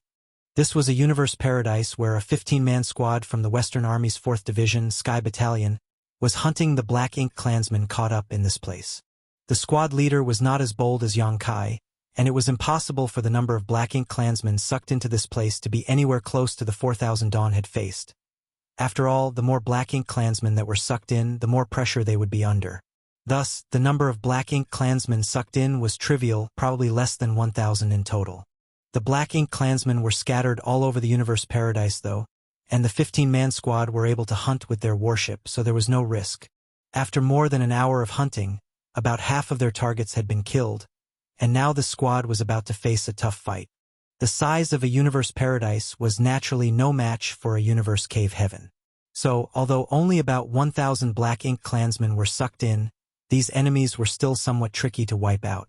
They were scattered not far from each other, and within an hour, more than 200 of them had gathered in one place, including 3 feudal lords. Among the 15-man squad, there were 2 7th-order masters, while the rest were in the 5th and 6th order. With their warship's abilities, it was not impossible for them to take on these 200 Black Ink Klansmen, but there would certainly be some risk. After all, in order to ensure that the plan worked, each squad warship had suffered varying degrees of bombardment before the trap was sprung, and its protective array had been damaged already. Thus, the squad leader of the squad chose a more cautious approach to battle, which allowed these 200 Black Ink Klansmen to rally together and pursue them. Nonetheless, in the direction the squad was heading, there was a grand array set up by Blue Sky Pass, and with the power of the grand array, it would be much easier to eliminate these 200 Black Ink Klansmen. In fact, each universe cave heaven and universe paradise had several grand arrays arranged for this exact purpose. Dawn was extremely powerful and had numerous 7th-order open heaven realm masters, so it didn't need to rely on spirit arrays when it hunted down their targets. However, not every squad was as lucky as Dawn, and not every warship was a match for Dawning Light. As the Grand Array got closer and closer, and the pursuing Black Ink clansmen were about to fall into the trap, a blinding light suddenly shone from up ahead. The squad leader was shocked and thought that they were under attack, but when he stared forward, he saw another warship. It was a warship that was very different from the usual warships. Instantly, the squad leader reacted and cursed, "Damn thieves! Did they come here to compete for kills?" The next instant, a violent energy wave burst from behind them, and the Black Ink clansmen, who were chasing after them, screamed in agony. "It's Dawn!" Some members of the squad reacted. Dawning Light was incredibly easy to identify, being much bigger and more powerful than standard squad warships. It was a warship envied by many. It must have cost an enormous amount of military merits to build. "Squad leader, what do we do?" someone asked. The corners of the 7th Order squad leader's brow twitched as he growled through gritted teeth.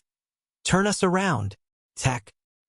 A short while later, the dust settled. The two squads were gathered in one place, and the two warships were hovering side by side in midair, with a sea of bodies and blood below them. The squad leader looked at Yang Kai helplessly as he protested. "Brother Yang, you're too greedy. Never mind that you had snatched our prey on the battlefield. Now you even came over here to rob us of our kills? Can't you leave some soup for us?" Yang Kai replied with annoyance. "Senior brother, Dawn came to help you kill the enemy. But not only is senior brother unappreciative, you're even complaining now." The squad leader was annoyed, but he did not know what to say in response. Although they could have killed their enemies without Dawn's help, it would not have been easy. But after receiving their assistance, they did not even thank them and instead criticized Dawn. The squad leader continued, "Brother Yang, why have you all come here? Have you finished killing the Black Ink clansmen on your end?" Yang Kai said with a smile, "We disposed of that trash long ago. As for why we came here, all the portals of the universe paradises and universe cave heavens were found and opened by me, so I can enter them wherever I want." "I forgot about that." The squad leader slapped his forehead. The entire Plan Blue Sky Pass set up over the last century was only possible because of Yang Kai. Thus, he knew all the positions of all the hidden universe cave heavens and universe paradises. Yang Kai asked, "Senior brother, how many Black Ink clansmen are there in this space? Let's cooperate to kill them." The squad leader waved his hand and replied, "There are not many left, just a couple of stray dogs. I don't need Brother Yang's help. I saw a few squads that drew in a significant number of enemies though. Perhaps they are in a bitter fight for their lives. They are the ones who need a team like Dawn to back them up." Yang Kai looked at him with a smile and nodded. "If that's the case, then I'll leave you to it." "Good hunting." The squad leader hastily cupped his fist. After seeing Dawn leave, the squad leader sighed, "We're both in the 7th Order, but the difference is too great." He had witnessed Yang Kai cut down a feudal lord with only a few moves. It was impossible for him to do the same, so he could not help but feel inferior. He was determined that after this battle, he would enter retreat and intensely cultivate. He knew that he could not reach Yang Kai's level of strength, but he should at least try not to fall too far behind. A member of his squad asked, "Squad leader, there should be a lot more Black Ink clansmen out there, right? Dawn is so powerful, why didn't you let them help us kill the enemy?" Squad leader glared at him and replied angrily, "If I did that, what would be the point of us being here? To pick up the crumbs they left behind?" Relying on his mastery over the Tao of space, Yang Kai was able to easily find the hidden portals on the battlefield. After all, he opened them all by himself and knew the century-old layout of Blue Sky Pass. However, not one team welcomed them, and they would often politely ask him to leave after an initial battle. Aboard Dawning Light, Miao Fei Ping was scratching his head as he asked, "Martial Uncle, why are we being treated like pariahs? No one welcomes us." Chi Tai Chu slapped him on the back of his head. "You brat, do you have to ask such an obvious question?" Yang Kai said with a grin, "Of course no one likes us robbing their military merits, The way the inner sanctum set up the traps ensures that all squads are able to handle the enemies that they sucked in. It does not matter if we help them or not. This is different from the previous battles and is a good opportunity for each squad to harvest military merits. Thus, they naturally don't want other squads to intervene. They also don't want people to think that they are not strong enough and be ridiculed for nothing. Miao Fei Ping suddenly realized and then asked, "So, do we continue?" "Of course we do," Yang Kai nodded. "We are not robbing military merits. We are just inspecting the battlefield. If they don't need our help, we will withdraw and go elsewhere. If they need our help, they will ask for it. Fei Ping, you have to remember that in this black ink battlefield, every battle-hardened soldier has their own pride. They can be ungrateful, but we can't just stand by and not help." Miao Fei Ping nodded and replied, "Junior understands." As he was talking, Yang Kai suddenly looked in a direction where there seemed to be an abnormal space principle fluctuation. He immediately pushed dawning light in that direction and soon arrived at a certain spot. He focused his eyes, only to see that the void in front of him was like a mirror with a crack in it. From the crack, there was actually the aura of a world flowing out. He reached out towards the crack and manipulated space principles, penetrating the world barrier to explore the details inside. Moments later, his expression changed, and he shouted, "Brother Shun, stay here. If any 8th Order Open Heaven Realm Master appears, ask him to come here immediately to blockade this place. Everyone else, follow me inside." Shen Ao nodded and left dawning light to stand quietly in the void. Feng Ying asked hastily, "What is it?" Yang Kai opened the portal carefully using space principles, and said through gritted teeth, "There's a big fish inside." Everyone in Dawn looked astonished. The big fish that Yang Kai mentioned must be a territory lord. They never expected that there would be a territory lord inside. Blue Sky Pass had been arranging these traps for 100 years with the Great Pass at the center, splitting the battlefield into two distinct regions, the Inner Circle and Outer Circle. In the Inner Circle, there were Universe Paradises and Universe Cave Heavens which required one squad each to take control over. Furthermore, the Control Jades were used to pull only a certain number of Black Ink clansmen inside to be hunted. At the Inner Circle, there shouldn't have been any territory lords, so the safety of the squads could be assured. The Outer Circle of the battlefield was meant for 8th Order Open Heaven Realm Masters and Territory Lords. There were Universe Cave Heavens specially prepared for Territory Lords there as well, and the inside was arranged with very powerful spirit arrays that would be enough to threaten these enemy masters. No one had expected that a Territory Lord would slip into the Inner Circle.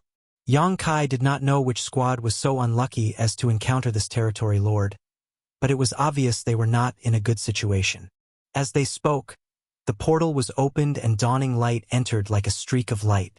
Yang Kai closed the portal again with a wave of his hand, but the cracks in the world barrier could not be smoothed out no matter what. In fact, the cracks were continuing to increase in size, a sign that the Universe Paradise would not hold up for long. As dawning light appeared in this Universe Paradise, it immediately became like a leaf in a violent storm under the violent surges of energy.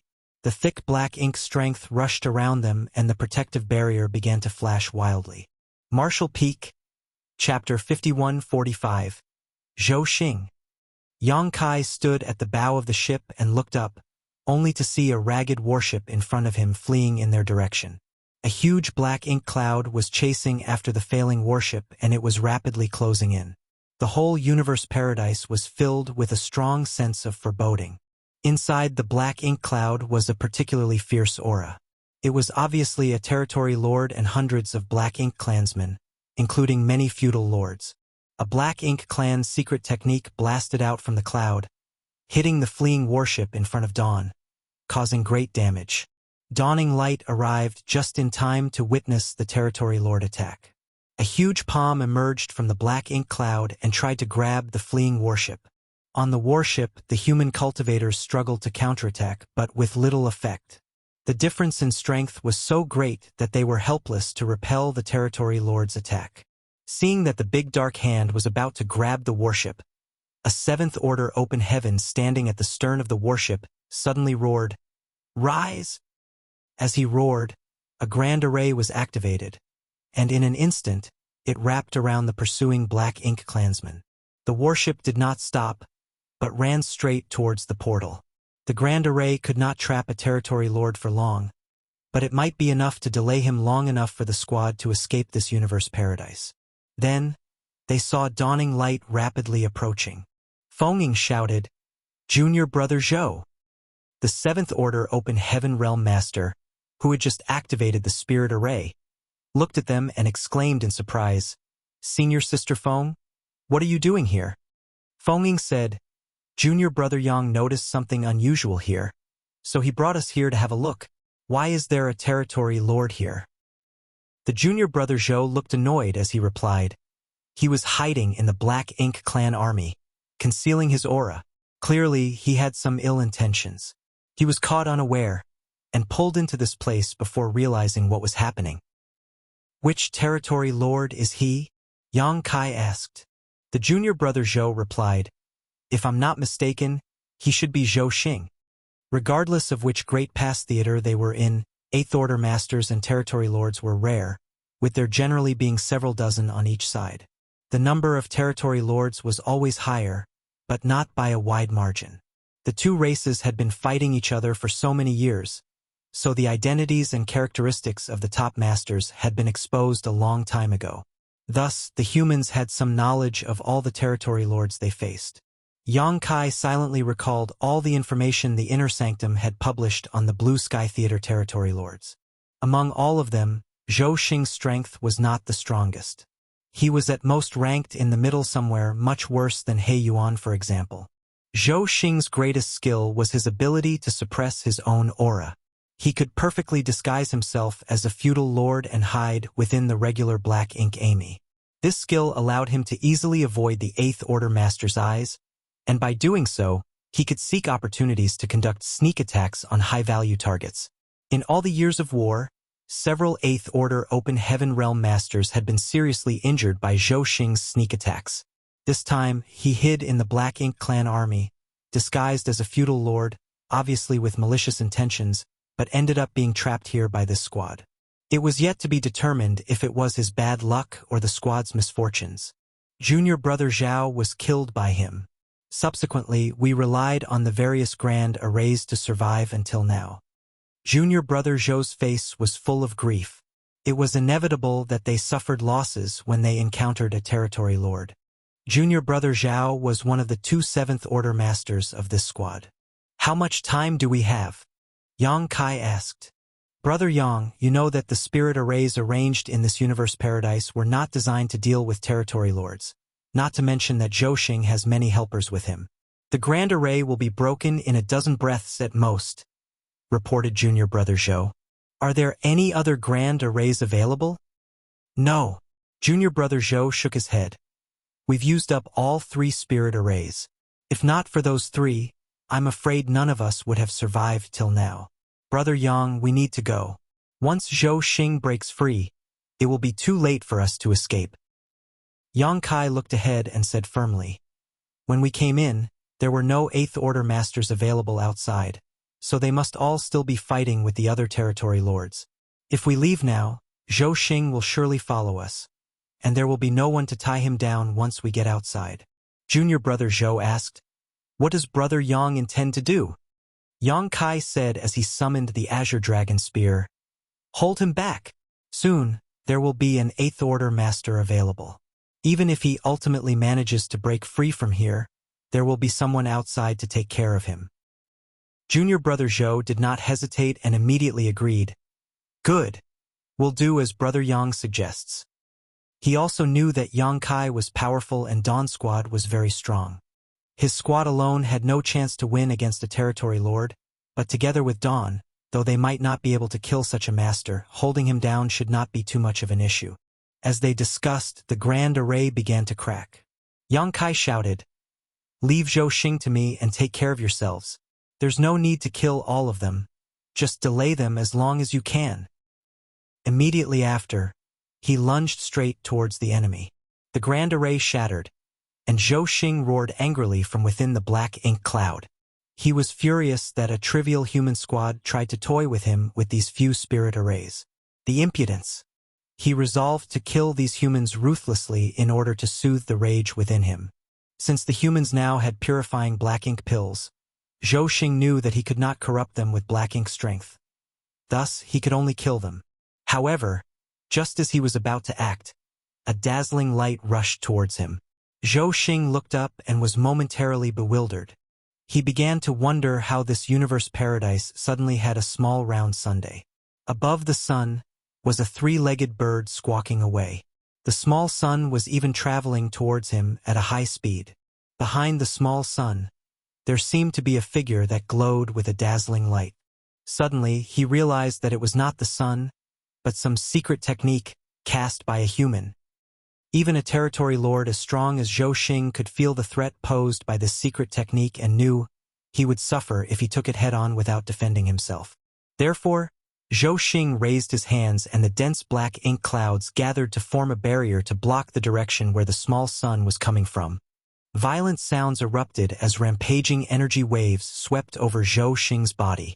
The black ink cloud thinned noticeably under the blazing energy that was hot enough to incinerate everything in its path.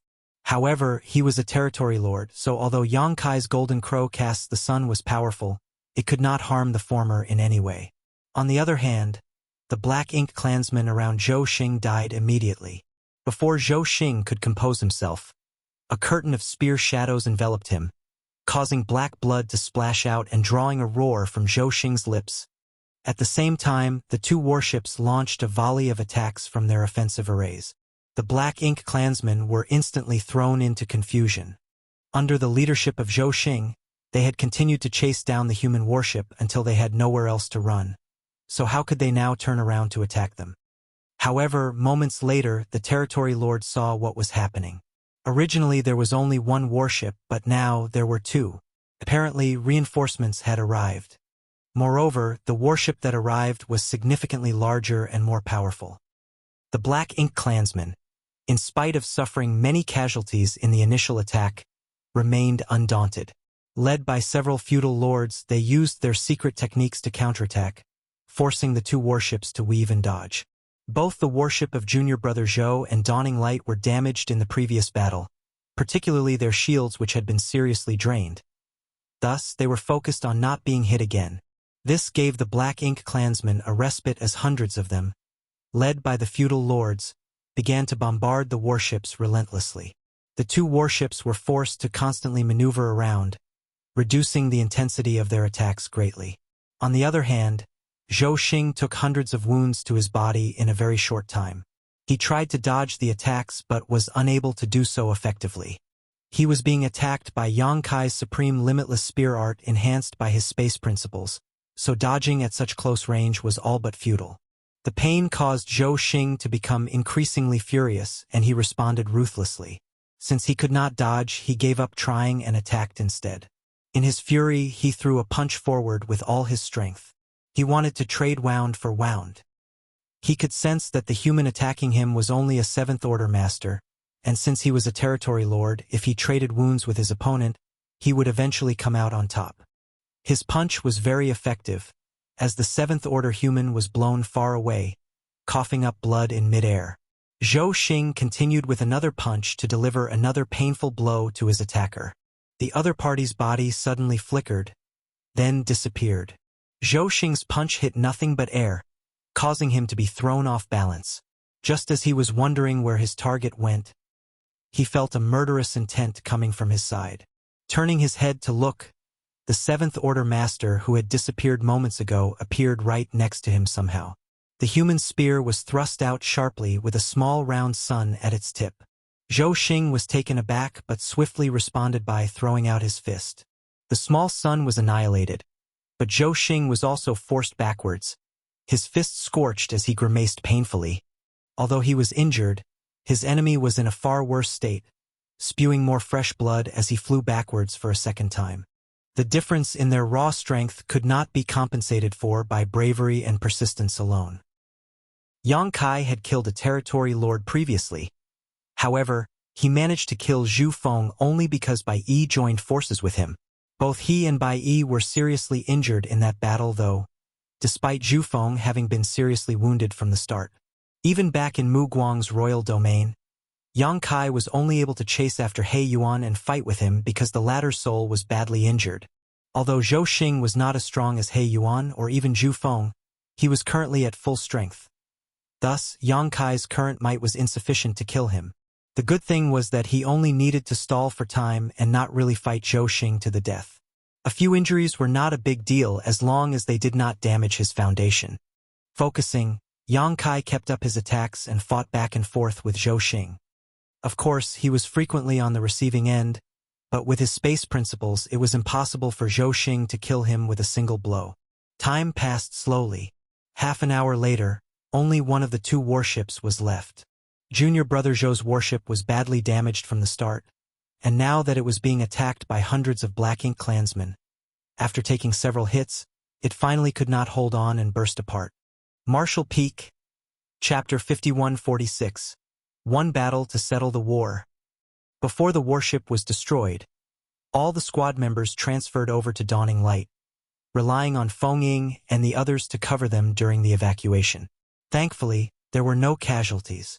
The two squads converged on Dawning Light, but their overall strength did not increase.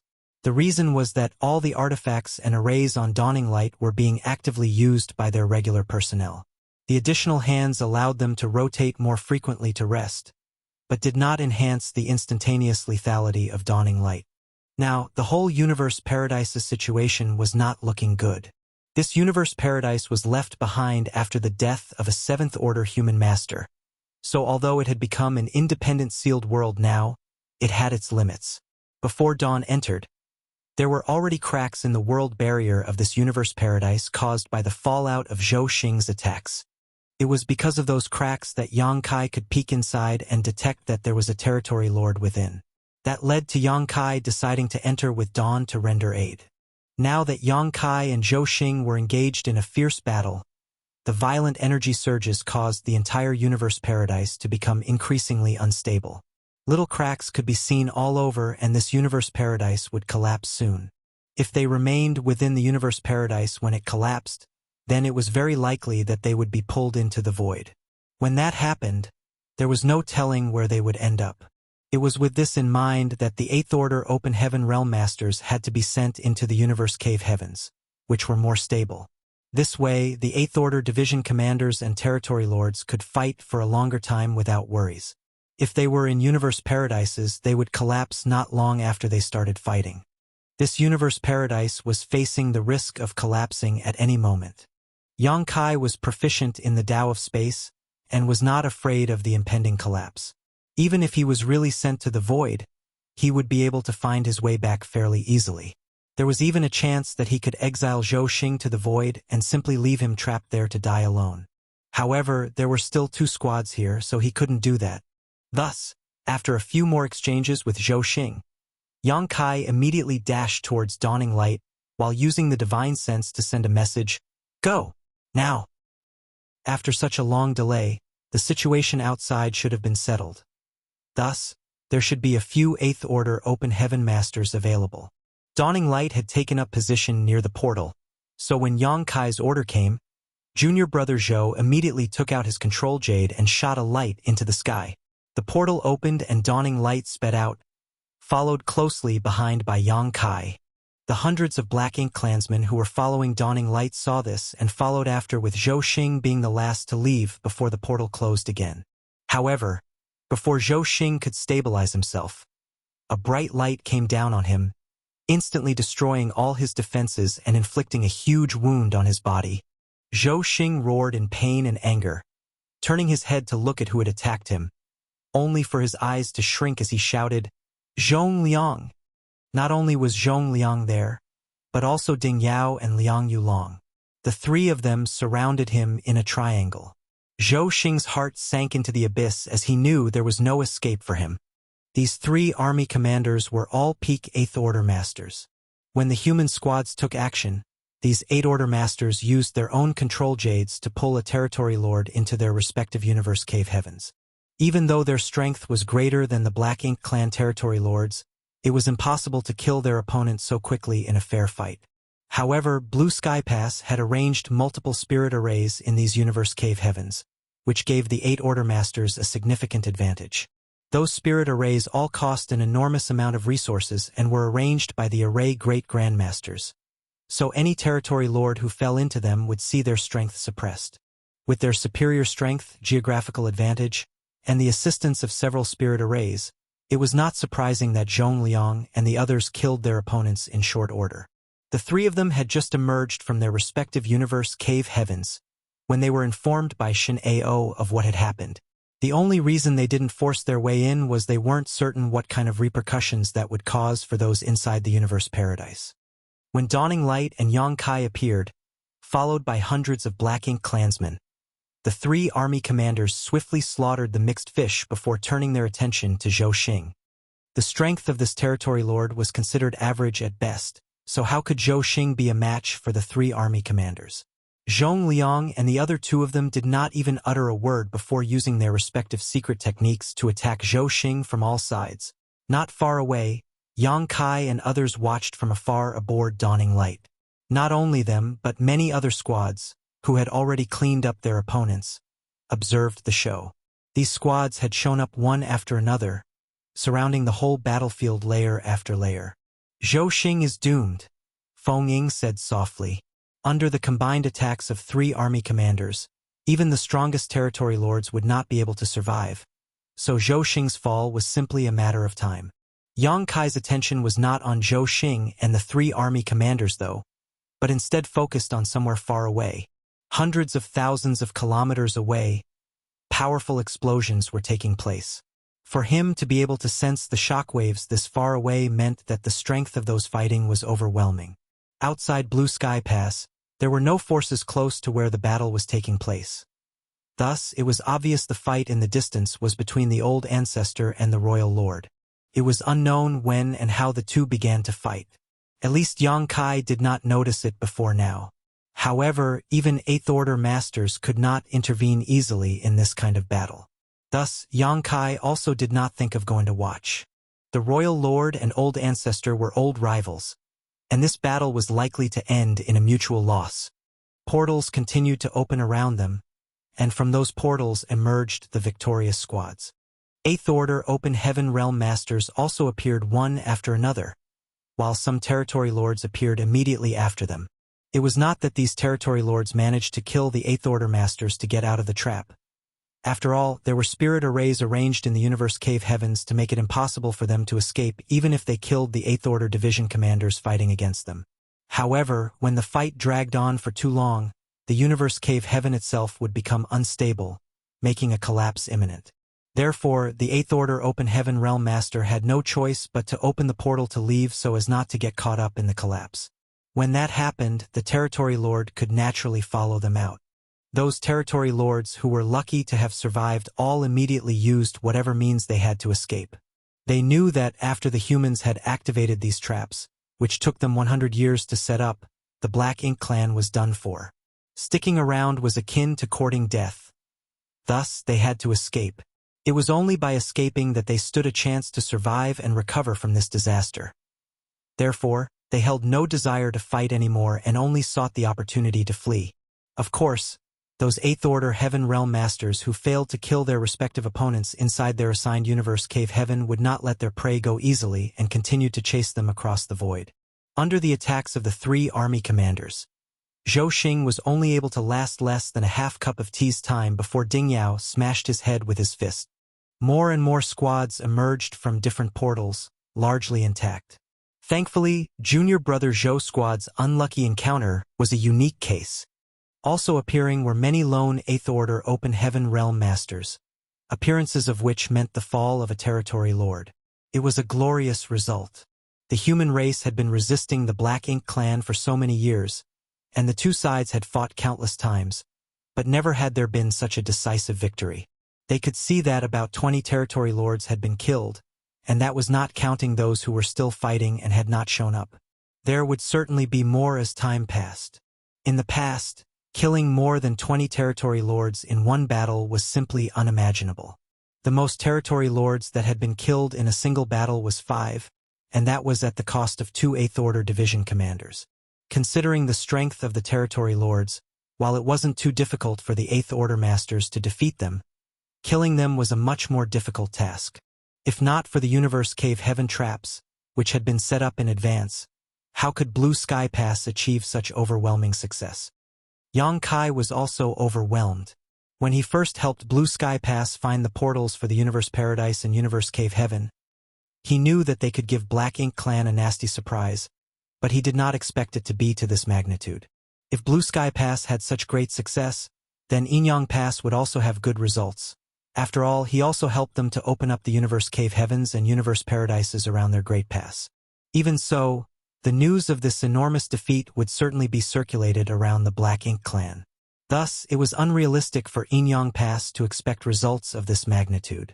With so many territory lords killed, there were naturally hundreds of times more dead and injured weaker Black Ink clansmen.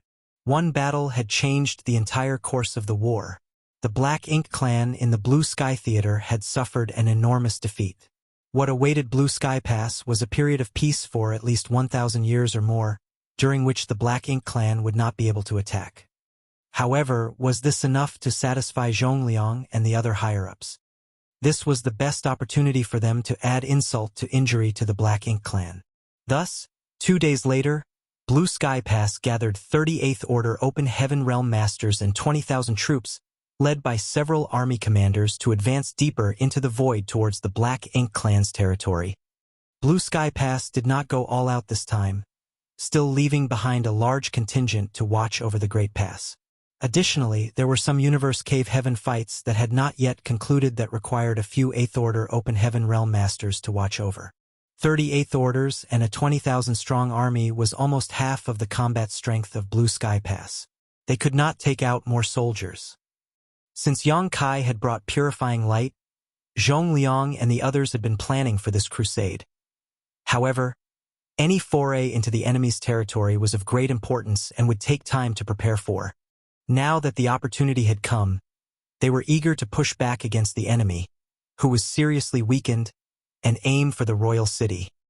Naturally, Blue Sky Pass held little expectation that this campaign would be enough to wipe out the Black Ink Clan entirely.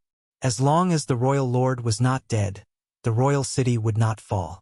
This was just a kind of experiment for the future. At the same time, it was also to establish a precedent and prove that it was possible to take the fight to the Black Ink Clan. This was a long-established plan. However, except for the 8th Order commanders, no one below them in rank knew about it. Thus, after hearing about the crusade, numerous Open Heavens Realm Masters were very excited. The human race have been trapped in various Great Passes for years, and finally, they had the chance to launch a real counterattack. Marshall Peak, Chapter 5147, The Crusade. Blue Sky Pass had clearly planned this crusade for a long time. It was impossible to come up with such a plan in just 2 days. The expeditionary force was led by 2 army commanders, Ding Yao and Liang Yulong. 2 purifying Black Ink battleships were deployed along with about 1,500 warships of various ranks. The huge force set off from Blue Sky Pass as soon as preparations were completed. Dawn was also part of the expeditionary force, its squad members taking turns to operate Dawning Light while the ones off duty spent their time in their cabins to restore themselves. The damage to Dawning Light had been repaired by the array masters and artifact refiners before they departed Blue Sky Pass, so it was as good as new. However, for this crusade, they were not taking many array masters and artifact refiners with them. Thus, if a warship got damaged, it might not be able to be repaired in short order. This crusade was very different from guarding the Great Pass. When backed by Blue Sky Pass, the humans could fight with confidence and without fear. Even if their warship was damaged, logistical support was close by. However, a crusade was not the same, as the supply lines and logistics to support the soldiers would be stretched out over a much larger area. If this matter was not addressed, it would become a major constraint for this crusade. However, this shortfall could not be satisfactorily resolved. If all the available array masters and artifact refiners were mobilized for the crusade, they would require a large contingent of soldiers to protect them, reducing the crusade's overall fighting capability. Meanwhile, this crusade was more of an attempt to make a statement rather than a concerted effort to eliminate the Black Ink Clan once and for all. Half a month after the expeditionary force left Blue Sky Pass, It fought its first major battle with a Black Ink clan army of nearly 300,000. The 700,000 Black Ink clansmen that had previously attacked Blue Sky Pass were all basically dead or severely wounded, so these 300,000 were assembled from the Black Ink clan's reserves. This was the Black Ink clan's modus operandi, sending in wave after wave of soldiers to fight a protracted battle. Each time a siege happened at a great pass, the humans would have to endure many waves of attacks by the subsequent enemy reinforcements, and this time was no exception. However, the collapse of the Black Ink clan's main army on the front line was too sudden.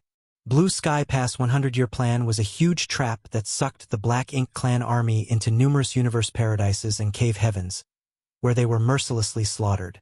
The reinforcement army that came from the Black Ink clan did not get the news in time and was led by a sole territory lord as they flew towards Blue Sky Pass.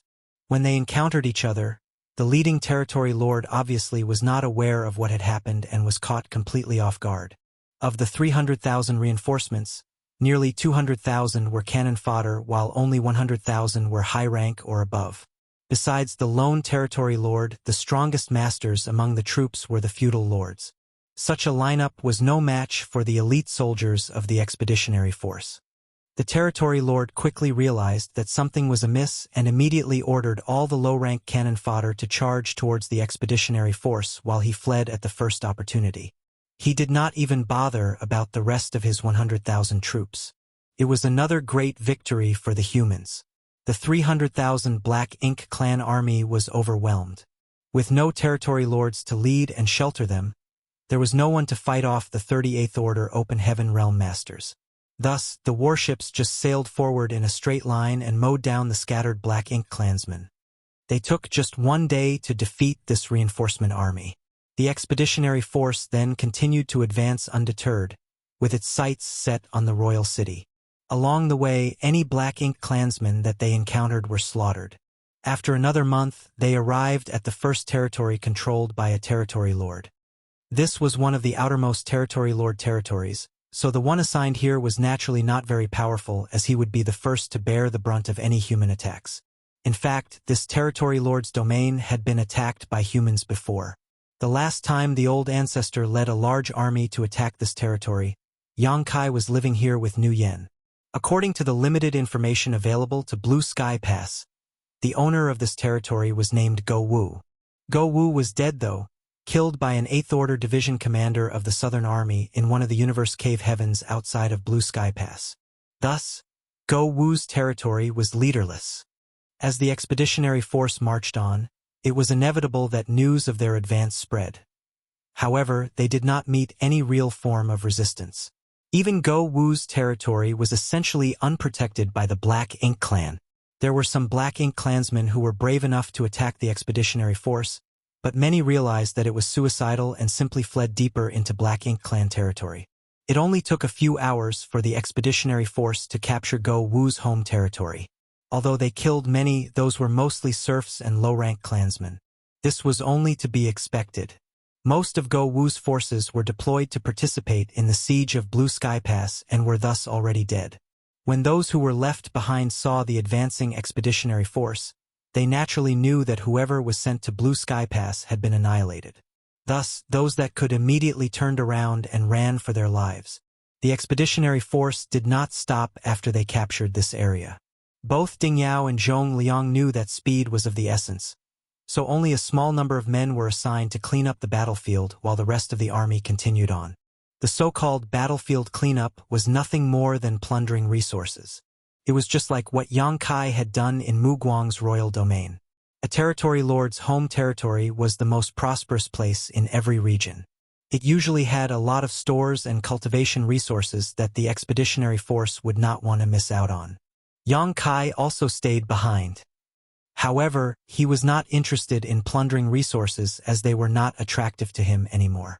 The resources in his small universe were already inexhaustible to him. The reason he stayed was to acquire a subnest. Some time ago, he brought Miao Fei Ping to a feudal lord's territory and moved the low-rank Black Ink nest into his small universe. But it withered away soon after. It was obvious that a mature Black Ink nest could not be moved easily. It was like a big tree, so cutting its roots to move it would kill it. If he could get an unhatched subnest and nurture it in his small universe, it might be different. Feng Ying also stayed and acted as his protector since Yang Kai was vulnerable when his consciousness was connected to the black ink nest. There would be trouble if a hidden black ink clansman jumped out and attacked him. Feng Ying frowned as she watched Yang Kai enter the territory lord's black ink nest. The aura inside the black ink nest made her feel extremely uncomfortable and even a bit nauseous. If she did not have to stand guard for Yang Kai, she would never have gotten close to such a place. As Yang Kai walked along, he soon came to the central chamber. Yang Kai pondered and appeared hesitant to act. To be honest, although he had been inside black ink nests before, and had even taken advantage of their strange network to defeat many feudal lords by destroying their consciousnesses, he still did not understand how to hatch a subnest. After all, Zhagu never told him about it. Obviously, hatching a subnest was a function of a territory lord black ink nest and required a certain amount of resources, but as to the exact process, Yang Kai was clueless. In front of Yang Kai was the black ink pool, where black ink strength tumbled and surged as if it were an ominous beast. Yang Kai opened his small universe and used his own world force as a bridge to connect his consciousness with that of the black ink nest's consciousness to investigate a little. To his surprise, he did not enter the strange space this time. It was as if his whole body was one with black ink nest, and he could see the state of black ink nest as if it were his own. Yang Kai instantly understood that different locations of the black ink nest had different purposes. This place, where the black ink pool was located, was where the black ink clansmen would be bred and subnests created. To think it's this simple. With an idea in mind, Yang Kai immediately began to work, taking a large amount of resources from his small universe and injecting them into the black ink pool. The black ink strength inside the black ink pool tumbled more and more fiercely, and as the vast amount of resources disappeared, the abundant energy was greedily absorbed by the black ink nest. After a few moments, the walls of the chamber, which were fleshy, seemed to form a tumor. The tumor rapidly grew and the wall suddenly broke open, and a wet, beast-like black ink clansman came out, trembling. "Pa-pa!" More tearing sounds rang out as the chamber's flesh walls soon hatched more than a dozen black ink clansmen of different forms. Feng Ying felt a stinging chill as she watched all this. Although she knew that the black ink nest gave birth to black ink clansmen, no human had actually witnessed the process before. These black ink clansmen were not entirely hatched by Yang Kai. They had not been fully formed before he entered this place, and thus had not hatched. After Yang Kai injected resources into the black ink pool, their development was accelerated and they managed to hatch. The newly hatched black ink clansmen were not much of a threat, not even qualified to be cannon fodder. So Feng Ying flicked her long sword and the wave of sword chi killed them all on the spot. She then shouted, "Squad leader!" Yang Kai opened his eyes and saw the situation around him, and immediately responded, "I'll change my approach." It was his first time trying to create a black ink nest, and he was not sure how to do it, so he accidentally hatched a dozen black ink clansmen. However, after he made some adjustments, the fleshy tumor wall no longer broke open, and no more black ink clansmen were born. Instead, the entire black ink pool was filled with rich power and stirred more and more. Feng Ying felt that it was a pity for such a large amount of resources to be sacrificed to the black ink pool. Blue Sky Pass had only become affluent in the recent several dozen years, after Yang Kai introduced the void yin-yang mirrors. In the past, cultivation resources were very tight in every great pass, so they had to save as much as they could, whenever they could. She was used to living in poverty, so she cringed when she saw Yang Kai throwing away resources in such a manner. However, she also knew that Yang Kai had his own reasons. If he could get a black ink nest, it would definitely be of great use. The interoperability between the black ink nest and the black ink clan might even allow them to spy on the black ink clan without having to leave their own territory. It was not certain how many resources were put into the black ink pool, but after a few days, it suddenly trembled as the water swirled. Something was about to emerge from it. Feng Ying looked over, and a few moments later, a small and exquisite black ink nest emerged from the churning water. At the same time, Yang Kai also eased what he was doing and looked at the little black ink nest that spawned from the black ink pool. He exhaled gently when he realized that his efforts were not in vain. Martial Peak, Chapter 5148, The Limit. Although he had succeeded in obtaining a subnest, Yang Kai was not sure if it would work given the special connection between the Territory Lord Black Ink Nests and the Feudal Lord Black Ink Nests. Even so, he had to try it out to be sure. After putting the subnest into his small universe, Yang Kai did not rush to hatch it. He just temporarily placed it somewhere isolated. A little while later he, along with Feng Ying, left the place. "Squad leader, do you intend to destroy the Black Ink Nest?" Feng Ying asked. Yang Kai nodded. "Of course. I can't leave it for the Black Ink Clan to use." Feng Ying flicked out her sword, sending out a flying slash that split the Black Ink Nest in half in an instant. Rich black ink strength gushed out from the two halves and it began to wither away. Yang Kai kept checking up on the subnest in small universe, and after a moment, he could not help but sigh. "I thought as much." The subnest that he had spent a lot of resources to obtain withered rapidly after the Territory Lord Black Ink Nest was destroyed. Although he had expected this outcome, he still felt disappointed. It seemed that the connection between this mid-rank Black Ink Nest and the low-rank Black Ink Nest spread from it was unbreakable, and not even moving it to his small universe could isolate it. If the mid-rank Black Ink Nest connected to it was destroyed, the low-rank Black Ink subnests would not be spared either. It was only when the mid-rank Black Ink Nest was left in place that Yang Kai would be able to preserve the subnest. However, this was obviously unrealistic. No matter how strong the expeditionary force was, they would not be able to fully eliminate all Black Ink clansmen around Blue Sky Pass. As long as the Black Ink clan here had not been completely annihilated, leaving any Black Ink Nest around would only benefit the Black Ink clan. After composing himself, Yang Kai used his divine sense to check the area and ascertained that this place was already empty. His allies who had stayed behind to collect resources had already left. Thus, he and Feng Ying used the universe transference law to return to Dawning Light. For a time, the expeditionary force's momentum was unstoppable. As it marched on, the Black Ink clan was unable to form any effective resistance against its overwhelming power, and most fled before they even arrived. Half a year after the expeditionary force's initial sortie, they had captured 4 domains owned by territory lords. They had also destroyed 4 mid-rank Black Ink Nests and swept clean several dozen feudal lord fiefs. This was when the expeditionary force advanced in a straight path. It had to be said that they could have achieved much more if they were willing to take some detours. After 6 months, the expeditionary force finally encountered a tough battle. 3 territory lord domains away from the royal city, the Black Ink clan once again gathered an army numbering in the hundreds of thousands. This army fought the expeditionary force with dogged determination. The Black Ink clan's counterattack became fiercer as the expeditionary force marched deeper into their territory. This human incursion was a huge insult to their pride. They had always been the ones to attack. This was the first time in countless years that the humans had attacked them so close to the royal city. These 3 territory lords' domains were all that was left before the humans could assault the royal city. It would be a great embarrassment for the entire Black Ink clan if their royal city was infringed upon. Although many territory lords died during the most recent siege of Blue Sky Pass, they were not totally annihilated. The original number of territory lords was greater than the number of 8th Order humans. Taking into account those who were not deployed, and those who had escaped from Blue Sky Pass though, there were at least 40 territory lords still alive.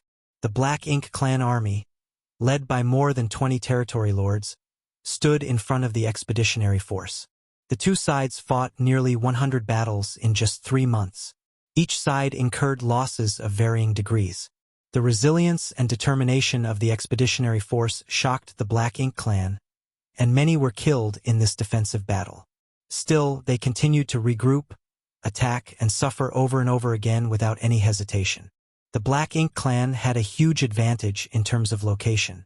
Their reinforcements did not have to travel far, so they could easily gather together from all sides and even look for opportunities to surround the expeditionary force. The battle raged throughout this territory lord's domain, and it was so bloody that this vast stretch of the void soon turned into a massive grave for the Black Ink clan. It was not until a year later that the territory lord's domain was completely conquered. In that year of battle, more than 1 million Black Ink clansmen died. The nearby void was literally covered in thick Black Ink strength, and huge black ink clouds blotted out the sky.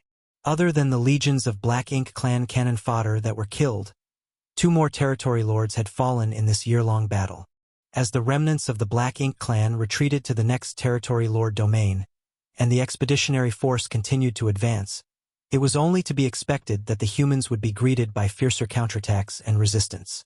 This was similar to the situation that Yang Kai encountered when he wreaked havoc in the Inyang Theater. The deeper he went into Black Ink clan territory, the more concentrated the enemy resistance became. The expeditionary force set up a temporary camp on a massive universe fragment in the domain of the recently conquered territory lord domain. The array masters arranged a massive grand array to isolate the surrounding Black Ink strength so that the soldiers could rest and recuperate. 38th Order Division commanders, led by Ding Yao and Liang Yulong, gathered in one of the largest tents. Yang Kai was summoned and saluted before looking at the 2 men sitting in front. "What are your orders, seniors?" Ding Yao said, "How many universe arrays are needed to set up a direct link to Blue Sky Pass from here?" The universe array was an extremely convenient tool that allowed cultivators to use the universe transference law to return to it anytime they wanted. As long as they were in the same world, there was, theoretically, no limit to the distance one could traverse. However, there were still limits to what individual cultivators could endure. This place was very far away from Blue Sky Pass. Even so, those from Blue Sky Pass could still use the universe arrays aboard the purifying Black Ink battleships to communicate with the expeditionary force. However, if a cultivator really tried to teleport back directly, not many of them would be able to survive the stresses of the transit through the void.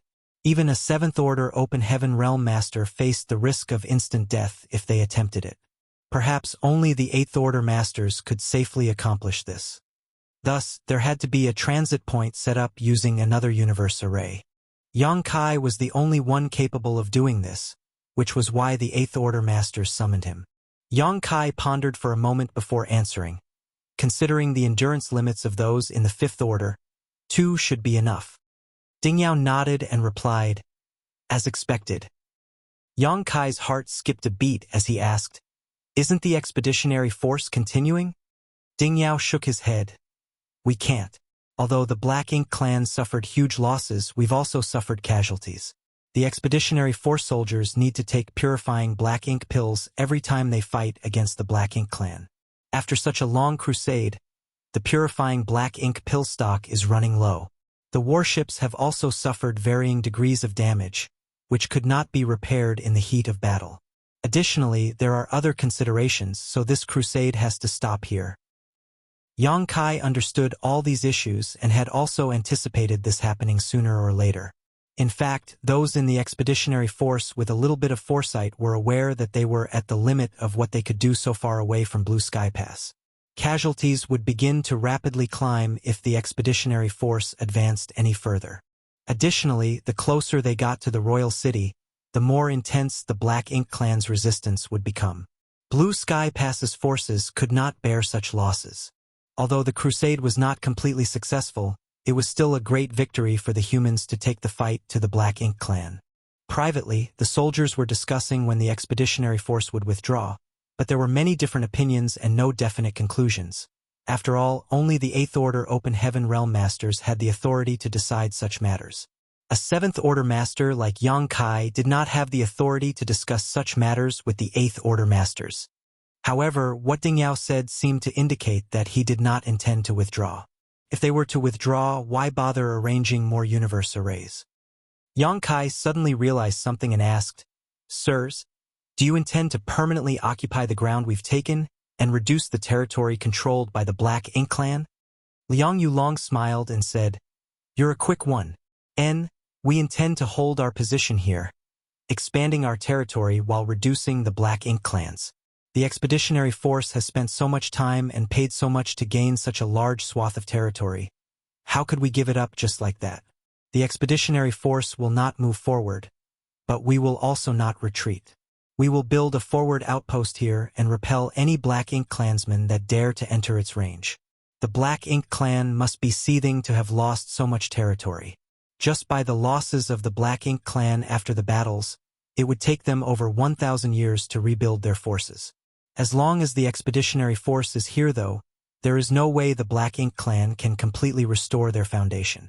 Yang Kai was shocked by the boldness of these Eighth Order masters. By doing this, the Black Ink Clan would surely have hard times ahead.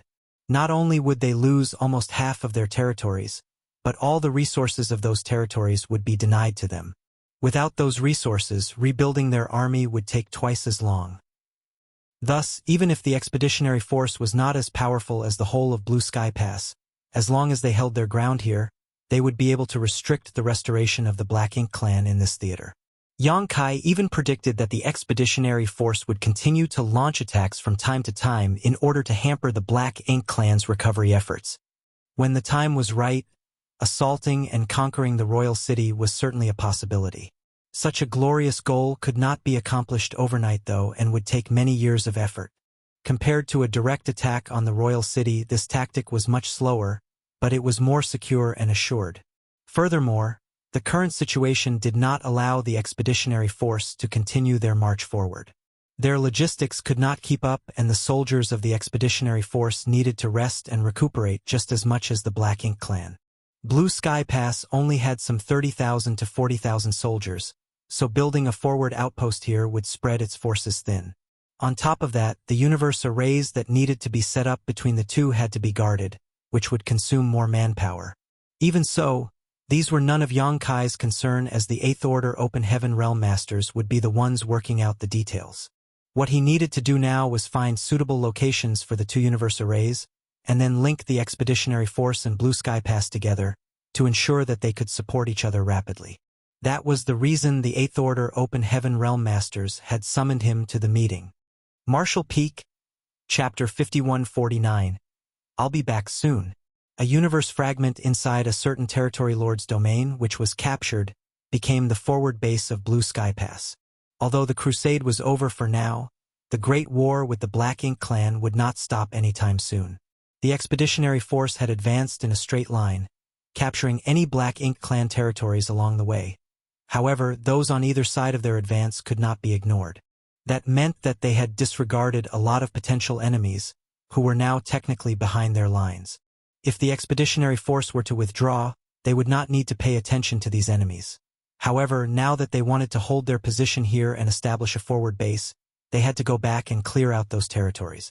At the very least, the forward base had to be protected from a Black Ink Clan siege on all sides. The Black Ink Clan had lost a lot of resources and manpower in this battle, and with less than 40 territory lords left, which was basically half of their previous total, they had pulled back most of their forces to protect the royal city and no longer dared to move around freely. Thus, while the forward base was surrounded by Black Ink Clansmen, they were mostly stragglers and weaklings. The humans only needed to spend a little time and effort to clear up all those Black Ink Clansmen behind them.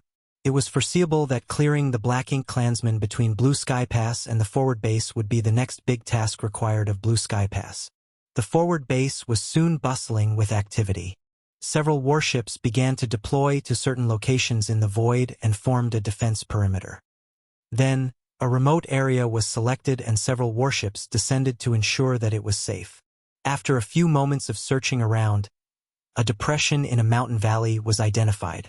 There were countless such places like this in the void, and this valley was very well hidden, making it suitable for setting up a universe array. Obviously, even if the Black Ink Clan were to pass by this place, they would not be able to find anything without intentionally searching for it. Furthermore, if the universe array was really set up here, it would be covered by spirit arrays and guarded by soldiers. Thus, if there was an attack, reinforcements would soon be able to come and provide support.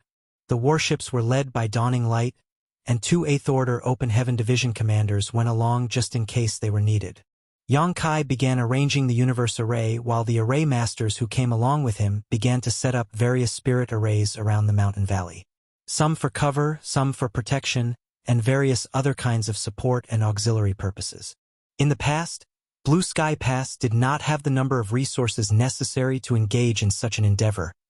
After all, spirit arrays of this size and quality required a huge amount of resources. The more powerful the spirit array, the more resources were needed. In the past, Blue Sky Pass was so poor that it could not do these things. But now it was different. Apart from the resources collected from their previous conquests, They could now easily mine more from the vast territory they had occupied. After the work was completed, everyone left their imprints on the universe array, and an 8th Order master and a battalion worth of soldiers stayed behind to guard it while the rest continued to the next location. Taking into account the capacity of those 5th Order Open Heaven Realm Masters, only 2 universe arrays were required. A few months later, the 2nd universe array was completely set up, connecting Blue Sky Pass to the forward base. Cultivators only needed to leave their imprints in each universe array and they could quickly move between the 2 places. Of course, this meant that all the soldiers had to first leave their imprints in the 2 universe arrays in transit to facilitate future use. The easiest way to do this was to have the 8th Order Division commanders leave their imprints first, then for them to shuttle the weaker cultivators back and forth between the universe arrays. An 8th Order Master's small universe was large enough to carry a large amount of Open Heaven Realms Masters. Thus, all the soldiers of Blue Sky Pass could quickly leave their marks on the new universe arrays. Still, this was not something that Yang Kai needed to think about, as it would be left to the 8th Order Masters to handle. After completing the 2nd universe array, Yang Kai returned to Blue Sky Pass. This could not be helped. When Zhongliang, who stayed behind at Blue Sky Pass, sent a message for Yang Kai to return, Yang Kai had already departed to set up the universe arrays. Thus, the message had not reached him until now. Yang Kai hastily returned to Blue Sky Pass and reported to Zhongliang, where he was then told about what had happened. Martial Uncle Lu has disappeared? Yang Kai was extremely surprised. The Martial Uncle Lu he was referring to was Lu En of Yinyang Cave Heaven, an 8th Order Open Heaven Realm Master. He was a Western Army Division commander, and due to their shared background, he had taken care of Yang Kai since he came to Blue Sky Pass. Although Luan was old, his cultivation was high. Thus, Yang Kai could not understand how he had just disappeared. "Come with me." Zhongliang did not explain. He just waved for Yang Kai to follow him outside. Soon the 2 of them left the gates. The battlefield from the previous war had been cleaned up, and now the area outside Blue Sky Pass was empty. No one could have imagined from this scene that just 2 years ago the Black Ink Clan army had come in full force and engaged Blue Sky Pass in a huge battle. When he arrived, Yang Kai was immediately drawn to a small crack in the void in front of him, and after a moment of observation, he could not help but frown. Zhongliang explained, "There was a universe cave heaven here. I don't know if you remember." Yang Kai nodded lightly. "I remember." All the universe cave heavens and universe paradises outside of Blue Sky Pass were personally found and opened by him, and then filled with traps. Thus, Yang Kai naturally had some memory of them. Zhongliang continued, "Your martial Uncle Lu was responsible for this universe cave heaven. We do not know who his opponent was, but he was likely quite strong. Their battle was still ongoing when the expeditionary force departed, but 6 months after the expeditionary force departed, this universe cave heaven suddenly collapsed and a void crack formed. Thereafter, your martial Uncle Lu and his opponent were nowhere to be seen." Yang Kai said with a frown, "Martial Uncle Lu and that territory lord must have been caught up in it and dragged into the void." Zhongliang nodded. "Exactly, that old fart is a stubborn one. Most likely, he was unwilling to let that territory lord escape, which is why they ended up in this situation. This void crack was quite spacious when it was first formed, so I went inside to investigate, but as you know, the void is incredibly chaotic and I became disoriented the instant I entered. I could not find any trace of your martial Uncle Lu, so I have no choice but to withdraw while I still could. After so long, and with the void crack here close to healing, I'm afraid that your martial Uncle Lu might never come back." "I'll go in to find him." Yang Kai stepped forward. "Are you sure?"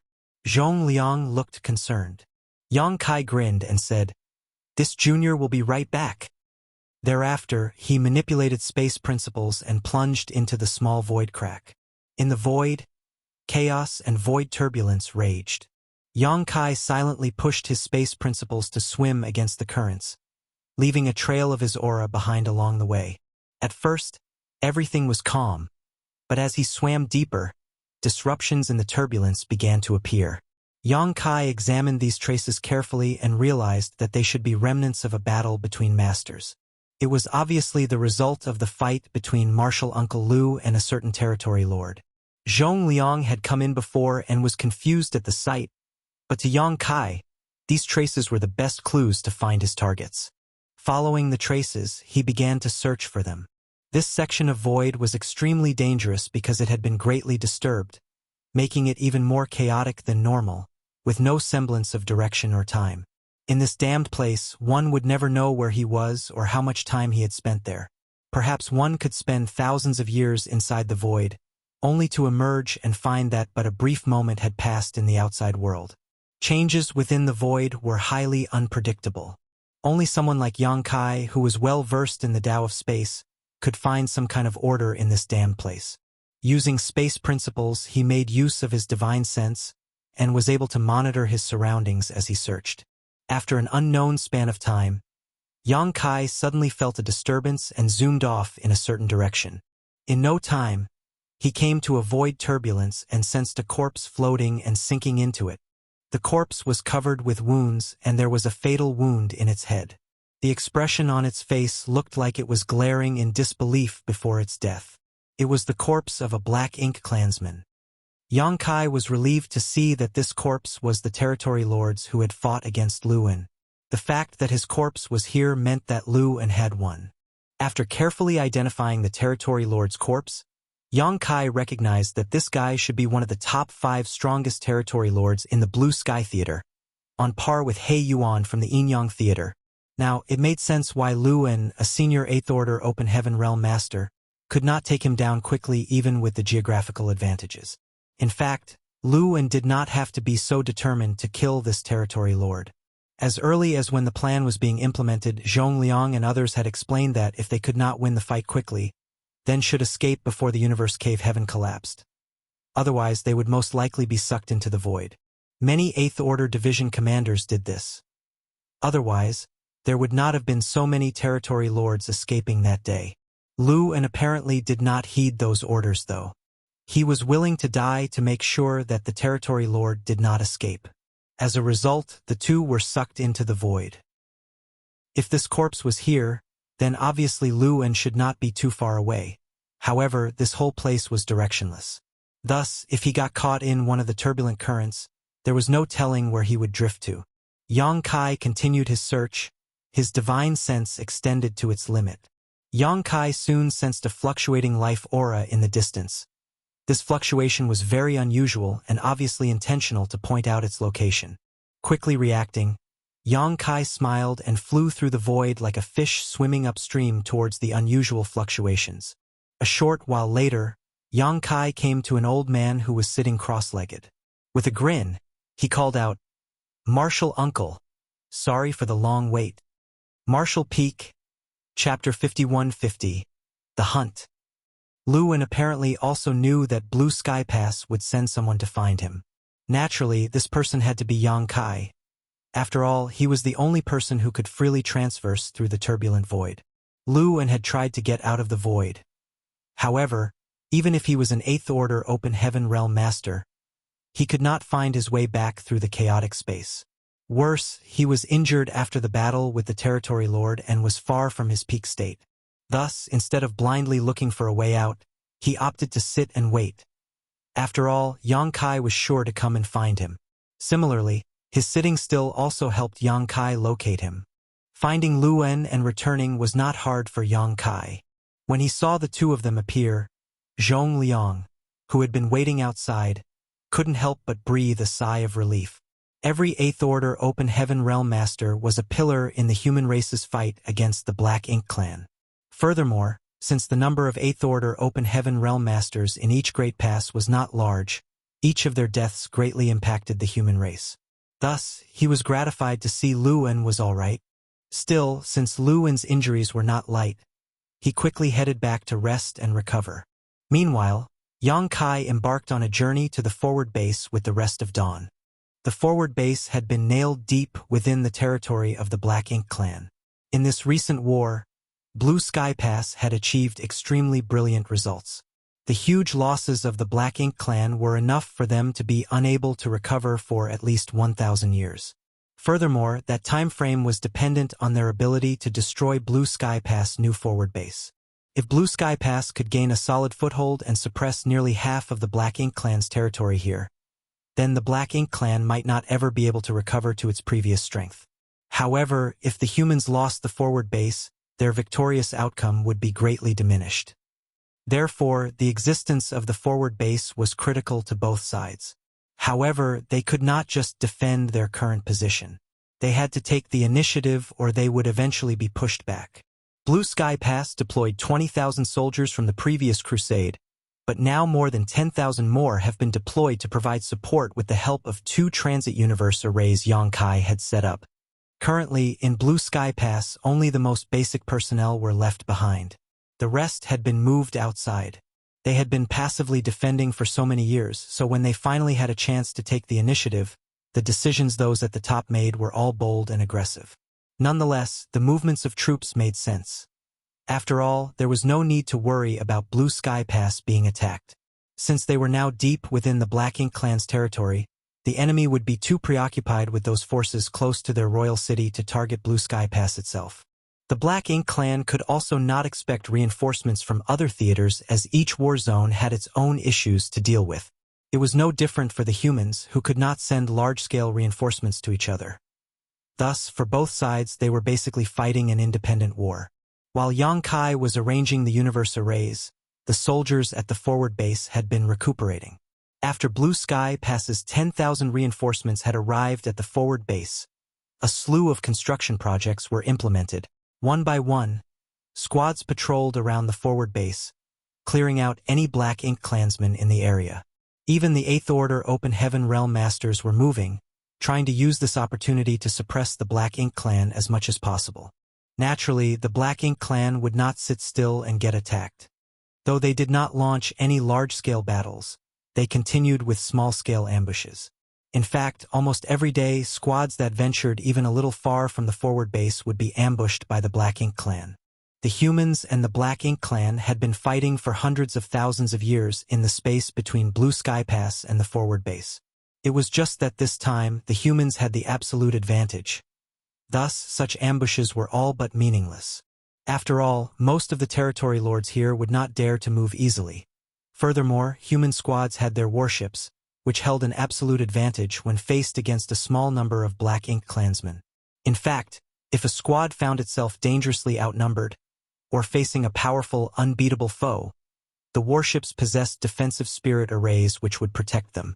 In the worst-case scenario, there was still the universe array aboard the purifying Black Ink battleships anchored at the forward base, which enabled them to escape the battle if necessary. Thus, as long as they still had some luck, and the situation was not that dire, there was no need for them to fear for their lives. In the void, a warship flew back and forth as rays of bright light shot out from its hull. Unable to resist the powerful attack, the Black Ink Clansmen burst into a mist of blood. Around the warship, several figures were moving around, eliminating whatever scattered Black Ink Clansmen were present using their own secret techniques. Within a short time, hundreds of Black Ink Clansmen were killed.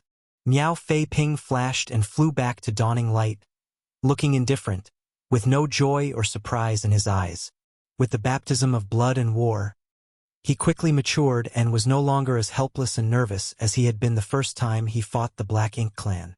Under normal circumstances, a 6th Order Open Heaven Realm Master like him would not leave their warship to kill the enemy directly. He should stay inside the protective spirit arrays on the warship and use its offensive arrays to deal damage. However, today's battle was different from the usual. They encountered some scattered Black Ink Clansmen, so there was leeway for the 6th Order Masters to gain some direct combat experience. The Black Ink Clan usually sent out massive armies, with powerful masters leading them. Thus, even a 6th Order Open Heaven Realm Master, who could not be considered weak, would find it difficult to survive in that chaotic battlefield.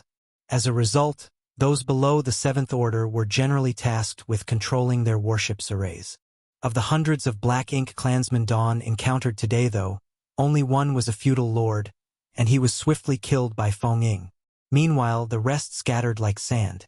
A few 6th Order Open Heaven Realm Masters couldn't help but rush out of the warship to fight, and Yang Kai didn't stop them.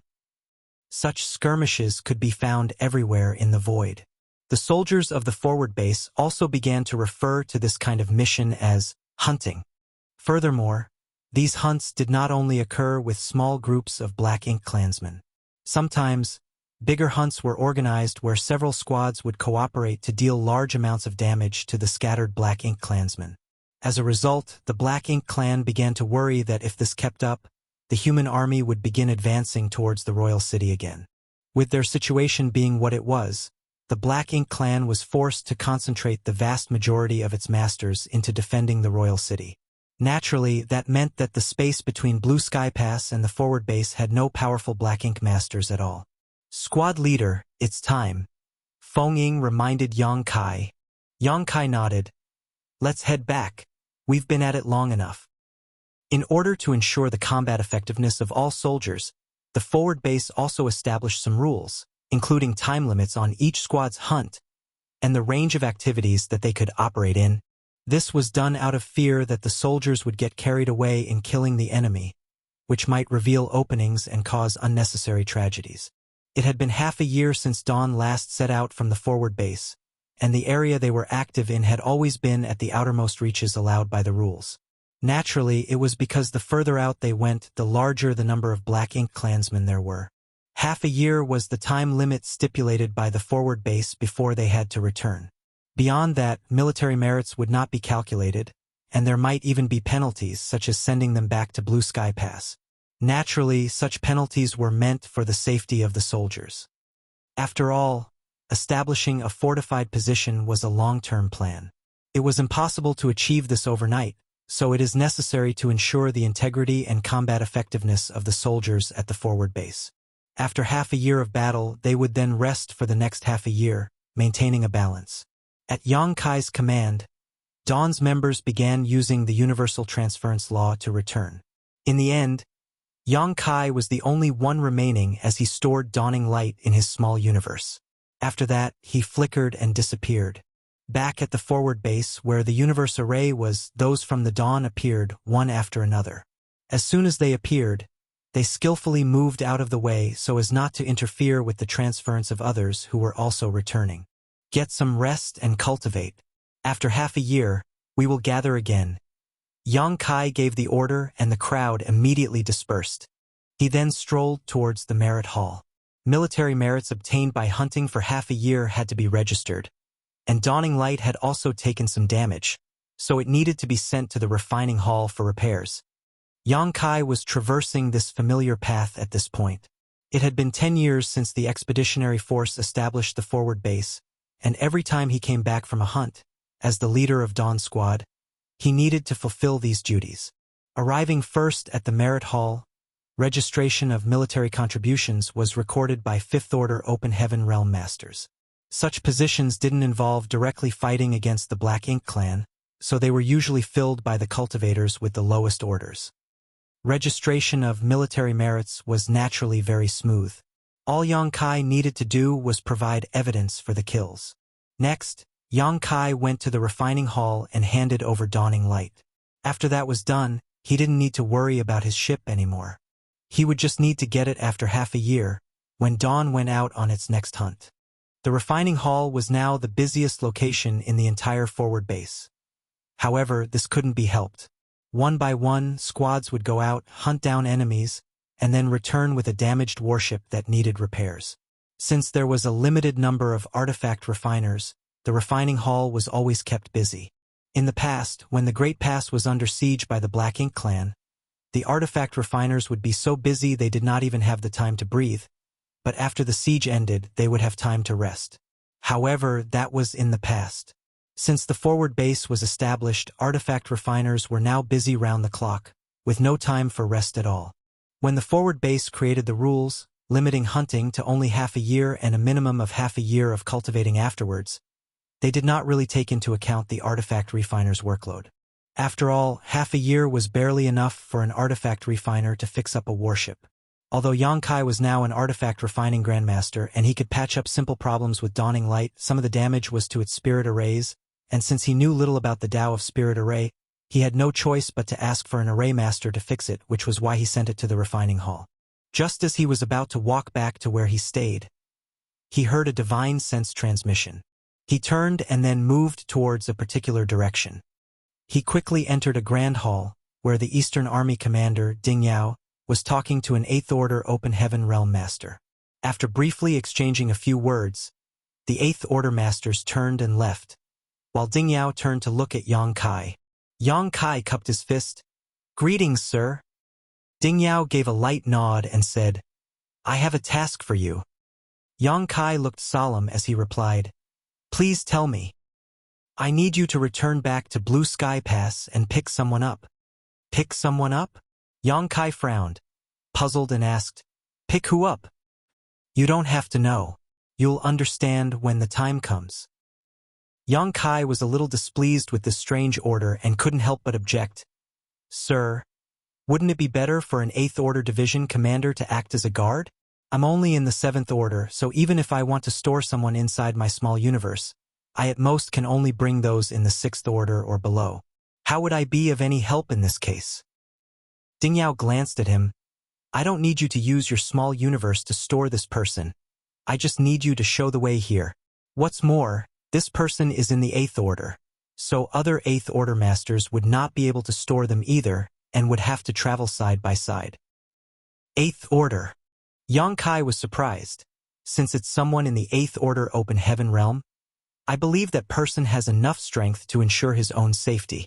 Why do I need to fetch them here? Marshall Peak, Chapter 5151. Welcoming the newcomers. "Stop spouting so much rubbish." Ding Yao glared at him and rebuked. "This person is a newcomer to the Black Ink battlefield. While it's true they are an Eighth Order Master, they aren't well-versed in fighting. Since this person is someone who is still not used to the Black Ink battlefield yet, I've tasked you to be this person's escort." "Someone new." Yang Kai's heart started to race. "From the 3,000 worlds." Ding Yao nodded. "That's right." He then added meaningfully, "Perhaps there'll be someone you know. So, would you like to go?" "Yes, of course." Yang Kai responded decisively. If it was just picking up someone, it wasn't a difficult task. Though it was still somewhat pointless for him to escort such a person all the way here, it would still be interesting to meet this newcomer. Since Ding Yao said that it might be someone he knew, Yang Kai was eager to meet them. Even if it wasn't an old acquaintance, more than 100 years had passed since he came to this Black Ink battlefield, so this was a chance to see if there were any new changes in the Star Boundary and Void Land after he left. Similarly, Yang Kai understood that the dispatch of an Eighth Order Division commander for this kind of small matter was wasteful. After all, there were only a handful of people in the Eighth Order Open Heaven Realm, and each of them had their own important tasks which kept them perpetually busy. Thus, such matters were best left to those in the Seventh Order. Even among those in the Seventh Order, Yang Kai's strength was obvious to all. He was also the one who set up the new universe arrays. Thus, it was certainly much more convenient to have him personally lead the way, which was probably the biggest reason why Ding Yao tasked him to do so. "In that case, I'll leave this to you. Take note of the time. The newcomers should arrive in a few days. For now, get back to the pass." Ding Yao waved his hand. Yang Kai cupped his fist and turned to leave. First, he went back to the place where Dawn was stationed and told Feng Ying about his mission. He also informed her that he should be back in time for the next hunting mission. If not, she should just take the squad out without him, which Feng Ying agreed to. Since he had nothing to prepare before the trip to the pass, Yang Kai immediately activated the universe transference law. He focused on the universe array of Blue Sky Pass, and it was not long before light engulfed him starting from his feet. Usually, those in the Seventh Order Open Heaven Realm would find it impossible to directly teleport from the forward base to Blue Sky Pass as the distance was too great. The stress of transiting that far through the void would more than likely crush an ordinary Seventh Order Master. Hence the two universe arrays arranged between them to serve as waypoints. Since Yang Kai was proficient in the Tao of space, however, he could mitigate such effects. Space principles fluctuated, and Yang Kai reappeared inside Blue Sky Pass. With the mission in mind, he directly headed to the Western Army's headquarters to greet Zhong Liang. "Sir, Sir Ding asked me to come back to welcome a newcomer. Are they here yet?" Zhong Liang shook his head and replied, "Not yet, but news has already arrived a few days ago. Well, as you know, it's not easy for those from the 3,000 worlds to come here, so just wait for the time being." Yang Kai nodded. "Can you tell me who this is?" People coming from the 3,000 worlds are all arranged by the cave heavens and paradises. We are only responsible for receiving them. We don't know exactly how many people are coming, or which sects they are from. Just that they will be sent over from the no-return pass. Yang Kai gritted his teeth. He couldn't help but hold some anticipation. It seemed there was more than one person arriving, so he couldn't help wondering if there were any newcomers from the Star Boundary or Void Land among them. There were also a lot of Open Heaven Realm Masters on the Star Boundary and Void Land. Thus, it would be normal if some were assigned to the Black Ink battlefield. However, neither the Star Boundary nor Void Land were part of the Cave Heavens and Paradises. Thus, according to long-standing practice, they were not eligible to set foot onto the Black Ink battlefield. Although he had been in the Black Ink battlefield for over 100 years, and had also fought in 2 different theaters, even infiltrating the Black Ink clan's territory twice, Yang Kai still didn't know much about a variety of things. One such thing was how the 3,000 worlds assigned reinforcements to the Black Ink battlefield. Since there was nothing for him to do, Yang Kai decided to ask Zhong Liang. Zhong Liang explained, basically every 100 years, the Cave Heavens and Paradises will dispatch some people to reinforce the Great Passes. The number of people sent varies, as a lot can happen in 100 years. Even so, as you know, every time we fight against the Black Ink clan, it will always result in casualties. Though not many, they accumulate over time. Eventually, if there are too many casualties, and few left to defend our lines, wouldn't the Great Passes fall? So, regular reinforcements from the Cave Heavens and Paradises are a necessity.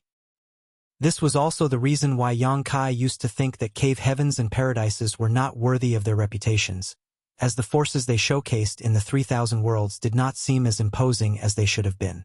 One would expect the Cave Heavens and Paradises, with their extremely long histories and deep foundations, coupled with the long lifespans of cultivators in the Open Heaven realm, to slowly amass an enormous number of Open Heaven realm masters. However, when Yang Kai visited a few of them in the past, the number of Open Heaven realm masters he saw in the Cave Heavens and Paradises was not as numerous as he had anticipated. Now, everything made sense. After all, these top forces had been sending the vast majority of their strongest masters to the Black Ink battlefield over the years. The reinforcements will first be gathered at the no-return pass, then they will be dispatched from there to the various Great Passes. This is done to ensure the integrity of each Great Pass. The number of people dispatched to each pass will depend on the loss and demand of the Great Pass itself. Take this time as an example. Our Blue Sky Pass losses during the recent crusade were not small. So, there should be more reinforcements who will be assigned to us. Furthermore, because of the forward base, there will be a need for many people with a variety of skill sets. This was the requirement of Blue Sky Pass, which we put forward to 3,000 worlds to meet. Well, I think news of what we have accomplished so far would make them feel gratified.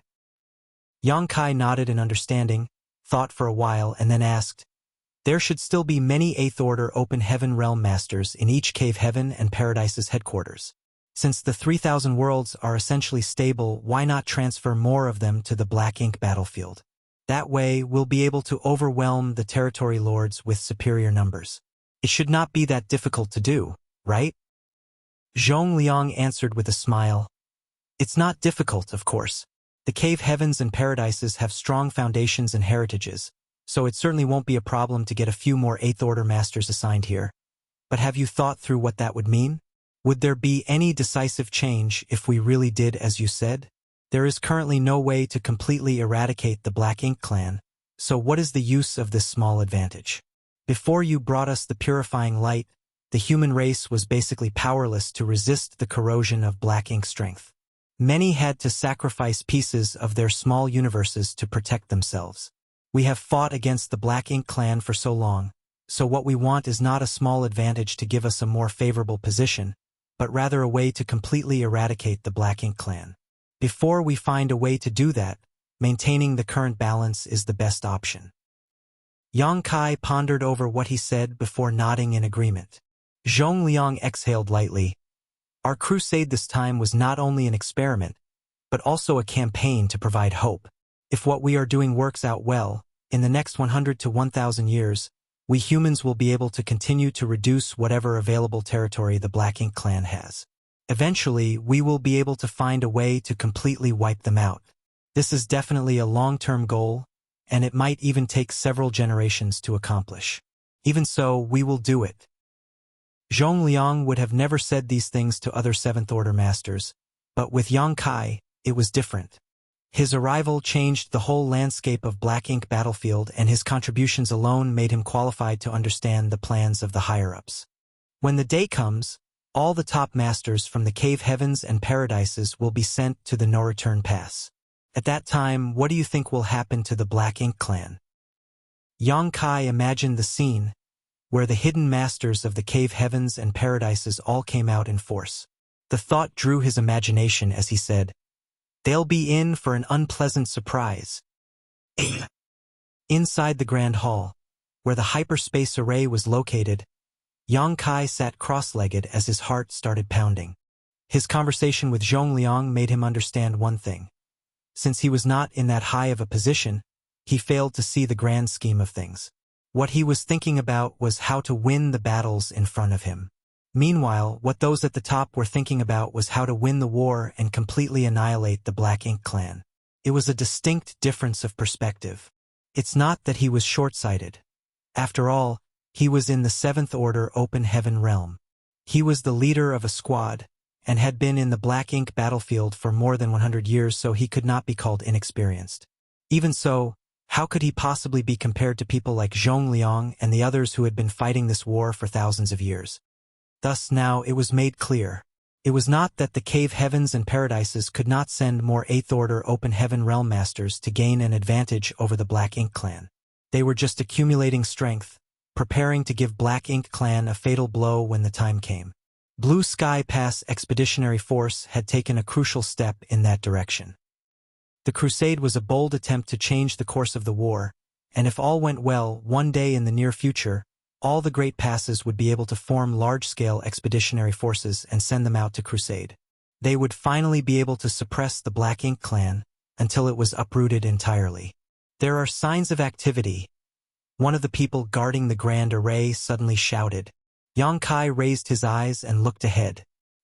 He saw that the Grand Array, which had been silent for several days, suddenly lit up. It hummed gently, and there were obvious space principle fluctuations coming out of it. That was a clear sign that the Grand Array had been activated, which was what Yang Kai had been waiting for. The no-return pass was the only gateway to the 3,000 worlds, and it was also the transit point for those in the 3,000 worlds to enter the Black Ink battlefield. As such, a hyperspace array was arranged there which could connect to all the great passes. These were all set up by ancient great experts who were simply incomparable to today's cultivators. With the hyperspace arrays set up by such experts, ultra-long-distance teleportation could be done without worrying about one's life. However, the consumption of materials would be extremely large. Thus, between the great passes, they tried not to unnecessarily send people over. In most cases, they would teleport some jade slips as a means to communicate with the other great passes. Under the gaze of the many cultivators guarding the Grand Array, a dazzling light suddenly filled their eyes. From it, a faint figure appeared.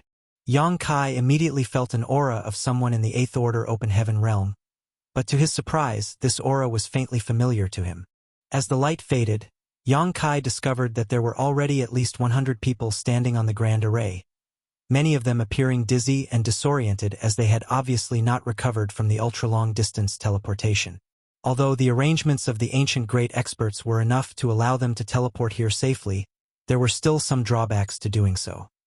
Immediately, Blue Sky Pass men, who had been prepared ahead of time, stepped forward, and all kinds of secret techniques were activated to help alleviate the sequelae of these 100 or so people. It took just a moment for the Eighth Order Open Heaven Realm Master to shake his head and focus his eyes. In the end, he was an Eighth Order Master whose strength was incomparable to the rest, who still needed some time to recover from the dizziness. Yang Kai suppressed his excitement, stepped forward, and saluted. Grand Master's noble bearing is still the same as ever, even after so many years. Ding Yao's words had been prophetic, as Yang Kai really knew someone who came here this time. He was a remnant of Great Evolution Paradise, Grandmaster Ma Fan. Yang Kai had dealt with him plenty of times. The first time was when he went to ask about refining array artifacts for Voidland's Grand Array. At that time, The proprietress took him to Grandmaster Ma Fan. Later, Ma Fan helped him improve the void yin-yang mirrors. He even passed the Great Evolution Paradise's Good Fortune Divine Furnace to Yang Kai. Afterwards, many of the remnants from Great Evolution Paradise, led by Grandmaster Ma Fan, went to the Star Boundary to open a Tao temple. They did this in an attempt to revive the former glory. Thus, they were old acquaintances. Martial Peak, Chapter 51-52, The Situation in the 3000 Worlds. Ma Fan, who had recently broken through to the Eighth Order, was clearly a great grandmaster in artifact refining now.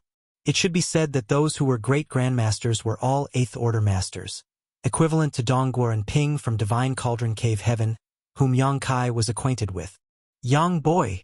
Grandmaster Ma Fan looked surprised, clearly never having anticipated he would meet Yang Kai here of all places. More than 100 years ago, Yang Kai dove into a void corridor and never came back. Without any news, whether he was even alive or dead was unknown. Nonetheless, his disappearance and sacrifice were no secret in the 3000 worlds. After all, many were present when he went to seal the void corridor. Furthermore, although the Black Ink battlefield could pass some news back to 3000 worlds, matters related to Yang Kai were still only known to a few top officials within the cave heavens and paradises. Thus, Grandmaster Ma Fan was not aware that he was here. When he came to the Black Ink battlefield, he never expected to see Yang Kai. It was natural that upon seeing an old friend, they were both overjoyed. Suddenly, Grandmaster Ma Fan's face cramped up as he said, "Young boy, find me an open space. This old man can't hold them in any longer." Yang Kai wondered, "Hold them in? Hold who in?" Grandmaster Ma Fan snickered. "You don't think it's just us, right? There are more in my small universe." Yang Kai instantly understood what he meant. For those that were transported here, except for one Eighth Order Open Heaven Realm Master like Grandmaster Ma Fan, the rest were all in the Seventh Order.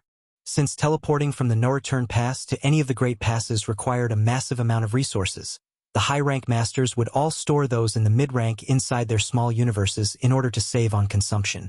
The no-return pass had always done it like this. Since Yang Kai came to the Black Ink battlefield through an unconventional method, he had no experience in this. Thus, in his moment of elation, he forgot how people normally traveled through hyperspace arrays. After realizing his mistake, he quickly led the way. Not long after, they arrived at the square where Yang Kai had first stepped into when he initially arrived at Blue Sky Pass. This was also where the first purifying Black Ink battleship had been built. The square was huge. During the non-war period, the soldiers liked to exchange pointers here. Thus, this place was often full of people, but now it was empty. After all, most of the soldiers of Blue Sky Pass had been moved to the forward base, leaving only a small contingent behind. In the meantime, everyone dispersed and kept a distance from the newcomers. Then their small universes opened, and from the various portals numerous figures walked out, one after another. They were all in the Sixth Order Open Heaven realm. Yang Kai initially thought that there would not be too many newcomers arriving at Blue Sky Pass, a few hundred at most. However, when the hundreds of portals were opened, with Sixth Order Open Heaven realm masters continuously pouring out, he realized that his initial assumption was wrong. Grandmaster Ma Fan's small universe alone could accommodate more than 40 people, while others in the Seventh Order, whose small universes were not as large as his, could only hold a dozen or so people. After everyone came out, Yang Kai was surprised to find that there were over 1,000 newcomers this time. That was a huge number. Furthermore, everyone here was in the Sixth Order and above. In other words, the cave heavens and paradises had sent at least 10 cultivators at or above the Sixth Order each, and that was not even counting the reinforcements sent to the other great passes. Which sect in the 3000 worlds could do this? Which force had such an immeasurable heritage? Even in Voidland and the Star Boundary, how many Sixth Order or Seventh Order Open Heaven Realm Masters were there now? In fact, even if the whole Voidland and the Star Boundary were hollowed out, they would not be able to provide such a force. This just went to show how powerful and deep the heritages of the cave heavens and paradises were. A stream of light suddenly shot over from somewhere in Blue Sky Pass before coming to a hover above the square. It was none other than Zhong Liang. Everyone looked up, and Zhong Liang nodded lightly before saying out loud, "You have come from afar. This is Blue Sky Pass, and this Zhong is the Western Army commander." Everyone saluted in unison, and Zhong Liang returned the salute and continued, "You are from different cave heavens and paradises, and all of you were elites in your respective sects. But the Black Ink battlefield is different from 3,000 worlds. You need to remember that no matter which cave heaven or paradise you came from, after you set foot into Blue Sky Pass, none of that matters anymore. You are all Blue Sky Pass soldiers here, and we have only one enemy, the Black Ink clan.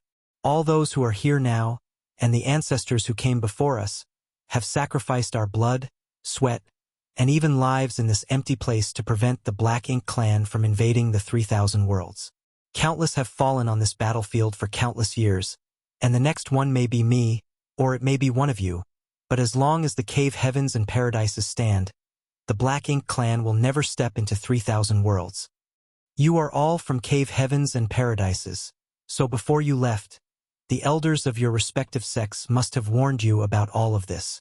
Blue Sky Pass and the Black Ink battlefield have many things you will gradually need to become familiar with. This Zhong will give you one piece of advice now, and I hope you will remember it in your hearts. Survive. No matter what, do not give up. I say this from the bottom of my heart, and truly hope you will keep it in mind at all times. Now, this Zhong still has responsibilities to attend to, so it is not convenient for me to remain here. Yang Kai, take them to register themselves and make preparations." "Yes." Yang Kai bowed. Zhong Liang turned and left. It was not troublesome to register in Blue Sky Pass, but it took some time for over 1,000 people to go through this process. As the only 8th Order Open Heaven Realm Master among the newcomers, Grandmaster Ma Fan was naturally the first to register. After receiving his identity token, he went to Yang Kai and handed him a jade slip. "This is what your wives had asked me to pass to you." Yang Kai reached out and took it solemnly. "Many thanks." Grandmaster Ma Fan snorted. "It's understandable for someone young to be rather unscrupulous, but brat, you really have gone a little too far." Yang Kai smiled awkwardly, without defending himself as he took the jade slip. He scanned it using his divine sense, and his expression gradually softened. There was nothing really special in the jade slip, just a few words from his loved ones. The first one was written by Yu Ru Meng, the charmed demon saint. Then it was Xianing Chong, Shui Yu, Ji Yao, Chu Huashang, and Tao Lingwan's turn. They each only wrote a sentence or two at most. Yu Ru Meng was as hot-tempered as ever as she snapped. "If you dare to die outside, I will take my sisters and have them all remarry." Little senior sister was much gentler. "Junior brother, you must take care of yourself when you are outside. The most important thing is to make sure you protect yourself." The seductress from Inyang Cave Heaven was bold as usual. "If you are lonely outside, you can find a senior sister from Inyang Heaven to discuss the Tao of Yin and Yang. Make sure you don't look for someone else from some other place. Okay?"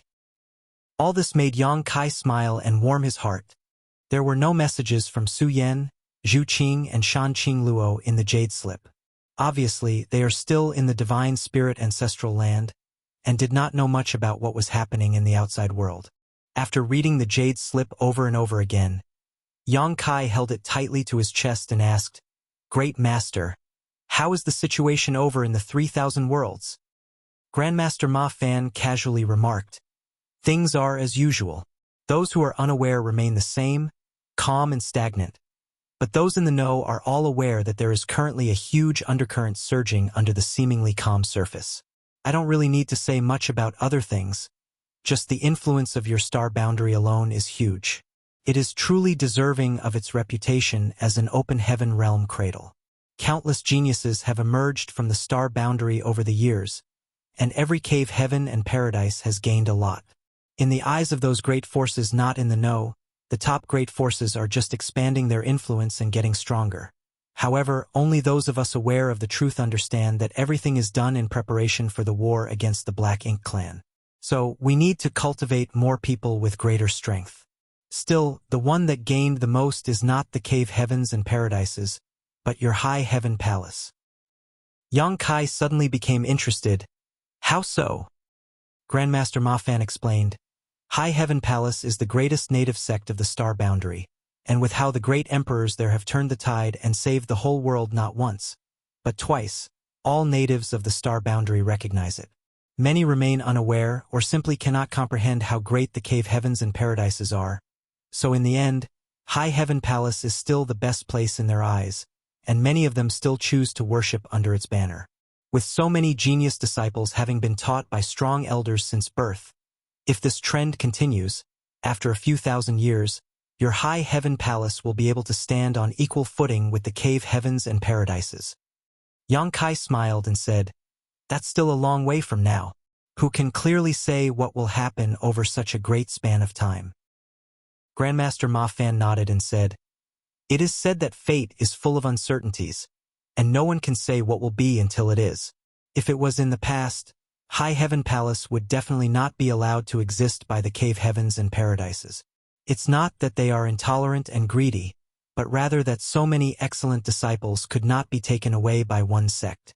Each of them wants to cultivate more elite disciples to fight against the Black Ink clan. Even so, they will not move against your sect. After all, your wives are now direct disciples of various different powerful ancestors. Each of them has someone powerful standing behind them, giving them close relationships with several cave heavens and paradises. What's more, now that you, High Heaven Palace's Palace Master, have entered the Black Ink battlefield, and the higher-ups of High Heaven Palace are themselves aware of the real situation, no one wants to hinder its development, which has paved a smooth road for its growth. Yang Kai nodded happily. Before he set off from Black Territory to the Black Ink battlefield, several of his wives were indeed taken in as direct disciples of Eighth Order Open Heaven Masters. Among them, Shui Yu became a disciple of Golden Antelope Paradise's Lu Mu. Yu Ru Meng became a disciple of Myriad Demons Heaven's Mo Sha. Xianing Chang became a disciple of Divine Medicine Heaven's Ziyu. Ji Yao became a disciple of Great Battle Heaven's Pai Li. Meanwhile, Chu Huashang and Tao Ling Wan, needless to say, were part of Yinyang Cave Heaven and held strong positions within their sect. The reason why these Eighth Order Masters took them as disciples was not just due to their aptitude. After all, there were countless geniuses in their own cave heavens or paradises. Their aptitudes might be the same or even better than his wives, so the main reason why they took them on was because Yang Kai was going to sacrifice himself for the peace and stability of the 3,000 worlds. Thus, they wanted to give Yang Kai some form of reassurance. It was to indicate that even if something were to happen once he entered that void corridor back then, his wives would be taken care of, and by extension, High Heaven Palace and Voidland would be protected. In short, we old fogies will ensure your widows and sect are taken care of, so that may rest assured and go all out. This was also a kind of compensation from the cave heavens and paradises. Of course, his wives were all talented enough to become direct disciples of these Eighth Order Open Heaven Realm Masters. After all, each of them had directly ascended to the Sixth Order Open Heaven Realm and could thus be expected to reach the Eighth Order in the future. Fortunately, Yang Kai's personal strength and accomplishments in the Tao of Space were exceptional. On top of that, he possessed various unique methods which helped him survive. Since he came to the Black Ink battlefield from Black Territory, he had overcome plenty of difficulties and managed to live till now. Now that his wives in the Star Boundary had the backing of Eighth Order Open Heaven Realm Masters, coupled with Yang Kai's previous efforts to seal up the Void Corridor alone, High Heaven Palace had the opportunity to grow and develop without interference. If not, with the cave heavens and paradises needing excellent disciples to send to the Black Ink battlefield, how could they possibly sit back and watch a small sect take up so many talents? It had nothing to do with avarice or envy. They simply had no choice as they held the responsibility of protecting the human race. In the face of such a noble goal, anyone or anything that stood in their way would be crushed to dust without the slightest hesitation. Now, knowing that everything in the Star Boundary was all right, Yang Kai could finally rest easy. Martial Peak, Chapter 51-53, Zhang Zhou. Since the Star Boundary was well and good, and High Heaven Palace was thriving with strong momentum, what else could possibly worry Yang Kai? On the other hand, disciples of the cave heavens and paradises willingly shed their blood in the Black Ink battlefield as they waged war against the Black Ink clan for no other reason than a strong sense of responsibility to protect the 3,000 worlds. The situation of the Star Boundary and High Heaven Palace was enough to allow Yang Kai to rest easy. Actually, I didn't expect to meet you so soon, Grandmaster Ma Fan sighed. I wanted to settle down in the Black Ink battlefield first, and then find out where you were. I didn't think that you would be here. Say, young boy, you are something like a half-disciple of Inyang Cave Heaven, so why didn't you go to Inyang Pass? Yang Kai shook his head and said, I didn't come here through the normal route, so Blue Sky Pass was the first great pass that I encountered. As a result, I settled here. Overall, against the Black Ink clan, it'll be the same no matter which great pass I go to. Grandmaster Ma Fan gave him a fixed look, then nodded, fair enough. Yang Kai suddenly remembered something and curiously asked, why did you come to the Black Ink battlefield, Grandmaster? You are a remnant of Great Evolution Paradise, so even if you've made it to the 8th Order Open Heaven realm, logically speaking, you didn't need to come here. Grandmaster Ma Fan snorted. I don't need to be part of the Cave Heavens and Paradises to fight against the Black Ink clan, right? As long as I have the heart, it is more than enough. Brat, what qualifications do you have to tell an old master like me that I need to be part of the Cave Heavens and Paradises to come here? Yang Kai scratched his head and could only laugh bitterly. Grandmaster, please calm yourself. Being asked to calm down only sent Grandmaster Ma Fan into a rage. Just because I was no longer part of the Cave Heavens and Paradises this old master needed to ask their permission to come here. Great Evolution Paradise used to be one of them, and ever since I advanced to the 7th Order Open Heaven realm I had repeatedly requested to be assigned to the Black Ink battlefield, but every single time they rejected me. Bastards! The Black Ink battlefield is not their backyard. So why not just let me come? Yang Kai didn't know how to answer. He wouldn't have known about it if Grandmaster Ma Fan hadn't mentioned it himself. However, he guessed that it was probably because of this very fact that Grandmaster Ma Fan always seemed unhappy with the Cave Heavens and Paradises. But from another standpoint, were the Cave Heavens and Paradises not trying to protect Grandmaster Ma Fan? After all, Great Evolution Paradise had fallen, and only this old man was still around, struggling to support it by himself. If he was sent to the Black Ink battlefield, then the whole legacy of Great Evolution Paradise would probably end with him. Even Grandmaster Ma Fan must have known how the Cave Heavens and Paradises felt about this situation. However, anger does not listen to rational explanations. If you weren't allowed to come before, why did they let you come this time? Yang Kai asked. Grandmaster Ma Fan explained, isn't Blue Sky Pass in dire need of artifact refiners? This old master may be sloppy, but artifact refining is my specialty. So, this time, a few of those old ghosts actually came to me and asked me to come and support this pass. Of course, I refused. Those bastards refused father here so many times in the past. Yet they had the gall to ask me, their father, to come out here on a whim now? Who do they think I am? Huh? How dare they? Yang Kai nodded like he was a chicken pecking rice and flattered. Yes, that's how it should be, Grandmaster. It was right for you to refuse. But, Grandmaster, why did you change your mind? Grandmaster Ma Fan snorted and said, this father has a firm will, but I'm still no match for those old bastards when it comes to cunning. They kept using soft and hard tactics to get me to agree, and eventually, after thinking it through, I realized that Great Evolution Paradise now has no lack of worthy successors. So, I decided I should come over to join in on the fun. Yang Kai expressed his understanding, but was laughing secretly in his heart. This old man is certainly prideful. He wanted to come all along but refused out of pure stubbornness. However, now, it seemed that it is not a coincidence that Grandmaster Ma Fan was assigned to Blue Sky Pass. Due to Blue Sky Pass Crusade, they had an urgent need for a large number of artifact refiners.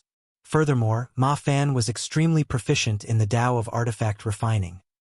Thus, it was only natural that he was assigned here. Grandmaster Ma Fan added, half of the 1,500 reinforcements who had came to support Blue Sky Pass this time are proficient in spirit arrays, alchemy, or artifact refining. Those who are proficient in artifact refining actually account for 80% of those numbers. I have to ask, what happened in Blue Sky Pass? Did all its artifact refiners die or something? Why do you need so many to come and support you? Yang Kai laughed and said, "Spirit arrays, alchemy, artifact refining are all specialized professions. No matter which great pass, talents proficient in them are heavily protected and will not easily enter the battlefield. In fact, unless a great pass is destroyed, these masters won't die. No artifact refiners from Blue Sky Pass have died. The reason why we needed your help is because Blue Sky Pass launched a crusade recently, and we have now established a forward base deep within the territory of the Black Ink clan. Of course, it's still a distance away from a royal city, with 3 territory lord territories between them.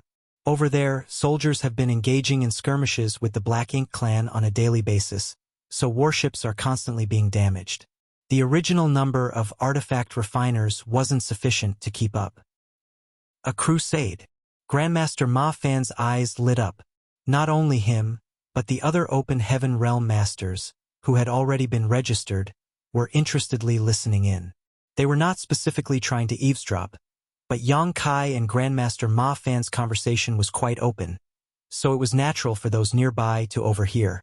After all, everyone here was at least in the 6th Order Open Heaven Realm. Before they arrived, the elders of their sects had mentioned the situation of the Black Ink battlefield to them.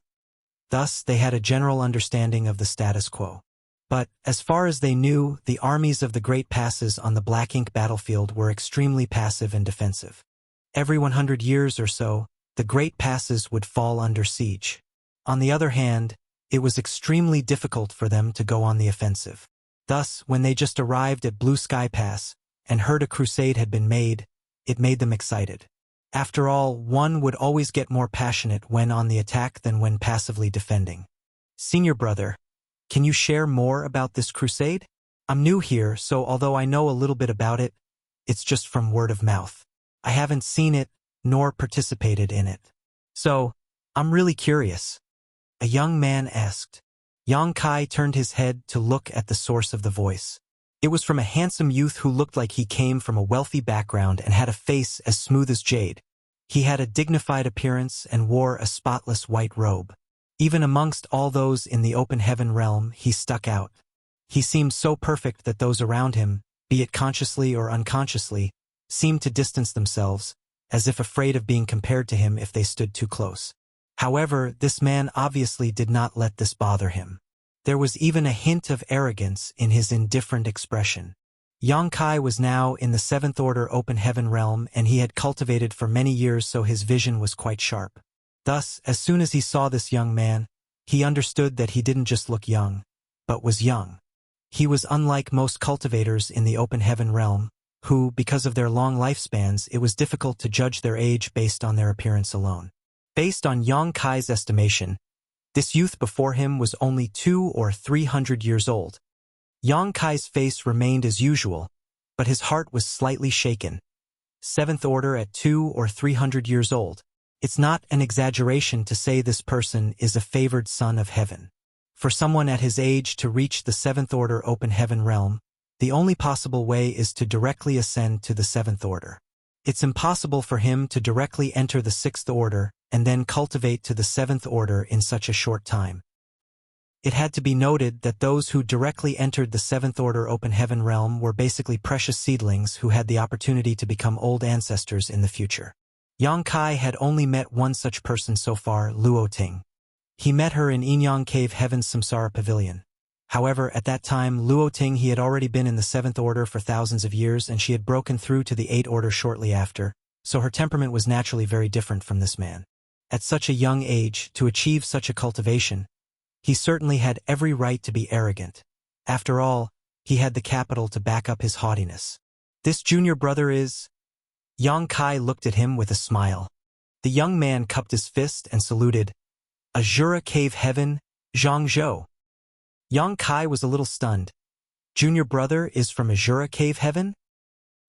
He had also come into contact with those from Azura Cave Heaven, and all of them were fierce and vicious, completely different from Zhangzhou's gentle and dignified demeanor. In fact, if Zhangzhou had not said where he was from, Yang Kai would never have guessed that he was actually from Azura Cave Heaven. That was just how different he was from the usual militant cultivators from Azura Cave Heaven. Looking at the 3,000 worlds, out of all the cave heavens and paradises, There were two that stood out when it came to militant behavior. One was Azura Cave Heaven and the other was Great Battle Heaven. The latter obviously developed this personality in order to fight against the Black Ink clan on the Black Ink battlefield. Meanwhile, the former cultivated based on the Tao of battle and slaughter. Thus, Azura Cave Heaven disciples all fought endlessly to cultivate. If they wanted to get stronger, they just had to risk their lives in life-or-death battles. Still, in the 3,000 worlds, Azura Cave Heaven was still one of the 36 cave heavens, so it was impossible for their disciples to go around wantonly killing innocents just for the sake of their cultivation. Doing so would damage their prestige too heavily for them to remain stable. Even so, they still needed some way to continue to cultivate. Thus, when their disciples wanted to practice, they just needed to go to the Azura arenas. In the arena, they could battle it out and even kill their opponents. Furthermore, the Azura arenas were extremely popular and existed in every major star city. Even the Void Star City and High Heaven Star City had Azura arenas. These arenas also brought in a hefty profit for Azura Cave Heaven. Thus, it served two purposes at once. It could be said that the Azura arenas were the foundation of Azura Cave Heaven. In the Azura arena, life and death battles were to be honored. Thus, even if an Azura Heaven disciple died inside, the sect would not take revenge. This wasn't just rhetoric, but an established truth, as many Azura Cave Heaven disciples had died in the various Azura arenas over the years. Yet the sect never pursued the matter. Yang Kai had also fought people in the Azura arena, so he was familiar with their rules. Zhang Zhou directly broke through to the 7th Order Open Heaven realm, so if he had come from any other cave heaven or paradise, he would definitely be guarded carefully. He would be allowed to completely immerse himself in cultivation and strive to become an old ancestor in the future. But since he was from Azura Cave Heaven, such a thing was not allowed. There were no 7th Order Open Heaven realm masters in the Azura arena who would engage in life-or-death fights. After all, the better use for such masters was being sent to the Black Ink battlefield. Thus, Zhang Zhou came here. Yang Kai had been on the Black Ink battlefield for more than 100 years, and although he was usually dealing with the Black Ink clan or cultivating, he had heard a lot of things unrelated to the war itself as well. This included things about Azura Cave Heaven. All the cave heavens and paradises would only sparingly send reinforcements to the Black Ink battlefield every 100 years, deploying only the personnel that were really needed. However, Azura Cave Heaven was the sole exception to that trend. They could not wait to send all their Open Heaven realm masters here. In fact, they wished they really could send in all their 6th Order Open Heaven realm masters. If someone calculated which sect had the largest proportion of disciples sent to the Black Ink battlefield, Azura Cave Heaven would definitely take first place. In fact, Yang Kai could not think of any other sect that had sent as many or more than Azura Cave Heaven. However, due to how they cultivated, requiring them to engage in killing, it was not uncommon for them to die in the process of growing up. Thus, the number of disciples who would advance to the Open Heaven realm was much less than other cave heavens and paradises. Even so, in terms of combat capability, Azura Cave Heaven would definitely rank among the top 3 of all cave heavens and paradises. Whenever those from Azura Cave Heaven fought, they would do so as though they held no regard for their own lives, and this gave rise to a nickname, Azura Lunatics. They were so notorious for this that it had become widespread throughout the Black Ink battlefield. Martial Peak, Chapter 51-54, 2 Rising Stars. Dawn also had a disciple from Azura Cave Heaven. He was just in the 6th Order Open Heaven realm though. So, when fighting against the Black Ink clan army, he could only remain inside Dawning Light and control the various arrays to kill the enemy. He had no chance to leave the warship, which caused him to complain to Yang Kai many times.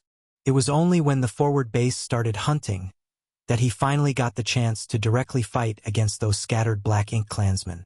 It was the only time when someone like him, who was in the 6th Order Open Heaven realm, could finally come out and fight. In fact, it was when Dawn was out hunting that he was the happiest.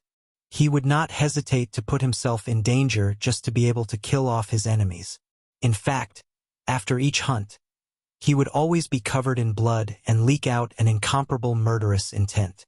It was not a stretch to say that he was a madman when it came to combat. Even so, Yang Kai was relieved that his subordinate was a brave fighter. It was just that, this brave fighter was also somewhat prickly. Yang Kai still liked those from Azura Cave Heaven though. He did not mind youngsters being arrogant, as long as they had the ability to back it up. Grandmaster Ma Fan whispered, "This kid is the most outstanding genius in his generation from Azura Cave Heaven. He advanced to the Emperor realm while he was around 100 years old. He then managed to advance to the 7th Order after less than 20 years. Right now, he should be somewhere around 200. His future is many times better than yours. He's also the first person from the star boundary to advance directly to the 7th Order Open Heaven realm and is known as one of the star boundary's 2 rising stars. The other is your disciple, Zhao Ye. On the day he advanced to the Open Heaven realm, the top masters of the various cave heavens and paradises stationed in the star boundary all rejoiced and celebrated. After all, his successful breakthrough proved once and for all that the star boundary was worthy of its status as the Open Heaven realm cradle." Yang Kai nodded silently and did some quick calculations. When Zhang Zhou was practicing in the star boundary, he had already come to Black Ink Battlefield. So, it was not strange for him to have never heard of such an outstanding person before. "What would junior brother like to know?" Yang Kai asked with a smile. Zhang Zhou said, "As long as it's about the crusade, anything is fine." Looking around, Yang Kai could see many curious eyes. Although some of the 6th Order and 7th Order masters standing here were older than him, on the Black Ink Battlefield, age did not matter. He was a well-regarded senior to them. Yang Kai then began talking about the battle that nearly wiped out the Black Ink clan army, and many things about the crusade.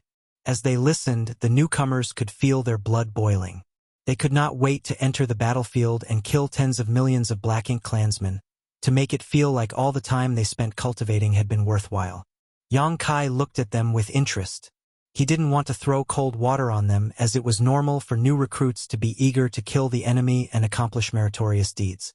It was only after one had actually dealt with Black Ink clan a few times that they could appreciate the hardships involved in each battle. There were 1,500 people in this group of reinforcements, so it took almost 2 hours to register everyone. Once they were all registered, Yang Kai led them to the Universe Array of Blue Sky Pass and asked them to leave their imprints on it.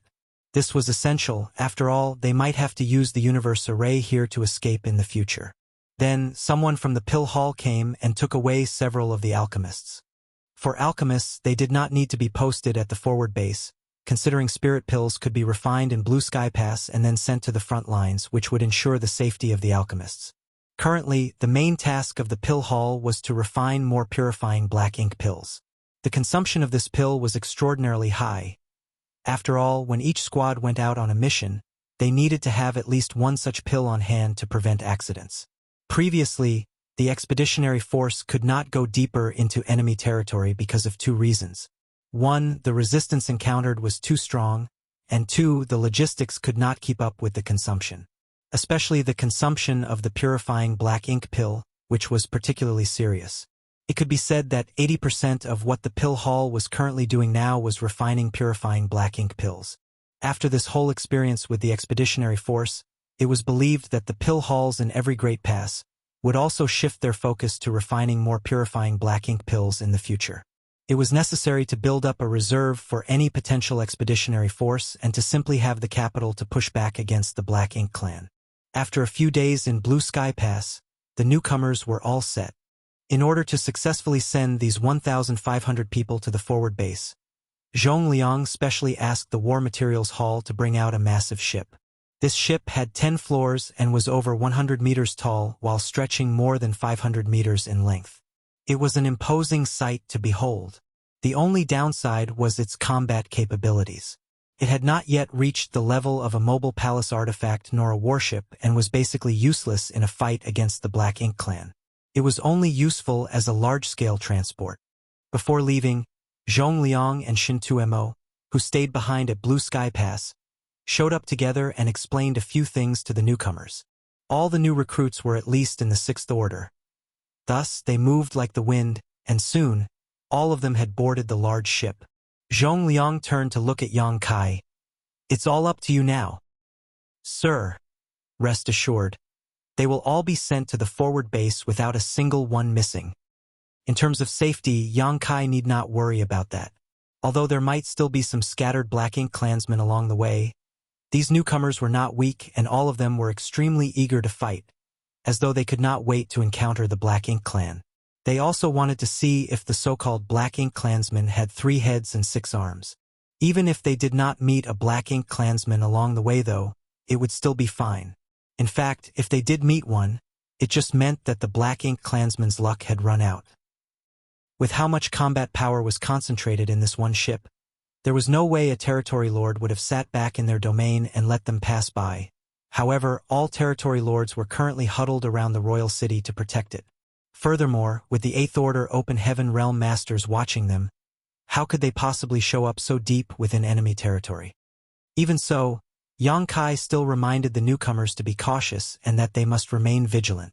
The large ship set sail, and Yang Kai arranged for the newcomers to take turns in managing the grand array to deliver power to the large ship. They would do so while he personally concentrated on controlling the direction the ship was headed. The deck was full of people.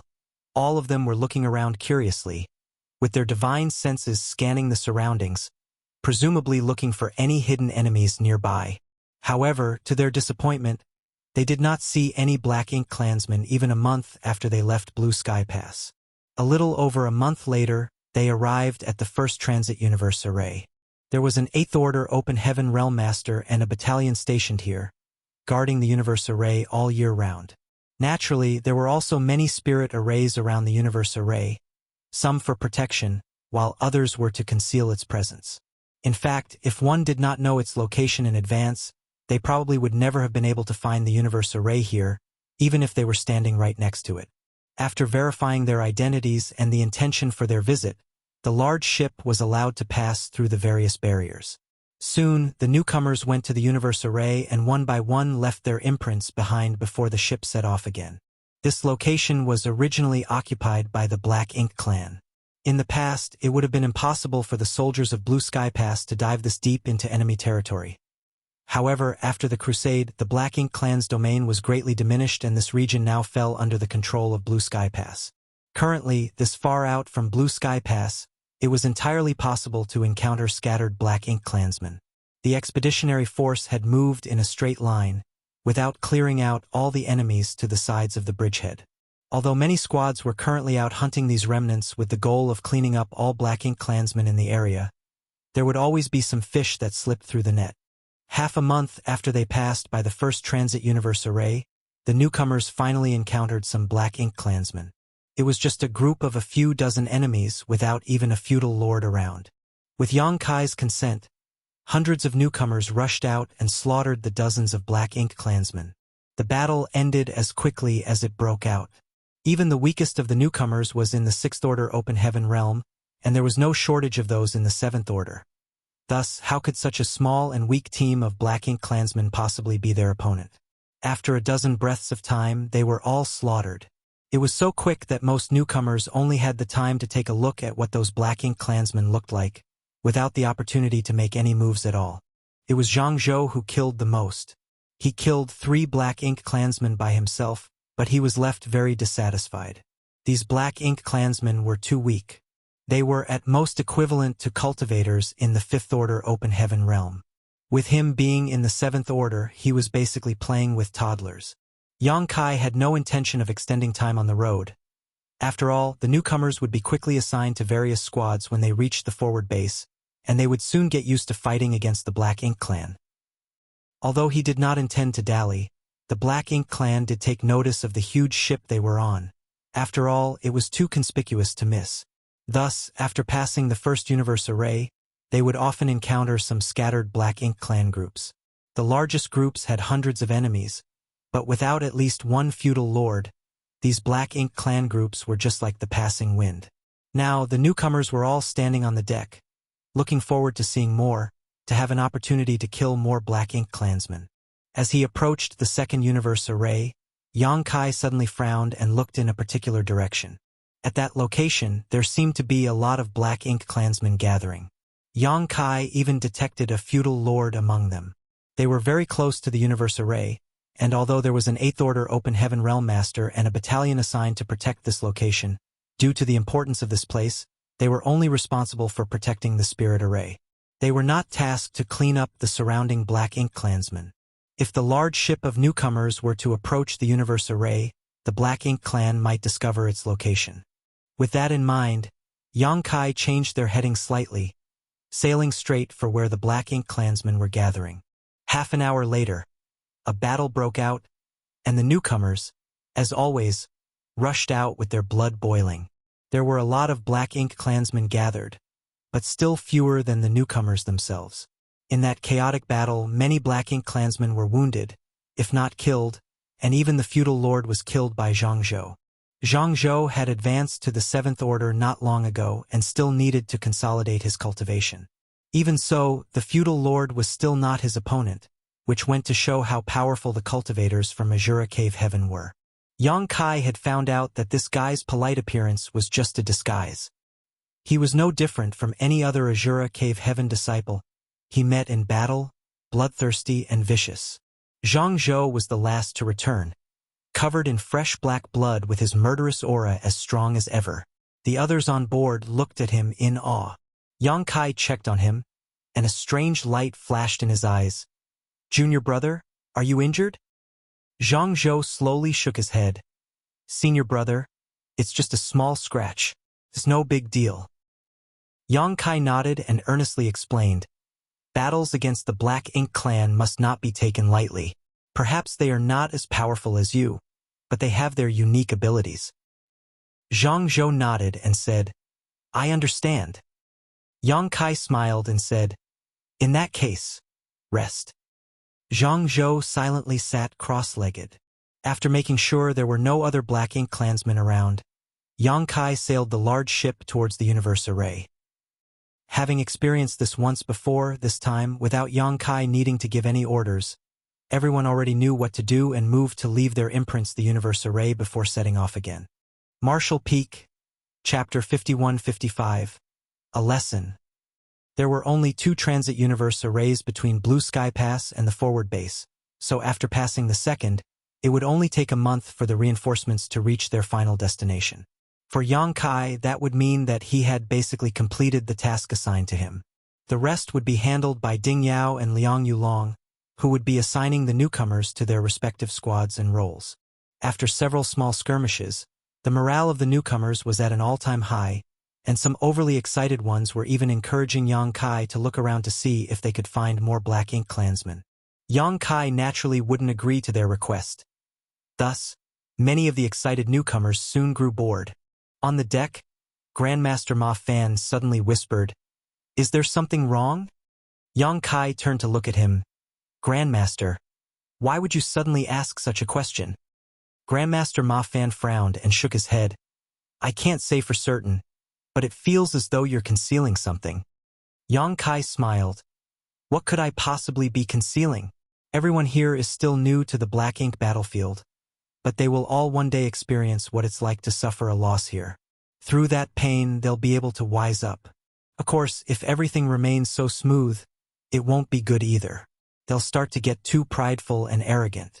The Black Ink clansmen we've encountered so far were all not strong and they were few in number, so they were easy to deal with. But if we come across a large army like those during the siege, it will be different." Grandmaster Ma Fan looked at him, still suspicious, even though he knew that Yongkai's words were right. At that moment, Yongkai gently clapped his hands, attracting the attention of all the newcomers. "You're all new here, but now that you've seen Black Ink clansmen, and even killed some of them, I need to warn you. Don't think that they will always be as weak as this. If you dare to think in this manner, you probably won't be far from your graves. The Black Ink clan is an extremely difficult race to deal with. Their numbers are inexhaustible, and they will stop at nothing till they kill us all. What's more, they have all kinds of strange and insidious abilities. For countless years, the human race has fought against them on this Black Ink battlefield and guarded the tranquility of the 3,000 worlds with only one principle: be cautious and careful. I hope that after you arrive at the forward base and join your respective squads, you can also learn from our predecessors. Only by surviving can you kill more Black Ink clansmen. Carelessness will only lead to annihilation." Many newcomers listened openly and nodded lightly, but some did not move and remained silent. After all, they were all in the 6th Order and above. None of them could be considered children. They had been cultivating for so many years, so they knew the truth and felt they did not need to be lectured like this. Yang Kai took a look around at the crowd for a moment, smiling lightly before he turned to look at a particular individual and asked, "Junior brother Zhang Zhou, do you have anything to add?" Zhang Zhou was startled and slowly shook his head. "No." Yang Kai seemed to be anticipating something as he smiled warmly. "Is there really nothing you'd like to say?" Zhang Zhou frowned slightly but didn't say a word. Just when the newcomers were wondering why Yang Kai suddenly called out Zhang Zhou, the latter suddenly pushed his aura. His world force rumbled, and he slammed a palm to the side. When this sudden change happened, no one managed to react, not even Grandmaster Ma Fan, who was standing nearby. Standing beside Zhang Zhou were a few sixth-order masters. They were caught completely unprepared while Zhang Zhou was merciless with his strike. With the power of this palm, these sixth-order open heaven realm masters would be gravely injured even if they did not die. However, his palm was abruptly stopped. Almost immediately after he made his move, Yang Kai had rushed towards Zhang Zhou. When the two palms collided, world force rampaged. The fallout of an exchange between two masters in the seventh order was extremely violent, and the shockwave was so strong it split the boat in half. Only then did the newcomers realize that something was wrong, and they all spread out. When they looked back, Yang Kai was already fighting with Zhang Zhou. Both of them were extremely fast, and neither had any intention of defending at all. They simply continued to attack each other recklessly. Cultivators from Azura Cave Heaven were like this. No matter how gentle and elegant they appeared in normal times, once they fought they would change into complete madmen. Even so, the newcomers didn't expect that the genial senior brother, who came to welcome their batch of newcomers, would be even stronger and more ferocious than Zhang Zhou. No one could understand what was happening, except for Grandmaster Ma Fan, who frowned thoughtfully. As the battle continued, many people still could not comprehend what had happened. Nonetheless, they grew more curious about Yang Kai's identity. After all cultivators from Azura Cave Heaven were crazy when in battle. Even if they were in the same realm, cultivators from the other cave heavens and paradises were not willing to easily clash with those from Azura Cave Heaven, mainly because they really went for the kill when they fought. Even Zhang Zhou, who was just a newcomer and who had just advanced to the seventh order, was not weaker than most veterans in the seventh order who had advanced more than 100 years ago. Even in the face of the most senior seventh order masters, Zhang Zhou could still put up a fight. Therefore, many newcomers were surprised when they saw that Yang Kai had suppressed Zhang Zhou within just a few breaths of time. Just next to Grandmaster Ma Fan, a seventh order master frowned and asked, "Grandmaster, which cave heaven or paradise does this senior brother come from?" Although they had been together for so many days, and Yang Kai was the person responsible for welcoming and guiding them, he had never once introduced himself. Meanwhile, the newcomers had only been thinking about fighting the Black Ink clan, so no one had asked about his origins. As a result, until now, no one knew much about Yang Kai, only that he was in the seventh order masters from some cave heaven or paradise. Grandmaster Ma Fan slowly sighed. "He's not from any of the cave heavens or paradises. He is the Lord of the Star Boundary." The person who asked the question was surprised. The Lord of the Star Boundary? Someone suddenly remembered something, raised his brow and said, "The one who left Black Territory to seal up a void corridor?" Black Territory and the Royal Lord. There was a major event in the 3,000 worlds. During that time, there was a lot of noise inside every cave heaven and paradise, and many had participated in the battle to kill the Royal Lord. All those who were sent to fight were in the seventh order or above. As for those who did not participate, many had still heard about Yang Kai before, as his name was just that famous.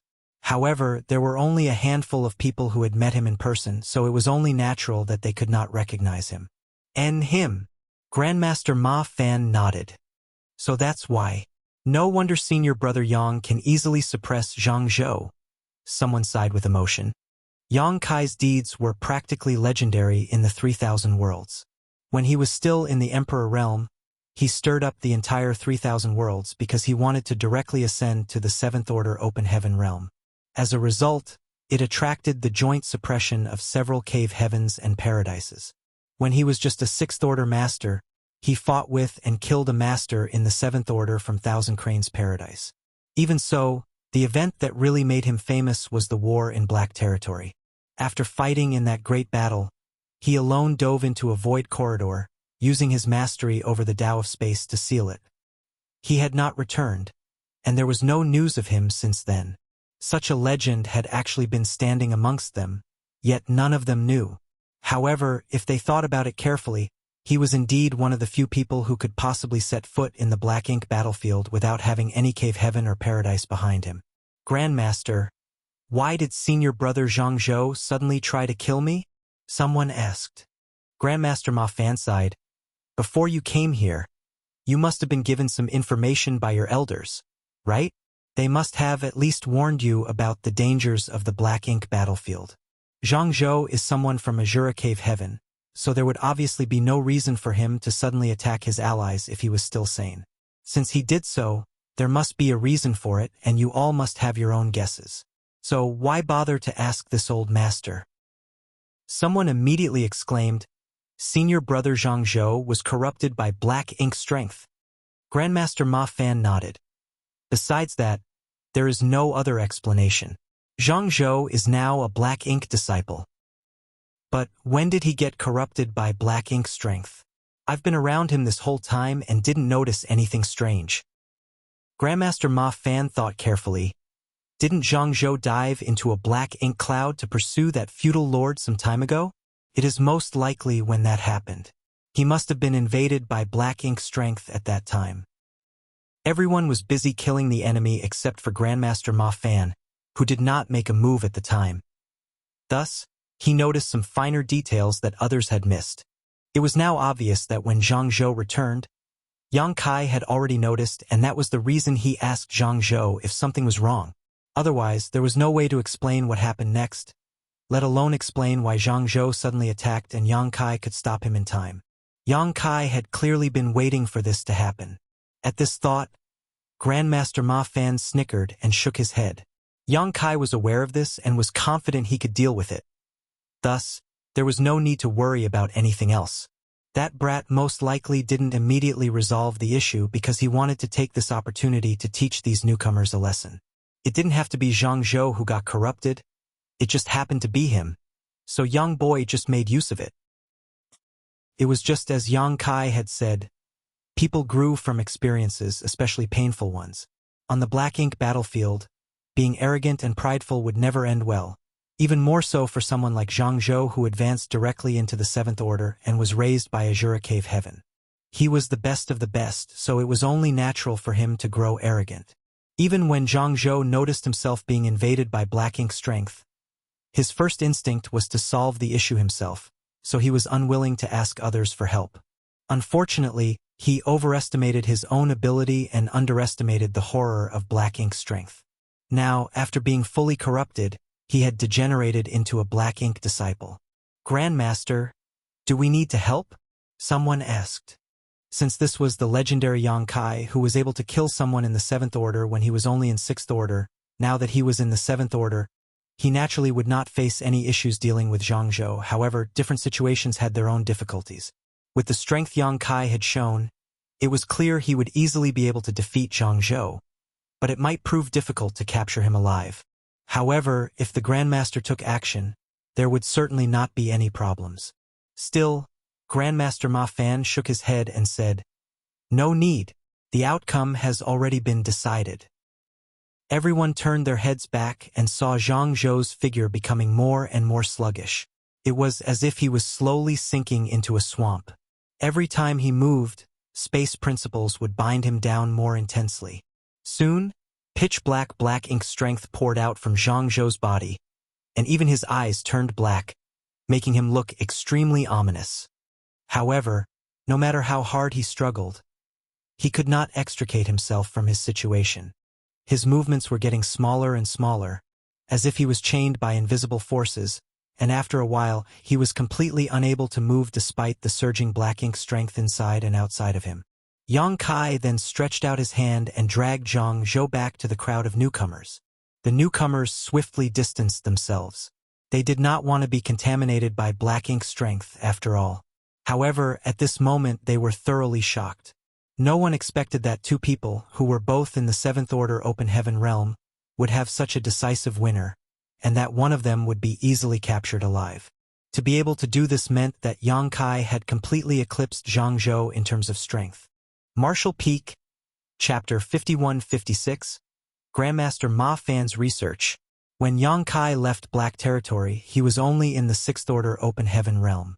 He only recently, a little more than 100 years ago, managed to advance to the Seventh Order on the Black Ink battlefield.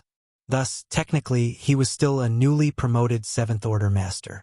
Thus, he should be on par with Zhang Zhou in terms of them both being new to the Seventh Order. Even so, the difference in their strength was so astonishing it left all the newcomers in shock. Zhang Zhou was still struggling, but under the shackles of space principles, he seemed to have been exiled to another time and space. No matter how hard he struggled, it did not help. Yang Kai did not immediately disperse the black ink strength in his body. Rather, he continued his lesson. Black ink disciples are rare nowadays, but even so, you need to be aware of this truth. Everyone here should already know that if a black ink disciple does not stimulate the black ink strength inside of them, their outer appearance will be no different to that of a normal cultivator, making it difficult to identify them. In the past, if a cultivator was invaded by black ink strength, it was impossible to resolve unless they sacrificed a piece of their small universe. That was the only method our ancestors had to deal with the corruption of black ink strength. The moment black ink strength invaded their small universe, they would immediately cut off that part of their small universe. That was the only way to protect themselves. This is why you will see some in the Fifth Order Open Heaven realm in Blue Sky Pass. When they came to the black ink battlefield, they were the same as you. They were in the lowest order acceptable here, the Sixth Order, but after continuously sacrificing parts of their small universe, their order regressed. Naturally, sacrificing one's small universe comes with risks and side effects. Their future martial Tao was cut off, and their situation became more dangerous. With their more unstable foundation, it became harder to resist black ink strength. So, they either ended up dead or could no longer resist the corruption of black ink strength and eventually degenerated into black ink disciples. For our ancestors, being reduced to becoming black ink disciples was a fate far worse than death. After all, once they became black ink disciples, they would become slaves of the Black Ink clan and would be enemies of the human race. So, most would choose to die rather than become black ink disciples. However, life is full of uncertainties, and after each war, there would be an indefinite number of humans who were corroded by black ink strength and reduced to black ink disciples. Fortunately, we humans now have means to fight back against the invasion of black ink strength. While speaking, Yang Kai took out a spirit pill. Blue Sky Pass was fortunate enough to obtain an incomplete ancient pill recipe while exploring a sealed world. Under the leadership of two great Grandmaster alchemists, the pill hall was able to deduce the pill recipe for the purifying black ink pill. This pill in my hand is one such pill. Once taken, you will be able to resist black ink strength for a certain period of time. Can also disperse a certain amount of black ink strength inside one's small universe. However, this pill has its own limitations. If you have already become a black ink disciple, taking it will have no effect, so you cannot be too over-reliant on it when fighting against the Black Ink clan and always need to remain cautious. Someone then asked, Senior Brother Yang, according to you, it is useless for Senior Brother Zhang Zhou to take a purifying black ink pill in this situation, so what should we do? Yang Kai smiled and explained, in this situation, we have to use other means to deal with it. Saying so, his left and right hands suddenly lit up with yellow and blue light. He clasped his palms together, and a pure white light illuminated the void. The white light enveloped Zhang Zhou, and in an instant, a sound which reassembled sizzling oil could be heard. Zhang Zhou struggled in pain, but as the sound died down, the black ink strength in his body was dispersed and purified, allowing him to calm down within a few breaths. That was purifying light. It can be used to dispel and purify black ink strength and is arguably the greatest nemesis of black ink strength. The newcomers whispered to each other for a while. Many obviously held great interest in the purifying light.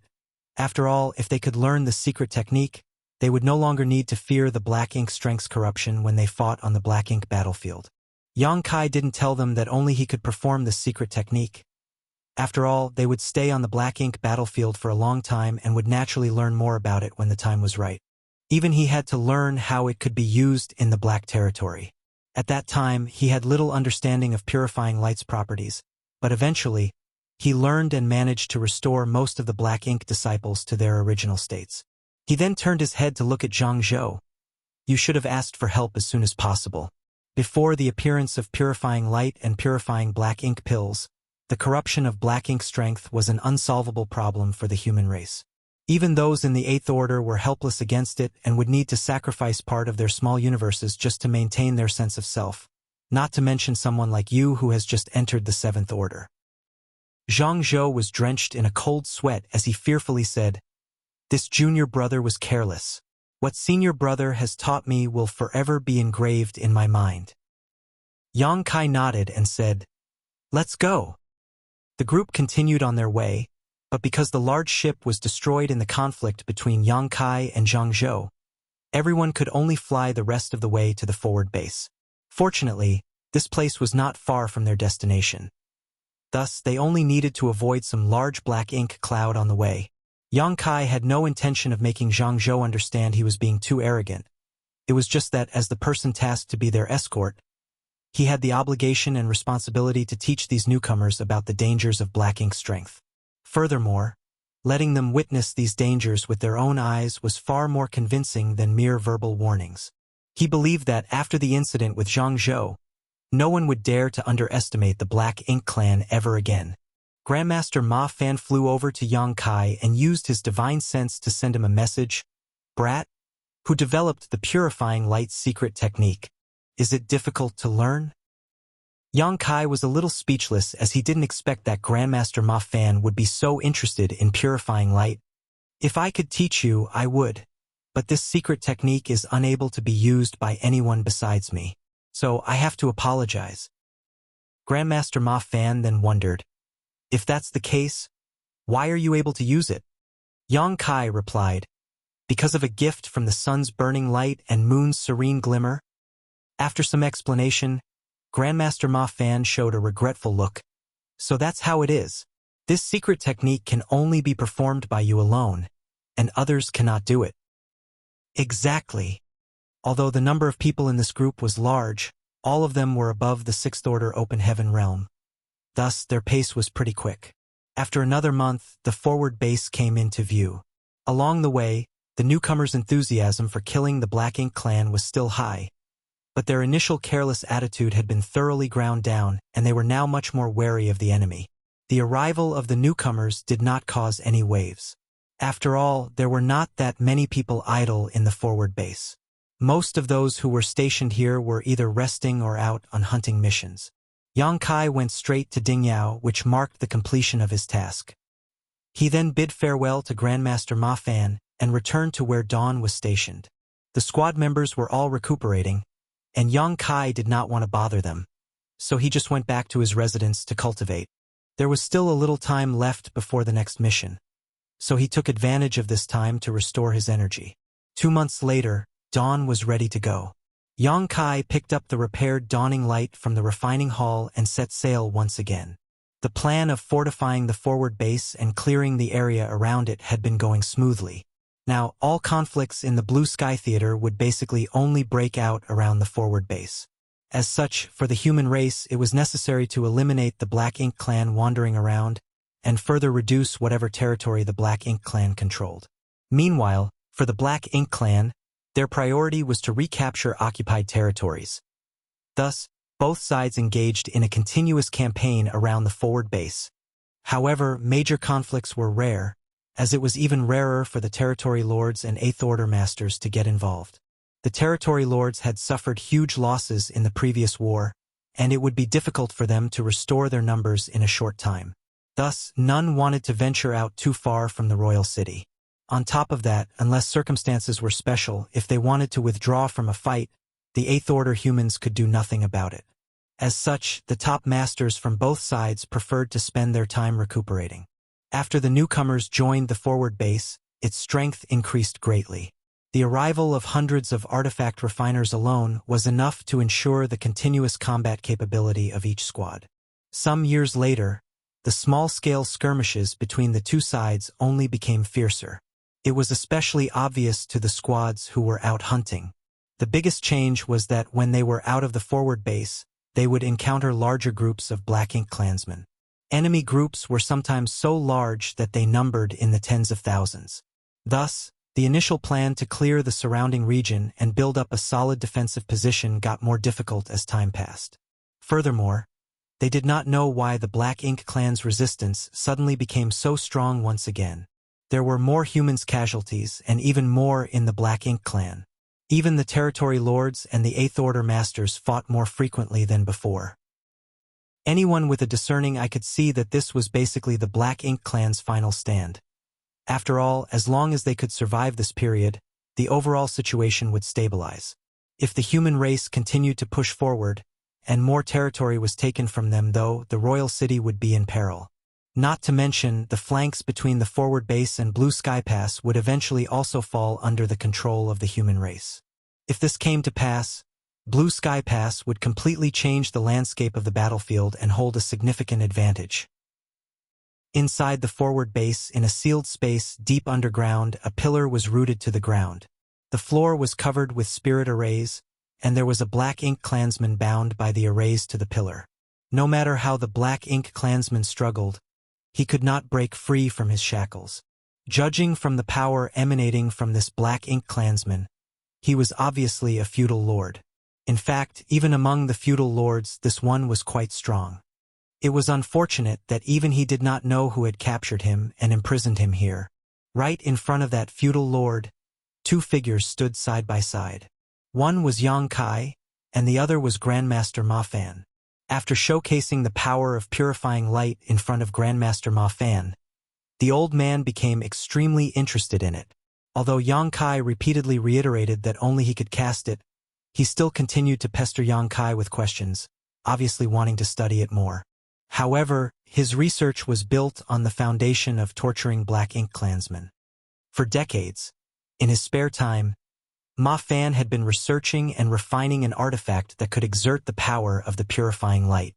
He was, after all, an artifact refining great grandmaster, someone capable of even refining mobile palace artifacts and warships. Furthermore, Yang Kai was not staying somewhere far away. Thus, he would go up to him and get him to help in his research whenever possible. Naturally, Ma Fan was swamped with work most of the time. After all, he was an artifact refiner and needed to repair the damaged warships and fortify the forward base, so his research was somewhat intermittent. Nonetheless, a decade ago, he had a breakthrough in his research. He had developed a spear artifact, which was no more than 3 meters long. He named it the Evil Purging Divine Spear, an extremely rustic name. In fact, Yang Kai had expressed his disdain for the name more than once, but the old man ignored him and continued to name it as he pleased.